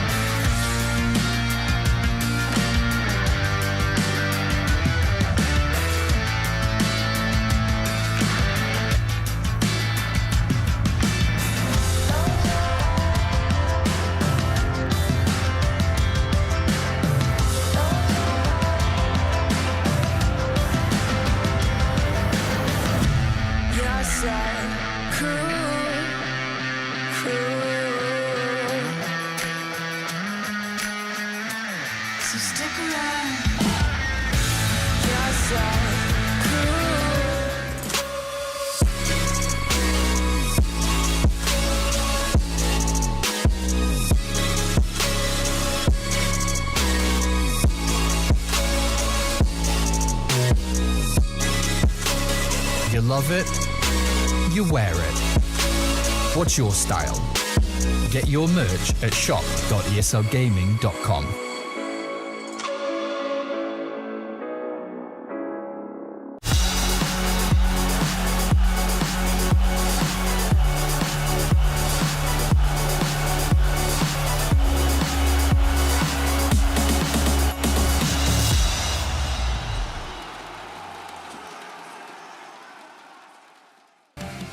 Game number 2 of IG versus OG underway in just a moment.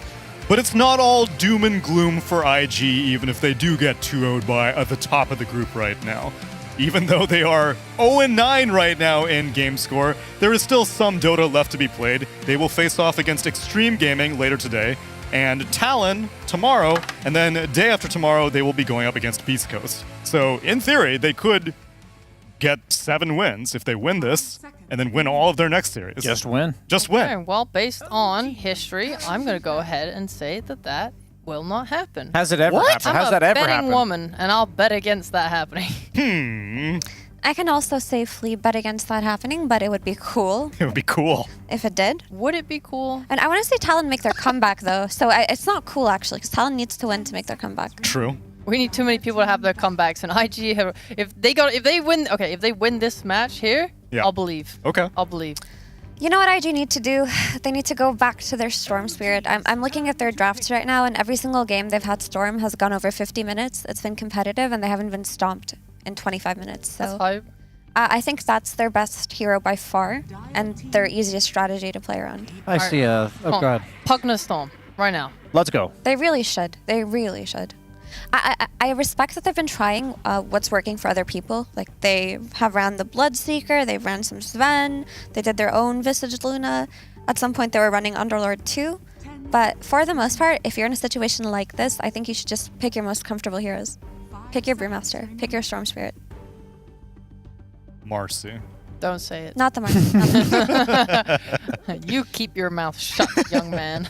You're going a bit too far there, Tsunami. I'm sorry. How about Morphling? Are we unbanning Emo from playing Morphling? Because we didn't get a chance to talk about it that much last game. Wasn't a particularly standout Morphling performance. Obviously, I know, 3rd worst carry matchup against the Ursa. It's a really bad meta for Morphling. I think every hero in the game... Okay, so there's like a snowball effect. Here's what happens. You usually have the meta offlaners and supports. These tend to dictate the meta carries, and then other carries that are either there's either carries that are broken, they're just way too good individually, or they're good against what you're currently seeing. Okay. So Morphling sucks against Vanguard. True. What else does he suck against? All the heroes that are good against the Vanguard, like the Ursas, the Slarks, these Diffusal builders like PL. I mean, those heroes aren't great against Vanguard, but it's like Illusion carries with Diffusal and Slarks and Ursas. Therefore, I don't want to see much more Morphling. Okay.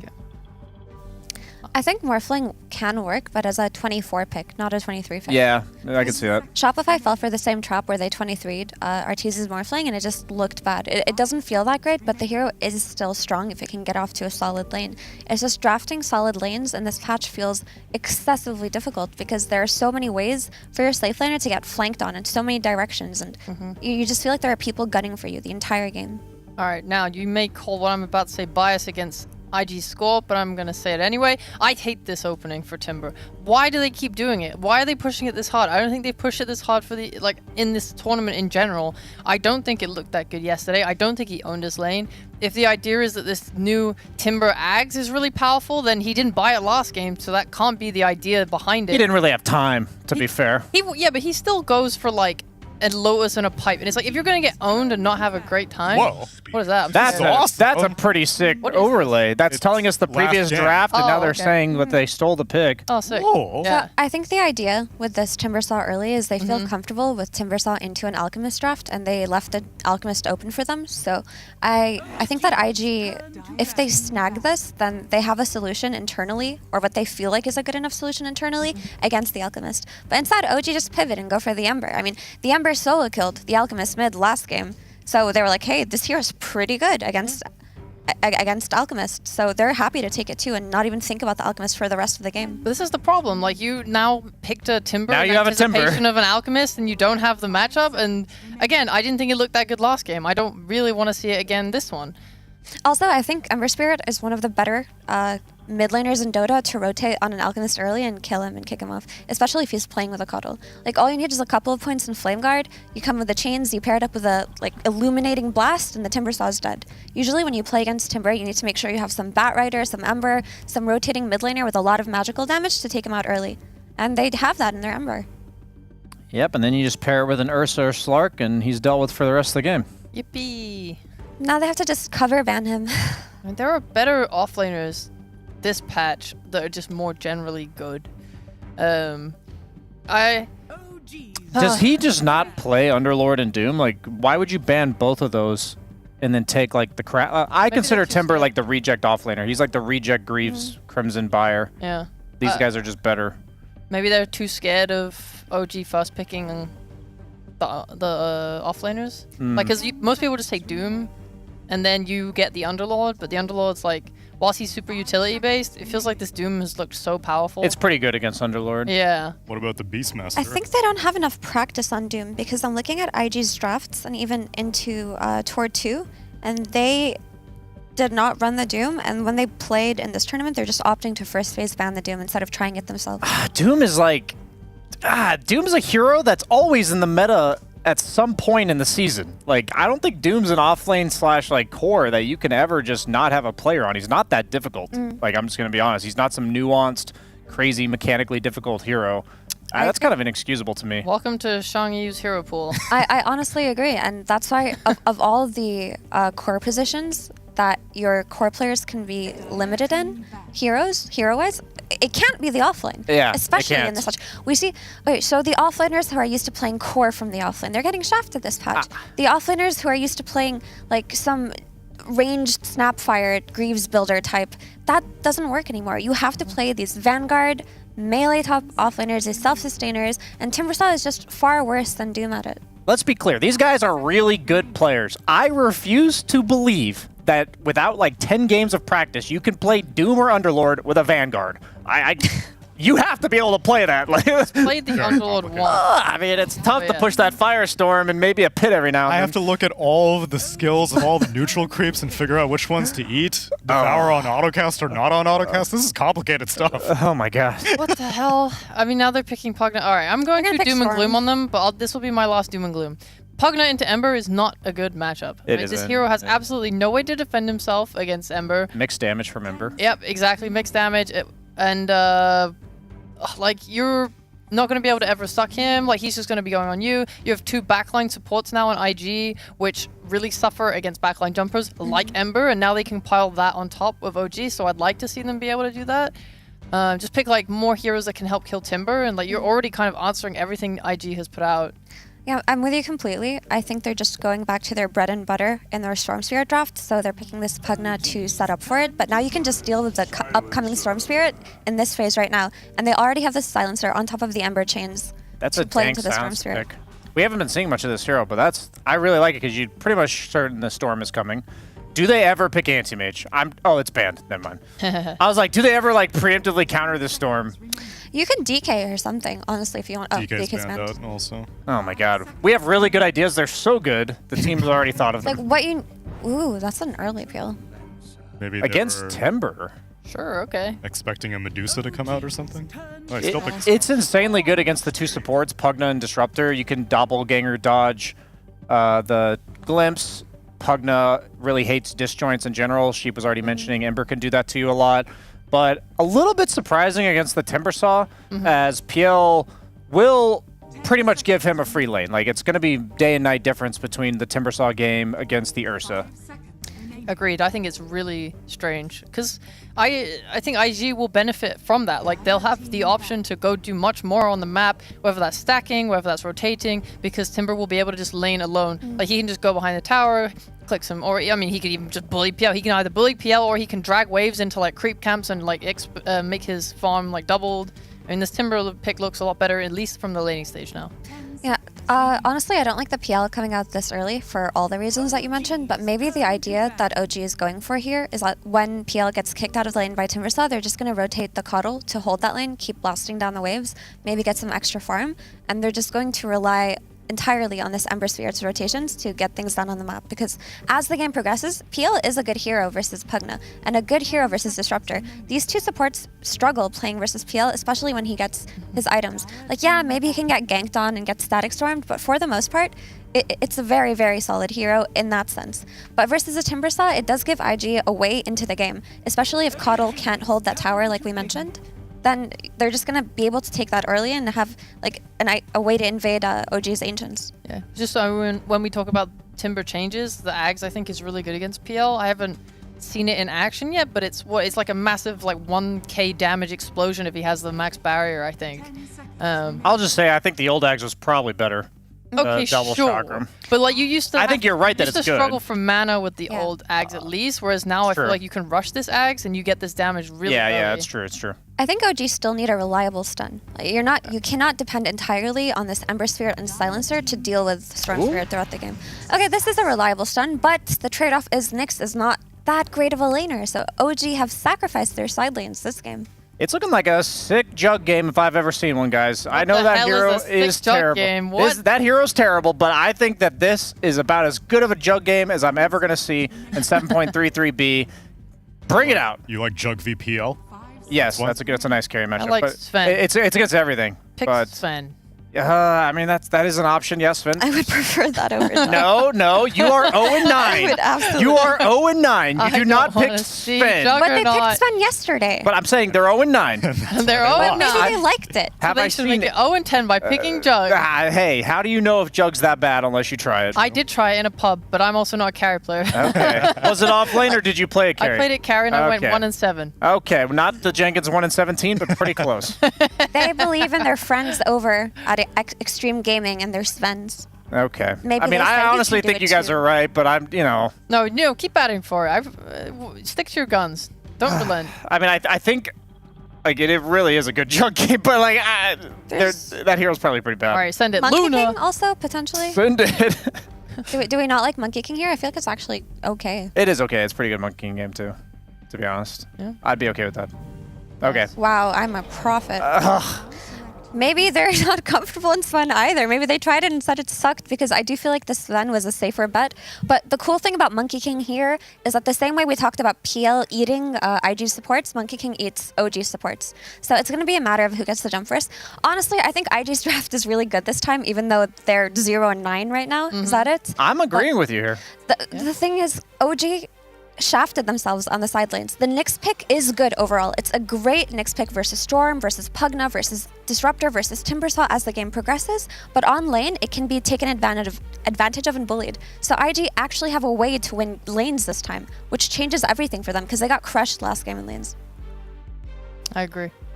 I'm going to have to disagree with you here, as I think IG, there is no way they go 0-10. I'm on the same page as you Who guys. will go 0-10 They in this will game? not, period. They will not break records to put themselves in the... They can't. The no way. That is not the way you want to go down in the books. The word that This he is used? a good draft, What? but The opposite of like the Zenith. The Zenith is the best. Yes. What's the opposite of the Zenith? I actually don't know. He said the Nadir. Oh! The Guys, monolith.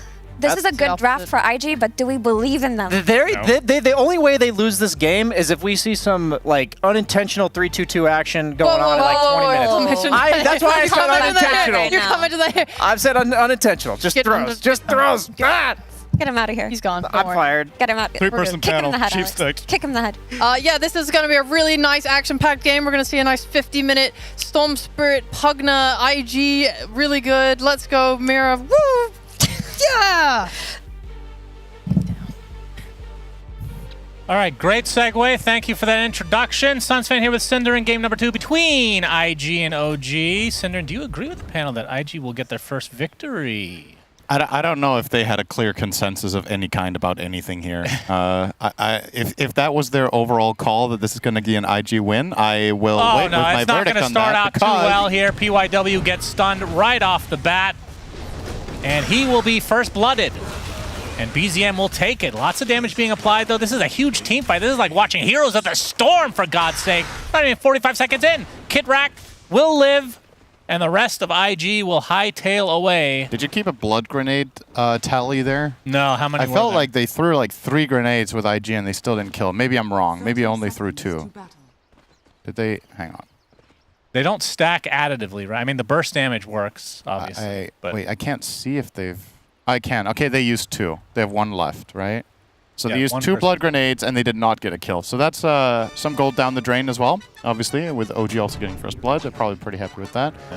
Yeah, I think a lot of what the panel talked about with lanes, I think, rings true here. Like, IG have a better chance of getting off to a good start. But I will say, a lot of the time in Dota, it can be worth picking a hero that... Let's say there's a hero that is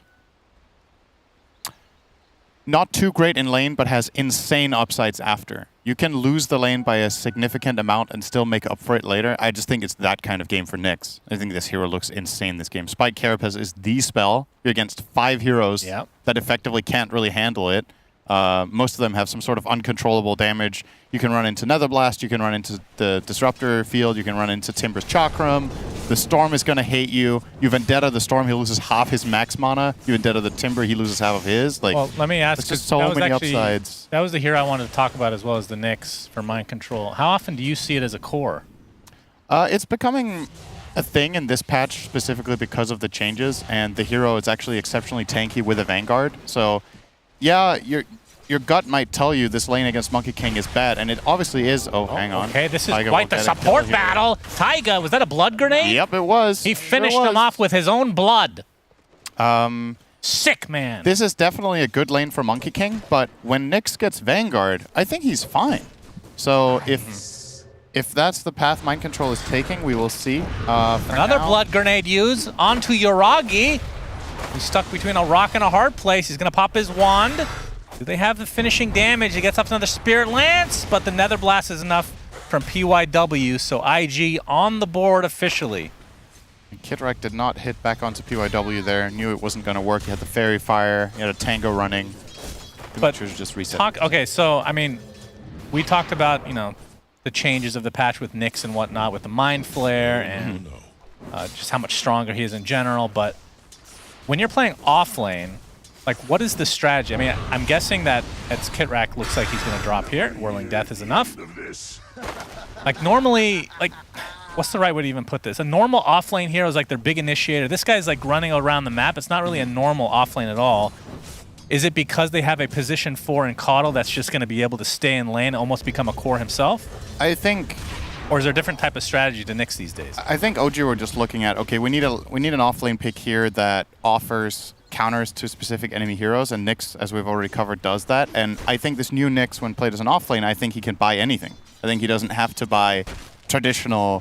When you think Nyx, maybe you think like positioning items like Force Staff Dagger, maybe you think the old Ags, you know, like these items we used to see. I think if you play Nyx offlane and he finds some farm, he can go Auras. He can go... Okay. He can go for this Vanguard. It's time for a Phylactery. We have yet to see that in the game. Yeah, I don't think he'll buy that. That's a good Nyx item. Maybe not in the game with a weak cast. There was a Phylactery Skywrath earlier today, though.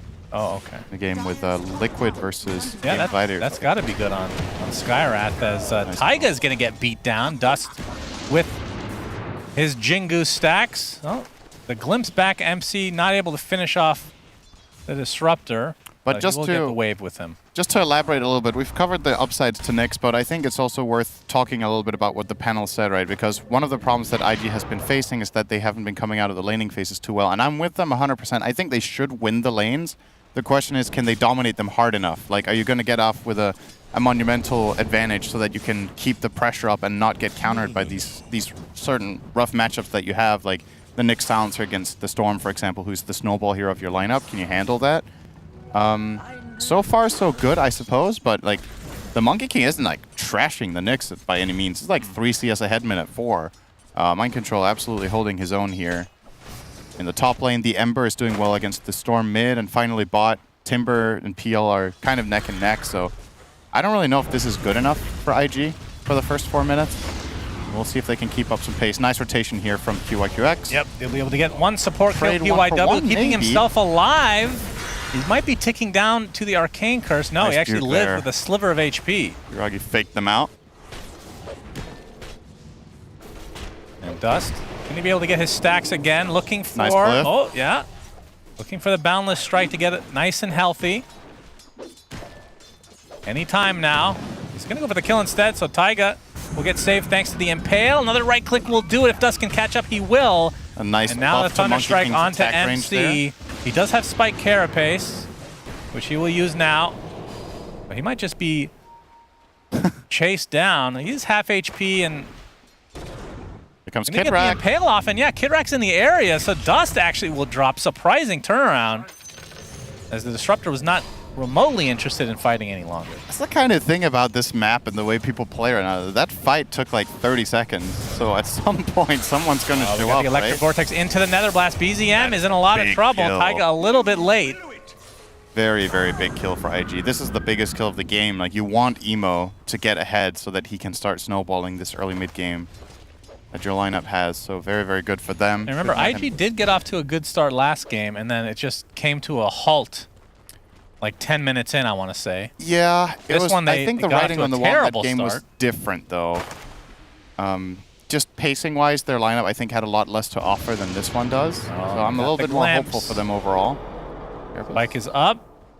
Has the Boundless, but won't be able to pursue any further. Curious to see what MC goes for, if it is going to be that Vanguard, or if he has different plans. Like, Pipe looks incredible against the Dire lineup, blocks out so much of Pugna, Disruptor, and Storm.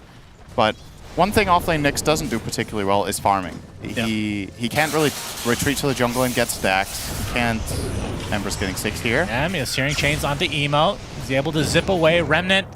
He's actually going to try to pursue even further. Okay. Emo out of mana. BZM still relatively healthy, but he's going to run to a Pugna now as Dust gets his Jingu stacks up again, so he should be A-okay. BZM getting chased now. Another glimpse, man. Oh, okay, he got the slide off to be able to dodge. Yeah. If PYW was really clutch there, he would have sent the illusions away to make the timing window for BZM narrower. It's a lot easier. I think the slide hit 2 or 3 targets than dodging disruption or glimpses. Not MC. Ooh, nice dodge of the Spike Carapace from Emo. I mean, we've seen his Storm Spear before. He's a pretty big beast, as Pugna is the trade of sorts across the map. Yep. But yeah, I'm also interested to see what MC is going to end up going in the Nyx. In this game state right now, I would definitely give IG much better odds than last game. I think by no means are they crushing OG, but I feel like there's more potential for something good to happen. And yeah, I keep half an eye on the Nyx a lot of the time. He's eyeing up a Dagon right now. Oh yeah, that's what we like to see. I mean, it is an insane assassination item on this hero. You can, more or less, you can probably almost solo Storm Spirit. First item. But I mean, the beauty of Storm is you can always get the spike off when he's farming with the remnants. Mind Flare, this is what I wanted to ask you. So Mind Flare obviously changed versus Mana Burn. Mana Burn used to be really good against Storm in general, but now it's the intelligence based plus how much damage you've done recently. As Dust, he's going to get gone on by MC and BZM. Oh, the Balance Strike not going to do anything for him to get healed up. So he will take a tumble. But yeah, with that Mind Flare, I feel like it's actually mostly a buff in a lot of situations. It's Kit-Rack. Mind Flare is insane. That spell is so good. Getting chased. Nice juking around. He's got the Arcane Curse on him, but one more right click will do it. Emo off to a very good start. For So sure. you can see BZM, he's keeping up with the Storm as well. The Spirit Brothers. I'm glad to see that we've seen 3 of the 4 Spirit Brothers a lot in the mid lane. Yuragi. Oh, okay. Timber Chain's gonna miss. He does have a Lotus Flower, so pretty tanky. I think the one thing I've been surprised by, Cinderin, is I haven't seen Earth Spirit mid yet. I thought that would be back. They up the damage on the roll for creeps, so you can farm better, and you get the old shard kind of built into the hero itself, where you're getting more remnants anyways. Emo gonna zip away. But he seems to be the black sheep of the family in the mid lane right now in this patch. Yeah, I don't know. I mean, it's still early days, right? Things might change, but so far the others have they have had higher priority, and I don't foresee it changing anytime soon, but you never know. Like, how long have we had the patch for now? Over a week. Yeah, it's been a B patch already. I'll find his time, don't worry. But maybe not there. BZM working on those boots of travel, not too far away now. And we haven't actually, I mean, when the patch first came out, we saw Boots of Travel 2 built on like everybody. And in our games, we haven't really seen much of that. No. Because a lot of the heroes are just inherently mobile by nature. That might be why you're picking them, so you don't have to buy travel. Yeah, that saves some money. Yep, get some value items instead. Dust, he's going to be going for the Battle Fury build on the Monkey King. And PYW is going to get spotted out. MC is in his Vendetta. And remember, this will drain mana based on max HP as Static Storm is placed, and BZM is in quite a bit of trouble. He's going to get dropped right off the bat. MC still pursuing. He's in the area, around 4 people. Gets a big Vendetta shot onto PYW, but they're going to lose their Silencer first. And finally, they get the Pugna, but it's going to cost them potentially even the Nyx, but turns into the Pig Pole. But burst damage is there, and that is a 3-for-1 for IG. Awesome setup there from Disruptor. Just really nicely done. QIQX sitting there in the tree line. They knew Ember was going to go for the rune, and the moment he walks up to try to put pressure, he gets comboed. Killed off. Dead. Triple IG. kill. My goodness. IG playing like they haven't played all tournament. BZM just spawned. He better be careful. Already at half health. There's 1 remnant left. Emo doesn't really have much mana to speak of, so he will likely just walk away on the Ember. But this is definitely what you want to see from IG, right? As we were saying, their lane should go better this time, and if things get rolling, this lineup can play extremely aggressively in the mid game, and we're approaching that mid game. The lanes have all gone pretty well, especially the Storm is having a great game here. Doesn't have the biggest advantage over his counterpart in the Ember. The bigger win is actually the Timber versus Nyx, who's 2k ahead, which you know is often going to happen. Nyx will not come out of the lane with a ton of farm, but I think MC would have liked to do a little bit better than this at least. So once he gets that Dagon, Cinder, that's when he gets online, I mean, right? You sound sarcastic, but yeah, it's a good item. If people haven't seen it this patch, a Nyx with a Dagon can one-shot Emo, probably. Oh, he finds Emo. He sees him. He sees him. He's scared of sentries, though. Yeah. Well, he's also scared of the fact that he still doesn't have his Dagon. Yeah, the Dagon is still not purchased. All right, we need to decide now. Is it Dagon or Dagon? Dagon. Dagon. Okay. That's how I say it. Right. I'd say Dagon. I know that's Dagon. Okay, they're going to find the Disruptor. Oh, he's to be gone. an easy one, but gets out the Maybe Static not. Storm first. Emo jumps in, bringing MC back into the Static Storm. And MC is going to be the collateral Pavis, here. Nice. Yeah. He will be able to clean up the Disruptor eventually, but the burst damage from Timber just too much. 2-for-1, IG's favor again. And Storm just loves playing with Pugna. Oh, just he's getting got that Arcane. full mana pool refill right there. Coming out from PYW. Gonna give some to the Timber as well. Yeah, that's something we didn't really mention, of course, but that's been kind of the standard with Storm, or Medusa, I guess, to some degree, with either some Chakra Magic type or the Pugna, some sort of mana battery to keep them fresh, if you will. MC still working on that Dagon.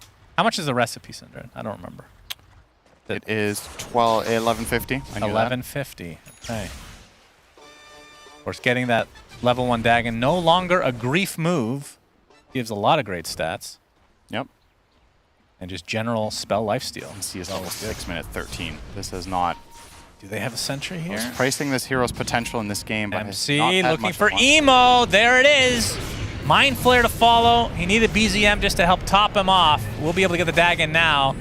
QYQX getting pursued now.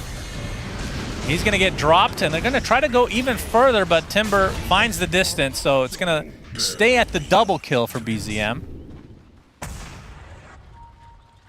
I will ensure him soon to be Maelstrom. And quietly, Yuragi's just farming. We haven't really talked about this PL. Obviously, the lane matchup against Timber isn't great. He's been slowed down. That stun almost missed, actually, from MC, but it did clip him. PL could become a major problem for this Dire lineup, despite having Timber and Monkey King. This hero is just very strong this patch when he gets his stuff. See, Global Silence. We're going to try to set this up onto the Storm Spirit, but finding some distance, zips way away, and actually finds his way right next to Yuragi. That is really unfortunate. Continuing to drain his mana, but he gets to the high ground, and it looks like he's going to be able to walk it off. So very fortunate for Emo.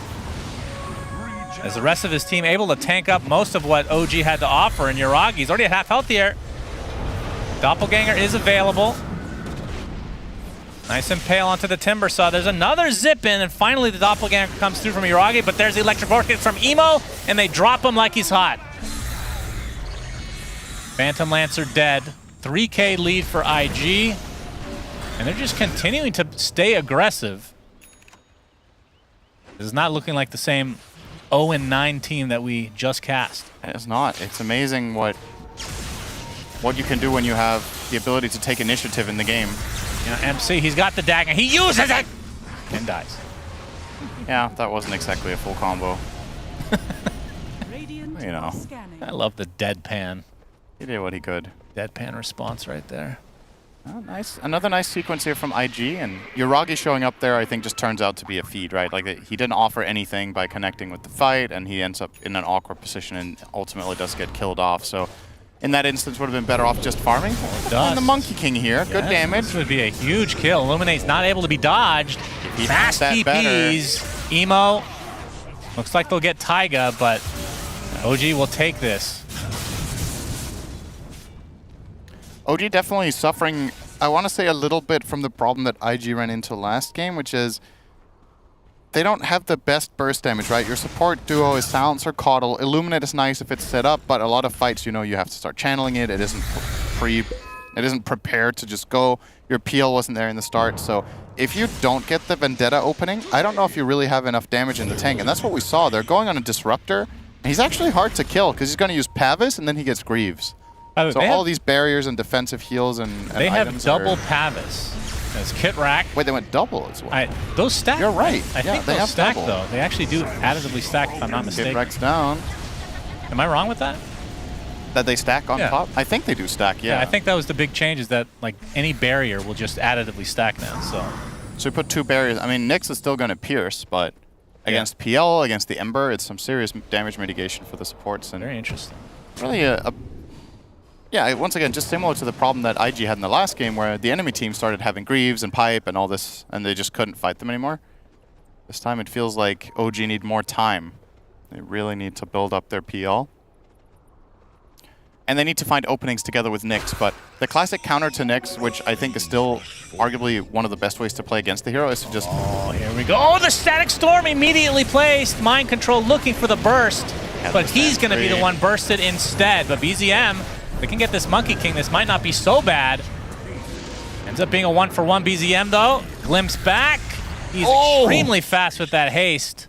Just barely too short on the Chakram there. That was about as close to a kill as you can get without getting it. Taiga's a pig. Oh, that's not a good an global. He's out, though. Emo. And Taiga actually lives, too. Anyone want to die? What's up? Gracious. All right.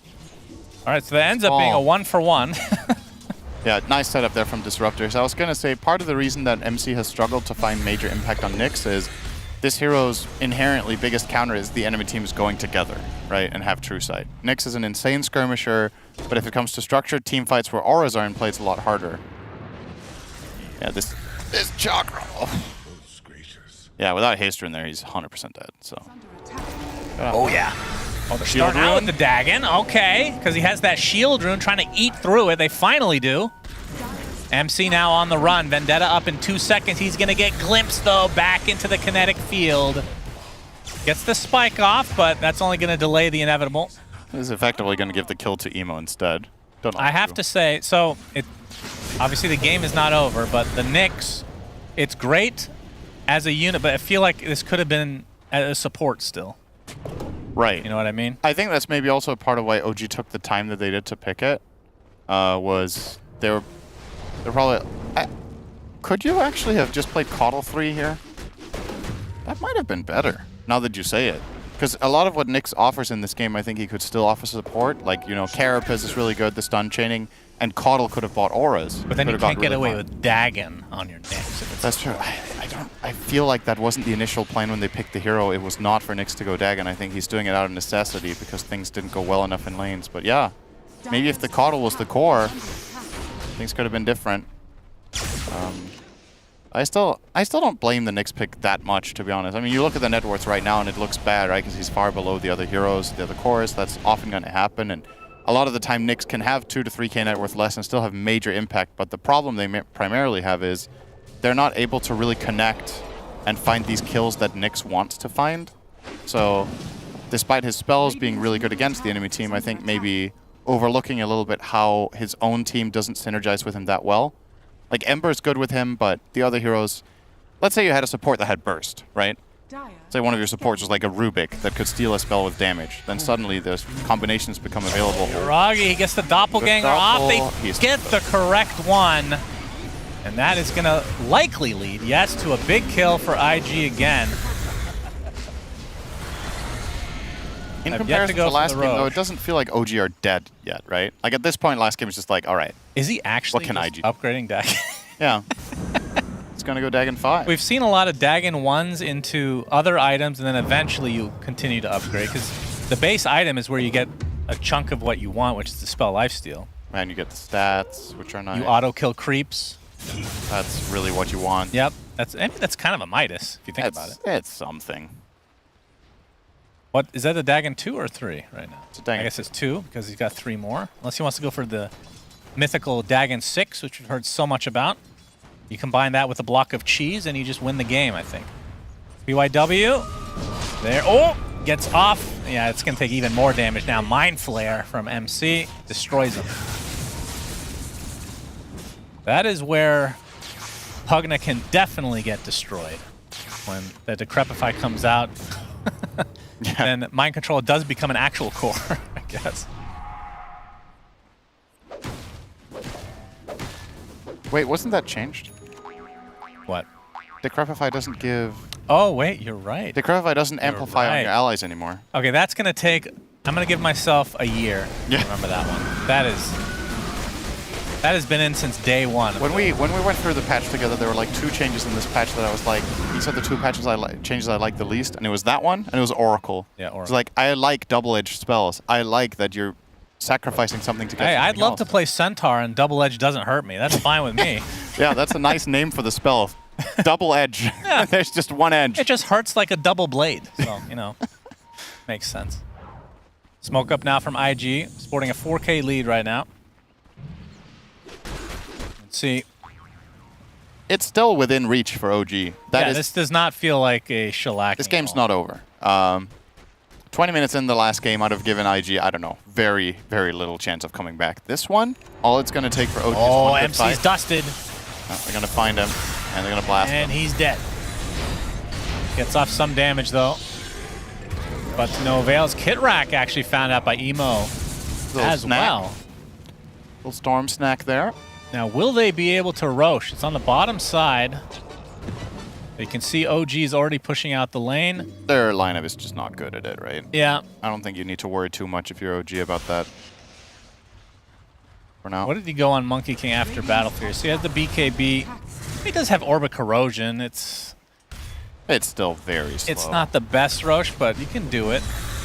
I think we also need to get used to... So Rosh got stronger, right? Like, your gut might tell you something like, this lineup could usually kill Rosh at 20 minutes like this, but then if it's just harder in general, your gut feel might just be off.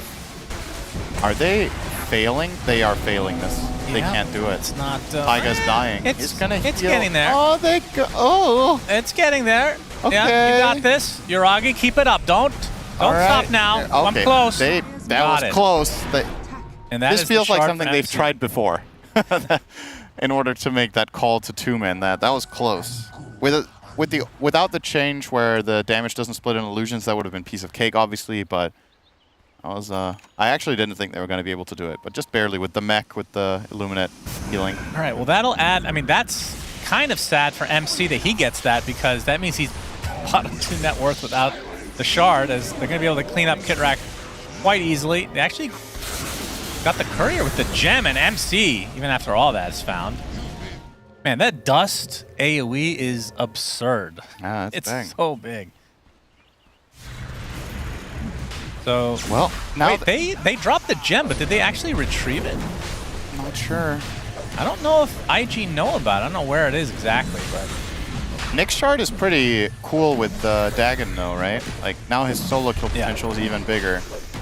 Well, the problem is he can't even get close to anybody. That's the issue. Is our IG going to give them an opportunity where they split up and let Nyx find the opportunities he needs? It seems that this Aegis will be going to Emo. So with that kill, yeah, their lineup isn't the best at doing it. This took quite a while, but it felt very safe with the map control they just got and the kill. So they'll eventually chew through it. And Storm with his Aegis. MC still looking for an opening. Done a couple good pickoffs, but they just feel, I don't know. It feels like a hero that you want to be ahead on, like in terms of your team, so you have more map control and you can actually have the space to go for these solo kills. But when you're behind, just very difficult. If Emo shows top now, this could turn into a fight. He just TP'd up there. He's waiting for Yuragi. Look like he's gonna get him, but they'll just get the bottom tier 2 then for free. Nobody's defending. So one more blast will do it. Okay, that was a little bit late, but whatever. They get the job done. So BZM, really impressive BZM is top net worth, by the way. Like, considering the game state and everything, he's been doing a really good job at finding this farm. He also has the gem, so they ended up losing it, and then they just got it back. Yeah, so very fortunate. I guess IG didn't see it. They didn't know. By the way, okay, dumb question. When you're channeling the gate, does it channel on the other side? Like, can you see it or hear anything on the other side? I don't think so. Maybe you can hear the sound, actually. It's a good question. Pay attention. You should ask OD Pixel. We get a gate cam along with the Roche cam. Production as always. Double damage. Oh yeah, that's a scary boy. Caudle now has pipe and mech. It's a lot of damage mitigation that OG have if teamfights do break out. But IG have been doing a good job of effectively avoiding... I mean, if it does become 5v5, until this point, they've definitely not minded that. But now, perhaps... Oh, MC, does he want to go for the courier? Do you bother? Okay, he does. A bit of stuff on it. Some supporting items. See, this is like something a Ricky would do in the last patch. The they support found Ricky, the gem. That's Static big. Storm. The gem is going to drop if they can get it. Pops the BKB, Remnants away, and TP will be fine. They do lose the Phantom Lancer, Yuragi. Wow. That is a huge kill for IG, and they still maintain the Aegis, as we are going to see the Aghanim Scepter for the Timber. This requires a little bit of explaining if you guys haven't seen the new Scepter on this hero. So the Scepter... Well, hold on. For people that played Han, it's Meraxis. Okay, right, those people understand now. All right. Go ahead, Cinder. No need to explain it. he fought Meraxis. There you go. So Timber's Axe no longer affects Chakram, it affects reactive armor. And what happens is you activate reactive armor for 200 mana, and you get a barrier. And that barrier grows every second up to a cap. And it grows faster the more enemy heroes are close to you. And when it runs out, he gets a timer over his head that everybody in the game can see, including enemies. When it expires, it deals damage equal to the strength of the barrier. And the barrier caps out at 800, and the maximum damage is that plus 200. So once his barrier explodes, if it's full health, he can do 1,000 AoE damage around himself in a 600 radius. Yeah. And he gets so tanky because this barrier keeps healing and keeps regenerating. And the more people try to kill it, the faster it regenerates. Well, because in addition more to heroes that, nearby. when you initially activate it, I think you get max stacks as well, right? I remember reading Yes, that. you also get max stacks on your reactive armor itself. So even if the barrier isn't that great, you can still enter a fight and just know that you will have max reactive armor. Oh, Emo. Oh, runs in the Taiga. MC. I guess pretty tanky. He is. He pops the pipe. There's the Impale. He's going to use that to TP away, and now they know that MC's in the area, but Emo completely out of mana. Well, they actually just got out of there. Like, yeah, OG get away with murder. Well, technically not murder because everyone lived. They got away with harassment and then TP. Get rack. It's a long jump. Okay. Not enough. Emo not going to bother. Oh. Okay, he's going to bother. Whoa. Forcing him to Remnant away. Interesting particle effect. That looked like something from a video game from the 90s. Yeah, it looked quite retro. That was interesting. I mean, there's a few UI elements that look pretty retro, like the health bars on wards look atrocious, yeah, that's true. I think. That's and sometimes the barrier, the HP barrier. Oh, wait, is that? Yeah, there's a sound playing. Dire's bottom tower It's not that noticeable. Please nod if there was a sound playing. There's not no a sound playing. Okay, thank you. Please nod if you're deaf. Okay, well. Oh, they're going to find MC in the trees. Aegis is now gone, so Emo back to full HP, full mana. Won't use it as a regen rune this time, but they get the kill nonetheless. 10k lead for IG. This is starting to become meaningful. I was holding out for more hope for OG about 10 minutes ago, but step by step, IG keep on building. And the thing you're holding on for as OG is that PL will reach critical mass, but I think he's starting to face a mounting amount of problems. Storm is really strong, and he's going to either buy Hex or Shiva, so that's going to be a problem. The Timbersaw Axe is really good against you if you don't time your Doppelganger perfectly. You can just get blown up and lose all your illusions. The Monkey King is scaling very nicely too with Battle Fury and Axe. So I don't know when PL actually reaches a point that he can truly stand his ground anymore. It does feel like it's quite a journey to become this fierce hero. Tiger will be jumped here by Dust. Yep. Pretty tanky, but this is physical damage now. And the zip in. Oh. Okay. Wrong way, Emo. Either he just lost interest suddenly, or that was a misclick. He was worried about the counterplay. Okay, he was worried about MC, who now is going to be there spotted. Oh, he's not going to be able to contain him. Oh. Okay, the glimpse not going to get him there. The Dagon, though, going to be used in full effect to take out the pesky Disruptor. But now, BZM, the Global Silence, giving him some cover, able to remnant away, and looks like he's going to live as a result. But no, Emo jumps in to try to finish him off, and they eventually will. So, very weird segment there from both sides, but IG comes out on top.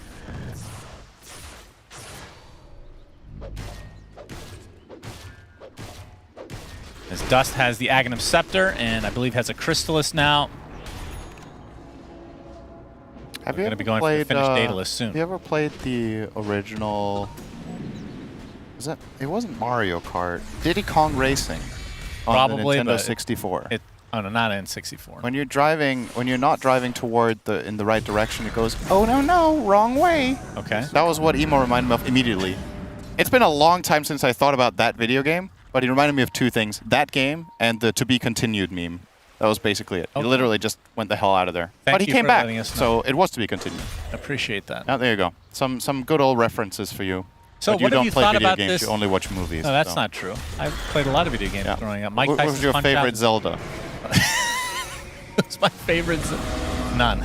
Yes. They're all equally not played by me. I'm sure you're making a lot of friends in chat. Tormentor? Right now by not playing the Zelda games. Or Tormentor, depending on where you're from. MC getting really don't low. Die, Careful, MC, young don't man. Careful. I got a little bit too invested there. Kid Taiga, be careful too. Oh, shit, that's all right. so low.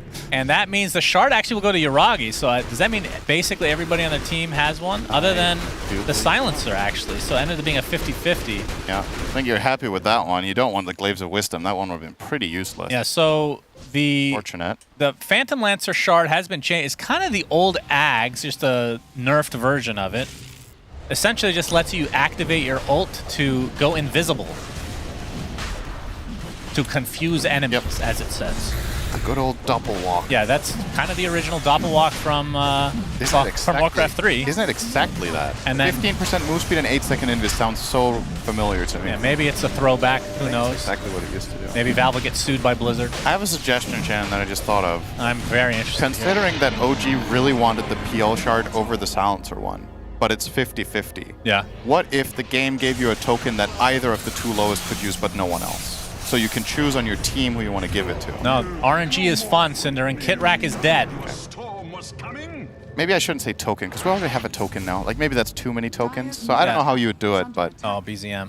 BZM. I don't know if we've seen I think the in pub games, activation people would agree who gets the shard every time. I don't think that will cause any disputes. Yeah, never. Everybody's never has, always never will. on the same side with that. For sure. Funnily I don't know enough, if I've missed it. Pubs are generally good at giving Aegis to the right hero. Have we seen Timber Ags the entire game since he purchased? Nope.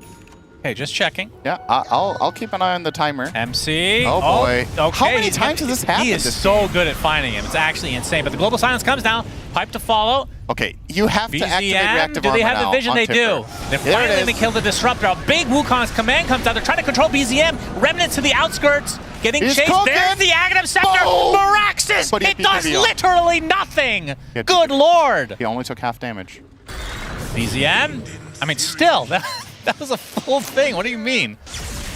He's zipping? BZM's dead anyway. I'm genuinely surprised he didn't either. I am. That can't Maybe have the been a stacks full, were low. That cannot have been a full armor. Maybe the stacks were low. Was it a full barrier? I don't know. We'll see on a replay, maybe. Give us that replay juice. This, I want this axe to be good. Okay, Here here it we comes. go. All right, So look at the barrier. It's full. That is a So full this barrier. should do 1,000. Is he not in range? Is it that garbage? Wait, he took damn. Hang on. That is atrocious range, if that's the case. He did take damage. Okay, and BKB, I mean, that's 50% magic resist. Is This it magic damage? Yes, this should have been 500 magic damage, right? So it's a full barrier exploding. Yes. Deals damage to every hero equal to 200 plus his barrier, and his barrier was 800. So that was 500 magic damage. I don't know how much magic resist did Ember have. Submit the bug. Timber Axe sucks. Submit it. Onto the high ground, IG goes. Will this be their first victory? BKB plus your own major. magic resist. It probably checks out, actually. No, there's no way. There's no way. Oh, he has 33% magic resist, and the BKB gets I don't 50, care right? about math. Okay. Doesn't add up. What if there was Company math in your favorite movie? looking to get the barracks. Aegis and Chi okay. still on the side of IG. Okay. Nice and pale, but there's the backline heal from PYW. Decent poke. Fortifications popped. But the Pavis. And yeah, lots of Pavis usages.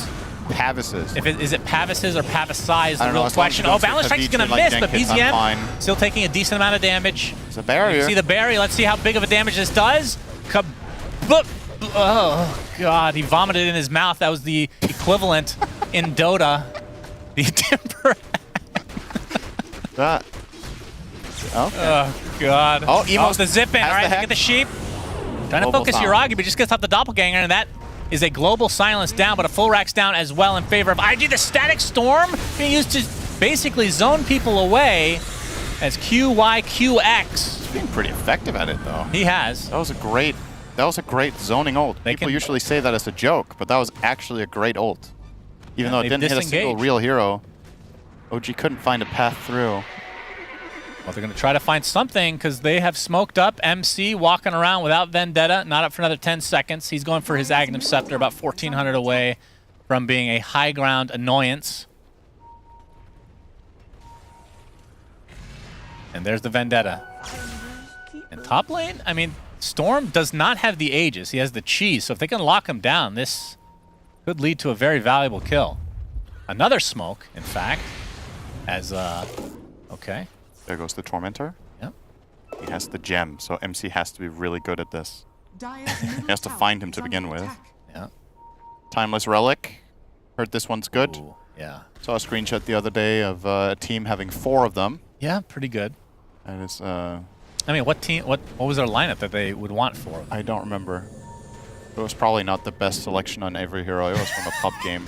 So. Maybe it was just they're trying to make a point. Yeah. I mean, the debuff duration, it still has that, right? A lot of heroes. That Not do just very spelling. good. All right, here he comes. Who? Here he comes. Emo He's gets hexed. the sheep. Dust in the meantime, blowing Kit up Rack's dead. Kit Rack. Emo almost out of mana already, but again, has that cheese ready as the buyback comes through for the silencer. And, okay, BZM pops to BKB, wanting to go on to QYQX. He's about to blow. There's the Static Storm. Oh, MC getting pursued by Dust. One more right click will do it, but he actually will just give up as the Wukong's command finally comes through, and that leads to the BZM death. He does have buyback, though. As Uragi, he's going to glimpse back into the Wukong's command. Gets pushed back thanks to the Havoc Hammer. A nice spineless strike onto 2. And BZM, he bought back in this game. Has to be careful, though, because he's getting sheep and he's getting destroyed. That is a dieback onto the Ember Spirit. Dust getting extremely low, but he's going to get saved by his teammates, at least temporarily. Uragi's actually doing a lot of work, though. Able to find a couple kills. That's a buyback onto the Pugna now. Is MC getting pursued as well? Uragi, another doppelganger. Timberstock completely out of mana. Now Emo will just TP out. And Uragi somehow salvaging this fight to some degree. as the defusal is actually wrecking this Timber nice Havoc Slide. Hammer. No mana at all. Wait, wasn't that a Havoc Hammer? Yeah, he is Havoc Hammer. Okay, I'm second guessing myself right now. All right, just sit back, enjoy. Yeah, BZM with a rough fight there. That dieback is quite costly. He was having making his trouble progress killing the- towards a nullifier, and now that's miles away. Yeah, Nullifier would have been quite good. Why is it Jenkins says Pavice? Invisibility. Why does he do anything? Another Timeless Relic? That's fair, actually. Touche, I take it back. All right, what timings are we close to, Cinderin? 40 I believe minutes. the 42-minute mark is supposed to be a special There it is, 40 mark. minutes. Yeah. Okay, good. Arcane Rune. Yeah, that's big. It is actually The big. 42 minutes, is that the bounties? That's the... Well, technically the Tormentors could respawn now, right? Rune. But they haven't killed them immediately. Yeah, those ones are hard to tell. 42 minutes is Wisdom Runes. Yeah. 7 times 6. That's right, very See, when you ask in elementary school and you're like, what do I need math for? That's a classic question people ask. Why do I need to know this? This doesn't matter. Here you go. This is why you know your tables of 7s, 3s, 2s, and 4s. It's because Dota, it's worth MMR to be good at math. So stay in school. That's right. Yeah. But don't just memorize the numbers, because you're not going to actually learn it. That's true. Which is how they actually teach kids nowadays. Which is why we are dumb. Speak for yourself. I did. Oh, was the royal we? Yeah, that's right. Me, My myself, lord. and I. My lord, son's fan. IG, 21k lead. Roche, we won't know for 15 seconds how long he's going to take to awaken. Oh shit, Yuragi, don't do it! Alright, that was a good double All walk. illusions, we can see that. It's a gem! Yeah, Emo. He gets the sheep on the correct unit. Kitrak's in the area. Global Silence is available as well. Static Storm, though, that should be enough as PL already at half HP. And I believe the Timbersaw popped that Aghanim Scepter. The PL is donezo. Mind Control is next. The buyback is available on the PL, though. Boom! They're going to be able to take out Taiga and another one on top. Kitrak is dead. 4 for nothing. IG looking real juicy in game number 2. They heard the stat, and they were like, I do not want to be part of the roster that becomes IG's longest lose streak ever. This will be the one. They will turn this around. What's the best possible score they can get? 7 and 9, right? Every team plays 16 games? No. I'll just let you work this out on your own. No, wait. 18? 16 games. Yes. Very good. Are you done? Yes. Okay. BZM. I wish, at the end of the game, you can see how much damage you've done with each spell, right? I think so, Including yeah. like ag spells. Yes. I want to see how much damage he's done with this freaking thing. With the meaningful reactive. in the Is it last still night. called reactive armor? I assume so. It's just an active now. Yeah. I think it's called Da Bomb. Da Bomb? Da Bomb. All right, so Roche is on the day side, so that means he has Aghanim Scepter. That's his strongest form. Dire, he gets lazy and makes a refresher shard instead for some reason, which nobody really wants. But who's going to take this? Does Emo doesn't have Ags yet? I think so. Goodness. Okay, well he didn't take it. Oh, he did. And that is a crazy Ags. The AoE Electric Vortex is insane. Yeah, Oh, if any and a of you- Wisdom. Will if get that any of you ever 25. played Oh, Han- he's so close. If any of you ever played Han, that would be the Halaxus from there. Halaxus. Yes. Very good. That was the You talking about Roche? No, the Ags. Because apparently when people pick up a new spell, it was always in Han. So Yeah, I'm just that- trying. of course. I'm trying to blend in. You know, I Ags didn't was actually in play Han. it. So That's true. It's called Staff of the Wizard. Oh my god, I can't remember. Staff of the Wizard. Yeah, maybe. Oh, that's amazing. That's really creative. It's something like I love that. It's like Tombstone's new ability. Grab ally. Instead of like something like M-Bomb or Yeah. what was your suggestion, right? What did I say? Encase? Yeah, those are both great. That's when they just don't even bother picking up the thesaurus. Like, grab ally, brain dead. Like, if Ogre Magi's new spell was something stupid like that, would make sense. Yes, He has zero actually, int, I right? think for lore reasons, all of his spells should just be called something really dumb. They should be called Stun and Fire. Well, if Undying You know? loves talking about gummy worms, Yeah. That should be gummy related. By the way, a Heart of Tarask. No joke, I would love that change to Ogre. I think his spells, like old Slardar, he had like Sprint, Crush, Bash, and Amplify damage. No, nice and simple. Yeah, those are nice. Ogre should be stun, throw fire, make faster, and do it more often. Yeah, I like that. Do it more. That's do it good. more should be his Make ult. sure to get on that, Valve. Our observer's pointing out we have a 34k gold lead for the Dire. Yeah, very It is- important. Now it's 33k. Not if you agree. Heart of Tarask is what I wanted to say for the past 5 minutes. MC gets caught off guard. Boundless Strike, he's dead. No buyback, and that is pretty valuable because he has the Ags. The Burrow is kind of insane at high ground defense. But fortunately, he has a low death timer because he's level 16, minute 45. Yep. He'll be back in no time. Well, there is some time. Yeah, you're right about that. Iragi with the Spirit Lance. I don't think he... The monkey illusions are starting to spread now with this Axe. Once you get that set up in the base, fighting gets really, really difficult for the Radiant here. OG trying to stall for their Nyx, but that would give another lane of barracks over. This 20 seconds is indeed too long, and looks like they're going to have to give it up. They can't fight 4v5, so... Well, the good news for OG, or the silver lining, I should say, is they can't really go for the Megas, because the Tier 2 still exists in the top. I thought the silver lining was that they have a great score, so they can afford to lose. Oh, yeah. That to me is the silver lining for the Radiant lineup right now. It's not looking like a... Hey, it's not exactly in comeback territory. What does Gabe Newell think? 1%, very gracious God, gives 1% Sinner, have you seen a support Pugna get Heart? That's pretty crazy. That's awesome. I think I have, but it's very rare. And it is very good. It is. Oh, they're trying to go for the Tormentor. Are you also saying Tormentor? They're tormenting the Tormentor.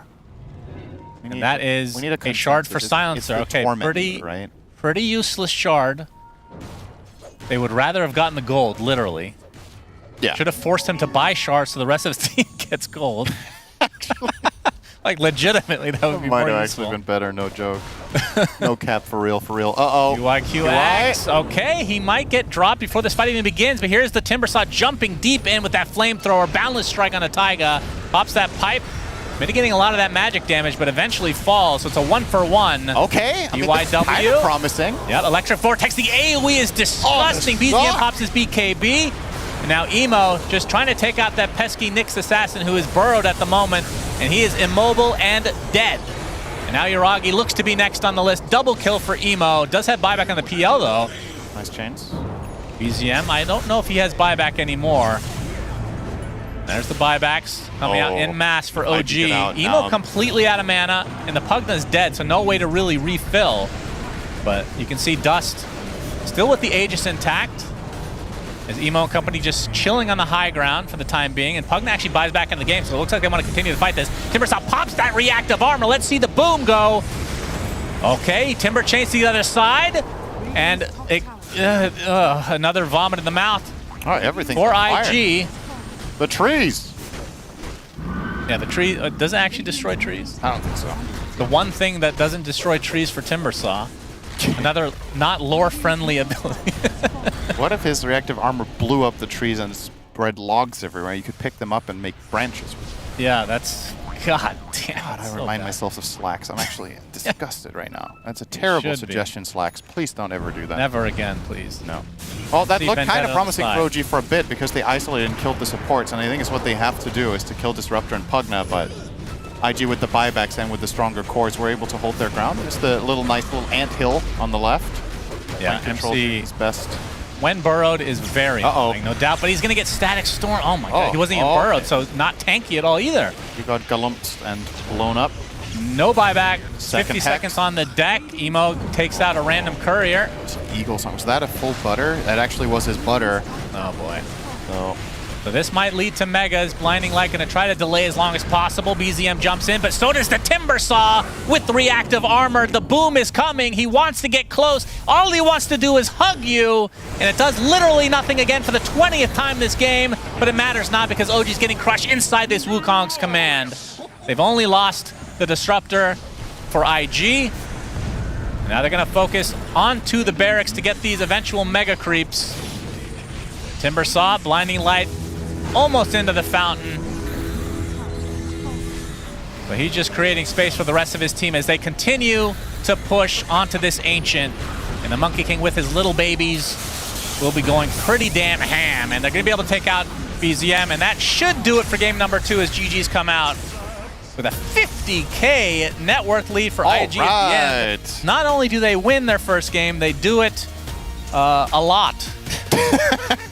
You're so good with They do a lot of winning here. This today. is why they pay you the big bucks to cast. They win a lot, guys. They've done it quite a bit in this one game. They look happy. That's great. I mean, some teams when they're down 0-9 and they get their first win, they're like, oh yeah, but what's it good for anyway? But see Emo there with the one finger. He's like, all right, guys, that's the first one. Another 6 to go. And yeah, I mean, great game from IG. Honestly, didn't look like a team that get off had of me. an 0-9 score Just line. get off of me. Look at that. Maybe they're just joking among themselves internally. They're like, you know what, guys, hopefully we win a game at some point. And now that relief, they're like, yes, we're not MUFC. So, I mean, that's definitely a relief. Pretty solid game from them. OG, you know, they can afford to lose a game here or there. They're in a great spot, but can't feel great going in as the massive favorite and losing a game. Like, a draw for these guys is not a good result, I would say. But I think probably something to be learned from how things went down with the draft this game for both teams. IG with a success, of course, and OG with one of their few failures. Things just didn't really work out. So you see the scoreboards on your screen right here. Look at that insane amount of damage being done by Emo and Dust, as well as the reactive armor. I think I can actually look. Yeah, let's have a look. How much damage did the reactive armor do? Breakdowns. Let's see. Timber Saw.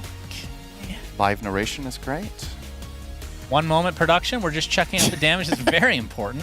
He did 1,400 total damage. This cannot be correct. With his reactive armor. There's no way that's right. He used it like 10 times, so that sounds about right to me. Let's go to the panel, and they can rate that Aghanim Scepter.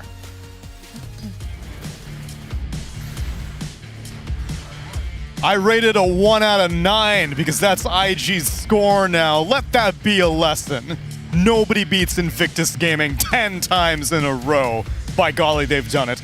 They have bucked the trend of being fully defeated in Group B in the Berlin Major and doing it against the best team in Group B. OG perhaps getting a little bit too big for their britches, thinking they can style on IG by doing what, Effie? Intentionally making their side lanes garbage? What was the plan? Yeah, I don't think I've ever seen a 17-pick PL win, or it's been a long time since I've seen it. I'm actually curious as to the reasoning behind the PL. Get angrier, Effie. Get angrier. Why did they do it? No, because why did they do it? Because you know what did do it? My boy Emo. There we go. On the Storm Spirit. Emo is my favorite Storm Spirit player.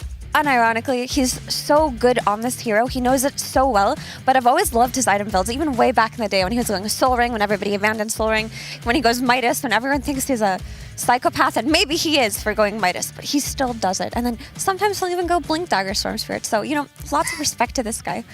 With that being said, honestly, if you leave a Timber Saw in the first phase, unaddressed for the entirety of the game, that's what the game's going to look like. There was no solution for Timber on the side lanes, and then he just collapsed mid and killed people over and over and over again. And it wasn't just the story of Storm, it was also the story of the Timber Saw and the sustain coming out of Pugna. And overall, OG had no way to deal with it. Their side lanes did not go well enough. And when it did look good, it was because Ember Spirit got a few kills here and there, got some really key pickoffs. Maybe there was like a good smoke or two where they got a double kill, but for the most part, they could never take a 5-on-5 that was favorable. Okay, I'll get mad. Why did they pick PL? I don't understand. I have answers for you. Okay, go ahead. You may be mad, she's disappointed, and I got someone who has the answers because unfortunately we do not have a translator, so no IG interview. Instead, we've got Pyrion standing by with Taiga.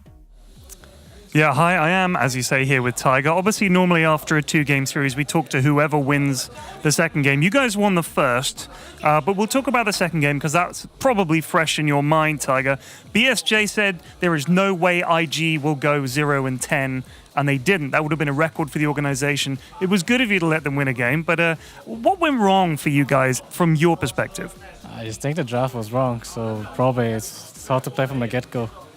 Didn't really enjoy the draft so much, so it's mainly just the draft. The Nyx was not a hero in that game, so it's the synergy between our heroes didn't make sense. So. So a drafting issue. Looking at that sort of Nyx silencer felt kind of unusual, but what made it worse was QYQX just seemed to find Mind Control's Nyx every time he used Vendetta. There was a sentry going down, there's dust. It feels very hard for Invis heroes right now. I'm not really sure how he found Nyx all the time, but I'm sure like if MC got another hero, he will feel a lot more confident. But I also think like we also drafted heroes we didn't play for a while. It was just more like a test, I guess. Like we wasn't sure what to pick because they kind of surprised us in the draft, to be honest. Okay, and when you find yourself behind in a game in this current patch, do you feel like comeback is even harder than it was previously, or do you think we just maybe don't understand how to come back yet?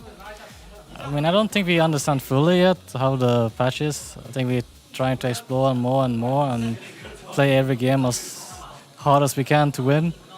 But of course, like sometimes it does feel hard when kills give so much, you know. Every kill you give is like a lot of gold, and creep gives less, so it's hard to come back in that sense. But I think that if you win one fight, you're pretty much back. Okay, well, commiserations on the second game, but well done in the first game. Back to you guys at the panel. Thank you very much, Pyrian and Taiga. All right, sheep. I understand now. You saw that, man. Are you still angry? How can I be angry? How He could looks so sad. There we go. Put a face behind the emotions. All of you on the internet just reflexively going off. Don't do that. I'm role-playing the average Redditor. I hate OG. Oh, I've seen his face. Oh, I love OG. Tiger Hot. In chat, please. I'm just curious, though. He said they were they got surprised in the draft, but what was surprising? We knew the Storm Spirit was coming, and they picked the PL into the Timbersaw. So what part of it was the surprise?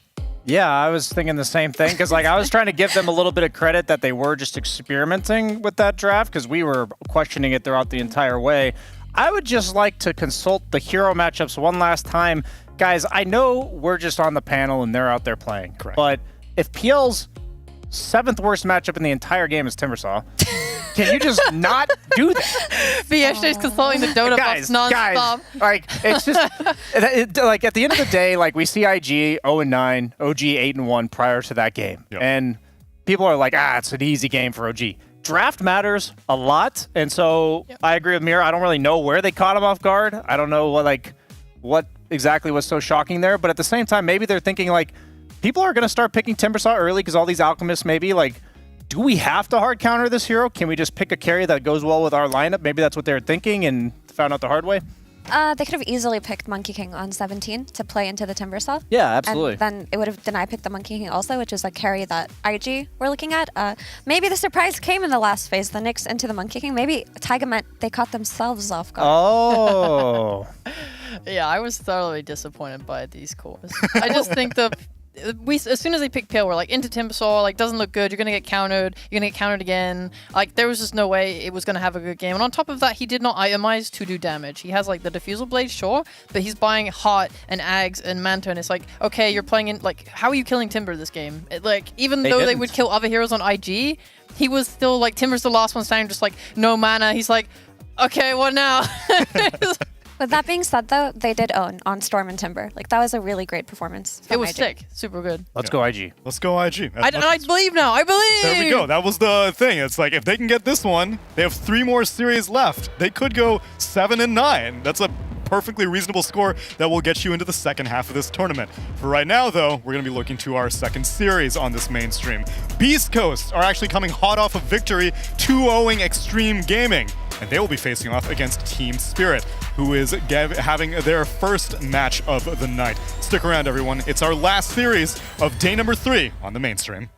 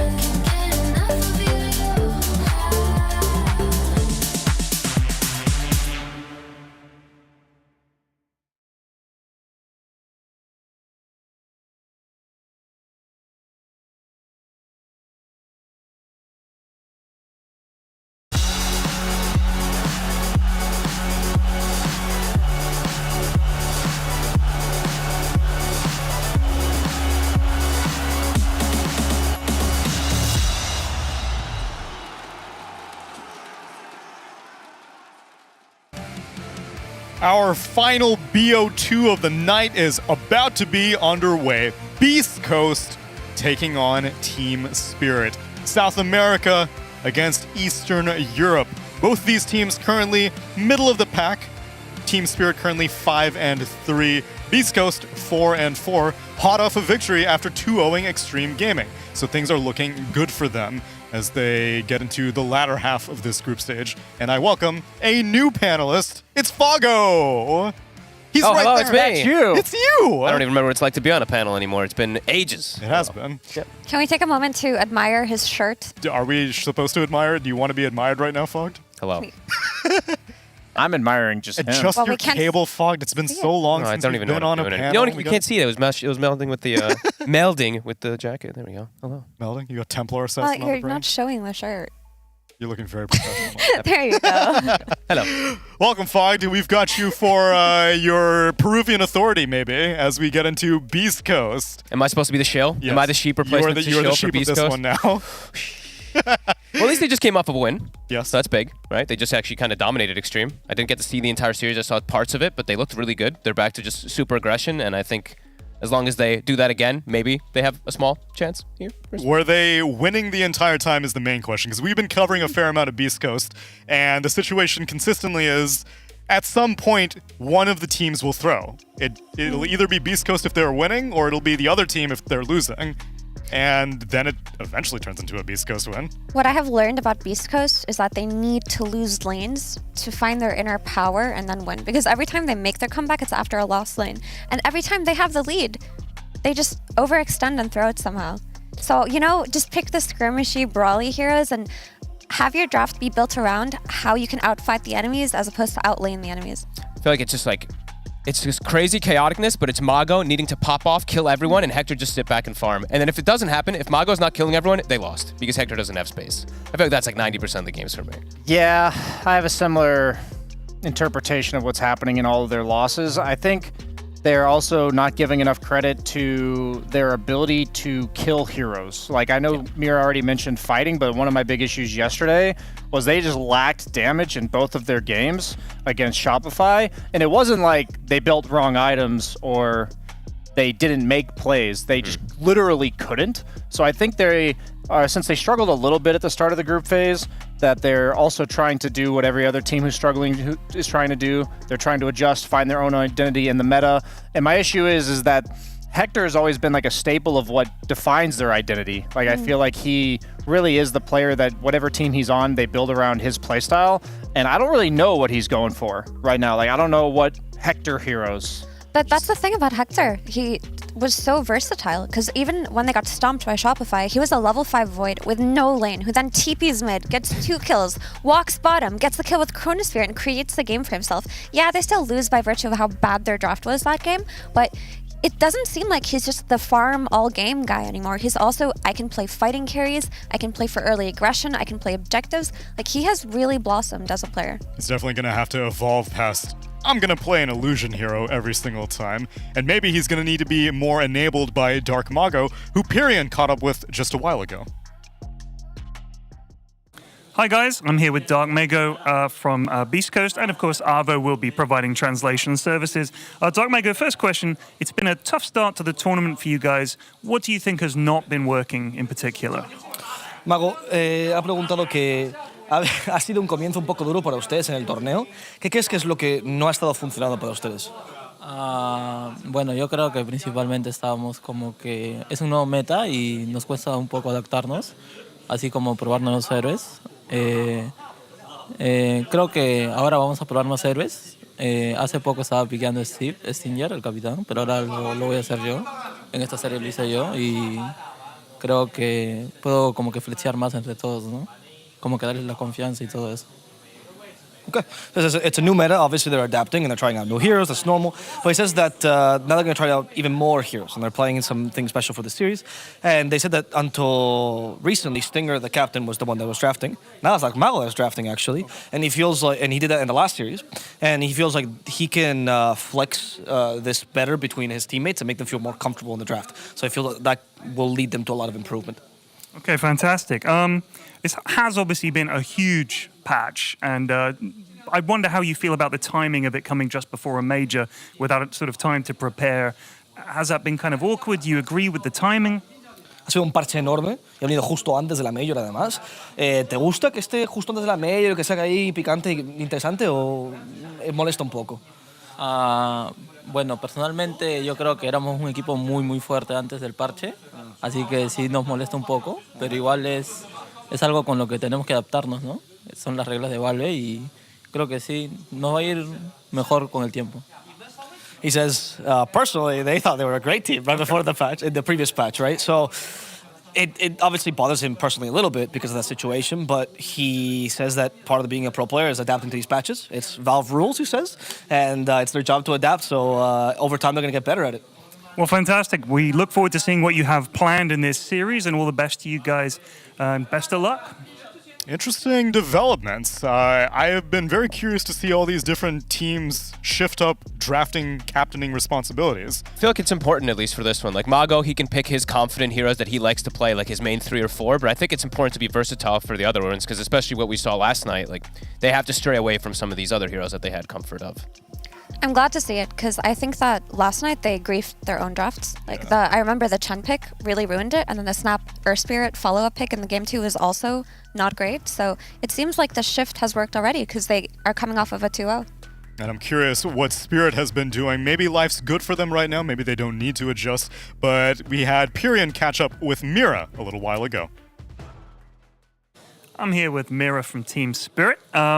Just one question to start off with. It's kind of an unusual one, I suppose. You got 9 Pandas, you got BetBoom, you got you guys. CIS region seems to be doing better than it has done in recent years. What's changed? Because these 3 teams all seem to be doing well, especially at this tournament. I guess we were like on the board with like previous patch, so this patch gave us a lot of new like information to work with, and it's very interesting for us, and we're highly motivated now, like much more than previous patches, and it fits much better for us because there is no broodmother, so we're now very comfortable with this first pick phase. It's very good for us. Awesome. You guys have also had a pretty stable roster, which is, over the last few years, is pretty unusual for CIS teams. Normally a lot of chopping and changing and players leaving and stuff, but you guys have kept it pretty steady. How have you done that? Why have you guys been able to stay together so well? I guess we have a different mentality. Like if we look at other CS teams, they don't want to maybe work with their problems, but we are different, I guess. We give people a chance to change if they don't fit to the team. We give a lot of time as well. So yeah, I think that's our thing, that we like prefer to work with problems than change something. Yeah, no, that's a good answer. Which teams do you think so far in the tournament, you can include yourselves in this answer, have adapted the best to the new patch so far? I guess it's hard to say now, but if we watch first group, there's Gaming Gladiators doing super well, making very fast, good moves. They actually play in very tempo. And this patch, I think it's became harder to do because a large map don't let you to move fast and take fast objectives because like everyone split push you. So I think them. What about us? I think we need a bit more time to adapt, but we have a lot of ideas that we need to test like during this the group stage. And when the playoffs starts, we will be at our best shape. Fantastic. Well, we've been enjoying watching you so far, and best of luck in the series. Back to you guys.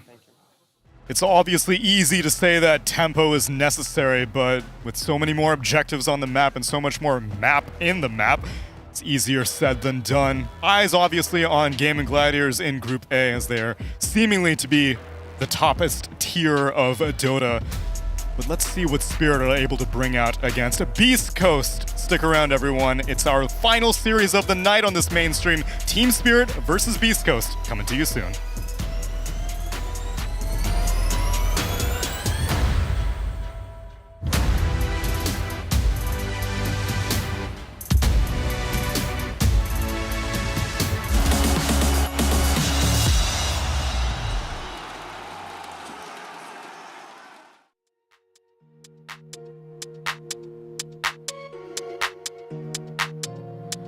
sitz auf meiner Fensterbank, die Nacht zieht vorbei.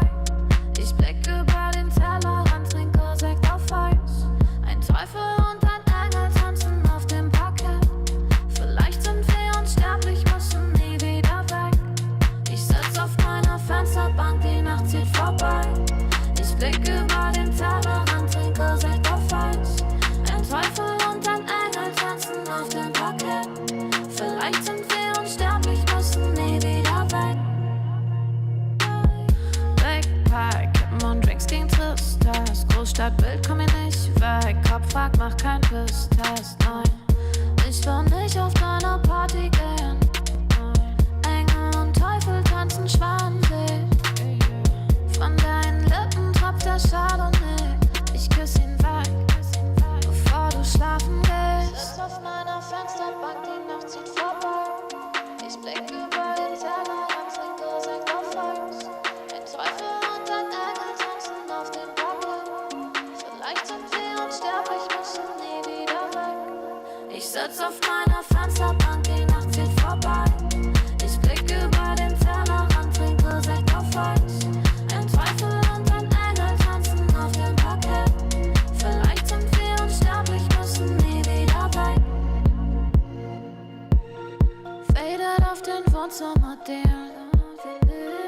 Baby, sag, wieso sind wir hier? Kann sein, dass wir den Boden verlieren. Wir heben ab morgens um 4. Ich sitz auf meiner Fensterbank, die Nacht zieht vorbei. Ich blick über den Tellerrand, trinke Sekt auf Eis. Ein Teufel und ein Engel tanzen auf dem Parkett. Vielleicht sind wir unsterblich, müssen nie wieder weg. Ich sitz auf meiner Fensterbank, die Nacht zieht vorbei. Ich blick über den Tellerrand, trinke Sekt auf Eis. Ein Teufel und ein Engel tanzen auf dem Parkett. Vielleicht sind wir unsterblich, müssen nie wieder weg.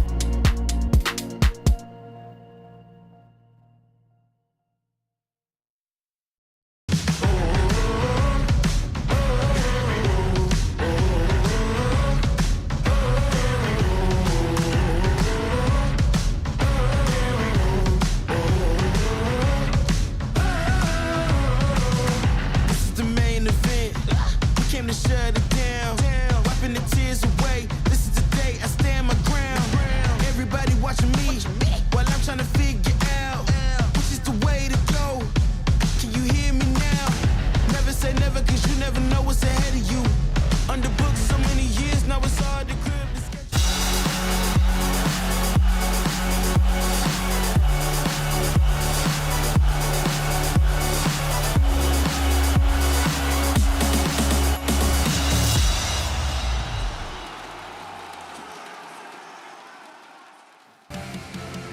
Game number 1 of Beast Coast versus Team Spirit coming up right now. And even though both these teams had a wide number of performances in Dream League, that was a whole patch ago. Things have changed. They don't need to worry about banning Broodmother anymore constantly. Spirit were praying for the day that the Spider would finally get dumpstered because Collapse just refused to add it to his arsenal. And Mira, their prayers have been answered. Me? No, Team Spirit, Mira. Team Spirit Mira. Yes, Well, but also you, Effie. Their prayers have been answered. They don't have to worry about it. Their first phase is now opened up. The ocean is wide. If you heard me complain during Dream League about Team Spirit's drafting, it's because every time Team Spirit had first pick in the last patch, they would ban out Brood, which never happens. Every single first pick team would leave Brood out and they would have a secondary ban. But because they don't play it, they just have to take it away from the other team. And that was a huge, huge wedge in their first phase. But not just that, the first phase flex of the last patch was Nature's Prophet. And that's not really a Collapse specialty hero. It's not how this team plays. The way this team plays around its offlane and the way it's always played around its offlane is Collapse on a melee hero and Mira on a range support. Mira is a range support player. He's a Rubik player. He's a Hoodwink player. He plays Miranas. He doesn't sit back and play the Earth Spirit Tusk styles that pair with the Furion. So the first phase drafting in Team Spirit has opened up entirely in this patch. And I would like to say that Mira has not played a melee hero yet this entire tournament. There you go. He's never been a melee hero player. Never. last patch sucked for Spirit in terms of first phase. Like, it really did not go well for them. He even played like Bane 4 when nobody else was playing it at TI, just because he refused to play most of those melee heroes. It's always really interesting to watch Spirit, how they adapt, and I'm looking forward to just see these two paired together and seeing some like collapse Primal Beast or something like that as like an interjection into everything. I just think that's such an interesting observation because they actually haven't picked a melee support yet. Like, not even just on Mira, but like their 5 or 4 has not been a melee hero yet. They're huge Crystal Maiden fans. They've only not been picking Enchantress the last 3 games because they were a second pick and the opposing team took it first pick. So now they're taking a page out of the playbook of their opponents, but it's definitely a Miposhka special. But it's not just that. Collapse has 3 first phase picks that are all very powerful and viable for him. So they first phase with either the Underlord, the Doom, or the Primal Beast, which they're all good at. The Primal Beast is not nearly as looked at by other teams as it is Spirit, but Team Spirit always pick it into Enchantresses or anything when they need burst magical damage, and it works out for them so well. Like, I cannot continue to praise how much this patch has helped their drafting, but it really, really has. Meanwhile, beastcoast on the other side of the coin, we heard that Dark Mago interview fogged. They thought that they had a pretty strong handle on 7.32E, and maybe now things are not so much in their favor. Yeah, it was pretty interesting hearing like because Avo, you know, he's like, were you guys mad? Like he was like, are you guys is that molesto? Like, are you guys mad about how the patch came right before thing? And then he responded saying, yeah, you know, we're a bit upset just because we thought we were actually at the top of our game. We were one of the best teams in the world actually in the current patch. So yeah, it's interesting to see that, and we'll see how they end up fully adapting since it's a new Beast Coast today in comparison to yesterday. Thank God. And yeah, we'll see what we do get out of them, because this is very different already from the usual Beast Coast. They have done, you know, kind of something like this the other day, but it didn't really work out with the DK early, but yeah.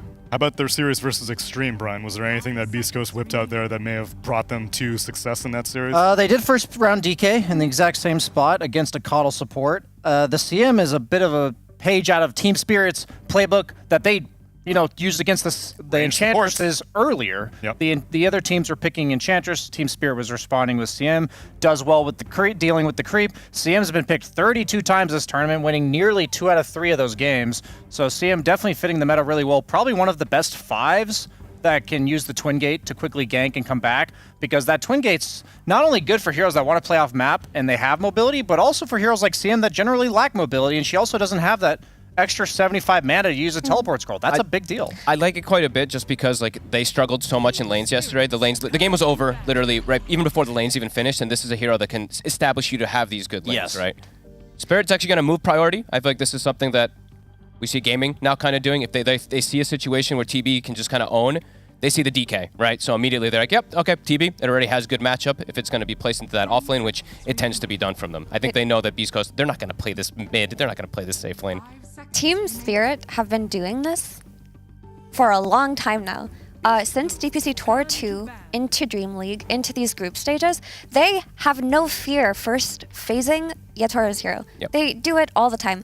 Usually they'll do it on 8s. I think we once saw them do it when they had like 6-7, and it was wild. They opened with an anti-mage, and that didn't look good.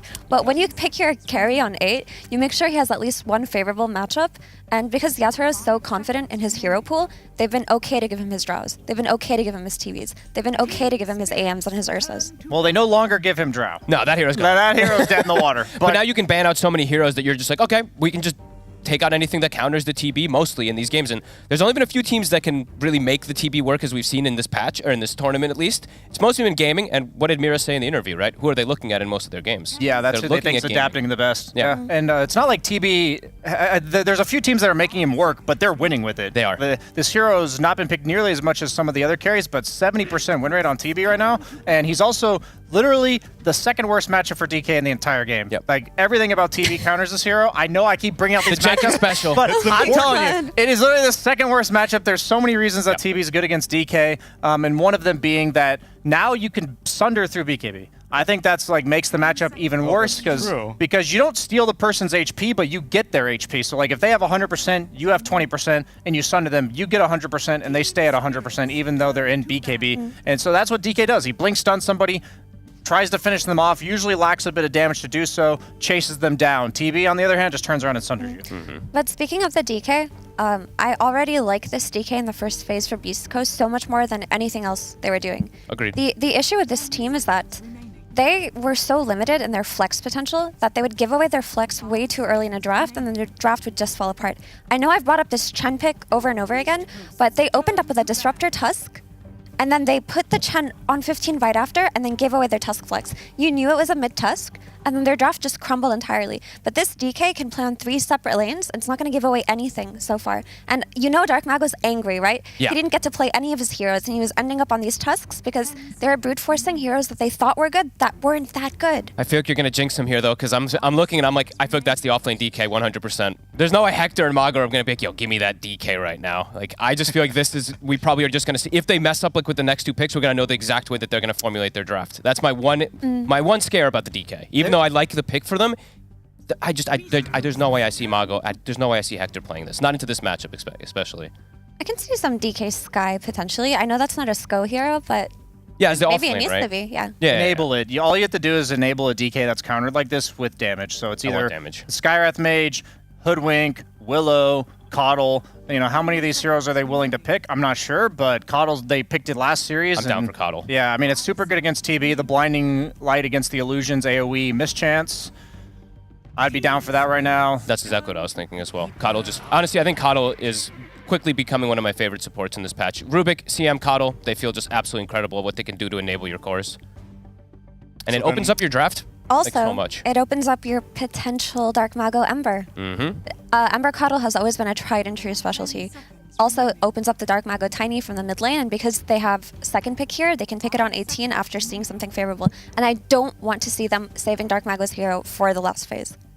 They're going to get banned out. It's also Coddle also, besides just enabling your cores with the chakra, now Solar Bind is actually unbelievable. Besides Blinding Light and everything too, Solar Bind is 35% damage amp. So if you're lacking damage, there you go, amp it up if you get that onto the TB. Wait, is it damage amp or magic amp? Magic damage amp. Oh, okay. Yes.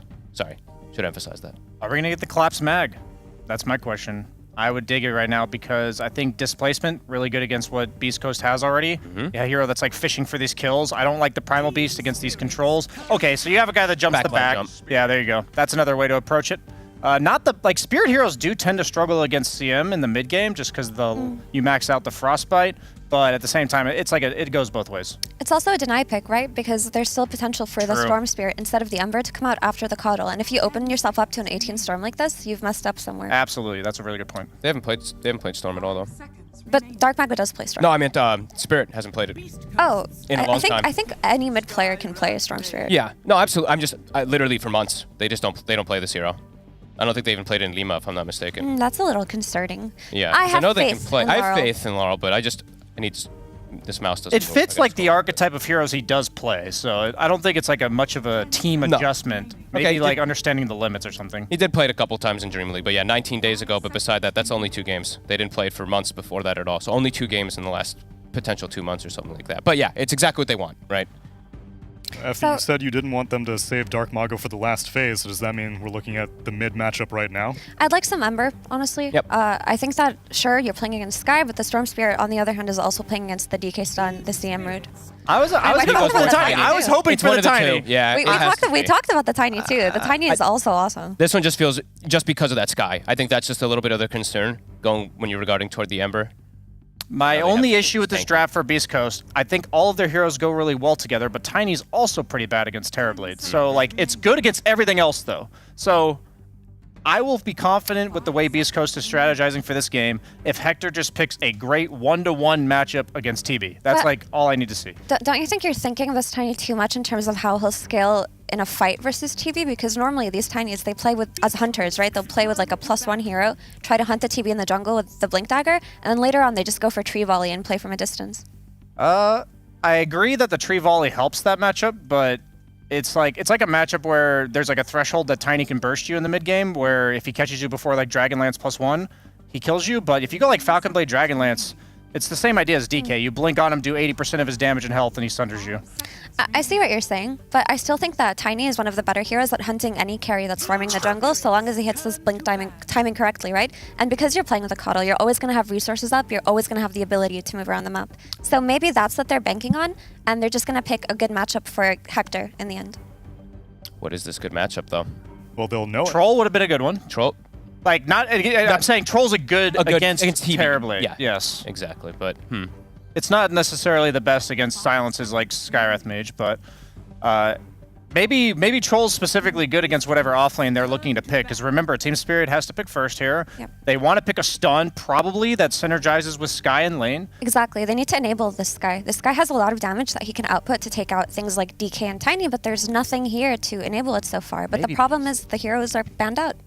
I mean, normally you'd say collapse Mars, right? But it'll just get counterpicked here. Is Beastmaster still in the pool? Yeah, I was thinking Beastmaster because Troll's really good against Beast. Yep. So, like, I think they're banning to protect the Beastmaster right now, and it's insanely good with TB. It's insanely good with TB. These bans are protecting it. I almost hope beastcoast sees it, because I'm pretty sure a Beastmaster's coming out on 9. Yeah, Beastmaster looks unbelievably good. So it's not A Centaur would have been good too. That was a good call by beastcoast to ban it out. I know I have been nerding out like crazy, but Tiny's worst matchup in all of Dota is Terrorblade. Is it not Phoenix? It is. It is literally Terrorblade. It's Terrorblade, and then Phoenix is probably like probably down the list just because it's just board hero, right? So Mostly. they really have to have Hector's hero match up well against TB. Like, I can't emphasize that enough. Because the supports, they have good control. They have good poke, but somebody needs to finish this guy off. That's like my problem here. Troll would have been great. Slark would have been great. So these are good bans by Team Spirit. Like, let's see what Hector has in mind. Something like Void. A lot of the good options are just gone. Yeah, I think he might just go default Ursa. Listen, what if they just do the collapse Mars, bait out something like an Ursa? And then TB has like a good matchup against Ursa as the game progresses. Like, he itemizes so well against that hero. And Ursa needs the snowballing type of lineup to keep pressuring the Mars. Ursa. I mean, Mars looks good. Beast or Mars are the two that I like for Spirit right now. Even though Mars doesn't really play too much anymore in that offlane role, especially. I think Mago is like the only player who's playing it, but he's playing it mid. I think it fits this the archetype they want with the Skywrath to get the pick off. Is there anything we're missing that fits Sky, but... The one issue with Mars is I just don't want to get... Oh, that's cool! Yes. That's a stud. Baby. I wasn't even considering this. This is cool. I don't know how much I like it, but I don't know how good it is. don't I actually have no idea if know. this hero's even good anymore. Jenkins raves about this hero. Yeah, but that's that means it's terrible. It's gonna go well, next. it's Bloodlust for your TB, enables him hard. It is a hard stun to set up for Skywrath. This hero does do quite a bit of damage, and you are unbelievably tanky, and you're a Crimson Guard buyer. You can actually buy all the aura items to be pretty good for your TB. Interesting. There also was some core Enchantress going on, but we all know that that would mean that one of their supports is playing a melee support. I think Ogre has to be core Ogre's now. I okay. think the way they reworked him, he is a core. Okay. Oh, he wants to, oh, he's excited. He's going for AM. Okay. That's a bit of a double-edged sword there versus the TB. I gotta pull this one up too. It's maybe not so double-edged, honestly. I think TB usually tends to kind of crush it, but yeah. At first glance, it looks good just because it's playing against a Storm and a Skywrath Mage, right? So you have two really good Mana Void targets, which means Yeah. you can join fights early and go back to farming. However, I don't know how the lane is going to go versus Ogre. I don't have enough information on this hero. And also, instant silences do cause some issues early for an AM. You can't. You're gonna get ancient sealed. You're gonna get gone on until But you have can Manta. counterspell, right? All of Ogre's spells, they're not hard to dodge. Unless you're silent. Also, right? So, wouldn't Ogre make an amazing Mana Void target now, the way that he works? He's 0 int, but he has tons of mana off of his HP, right?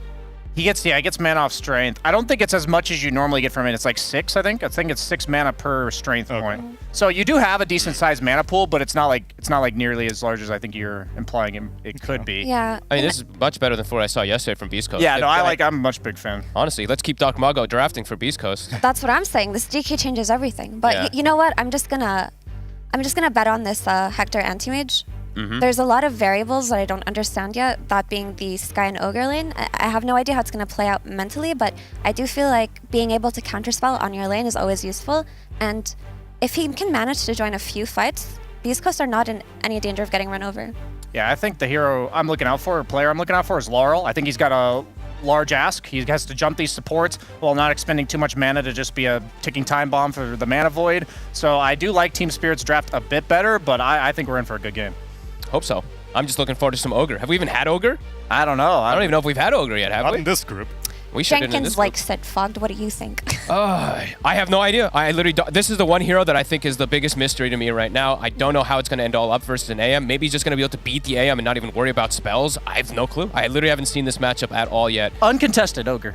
Uncontested, Wow. right? Yeah. So, hey, yeah, big question mark for me, but I think I favor Spirits maybe like 5% more, but either way, I think Beast Coast have a definite chance to 5%. win. Let's multicast that a little bit knows? then. Let's see how high that percentage can go. Let's see this game number 1 with Sunsfan and Cinderin. Thank you very much. Ogre freaking Magi, man. I am super hyped. It might just fall flat on its face, but we're going to see Core Ogre. We were talking about him last game. It's like we summoned him. He's been uncontested the entire tournament, and here we go. Yeah, Ogre his new passive, makes Dumb his Luck. I was actually first wondering appearance. what the skill was called because we Yeah. were referencing that. So It's a Ogre really has good 0 name. int the entire game, and it doesn't matter what you buy, you get no int. But you do get mana regen and mana for the amount of strength that you have. So it incentivizes you building even tankier. I don't think his armor has changed at all, right? So that still is a huge benefit in the early game. But he did get changed in 732 where he lost armor and then got 20 base damage or something. Was that 732 or was it 731? I mean, still 6 armor, level 1, pretty damn good. He's still tanky, right? But it has been And the hero he in has, the past. look at his, he has 0 items. He's going straight ring. This is like Dota 1 days when there was not even MMR. You just go first item Perseverance, no items into lane. I think Collapse is role playing and he can't find the shot. Guy literally is just walking out, riding a chicken, looking dumb as ever. Has no idea what's going on with Poshka. Yeah, he's actually gonna, in huge trouble here. Yeah, very nicely done from Schofield. That's going to lead to first blood, and they're going to give it to K1. K1. And that is bad news bears if you're a Spirit fan, and might get a little bit more damage onto Mira. He's pretty damn fast on the Skywrath Mage, but still takes a heavy beating. Okay, let's talk about the matchup. We'll get to the Ogre a little bit later because I want to talk about it basically the entire game. But AM, obviously, late game, amazing against Storm Spirit. It's like the hardest counter in terms of if you can get the Mana Void, it just kills everybody. How is it against, and they kind of talked about this, against the Terrorblade, because the panel was a little bit concerned that they didn't have a Terrorblade counter. Yeah. And AM, So usually this matchup is considered Terrorblade favored because of 2 things. First of all, Terrorblade has reflection, so Anti-Mage starts hitting himself and burning his own mana, and it's really annoying to deal with, both in if they somehow face each other in the lane, but also in the mid game and in fights in general. Terrorblade also does insane single target physical damage, which is the one thing AM deals with poorly. He's insane against magic damage. He's great against AoE abilities, but if people just blow him up, the Terrorblade and something like TA are classic counters where you just get insane single target. Oh, Mira! Mira got a kill here. Got a kill on the Stinger with, I want to say that was the Blood Grenade that actually got the last tick there. Might have just been. They're putting on As some the more Ring of pressure. Health is now online for Collapse. So I think it was Fog that was talking about you just go auras, or you can go auras on Ogre. It's not like, I mean, what I'm used to seeing in core Ogre, or even just support in any pubs, or even in professional play, you go Midas, you go obviously int related stuff. Like you can go crazy with the builds, I guess. But now that he is this is a dumb question. He's a strength hero now, right? Yes. Okay, he's a strength hero now, and you want to build strengthy stuff. You probably still go the auras though, right? Like he's gonna go Vanguard, I assume, to start things out. Yeah, he will. The thing I'm thinking here is why Ogre, right? Like, what is this hero's redeeming qualities over other offlaners if you're just gonna buy auras? Oh, Schofield's dead. And that has to be Bloodlust, right? That's the one thing this hero truly offers. This might be a trade here, Sacred. Trying at least will not get a swing off. I think it's going to be more than one hit as well. He does have Breathe Fire, though. Why is he still chasing him? Yeah, he's slower than the really Bambi. wasting his time there. Losing out on some much-needed lane farm. So I think if the reason they want Ogre here is because they have 2 cores that use Bloodlust really well and a support, right? You Bloodlust the Storm, you Bloodlust the Terrorblade, and you Bloodlust Ench. All of these heroes do a lot more with this ability than without. Because otherwise you could have just picked like the panels like a Mars, right? Because I don't think Ogre crushes Anti-Mage in lane. I mean, maybe there's something we can learn here where something unexpected is going to happen, but for the most part, it has to be the Bloodlust that they're all about. Man, look at the CS so far. Holy, they're getting trashed. Yeah, it's not 6 CS on AM to the 15 on Ogre? I mean, maybe we're learning something new here. I don't know. Mira's dead. It's going to be a trade, and Collapse gets his first kill of the game. 6-0 against 16-13? Are you serious?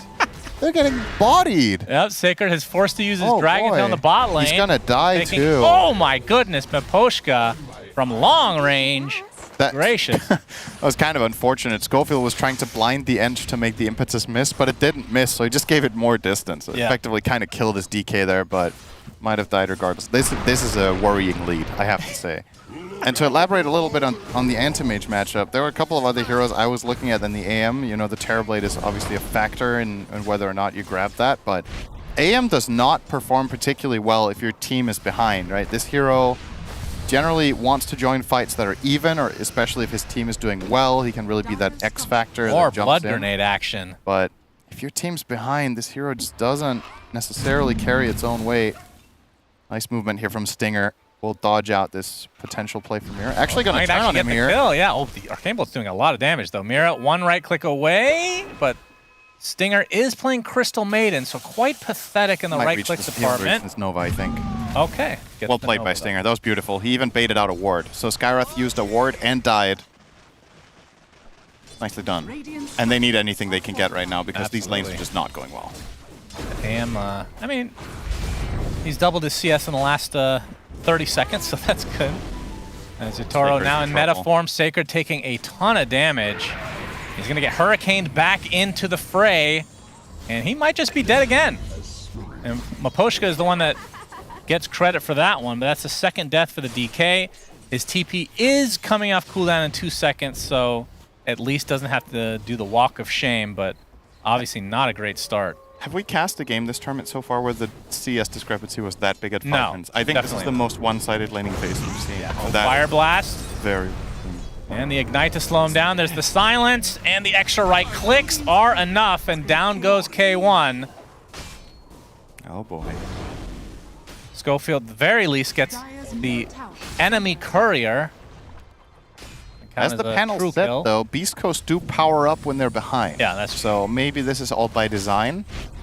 But AM, like you said, is not a great from behind type. Unless you get like a big mana void or something crazy. I had a strategy meeting last night. They're like, okay, guys, how do you want to play against Spirit? And then Dark Mago was like, I will draft and we will lose our lanes. And then we'll go from there. Okay. And everyone was like, you know what? Our win rate when we lose lanes is great. Oh. So let's do it. I have to say, though, I feel like this is not... 6-minute rune is going to be pretty important here. Miposhka gets off the enchant to slow down Dark Mago, but he gets the help from Coddle. Avatos is there, but Miposhka is certainly going to live through this. The shield rune's in the top lane.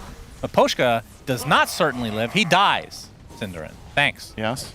Mira, Dark Mago gets another avalanche, and that is going to lead to the second, am I even going to say this, second kill for Dark Mago. Laurel does get the bottle of the rune, which is what he was originally intending, but it cost him 2 of his teammates, so not ideal for Spirit. Very good rotation from the support here from Beast Coast to get something done, and this is the only hero you can play around right now. You need to play around Dark Mago because your 2 side lanes have lost and they're not strong heroes right now. So the Tiny is where the action's going to be at.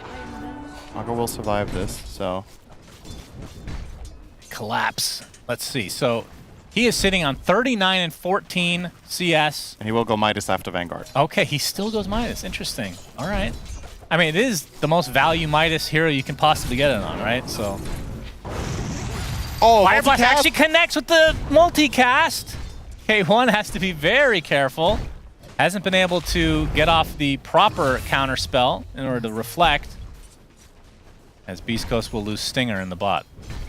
And I feel like these lanes, so obviously Beast Coast are doing a little bit of damage control here, or whatever you want to call it. They're kind of staying afloat at least. I don't feel like from a theoretical standpoint their lanes should be getting this crushed, right? Like, I would say the panel would have also talked about this more in depth if they were like, okay, these lanes just can't hold their own. They're just being very outplayed, right, in the early laning stage, or either that or there's something we just don't know about these matchups. But the early advantage from Spirit is definitely... Dark Mago, he finds Miposhka, clips him with the avalanche, toss back into Schofield. Blinding lights there as well. That'll lead to another death for Miposhka. So Beast Coast able to find a little bit of action here, but they are down 3K at the 8-minute mark. And Laurel...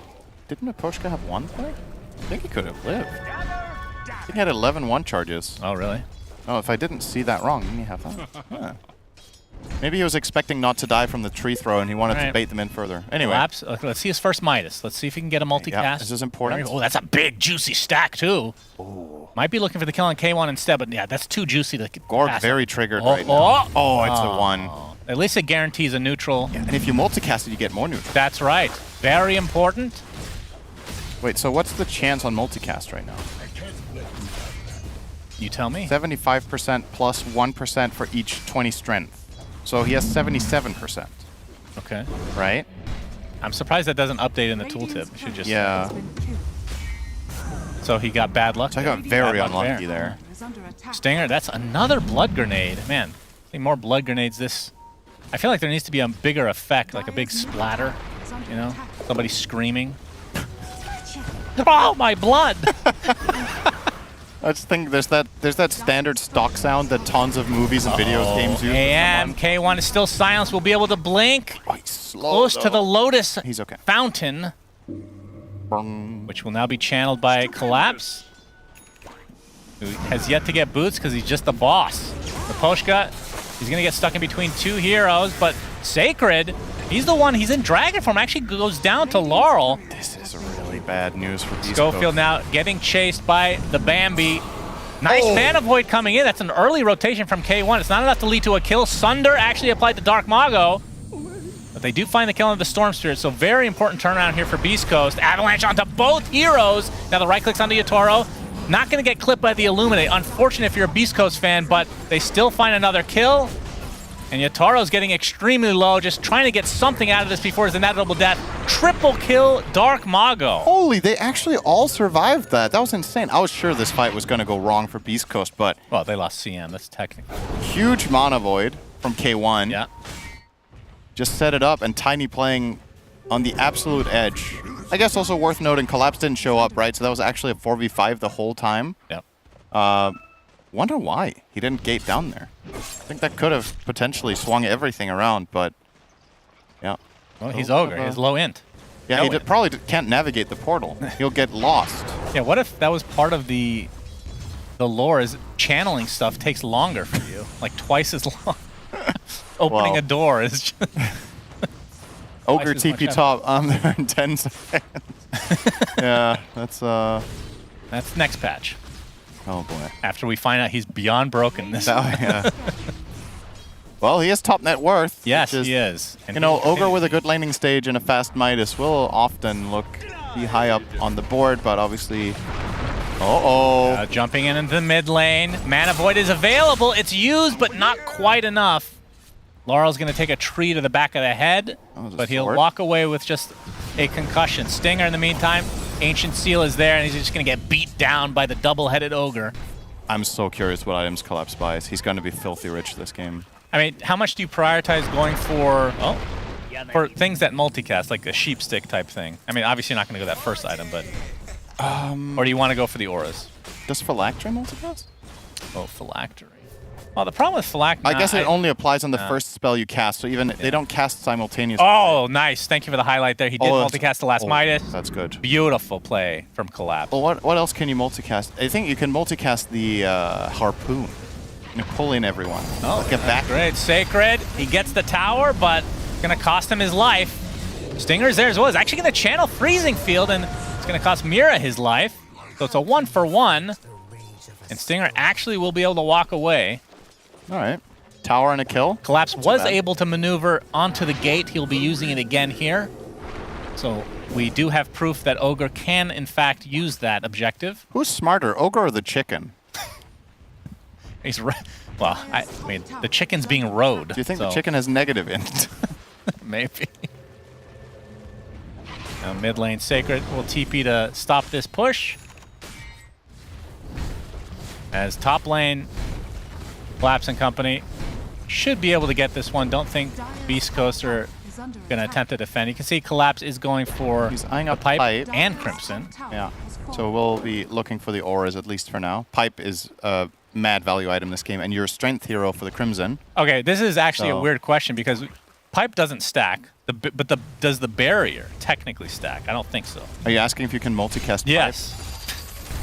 You can't multicast items that don't target, right? I don't know. Otherwise, you could multicast Town Portal Scroll. Split your hero in half. Well, that's beautiful, there it is. Midas. Thank you, That JJ. multicast That's a is huge. double. That's a double Midas right there. 2 back-to-back connections. Appreciate that. Yeah, I don't think you can. I mean, the fact that I even have to think about this is kind of concerning. It's just like Ogre never bought this. I don't think. Yeah. Oh, the silence onto the that's a AM. nasty Mystic bird. Flare is enough. Big kill for Team Spirit. I mean, technically, like Force Staff does multicast, but that is single target. It's a targeted item, right? Yeah.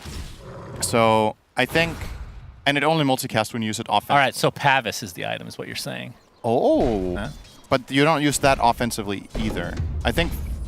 Is Force Staff unique? You can't multicast Glimmer Cape, I think. Why not? I think you can. You're sure about that? No. Okay.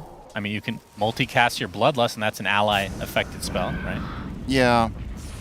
But Ogre isn't smart, so he hasn't figured it out yet. All right. Well, Avalanche from Dark Mago, not sure. Okay, it looks like they might want to defend. Schofield pops his ult for the time being. They fortify as well as a Wild Wing Ripper will get taken out swiftly. Worth keeping in mind about Ogre, he has one of the best strength gains in the whole game. It's 4.2. So hold on, as you're gonna have to time hold that goes on- thought, Cinder. The Midas is about to be off Okay, cooldown. yeah, 5 watching seconds. that. Okay, I had 3, another 10 seconds left actually to 1 make my second. point, but you're fine. And yeah, Oh, it's a slams it home. Beautiful. Sorry, go ahead. Yeah, so Ogre gets a lot of. Okay, Oh, let's watch this replay. Yeah, gotta make sure we get this. It was 2. Oh, dang, yeah.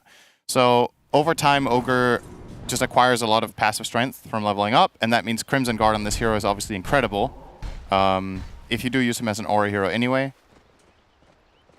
It looks like he wants to finish the pipe first, which I think is the right choice. You want to counter the Tiny, you want to counter the Crystal Maiden and Caudal damage. Dark Mago, he finds the Ench, and Sacred finds Storm Spear. That's a Dragon Tail into a Frostbite. that's Freezing good. Field as well, and that is a big kill for Beast Coast. Nice. Naposhka looks to be next. Huge Actually kill. used Mana Void, surprisingly. Yeah, It's like a valuable spell this game. And what is he buying on AM? So it still will be the Battle Fury. Went for the casual Ring of Health first, actually. Didn't notice Oh, any multicast that. done? Oh, Fire Blast! Okay. How many points does he Flare. have? Spell shield? 3.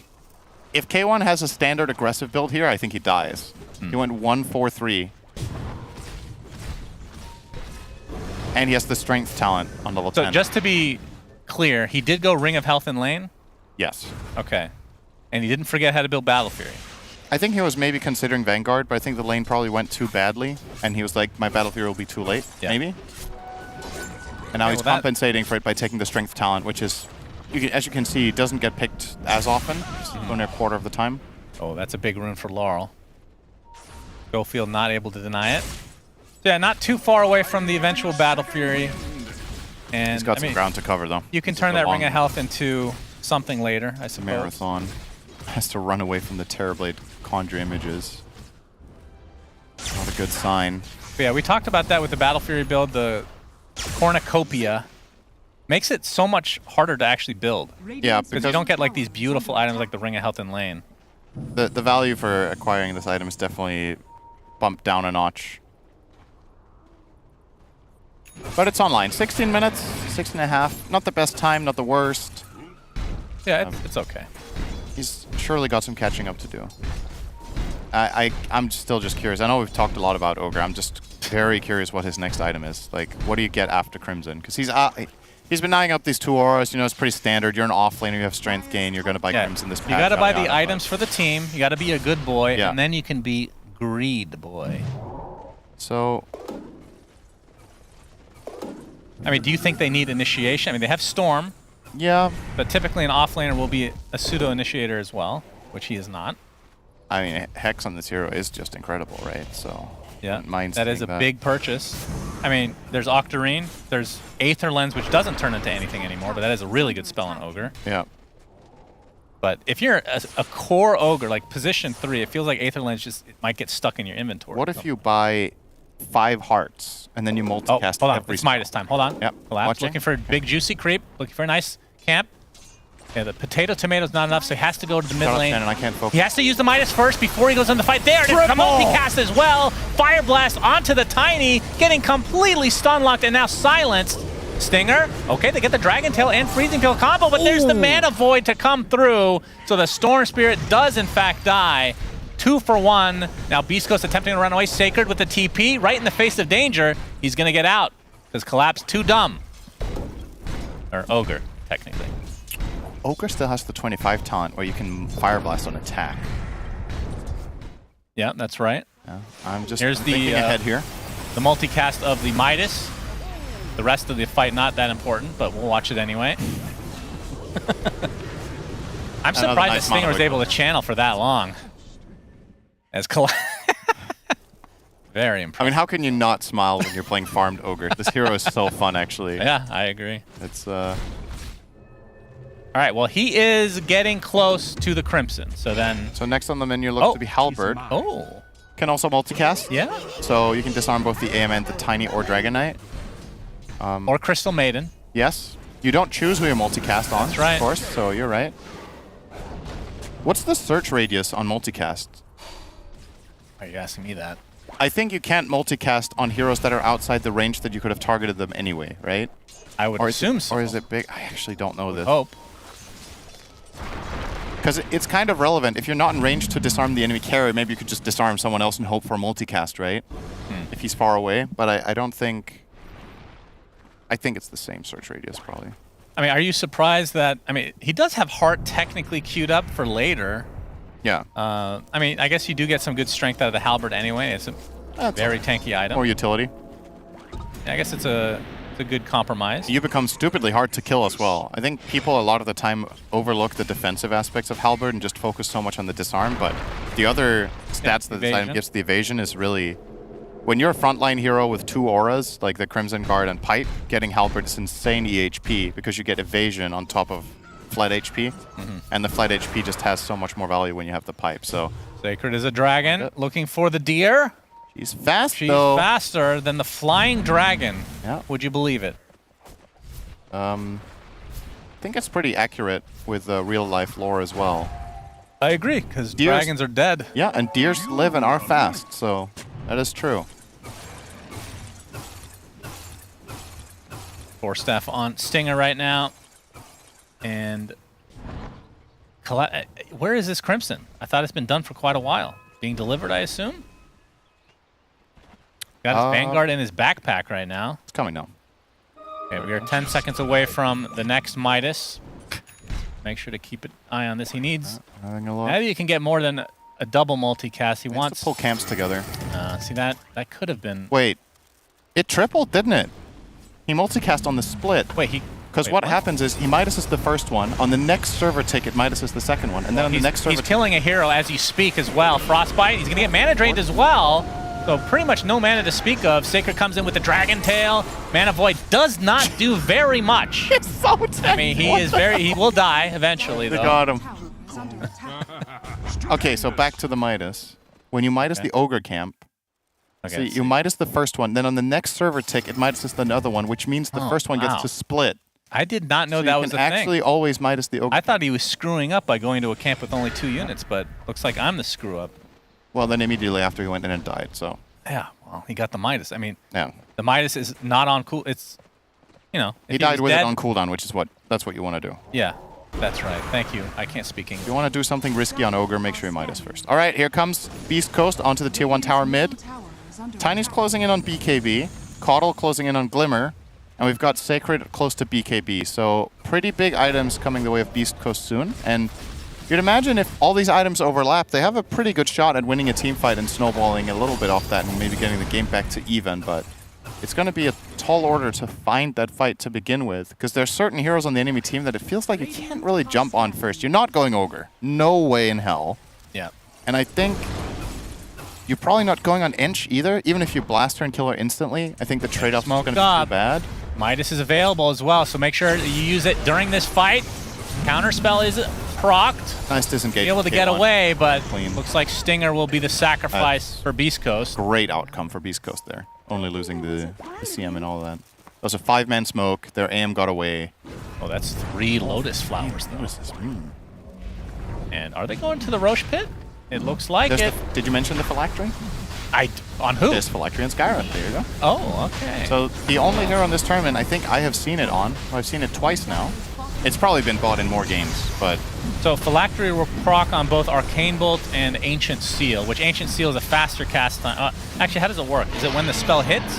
Yes. Or Arcane Bolt's kind of garbage then? The reason it's so good on this hero is that Ancient Seal cancels Blink Deck. Exactly, when you have it. It's really, really nice. Yeah, pretty cool. And I think, doesn't he have some nice talents for... It also Ancient slows, Seal? so if you stack that with your concussive shot, you slow the hero so much that your full ult will hit. They're not going to get out of the AoE in time. Very nice. Alright, well, with this Aegis in hand and the Butterfly Man to Dragonlance, Yotaro is ready to do Yotaro things on Terrorblade. How many times have we seen this guy do this? Quite a few. Quite many.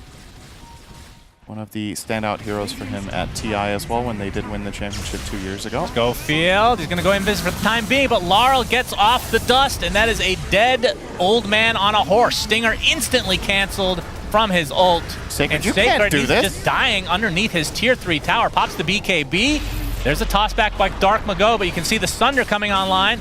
Mira, he's getting pretty low. Finally gets off his Mystic Flare. He will drop, but it's going to be at the cost for Beast Coast for 3 heroes. 3 for 1, still with Aegis on the side of Spirit. They're going to get the tier 2 and the Tormentor. Tormentor. AM never showed up. I don't know if this fight is different if he gets a Mana Void on Laurel. He was totally dry.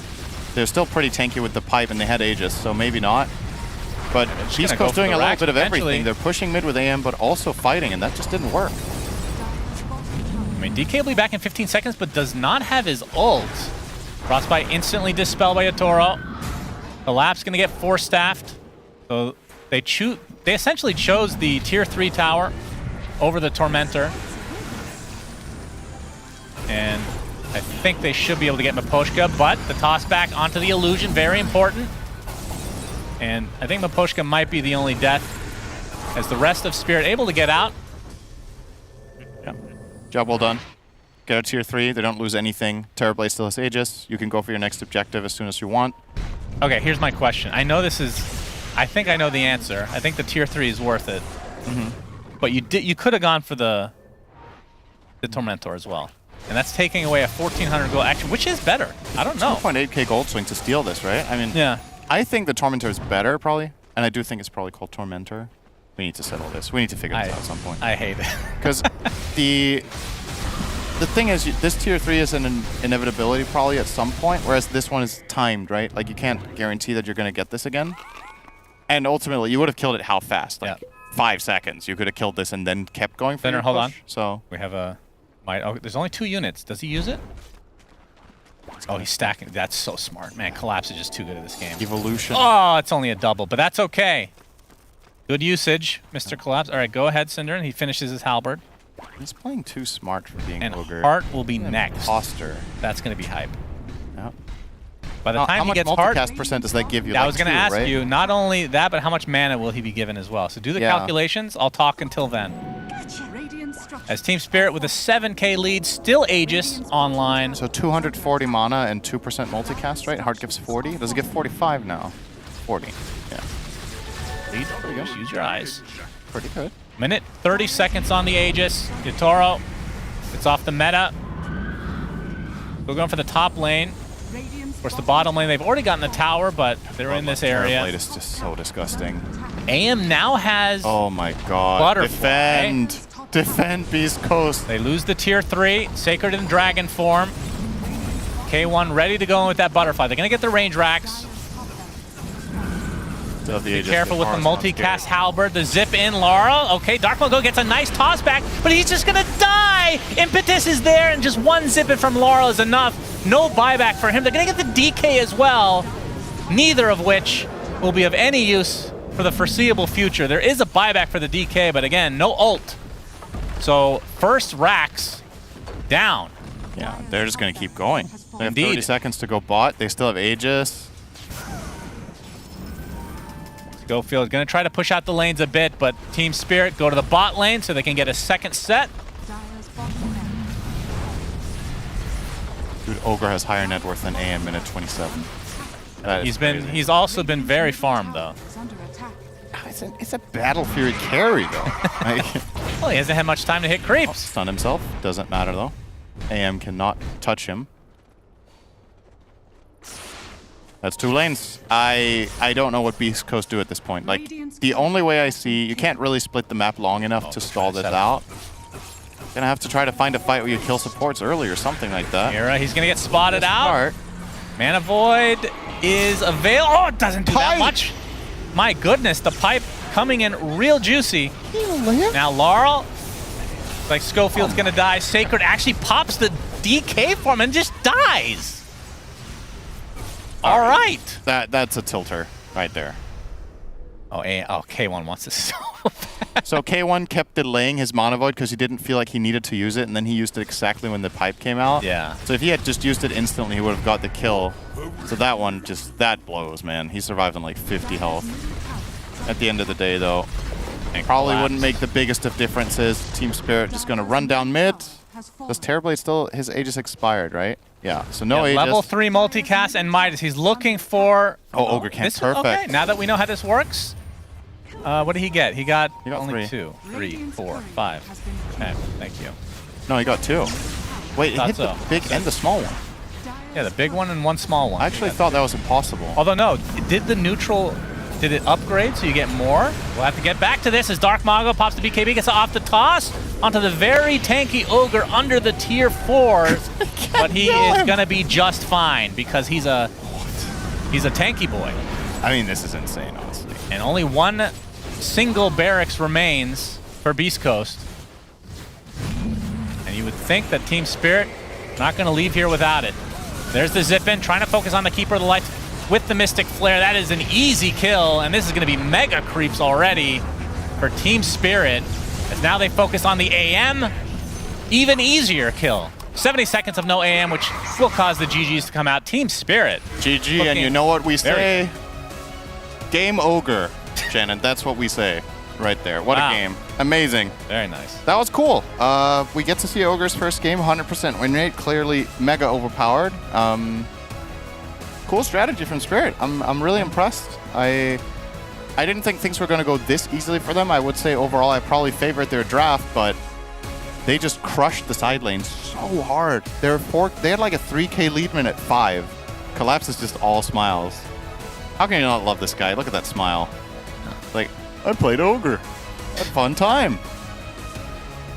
Phylactery did 817 damage, just to let you know. Just wanted to check. Important information. Yeah.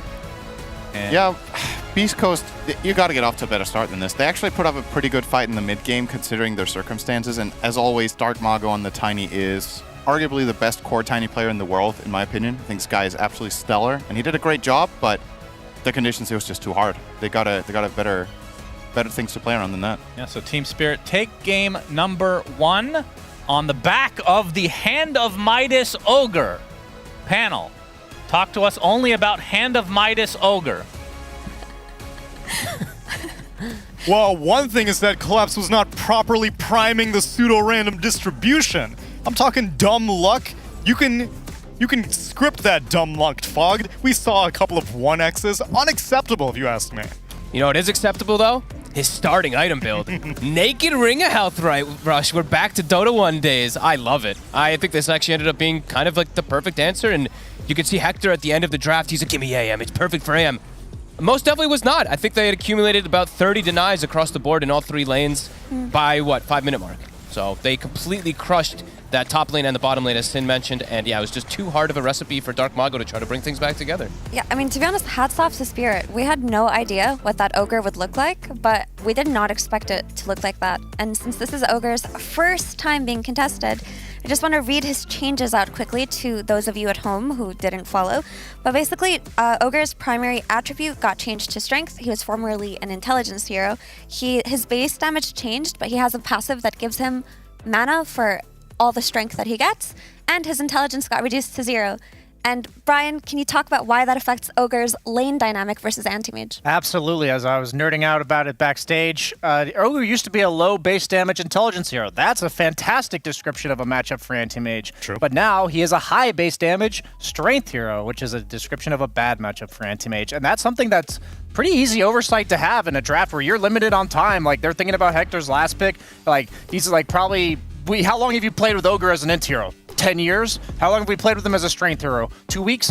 You know? So it's like, it's definitely difficult to do that, or to like consider that in your last pick. And talking about the Midas, little helpful tidbit that we did just see there in the highlights. If you Midas the Golem camp that only has 2 creeps, and you get the 3x, one of the small shard golems that splits off of it will also be Midased. That was cool. That plays an important role in the 654. That was cool. I think his item build is perfect, though, right? Just like the Naked Ring of Health straight into Midas, straight into team items. Vanguard Pipe, everyone's so tanky, they just group up. This hero has 100 strength at minute, I think when he's like level 14. Crimson Guard blocks absolutely everything, and then they just kind of like cruise with it. Yotaro had the most free Terrorbladed game ever, and that's a first 2 TB. Yeah, and I also want to talk about, so because Ogre, for those of you at home, of course, because he gets mana based on the points of strengths that he has, this hero is naturally going to build strength so that he can have mana, because he has a 0 intelligence hero now. But because of that, that makes him one of the best Crimson Guard buyers in the entire game, because Crimson Guard scales with your strength. And this hero, the only thing he can build in this patch is strength. And of course, Midas. We've talked about it over and over. So Spirit really thought up something very ingenious, and it looked even better with the Anti-Mage pick, which came out afterwards. Yeah. So it worked out really well. And I honestly wonder, has Collapse played this in pubs? Has he tried it out, or is it just a... we'll have to pull that one up during the break. I definitely saw him play a couple of them, but I don't think I saw the Ring of Health kind of rush. I saw Rezo doing this actually earlier the other day, I think yesterday or today in the tournament, and going for this kind of a style build. But this is actually so cool because it actually ends up being a triple benefit. They didn't see the AM, but it's a strength hero versus the AM with high base damage, and it's a Bloodlust for his cores plus an Aura Carrier. Actually a 4x kind of benefit. Just built like a 4x multicast kind of benefit. People are sleeping on this hero, and Collapse is on the ground floor of it. And someone else on the ground floor of the players area is Pyrian, and he's sweating right now. Oh, no, I'm not sweating, I'm swooning. Core Ogre with a Midas. Woo, this is like my pub games, but they win. Oh my God, all my dreams come true. What a performance. I loved to see that. And you're all going to be seeing it in your games over the next few days, I'm sure. Nothing beats a Core Ogre. I said it for years, and I'm finally proven right by this blessed patch.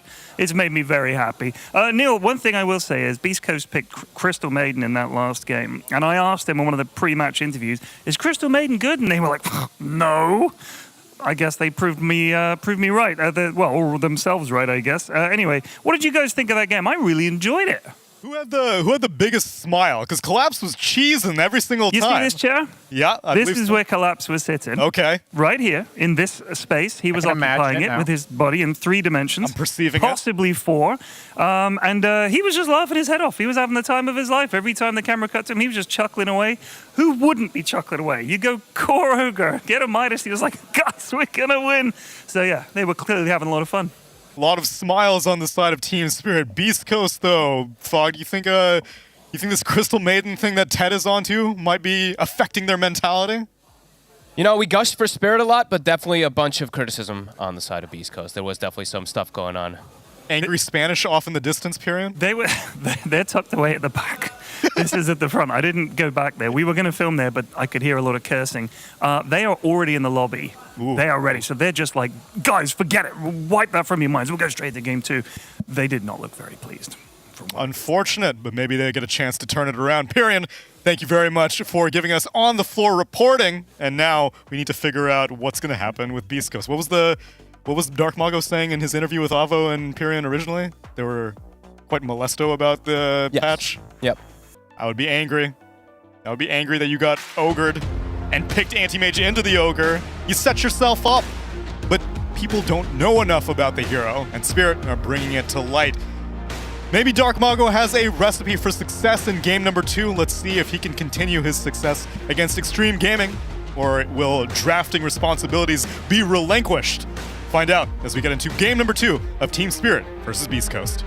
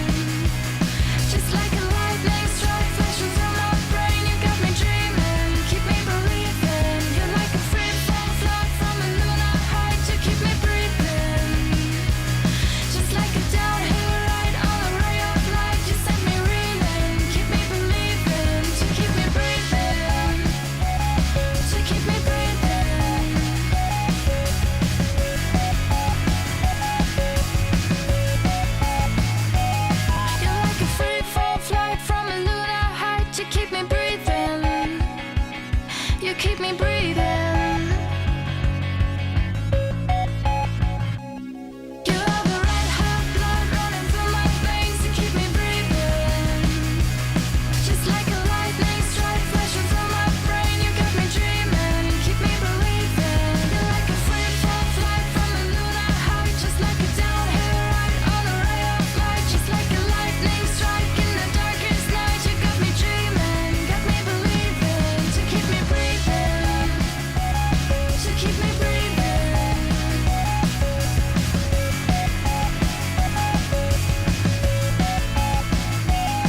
To keep me breathing, to keep me breathing.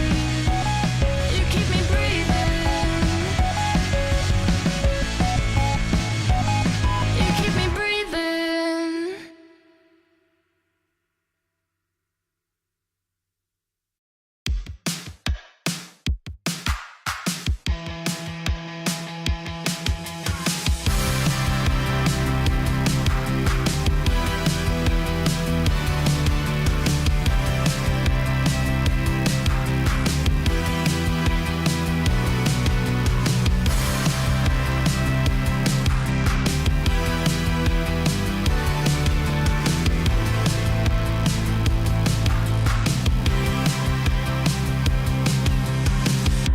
Sometimes when I dream, at times when I just close my eyes, I see the place we used to live.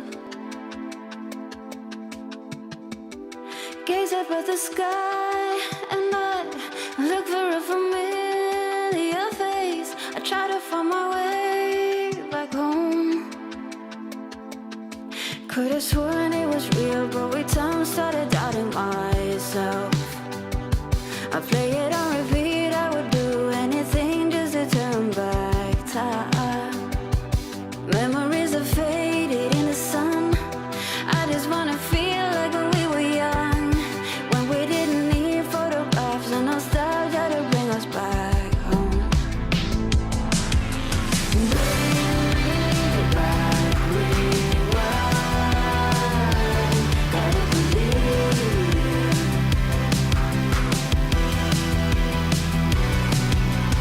Bring me back, rewind. Gotta believe.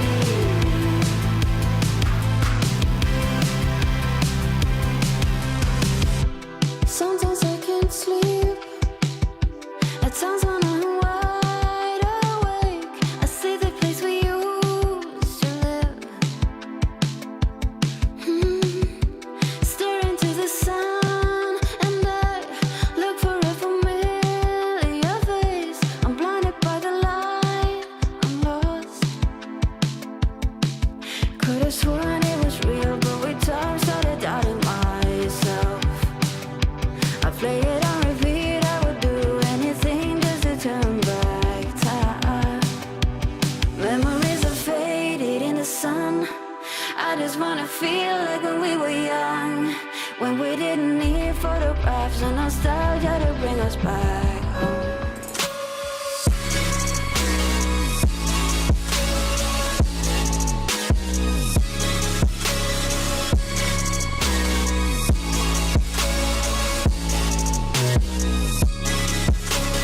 You love it, you wear it. What's your style? Get your merch at shop.eslgaming.com.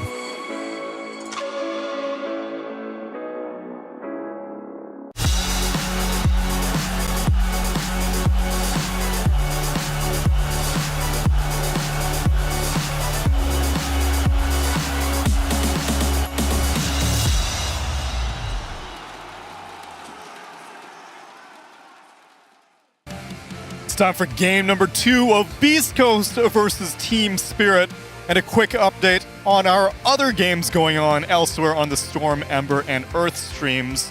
IG currently up 1 game against Extreme Gaming, and Talon up 1 game against SMG. Both regional battles, which is actually a little bit surprising that IG got their XG win. It's because they're hot now. Sheep said it. She believed. They're back.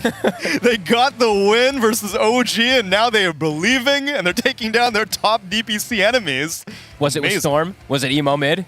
It was. IG had Ember. Oh. Yeah, and Alkin Ursa as well. Okay. And, Caudle and CM as their support duo as well. I think our day 3 meta is starting to settle in a little bit. These mana batteries, it's not about the Pugna anymore. It's all about this Caudle.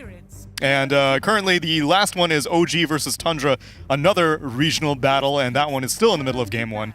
But we're here on a cross-regional battle. It's Spirit versus Beast Coast, game number 2. Let's see what Beast Coast got up their sleeves this time. I think step 1, I don't care what heroes they pick. Don't grief your lanes with the supports. That was probably my biggest thing that I was upset about. I think Stinger and Schofield ruined both side lanes a little bit right at the start of the game. You're not saying by the draft. You're saying by play. By play. Okay. Yes. But I think the hero. What exactly I love did these they heroes. do? I think the way they just started, he suicided it. Like the CM suicided right at the start, and then AM's in a 1v1 versus an ogre, which just looked really miserable. It was all and over then from there. Yeah, and he had to smoke back to the lane, and then he died again. I think it was just a couple things right at the start there that I don't want to see them do. They need to start out better at their lanes, no matter what hero picks they have. Personally. Can we talk about Beast Coast's drafting a little bit? So the thing about Beast Coast is they need to learn how to flex their heroes better, because they do pick flex, but then it becomes very easy to read, or they expose it really early on. And that honestly feels like their biggest weakness, because as players, they fight so well. Like, their team fighting is debatably one of the top 5 in this tournament in terms of teams that can skirmish better and find opportunities that don't exist for them. But their drafts are so easy to read, which is unfortunate. We thought the DK would be a flex, but Fog just showed me some stats, and Dark Mago has only played it once. He So played it once in 2 days, and then he hasn't played in 3 years. Yeah.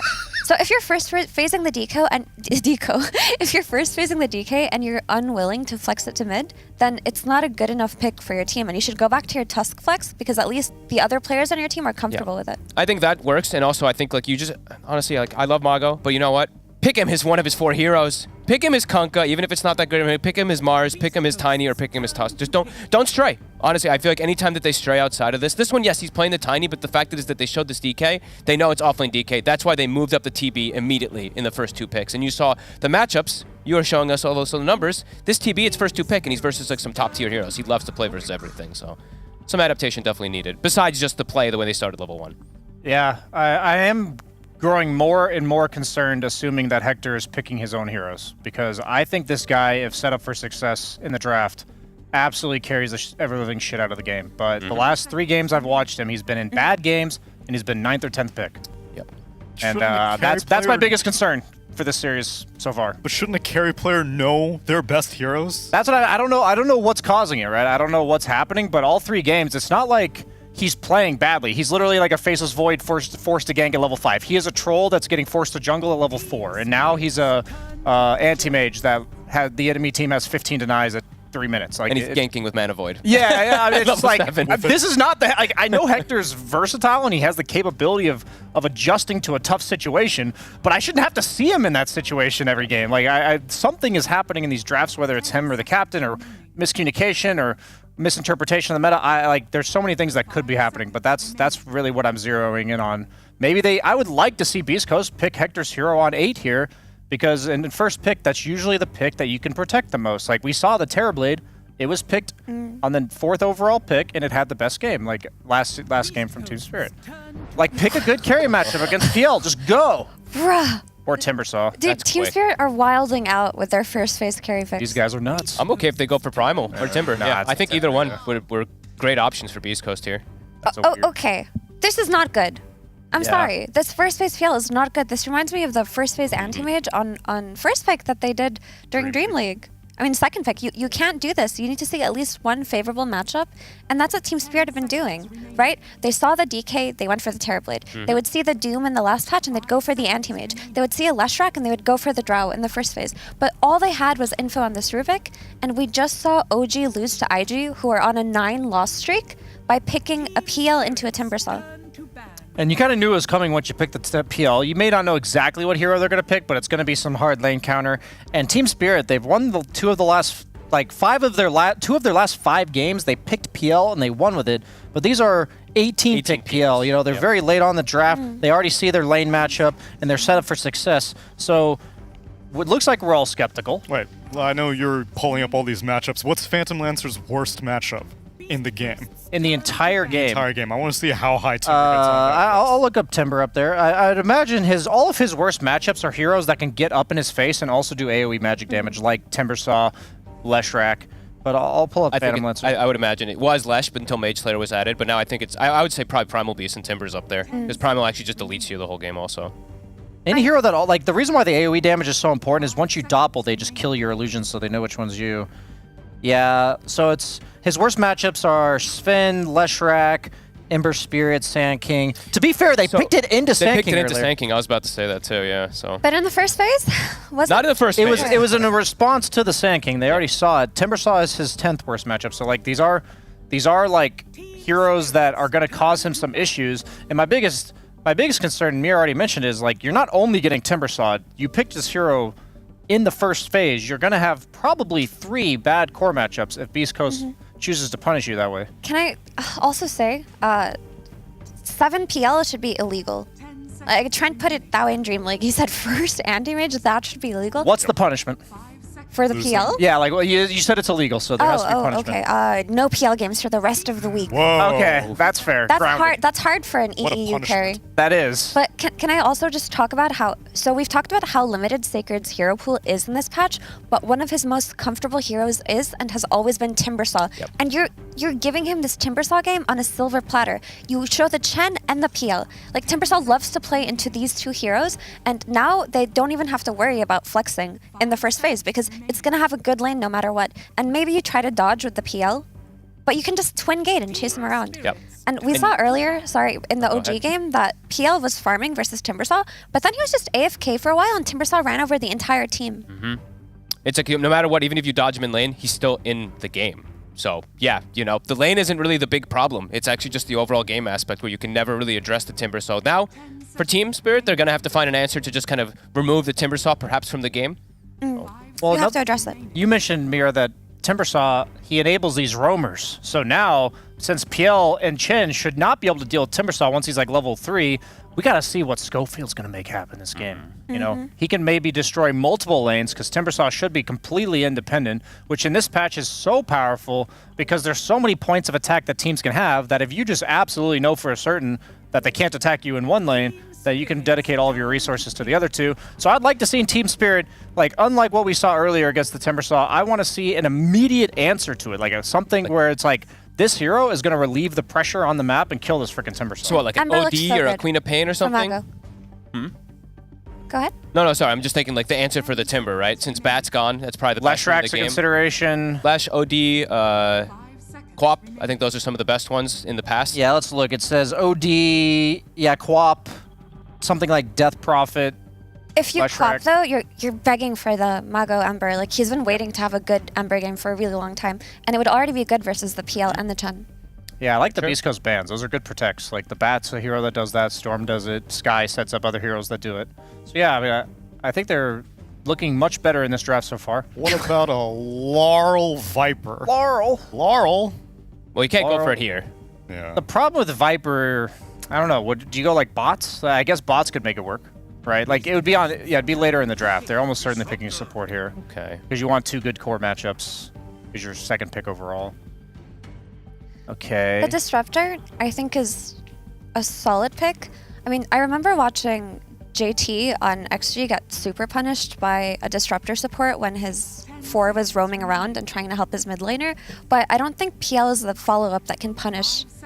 Yeah, they had like an Ursa or a Timber Slark in the that same game, way, right? yeah. The Disruptor. So he's actually pretty safe, but I understand the need for this Disruptor. It's one of the better support heroes overall, and you've got the Static Storm for Timber now and the mobility, the kinetic field being stopped. This looks so much better for Beast Coast right now. CM also, great versus PL. Throughout most stages of the game, good versus Chen. It's strong, it's aggressive. They've got a lot of answers right now. Ember, please, you know you want to. Even without seeing the mid lane matchup, you have that much faith in Dark. He's not going to see the mid lane matchup no matter what. They're just going to counter you, so I would be down. I like what Mira's saying. Kunkka sounds cool. And then you're not too worried about the counter. Yep, as long as it's one of his big heroes. I even think all of them fit, even Mars. Honestly, I think every single one of his big heroes fit pretty well here since the Tiny's taken away. They all are good versus PL. Thing is, I really would want Mago's hero to come out now because his hero pool is smaller than Hector's, and then they're just going to ban out the Ember, the Kunkka, what have you, in that last phase of bans. I think they just need to keep their eye on Quap. So if they go Ember here, I like it more because it kind of protects against that. Pretty decent lane matchup. This is almost like disrespect from Team Spirit that they didn't ban Ember, because that's like one of Darkvago's main heroes, and it's good against PL, so... But Ember is more punishable than something like a Kunkka, but the Kunkka won't be as explosive. It's true. Bloodseeker ban is interesting. I guess maybe it's just because it's just Hector. It's just Hector, right? And that hero's still owning at this tournament, if I'm not mistaken. And maybe they're already concerned about their lanes because they have PL against Timber, so like Bloodseeker is a hero that's strong in lane if his other lanes are strong, right? Guys, don't talk for too long. Do not go for Hector's hero, please. Please don't do it They're now. overthinking. I hope they don't overthink. Just pick a Mago hero. It looked like a sick Troll Warlord game. Oh my god, I was actually memeing! I was actually memeing. I was so ready to meme about it. Okay, That's so interesting why they move it up in priority. It's not a bad troll game. Maybe they think the troll is more important than the Mago hero, but now his hero pool's gonna get banned out again. OD's amazing now. It's OD is literally amazing for Spirit now. Yeah, it's like OD PL's a pretty bad synergy in terms of mobility on the map. It is. But you're right. Like matchup wise. Yeah, right? matchup individually against Troll Timber, it's pretty gross. Like OD Quap look pretty good now, and then they just ban out the counters that they would rework. Yeah. Okay, let's think. So the troll is, I understand where the discussion was because they don't want to get countered by the offlaner. So troll is a hero who has probably a solid lane against any offlaner that you can pick. He's a heavy kill hero, and you have the Crystal Maiden to enable him. So maybe they were scared about the troll getting banned out and not having a way to respond to the offlane pick. Now they've got the Dunk versus Battle Trance. It's not just that. That lane matchup's actually really bad for Troll too. Like Troll has a pretty consistent laning phase, but there are matchups that do cause him issues. That's kind of his. That is like one gripe I have. Axe is Troll's literal worst matchup in the entire game. 6% disadvantage. That's it's actually gotten worse. Honestly, with the new thing, because your damage is slower, he procs consistently off of those hits because you have like it's every 4 hits. Oh, because it's per. Oh, it's per. Oh my gosh! Yeah, the rework to counter helix. They will ban OD though, so I'm like, all right, there we go. Good shit. Good shit, Beast. At least Say bye to the Mago heroes, though. That is, absolutely.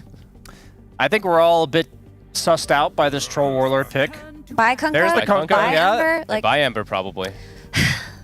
is there not a carry hero you could have picked on 23 that would have protected you that isn't troll? Like maybe I understand why they valued the troll here, but could a Shadow Fiend maybe not have done the same thing, or is it too bad of a matchup versus PL? Yeah, I think the matchup. I think the carry doesn't have to be fantastic against the PL, but it doesn't have. It has to be a hero that can like not mind having the PL Phantom rush him. Yeah. I think we just have to respect what beastcoast thought here of the troll and how highly they valued it. But I'm not sure what they're going to replace Mago's hero with here. I think they're definitely banning Ember now, right? Now, especially that Puck's gone. Yeah. You'd imagine Ember, and then they can go. Then they can do the Quap, and then they actually have tons of answers. Yeah. I mean, Quap can run into some issues, of course, versus CM and versus some of these disables, but it's one of the best answers to deal with. But if they pick Ember, isn't there the 24 Husker that could come out? That's true. It's not the best versus Timber Troll, but it would own the Ember. It does play with the Chen. Yeah, it would absolutely destroy the Ember. They may be baiting it. You might be right. Like, they're leaving it in intentionally. Another hero that, if Laurel plays it, would be Monkey King if they go Ember. It's good against all 3 of those cores. They look very confident, even with this first 2 PL. I feel much better about their draft after this Troll into Axe. I think so, too. I think not picking the Mago, Kunkka, or Ember there and protecting it later was dangerous. They're probably one of the few teams I consistently find myself questioning why they pick Hector's hero when they pick it. Like I think sometimes it should just be first rounded and protect it. Sometimes I think it should be the last pick, like we're talking about here. So I don't know what their idea is with it. Like I agree with you. We're all questioning it. We have to. I would assume that they're placing more emphasis on shutting down Collapse than they are securing the mid lane. Because if they're looking at Collapse as a primary playmaker for Team Spirit, then picking the Troll, you can guarantee most matchups to be good for him. I see. Like I would assume that that's what's happening here. Because yes, I would place Collapse higher priority than Laurel, but Laurel can still play an explosive game if he has the last pick. It's true. I don't know if this Tusk pick also is weird. Axe likes to play versus Tusk. Okay, no, I understand this Tusk pick because which mid hero are you going to pick that can farm consistently against anybody? It's the Tusk. Oh. Tusk will always have a lane with ice shards and snowball. He'll always be able to farm and rotate. But he's the only person in the world playing it right now, man. I don't know if I like this. What else could you pick? Yeah, I like mean, what else is left? If you pick the Ember, you're getting Huskard, like we talked about. This is such a weird draft on both sides. I think the mid Ricky owned Spirit. Spirit owned with it. I like the mid Ricky actually versus Sacred as well too. And it's super annoying to play versus even as a troll and a Tusk. I just don't know how they ever killed the Timber. What's the plan? Like, I'm not... If you No, guys have answers- no, that's definitely true. Okay, so I think that this mid Ricky could feed off of the supports over and over again, and it'll nullify their Force Staffs, their Glimmer Capes, what have you. But this Timbersaw is probably going to have a free game, so if Sacred pops off, he could probably win the game for his team. So is the recipe from Spirit just ignore, dodge the Timber everywhere, kill everybody else in the fights, and then deal with him? Does late game Ricky have any kind of way to kill Timbersaw, BSJ? Maybe if they have a Vessel on the team. I mean, they have the ability to keep him in place under the cloud, and his teammates can't save him. Timbersaw's not going to buy himself a Force Staff. Might be forced to buy a BKB. But I think what Fogg was saying is I think their only choice is to ignore him for like a very long time. I'm not sure how viable that is in this patch. Timbersaw's pretty mobile. Like, he can just chain around the map, so... So I think Sacred's going to have a great lane, like we talked about, because of the PL, and the Chen doesn't really help in shutting him down. They're probably going to place the Disruptor on Timber's lane. But if Hector and Stinger can actually get kills on this Axe with their like kill-heavy lane, with their CM nukes and the troll axes, and give Hector maybe a better start, then I can see Beast Coast taking it. But Team Spirit's draft looks okay, but where is the damage for Timber? You're right. That's my biggest concern about this Ricky pick. I'm going with Beast Coast game too. Yeah, I think I'm liking Beast Coast a little bit more, but I think Spirit, if they can just farm, I think they'll outscale. True. It's going to be a lot of more data points gathered. Collapse uncontested Ogre Magi in game number 1, and this is the very first Axe pick in game number 2. Seems like he's tired of being pigeonholed as like, oh, he's just the Mars player, he's just the Magnus player. He's a trailblazer. He's a trailblazer, he's a pioneer. And someone who I think very well acquainted with dunks, it's Sunsfan and Cinderin. That's right, I love dunking my donuts into more donuts, Cinderin. They bet on a troll warlord. Oh, you're How a is hater. that possible? You're always a hater. I'm trying to remember any game we've ever cast together where you're like, I think the troll team will win. It's always... Well, do they win? Like, honestly, Yes. if we could go through our casts, Yeah. I'm telling you, sub 20% win rate on troll. I'm not even exaggerating. It has to be that low. It always looks so bad when we cast. I don't know if it's us. Maybe it's confirmation bias, and you're just looking for flaws in Yes, everything he does. Cinderin. He goes 20-1, you're like, he died. It was a he bad did. troll performance. Well, the I thing don't is, know. as we say every time, it's becoming a broken record. I love this hero. I just hate the ult. Like, I love playing this hero, but the ult is so kiteable. But now that you can use items, might be different. Maybe that's enough. We'll see. We'll see. I'm excited to see the Ricky. We did cast one game with a mid Ricky, and Axe I have yet to see with the counter helix changes that the panel was talking about, where it's every X hits now instead of percentage based, which you could use to your advantage. And I think this is my most played hero this patch, actually, Axe. Okay. So we can go a little bit more in depth with that you have in a the second. same but cosmetics on. I quickly... Do I? Oh, not the face, but the rest. Like an old man. So the thing that confused me a little bit in this draft, there's a couple of things. So first of all, the Tusk last pick, like the panel talked about for Dark Mago, like maybe you feel like you want to cover some bases here or there, but when you do go for that, I was just looking at Beast Coast heroes. They have Timber, Troll, and Tusk cores. There has to be heroes that have overlaps and are good against all three, or at least solid. And I just don't think Ricky was necessarily the best option, but it might be like a comfort thing and what heroes they've been practicing with. You can't say that unless you have a hero. I think Necrophos would have been awesome this game, for example, right? Like, all the lane matchups are great. He would have scaled. He would have been able to kill Timber with his teammates. Okay. The OD ban obviously was very well warranted. That would have probably been Laurel's preferred pick. I also think Venno could have been good. Venno mid? Yes, actually. It's not very common that is an amazing pick, but I actually think even that would have been great. We'll see. Maybe this Ricky is going to look amazing, but I am very concerned with exactly what the panel talked about. Can they deal with Sacred? I think there's been games where Beast Coast have literally just won off of Sacred Timber. It's his best hero. He's very, very good at this. He's having a field day, probably. It's a first phase hero. It got from my perspective, totally uncountered. So well, let's see how that goes. Not only was that a first phase hero, but Phantom Lancer of all heroes was also first phase, and and he definitely got counterpicked. That's the difference. Well, right? yeah, of course. Like you have to deal with the PL, but first two is very strange. What do you, as Mira might get first blooded? No, we'll just walk away. Whirling Death in the top lane in the meantime. Yotaro some good damage onto Sacred some damage. When Sacred hits level 3, this lane is not a kill anymore. But for now, they do have a chance of putting some pressure, especially with the Chain Lightning Harpy. Very nice creep to have here. So at least off to a good start here for Yotaro in the very early laning stage. Oh, he's going to get the courier. Nice job from Dark Mago. Nice shards. Indeed.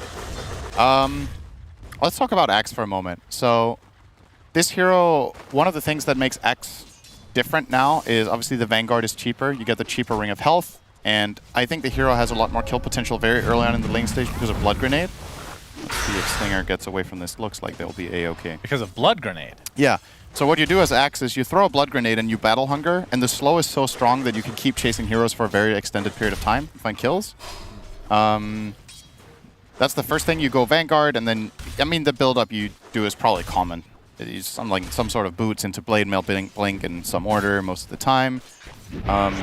But the change to counter helix is really important when you play against melee cores, because now that you can reliably tell yourself when you're going to get a helix, you can play to your advantage with that in lane. You get your helix down to maybe needing 1 or 2 hits, you run into the troll and you attack him and you get creep wave aggro and you do some damage there. Right. And it also means that once you get the shard on this hero, which changes the cooldown to 0, if you're hitting multiple targets or somebody who hits really fast like Troll, you're going to be spinning like crazy. And obviously, against Troll, when he ults and he's super low, you're the only hero that can kill Troll through ult. You're talking about shard. Yeah. Yeah. You can kill Troll through ulti as the only hero in Dota. So that is obviously a huge part of why this matchup is so Axe favored. So a lot of things to look out for. And this time around, the CS looking way healthier for Beast Coast than the last game, so already that is good news for them. Yep, they are on top of every other lane, just by a little bit. Doing some good damage to Sacred. Really impressed with how much they've been able to pressure him here. He has 2 levels of reactive now. Yeah, if he gets to full health, this is probably a done deal. Then he's going to be stable. And one of the luxuries and what you see a lot of teams do right now is they play offlaners that buy Vanguard. And one of the really powerful things about that is you can take your position 4 and just send it through the gate and kill bot, right? And Timbersaw inherently has the advantage this game that he doesn't even need to buy Vanguard because it's such a good Timber game. So he's actually able to be left alone now at minute 4. And if Stinger sees any opportunity to TP mid or to gate bottom, there are kills aplenty in both lanes that are available to him. Sacred's still not up to full health though. Maybe I'm underestimating how much pressure they can put. This damn Chain Lightning Harpy is destroying him. Yeah, actually, it's out of. Maybe it's not as easy as I would have thought. We'll see. This creep seems pretty. Still getting his levels, still getting his CS. I think Maiden should frostbite and kill the Harpy if possible. Like that's just you need. Sure that they would want to do that. Yeah, but he's playing it at max range. Limps back. K1 gonna aggress onto Mira, and that is gonna be first blood finally. This one goes to Troll. If Collapse can get this kill though, that is also quite big. Punched him in the back. He is approaching his, I assume, Vanguard. Yeah, has the Ring of Health, and Vanguard is equipped. So a sub 5, I know it's been nerfed in both price, well I guess that's a buff, the price has gone down, but it is a little bit worse than before.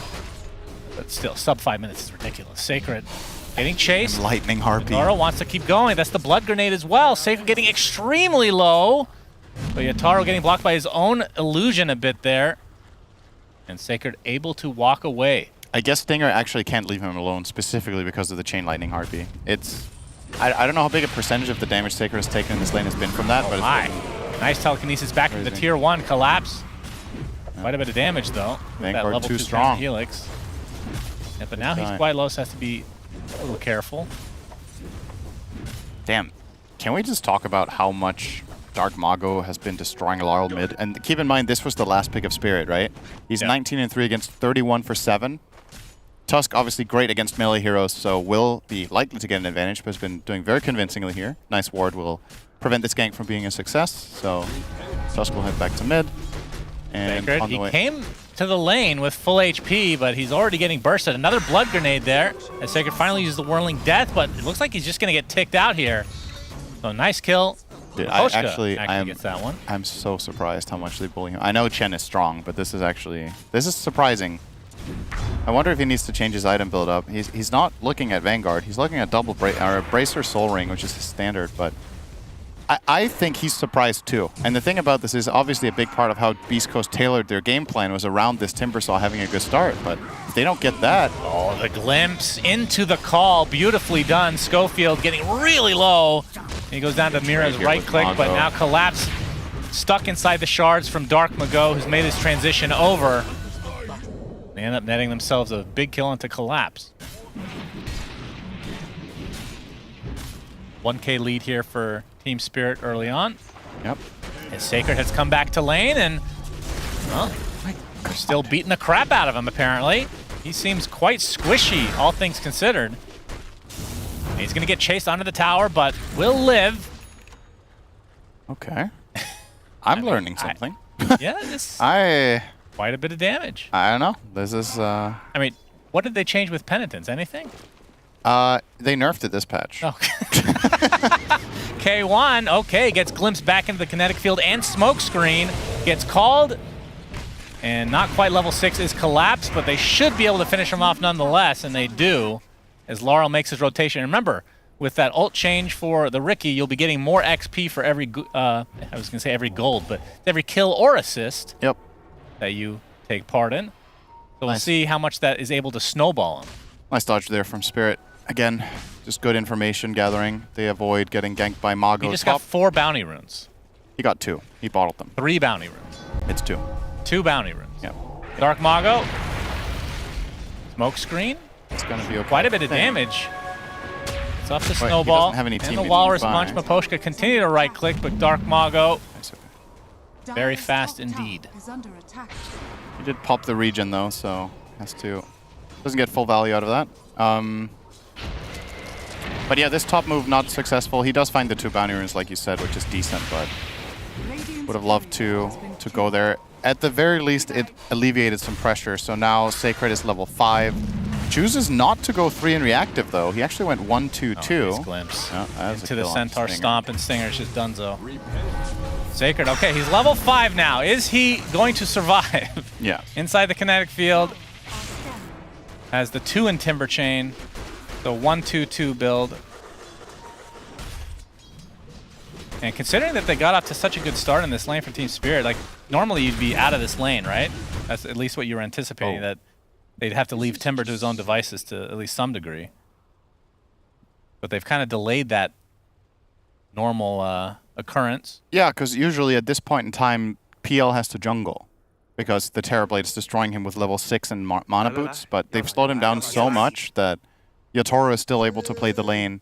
Despite that, Troll is still top net worth. Like, PL has had an outstanding time because the expectation of how this lane would go has definitely been exceeded as far as I'm concerned. But the Troll has been having a wonderful lane as well, so as much as we've been highlighting that one, that top lane, K1, still looking very hot as well. 51 and 13. So let's look at the potential item upgrades, what people are going to be going for. So Troll, Battle Fury, no big surprise. The PL, Diffusal, again, no big surprise. I mean, this is very cookie cutter. Diffusal, Manta, I assume Heart after that.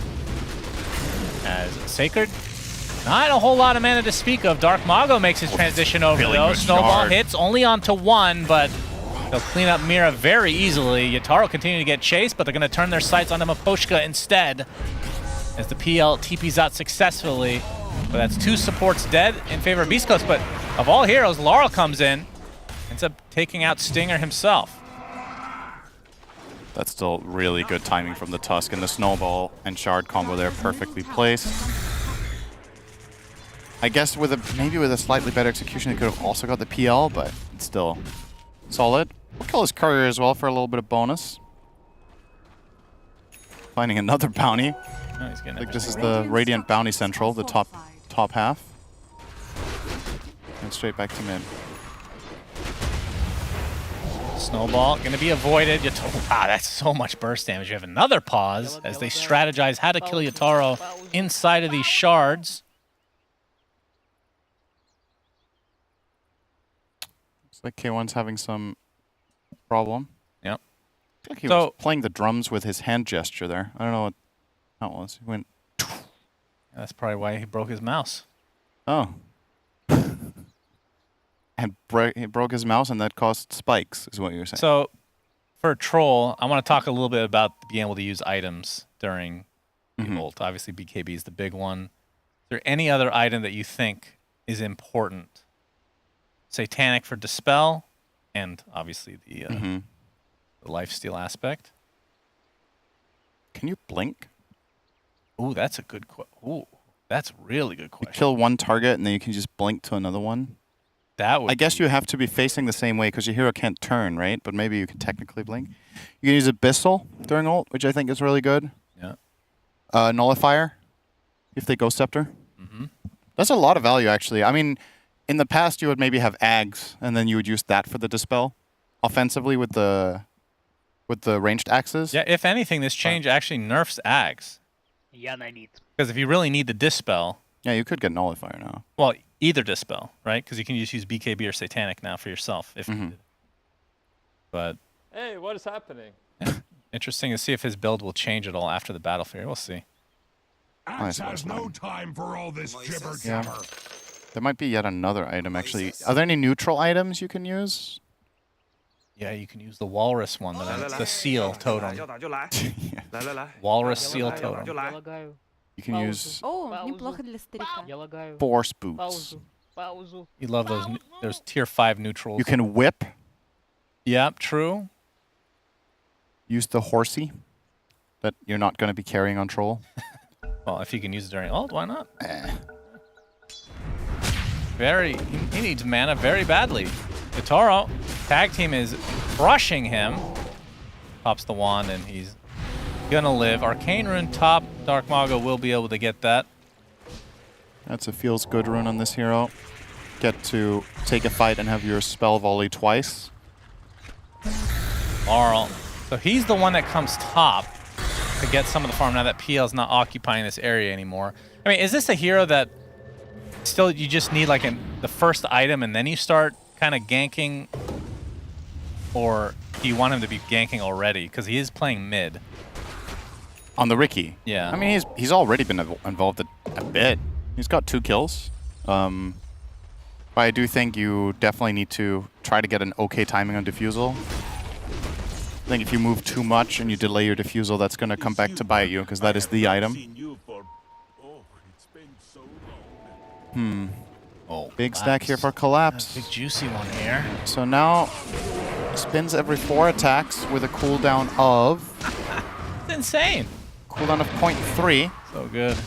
And with the shard, that cooldown is removed. So if you were to call, let's say, Troll plus... It's particularly good against illusion carries, whose illusions don't die in one spin. Oh, yeah, that's true. Mira, he's going to get spotted out, punched into the air, and brought down swiftly, but it's going to be collateral for Schofield. Maybe not. Potentially. Oh. So the trade is just enough, but now Laurel has to be careful, because he's dead. Double kill for K1. Yatoro getting chased. He's inside the shards. He's just going to get frostbitten and brought down as well, so a 3-for-1, and now Collapse looks to be next. He's much tankier target, of course, but, I mean, he's attempting to TP out, and looks like he will be fine. How big of a chance was there of him dying there? 16%. Troll got in 1 attack. I thought he got off more than 1, but... Oh, that's just that was actually pretty fortunate that Laurel got that. Yeah, that was a 1 out of 4 or 5 or whatever. Should be, in hindsight, should be happy getting that kill, but obviously a very bad trade-off in total for Team Spirit. Yeah. As up to live, Sacred just got killed off by Collapse with the Blink Dagger. My goodness. And this is a bit deceptive because you think of Timber as this tanky hero, but obviously keep in mind the Axe counter helix is pure damage. So if Timber is next to a wave, you can actually do some pretty substantial damage with this hero. Yeah. And we'll be eyeing up the Blade Mill next for some added value if there's a chakram when you blink in or whatever, all of that will do that final touch. So after the Blade Mail, are you expecting Crimson Shard, something like that? You need BKB this game. I mean, BKB on this hero is really good. But it is an outstanding Crimson game, right? Like, that item is just so good against Troll. Even if it's not that good, I feel like you just get it anyway. Yeah, I mean, the item of the just patch. especially against Troll and Tag Team, you just want to have this block. So I think you should probably get the Crimson after this Blade Mail and then consider his options once again. And yeah, maybe you buy the Shard. I don't know. This is the biggest mystery about this hero for me right now, is when is Shard worth buying? Because it is good, but there's just some matchups where it's way better than others, and you could maybe get it from the Tormentor for free. And they're scanned out here, so Spirit trying to bait now that they show themselves. Nice horsey from Collapse in mid, dodges the Ice Shards. Laurel now showing himself, and Schofield's just gonna... Schofield running around with my favorite neutral item. Oh yeah. Tier 1 token. Tier 1 token's really good. Yeah. It could be anything. Yeah. It's whatever you dream of. What's the point? I don't know. They just forget? Probably. He'll realize soon enough. This is the second or third time this tournament I've seen it that a player's just running around with a Tier 1 token. Well, Dark Mago has made his way over. Not going to be able to block anybody in, but you would expect that this will turn into a Tier 1 tower push for Beast Coast. Spirit probably resigned just to allow Collapse to get his next item, and that's when he can start running around. Yeah, Blade Mail's almost complete, just 200 to go. That's incorrect, 400 to go. Yep, you almost got it. That's close enough. Laurel and also... he queued up Shard into BKB, so exactly what we expected, but... Wait, Crimson? Sure. Oh, actually true, not Crimson. Yeah, it was either going to be Shard BKB or Crimson BKB without Shard. So one or the other. Okay. I don't know. I mean, I still think the Crimson looks pretty decent, but I'm not mad at this idea. Well, now that it goes up with strength, he just wants the heart first. Then he'll get Crimson. The late game Crimson, yes. My favorite. Very smart. I too love myself a little cheeky Friday griefing. Laurel has his Diffusal on the way. That's going to be obviously a very important pickup for any Riki. Do you think, I guess support Ricky's just dead then, right? Without the dart? It's a lot worse. I'm not going to call it not dead. Supposed to be a support hero, Cinder, and Smokescreen onto the Tusk. He just walks it off. Ricky's damage was not impressive. Yep, tricks of the trade, Blink Strike to safety. They dust, but no avail. Laurel, next item looks like it's going to be the Shard. We'll talk about that a bit more. Static Storm, beautiful glimpse into that. And that is a dead Timbersaw. Very important kill for Team Spirit. Now they're going to turn this around. Dark Mago. Let's get off his snowball and then blinks out to safety. Surprisingly, he did not get hit by the tricks of the trade to cancel that. And Stinger's getting pursued. Nice call from Collapse. Gets the one. Looking for more dunks. Double kill for him. More stacks aplenty. And K1, he's going to pop his BKB. He wants to fight. He actually uses the Battle Trance as well. And Collapse just trying to kite him, but he's going to get netted up. Gets off the call just to be able to stay alive a little bit longer, but K1 does find the kill. And the buyback from Dark Mago wants to try to finish off this fight in style as Laurel. Pretty damn low. He picks up the haste, so should be okay as a result. Mira, on the other hand, not the fastest hero. It is nighttime, though. Inside that kinetic field, he should be brought down. So they find something. That was a Collapse, obviously a big kill, but that required a buyback. That was a great disengage from Spirit. They only lost their Disruptor on the way out there. That could have easily been a PL plus him. It could have been a Riki, but he found the haste. The PL got away with like 15% health. Yotoro had to get the hell out of there and did find an escape path, but that was spooky. The Tusk buyback could have paid off big time, but... So I have a question for you. Obviously the panel and you thought that Timbersaw was going to have a free game. He's had a good game, for sure. You have, I mean, could have been better, obviously. Yeah. You have, I don't know if it was just mentioned, you have 2 Diffusal carriers on Spirit. That's true. Is that a big deal against Timber? Later on, yes, because you can drain his mana and just leave him alone. If your lineup can't kill him, you can at least make him useless. You just burn all his mana and just like lol and go kill the other heroes. Right, but that's when you buy Ags, right? Yeah. You just leave him alone. Well, that costs 200 mana to activate. So you cast it first. Yeah, cast it and then go in. Yeah. Cast it before your mana gets drained. That's yeah, it's definitely something to keep in mind. I still think Sacred can find meaningful impact until that point, and he also has Soul Ring +1, so even if he gets drained entirely, he can at least get one spell volley off in the middle of the fight, which can make a big difference if done well. But yeah, at this point in time, when this game started out and I looked at the draft, I would have thought Timber would be top 2 net worth right now, or at least top 3. Like maybe he's behind the 2 carries, but he would be well above the others, and he's not, right? Like he's tied with the Tusk. So in that regard, things definitely went better for Spirit than I expected. But they're still kind of struggling to take convincing fights, and I think Yatoro needs to get bigger for that. He's currently 5th, which is quite a rare sight, really, for Spirit to have him. Now he just bounced up to 3rd because they're all so close. But the gap, look at the Troll being ahead 4,000 over the PL. Yeah. Is pretty ridiculous. And the fact that the gold is even is just a testament to how fat the supports are on Spirit. The Chen sitting on 7k net worth. Well, every time you take over a creep, you get the bounty now for some reason. True. Yep. Kind of insane. Mini Midas. But yeah, very even game. But when you look at the net worth and just the lead that K1 has, that could spell doom for Spirit. They don't have the answers. But it is a Troll that you can kite. Like, you can do. Sometimes Troll is the most frustrating hero to play, especially when you're playing against people that are good at the game. Yeah, they have some decent tools. They have Glimpse when he's out of BKB. They have Smokescreen. They have Axe Call, which is always going to be a problem. And you can always itemize. Yeah. Of course, Halberd is a possibility for the Axe, maybe at some point. Yules are great if you can get that on supports, but not the best Yules supports in the world. Disruptor and Chen. Radiant structures are fortified. Yeah, K1. When K1 gets a map to play, he is just... He's one of the best. So Yules actually might be the best. Yules might be technically in some situations better against Troll than it was before, because before you kind of had the BKB into Battle Trance. Now, if you want to Battle Trance, you can BKB later, but if you get Yules, then you're screwed, right? So yeah, it's kind of a weird dichotomy. Yatoro. That's a lot of damage from the Chakram. Fadebolt to follow, just going to get right-clicked down by K1. He was holding his doppelganger the whole time. I think he had it, but he did. He wanted to use it at the right time, and then he got flanked by a Frostbite he just flat out wasn't expecting there.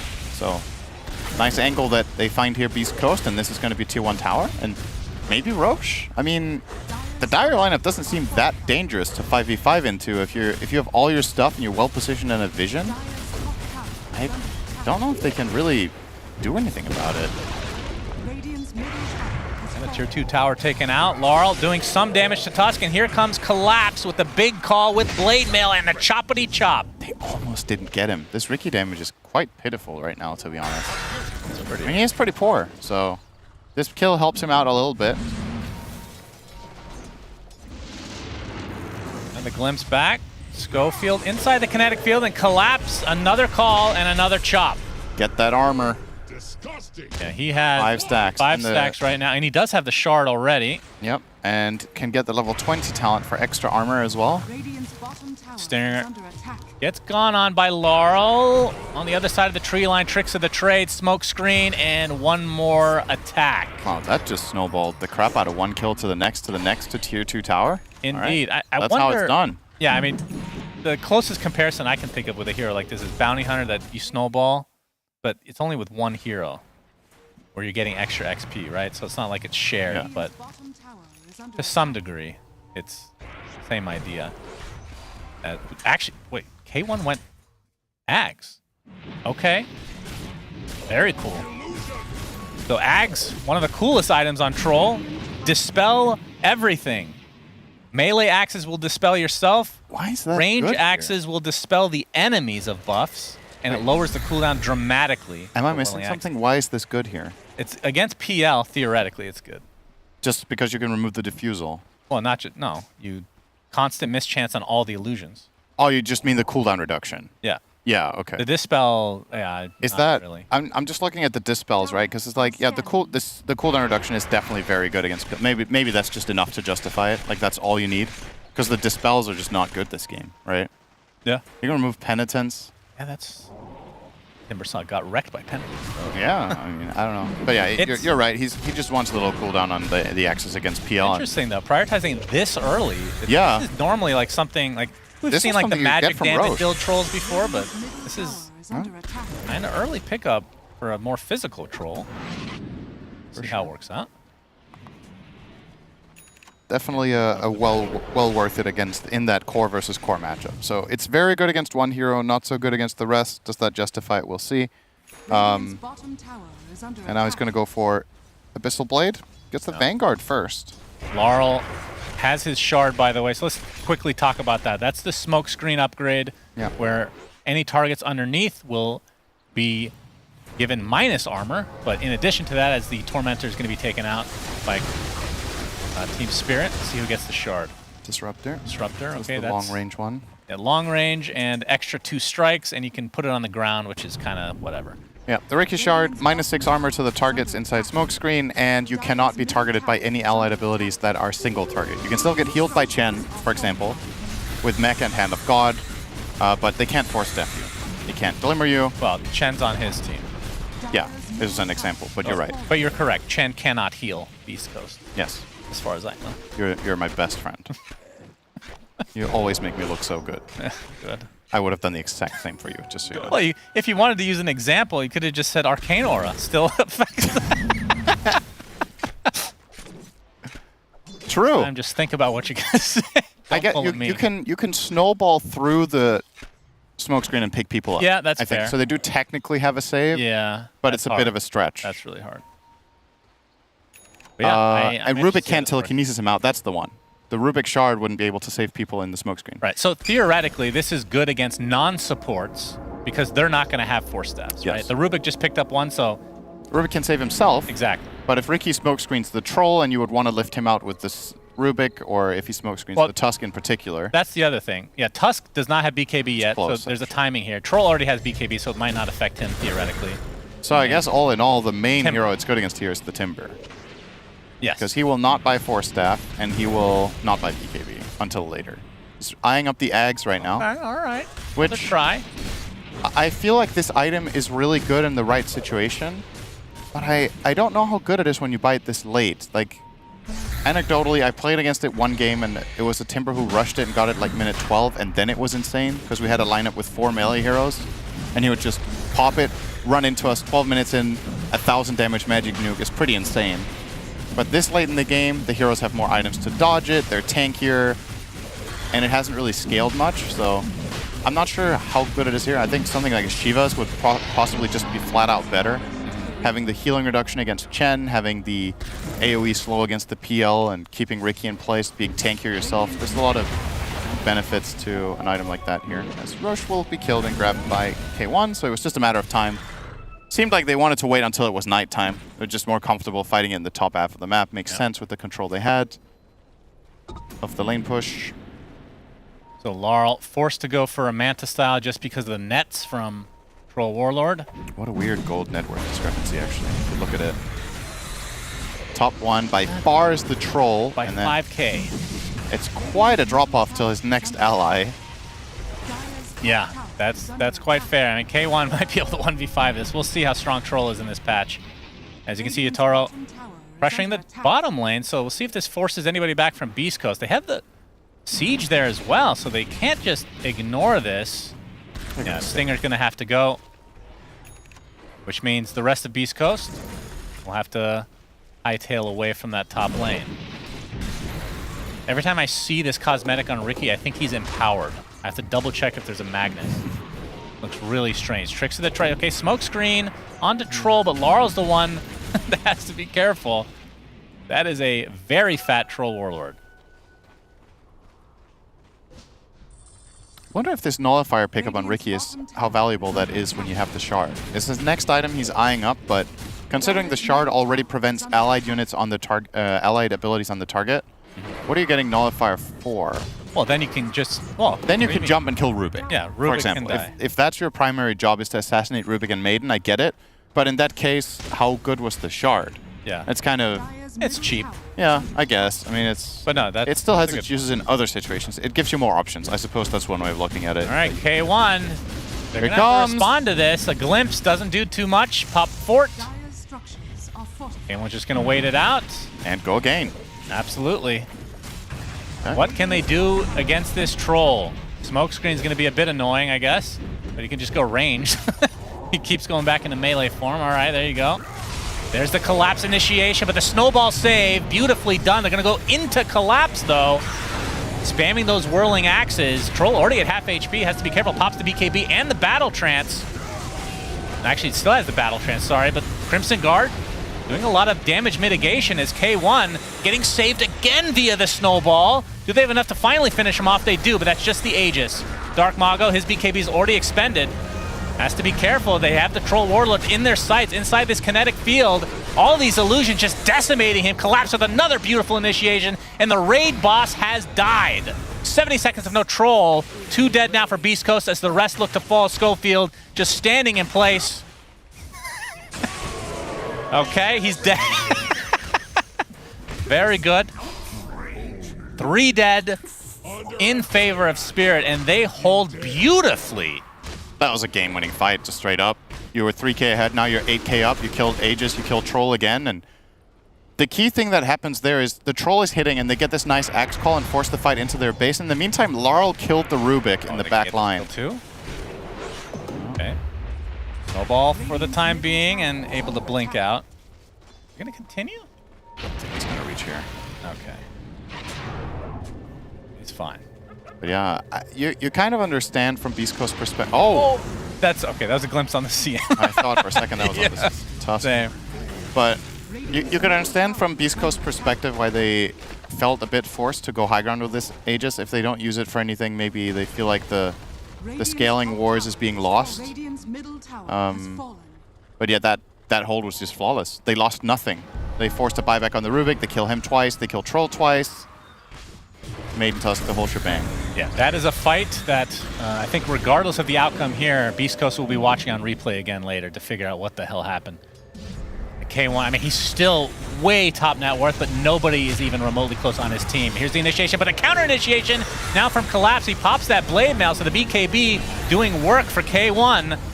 Gets the bash off as well, but now he has to turn his sights onto somebody else. He's inside that smoke screen, has to be careful. Has the battle chance, will have to use it now, but he just gets chopped down. That's the big counter that you talked about pre-game. So dead Troll Warlord for a full minute, and now they're turning their sights onto the Timber. Choppity chop, double kill for Collapse, and that suddenly the game might just end. Yeah. This is insane how fast of a turnaround this was. They just gained They were 12. just on the joining to go high ground like 2 minutes ago. They gained 12k net worth in 2 minutes, literally. That's a good 6k GPM. That's pretty nice.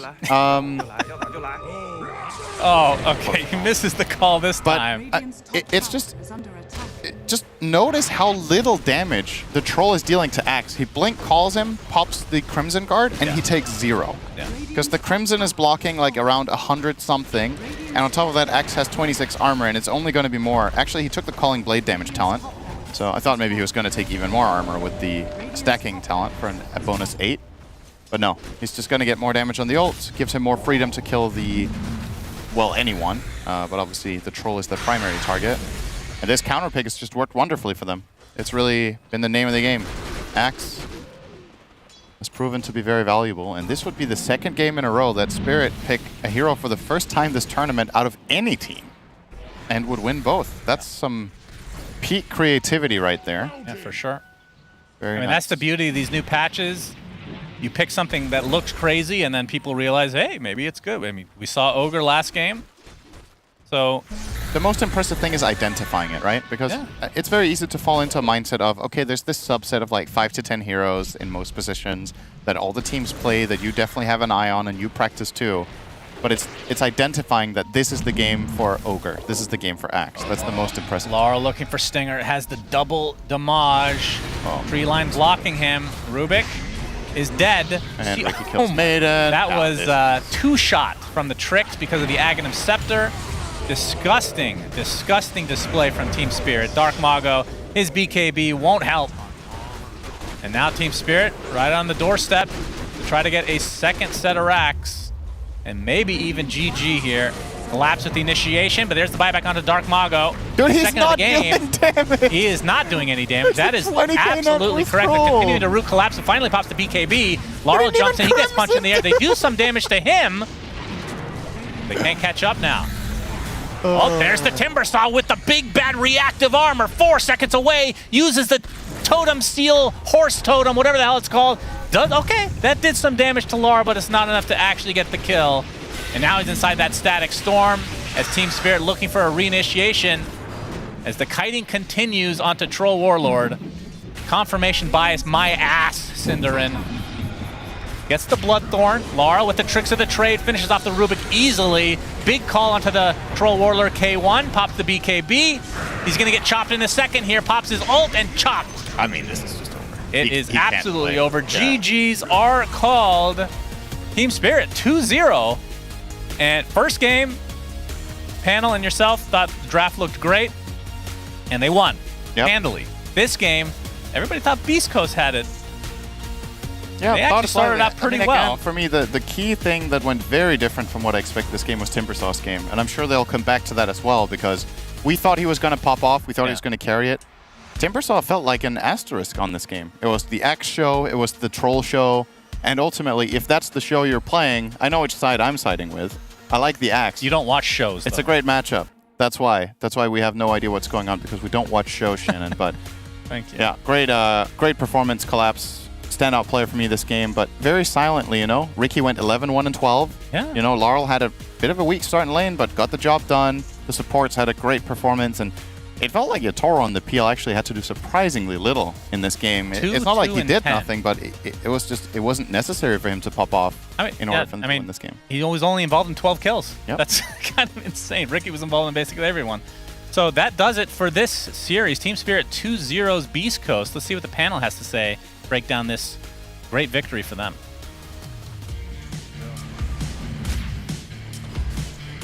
A great victory for Team Spirit, but a troubling loss for Beast Coast. Yes, maybe from the hero picks, we saw promise, but whenever we got in the game, whenever we got in the lane, can't say I was as encouraged, Fog. Yeah, I don't know. Excuse me. I mean, Troll definitely was farmed, but I feel like they just kind of didn't play the lanes very well again. I don't know. Stinger and stuff in the top lane, they never got off the bat. Sacred, he's totally shut down the whole game, and then they just ignored him. They literally just farmed until they got to a point where they can play really well around this Timbersaw. They ignored him pretty much every single team fight, killed the supports, and then it's a Troll hitting into a Crimson Guard and doing 0 damage. And I think this Axe Shard is actually really clever from Collapse. I think it just completely addresses everything. The only concern they have is this Troll's damage, like building up through team fights. He's got 90% physical reduction in every single fight, plus Crimson Guard, etc. Yeah. Is it a debuff on Troll, or is it a buff on Axe to the damage reduction? That I actually don't remember now. Because theoretically, I thought this Axe from Troll could possibly, like, you know, you could purge the Crimson with the aggressive axes, you could purge the negative debuffs with the defensive axes. I thought he would do more damage than that with the Axe because of all the debuffs being the reason he's not dealing damage, but at the end of the day, it looked pretty pathetic. Pathetic is a good word. Honestly, I feel like on paper, Beast Coast draft looks better, and it still looks better. I'm just really shocked at how little of an impact Sacred had on the Timbersaw. I would like to attribute that to Miposhka and his Chen completely shutting him down, but it felt like there were a little bit of misplays going on in that top lane. So Timbersaw didn't get Timber Chain, that's what I was trying to say, until level 4. So he was run down by the Chen creeps and the PL and died when he shouldn't have. And they rotated the CM. They lane swapped, right? So they put the CM top so that she could eat the Chen creep so that they would have a better lane matchup. But there was a Harpy Stormcrafter and it completely destroyed the Timbersaw. And CM never got in range to bite the creep. So that creep won the lane for them. And that's just because Miposhka played so well. So I'm going to give him that. But I feel like if that's Sacred's best hero and that was a good Timbersaw game on paper and that's what it looks like, yikes. That's kind of a yikes. That's a big X, and it makes me really concerned for Beast Coast. And I don't want to say that that's Sacred's fault, right? I feel like the Crystal Maiden could have done more to enable the Timber Cell. But you also don't skip Timber Chain. Like, if you're getting run down, like 1 point in Timber Chain early would have fixed everything. Homie was just getting outplayed. Miposhka was on his A game, keeping everyone busy in that lane, and I'm very curious to know what the motivation was behind these off-lane picks, so maybe we can have Pyrian pick Miposhka's brain a little bit. Hello guys, yes, I am here with Miposhka, and after Team Spirit 2-0'd Beast Coast just then. I like to play off-lane. I like to play a lot of the heroes that you picked. First of all, game 1, Ogre Pos 3, rushing a Midas. Had you planned for this? Did you guys just think, let's just try it out? This happened like collapse. We played Cold War before, and he told me like, Yaroslav, Miposhka, pick me Ogre Mag. I want to play it so hard, so much, everything like this. And he also told me like, just believe in me. I will rape everyone, and we pick it. He really was kind of useful. Yes.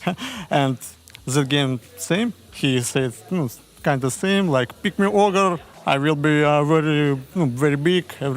I will buy Crimson Pipe. I did it. I picked him Ogre, and he bought Crimson Pipe, and he won. He did. I mean, it was a very good performance offlane. Just the AM couldn't do anything. In that second game, picked one of my other favorite heroes, Axe. No, this is the first time Axe has been picked in the tournament so far. He made him look very, very good this game. To be honest, I was not really confident in that pick. I actually wasn't confident in almost every pick except Chen in our second game. But no, it happens like the same situation. Collapse just said, okay, go Axe. At least I will kill the troll. I feel fine. I will buy Vanguard. And I just believe in him. And your job on the Chen, of course, was controlling that Timber Saw. Didn't really get a chance to get going on the Timber Saw. Congratulations on your Chen game. It was pretty brutal. Yeah, actually, it was some lucky game. I found Garpy at first camp, and that's why our lane became much easier. Well, congratulations. We look forward to seeing more from you tomorrow. Back to you guys. Gotta have faith in the offlaner, and despite these heroes not being very popular, Collapse shows that they can be successful, and we still have a great deal to learn in this patch. Axe and Ogre. I love that. He carried. He legit carried both games from offlane. That was actually super impressive. Laurel, of course, having an excellent game on a Riki that we were a little bit doubtful of, perhaps in the situation where it was picked, but he owned. He was just sniping supports, resetting fights constantly, and then just kiting people. So, yeah, it was a treat to watch it. All he had to do, really. But Team Spirit, when they are in form, they really are world class. They are such a treat to watch. Their ideas are good. And just hearing Miposhka say that Collapse says, trust me, I can do this, and he has no faith in the pick, but gives it to him anyway, that is some anime, awe-inspiring, moving type of... That's the stuff that makes people happy. So just to know that Miposhka himself wasn't even like acknowledging the depth of these picks and having them work out, that means that any kind of player who comes with a suggestion to his captain has validity. They have a voice within the team, and that's awesome. I mean, this team strategically, they've always been very good. Technically, they've always been very good. And this patch, Collapse's hero pool is in. I mean, he's back. He's back. He is. Even Magnus is back. We've been seeing it banned a couple times. I know you played first at a couple times. I played first in a pub, and I'm telling you right now, like laning against this guy on these heroes, he just does all this wonky stuff where he's like pump faking spells on you, making you think you have to dodge them, and he's a stylish offlaner. He goes Manta Magnus. Like, yeah. Always. I don't want to, yeah, he went Manta against us. Yeah, I'll say, like, this guy doesn't want to play Brood, Beastmaster, Natures. Like, he doesn't want to play Summons. He doesn't want to play any of this, cheeky Dota. This guy wants to blink on you and kill you, okay? And that's what this patch seems to be about for Team Spirit. Like, they're making it work. They have heroes like Chen on their team that can buy more of the auras while he goes the Crimson, but other than that, he's getting to play his game, and I just love seeing teams like this where they are picking different stuff, but when we watch the game, we can see why they're picking it. It makes sense. It's working. And then it's like, that's what the new patch is all about. I want to see more teams like this. I love watching Team Spirit. The fundamentals are there, and it's very exciting to see them bring it to success as we close out day number 3 of the group stage here at the Berlin Major 2023. Team Spirit gets their 2-0, which now puts them at 7-3. But top of the charts is still Tundra Esports, as they are currently in the middle of their series against OG, but they are up 1-0 in that series, so that's our first and second place. Shopify Rebellion had a pretty quiet day today, only one series, but it was a 2-0 against SMG. And again, as we look towards the bottom half of this group, Talon and SMG are currently facing off against each other and actually completed that series. Talon got a 2-0 over them, and XG and IG split series. So IG got their win against OG, got one win against Extreme, but then Extreme was like, okay, you had your fun, back in your place, which is a little bit troubling for IG, of course, but again, they still have 3 series left, so no one is guaranteed eliminated. Meanwhile, in Group A, a lot of different interesting results. At the beginning of the day, we covered 9 Pandas getting a 2-0 over PSG LGD, and after that, we saw Game & Gladiators, as per usual, get their 2-0 victory over Liquid, the Western European kryptonite, it seems. BetBoom and Aster, meanwhile, the 3rd and 4th place teams. BetBoom split with Evil Geniuses and split with 9 Pandas today, and Aster got 2-0'd by Game & Gladiators and split with PSG LGD. Poor Execration and TSM at the bottom of the group, though, continues to look troubling for them. We're in for some interesting tiebreakers. That group in Group A, they have like 6 teams all within 1 game of each other for 5 slots. Like one of them has to get eliminated. Like we kind of see TSM and Execration at the bottom, but the middle of the pack, I feel like the 2 groups have very different dynamics. We see Group A with all the people in the middle, and Group B is like there's the winners and the losers. Right. And I see Tundra at the top. A new patch. They're learning. They're not a one-patch fluke. What do you know? That's awesome. Nerdy Dota. They thrive in nerdy Dota. When have they ever been a one-patch team? Never. Hey, just every TI team has to do But that. you know what they are about? prove that Damage again. reduction. And what is this patch? Damage reduction. Again, they love it. Anyone who says Tundra's a one-patch team is wilding out because absolutely. Ever since I started watching them 2 years ago, they've always been the best team at the start of a patch. And yeah, maybe it was the Fada influence initially when he was coming up with all of these crazy new ideas, but they've consistently had really good results in every third-party tournament as well as the DPC tournaments when a new patch comes along. So I don't know where all of this doubt comes from when I hear it. It's like, have we been watching the same team? Yeah, I don't know. I don't know why. I love Tundra, but I'm biased because it's got 2 of my former teammates on it, so I'm always a little bit biased for them. But yeah, I'm a big Owie 2000 fan. I think Same. his role Big on brain. the team is so crucial. Like I think his ideas and views of Dota are just very unique, and I think that team somehow has a bunch of players with individually. Like I just think of them all as very strong, opinionated, different visions of the game, and they're just like blending them all together into one, and that's what I love about Tundra. I think that's why the new patch suits them so well. Yeah, they made their mark during TI, Lima Major. They were quiet, under the radar, and now they're making a resurgence. And let's see what they will be bringing to us tomorrow when we return for more groups at the Berlin Major. At the top of the day, it's going to be TSM against Aster, which TSM not looking too great right now. Fogged, I gotta say, this is, I let Lima Major go. I was like, okay, they're figuring things out on LAN.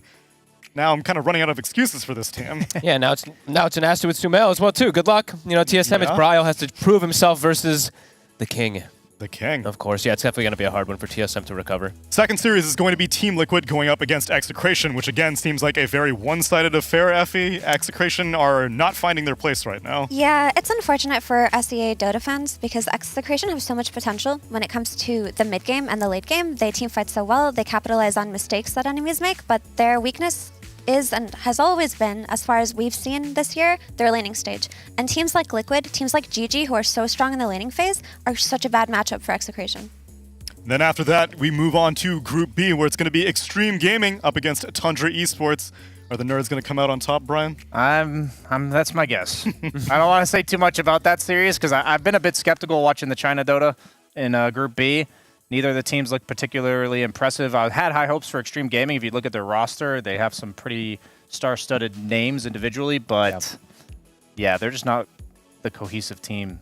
I don't know what's up with that region, at least in this group. In this group in particular, yeah. Yes. Aster and LGD seem to be exceptions so far with this group. We have other dominant teams right now because our final match is going to be Shopify Rebellion going up against OG. That's a banger.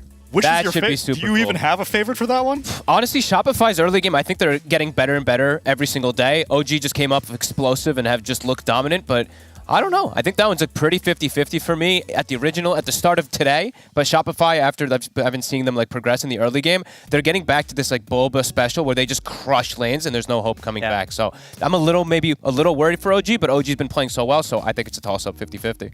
Yeah, I think Crit as a 4 might be one of the best players at rotating, like 5 to 15 minute mark, and now this map has just opened up so much for playstyles like that. So I think Shopify is going to be one of the most powerful teams moving forward in this tournament. It's going to be fun to watch because it's most likely going to be the time that we're going to see some teams start to get locked in their places. Meanwhile, on the Ember stream, 9 Pandas going up against Evil Geniuses, TSM going up against PSG LGD. After that, Group B is going to be Talon going up against Shopify Rebellion, and closing out the day with beastcoast against Tundra Esports.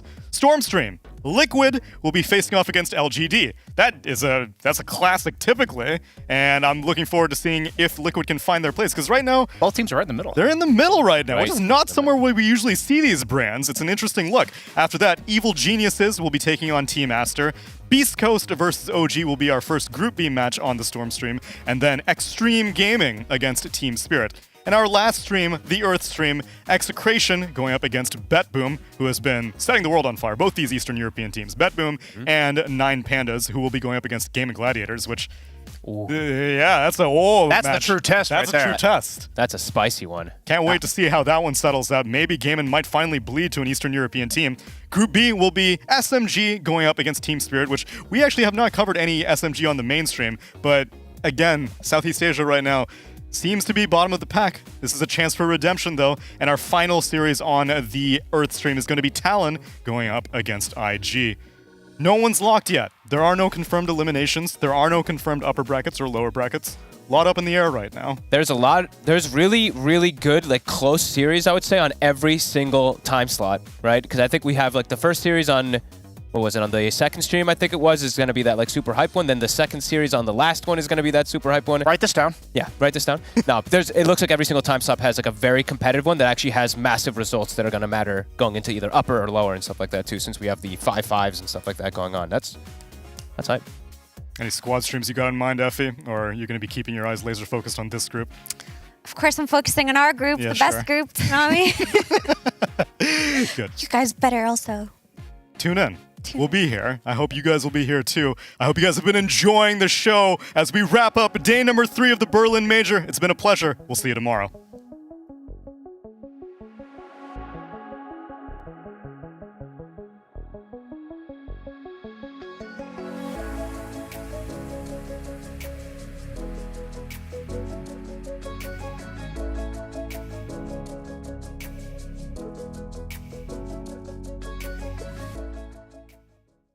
But take DHL man away!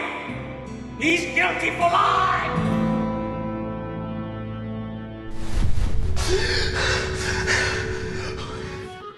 I have to go back to the drawing board in this game because I do not think they're favored anymore. No, that's the first time I've seen it in a pro game. And Kiyotaka's like, wait, guys, they're doing the Tormentor. They just died on one of their supports. Their other heroes are low, surely, and Zeal's gonna die as well. Oh, the Remnant doesn't reveal this it. is weird. Now they jump in. Ramsey's going straight for the Phoenix. Not enough damage, not though. gonna die fast enough.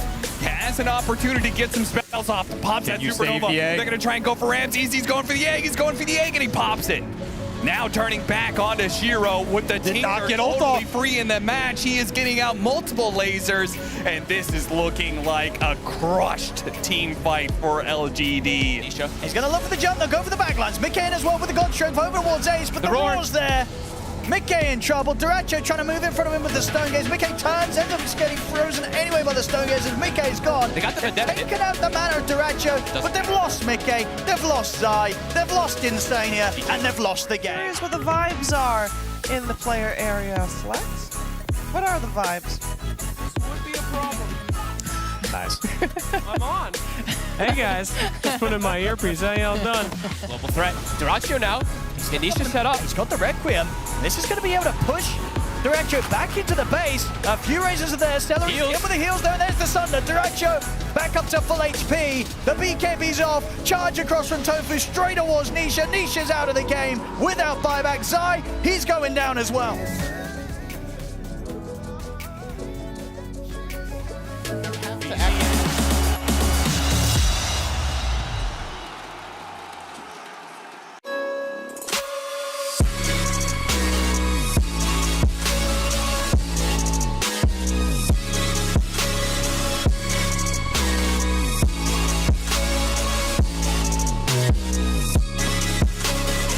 love it, you wear it. What's your style? Get your merch at shop.eslgaming.com.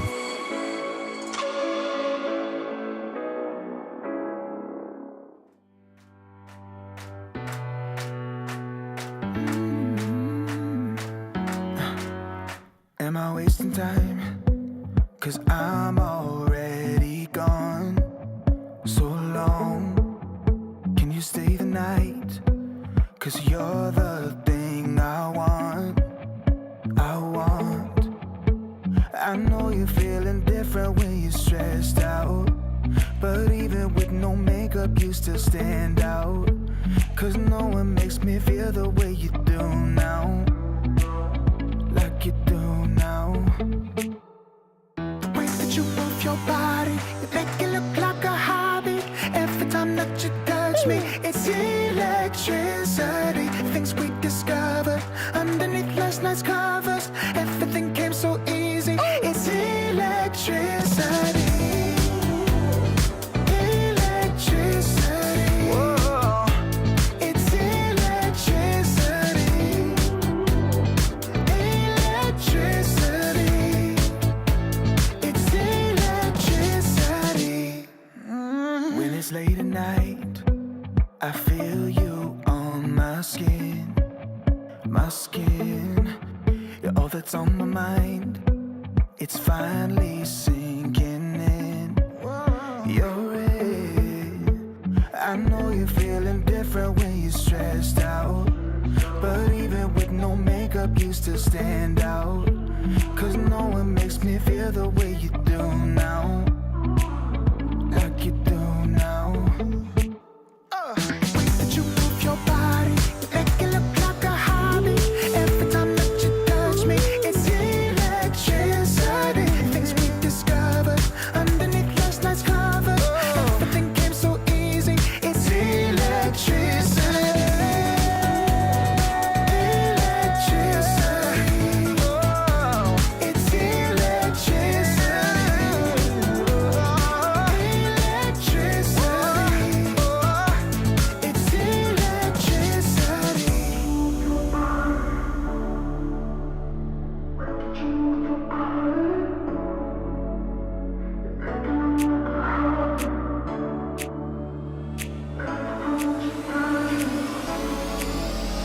The way that you move your body, you make it look like a hobby.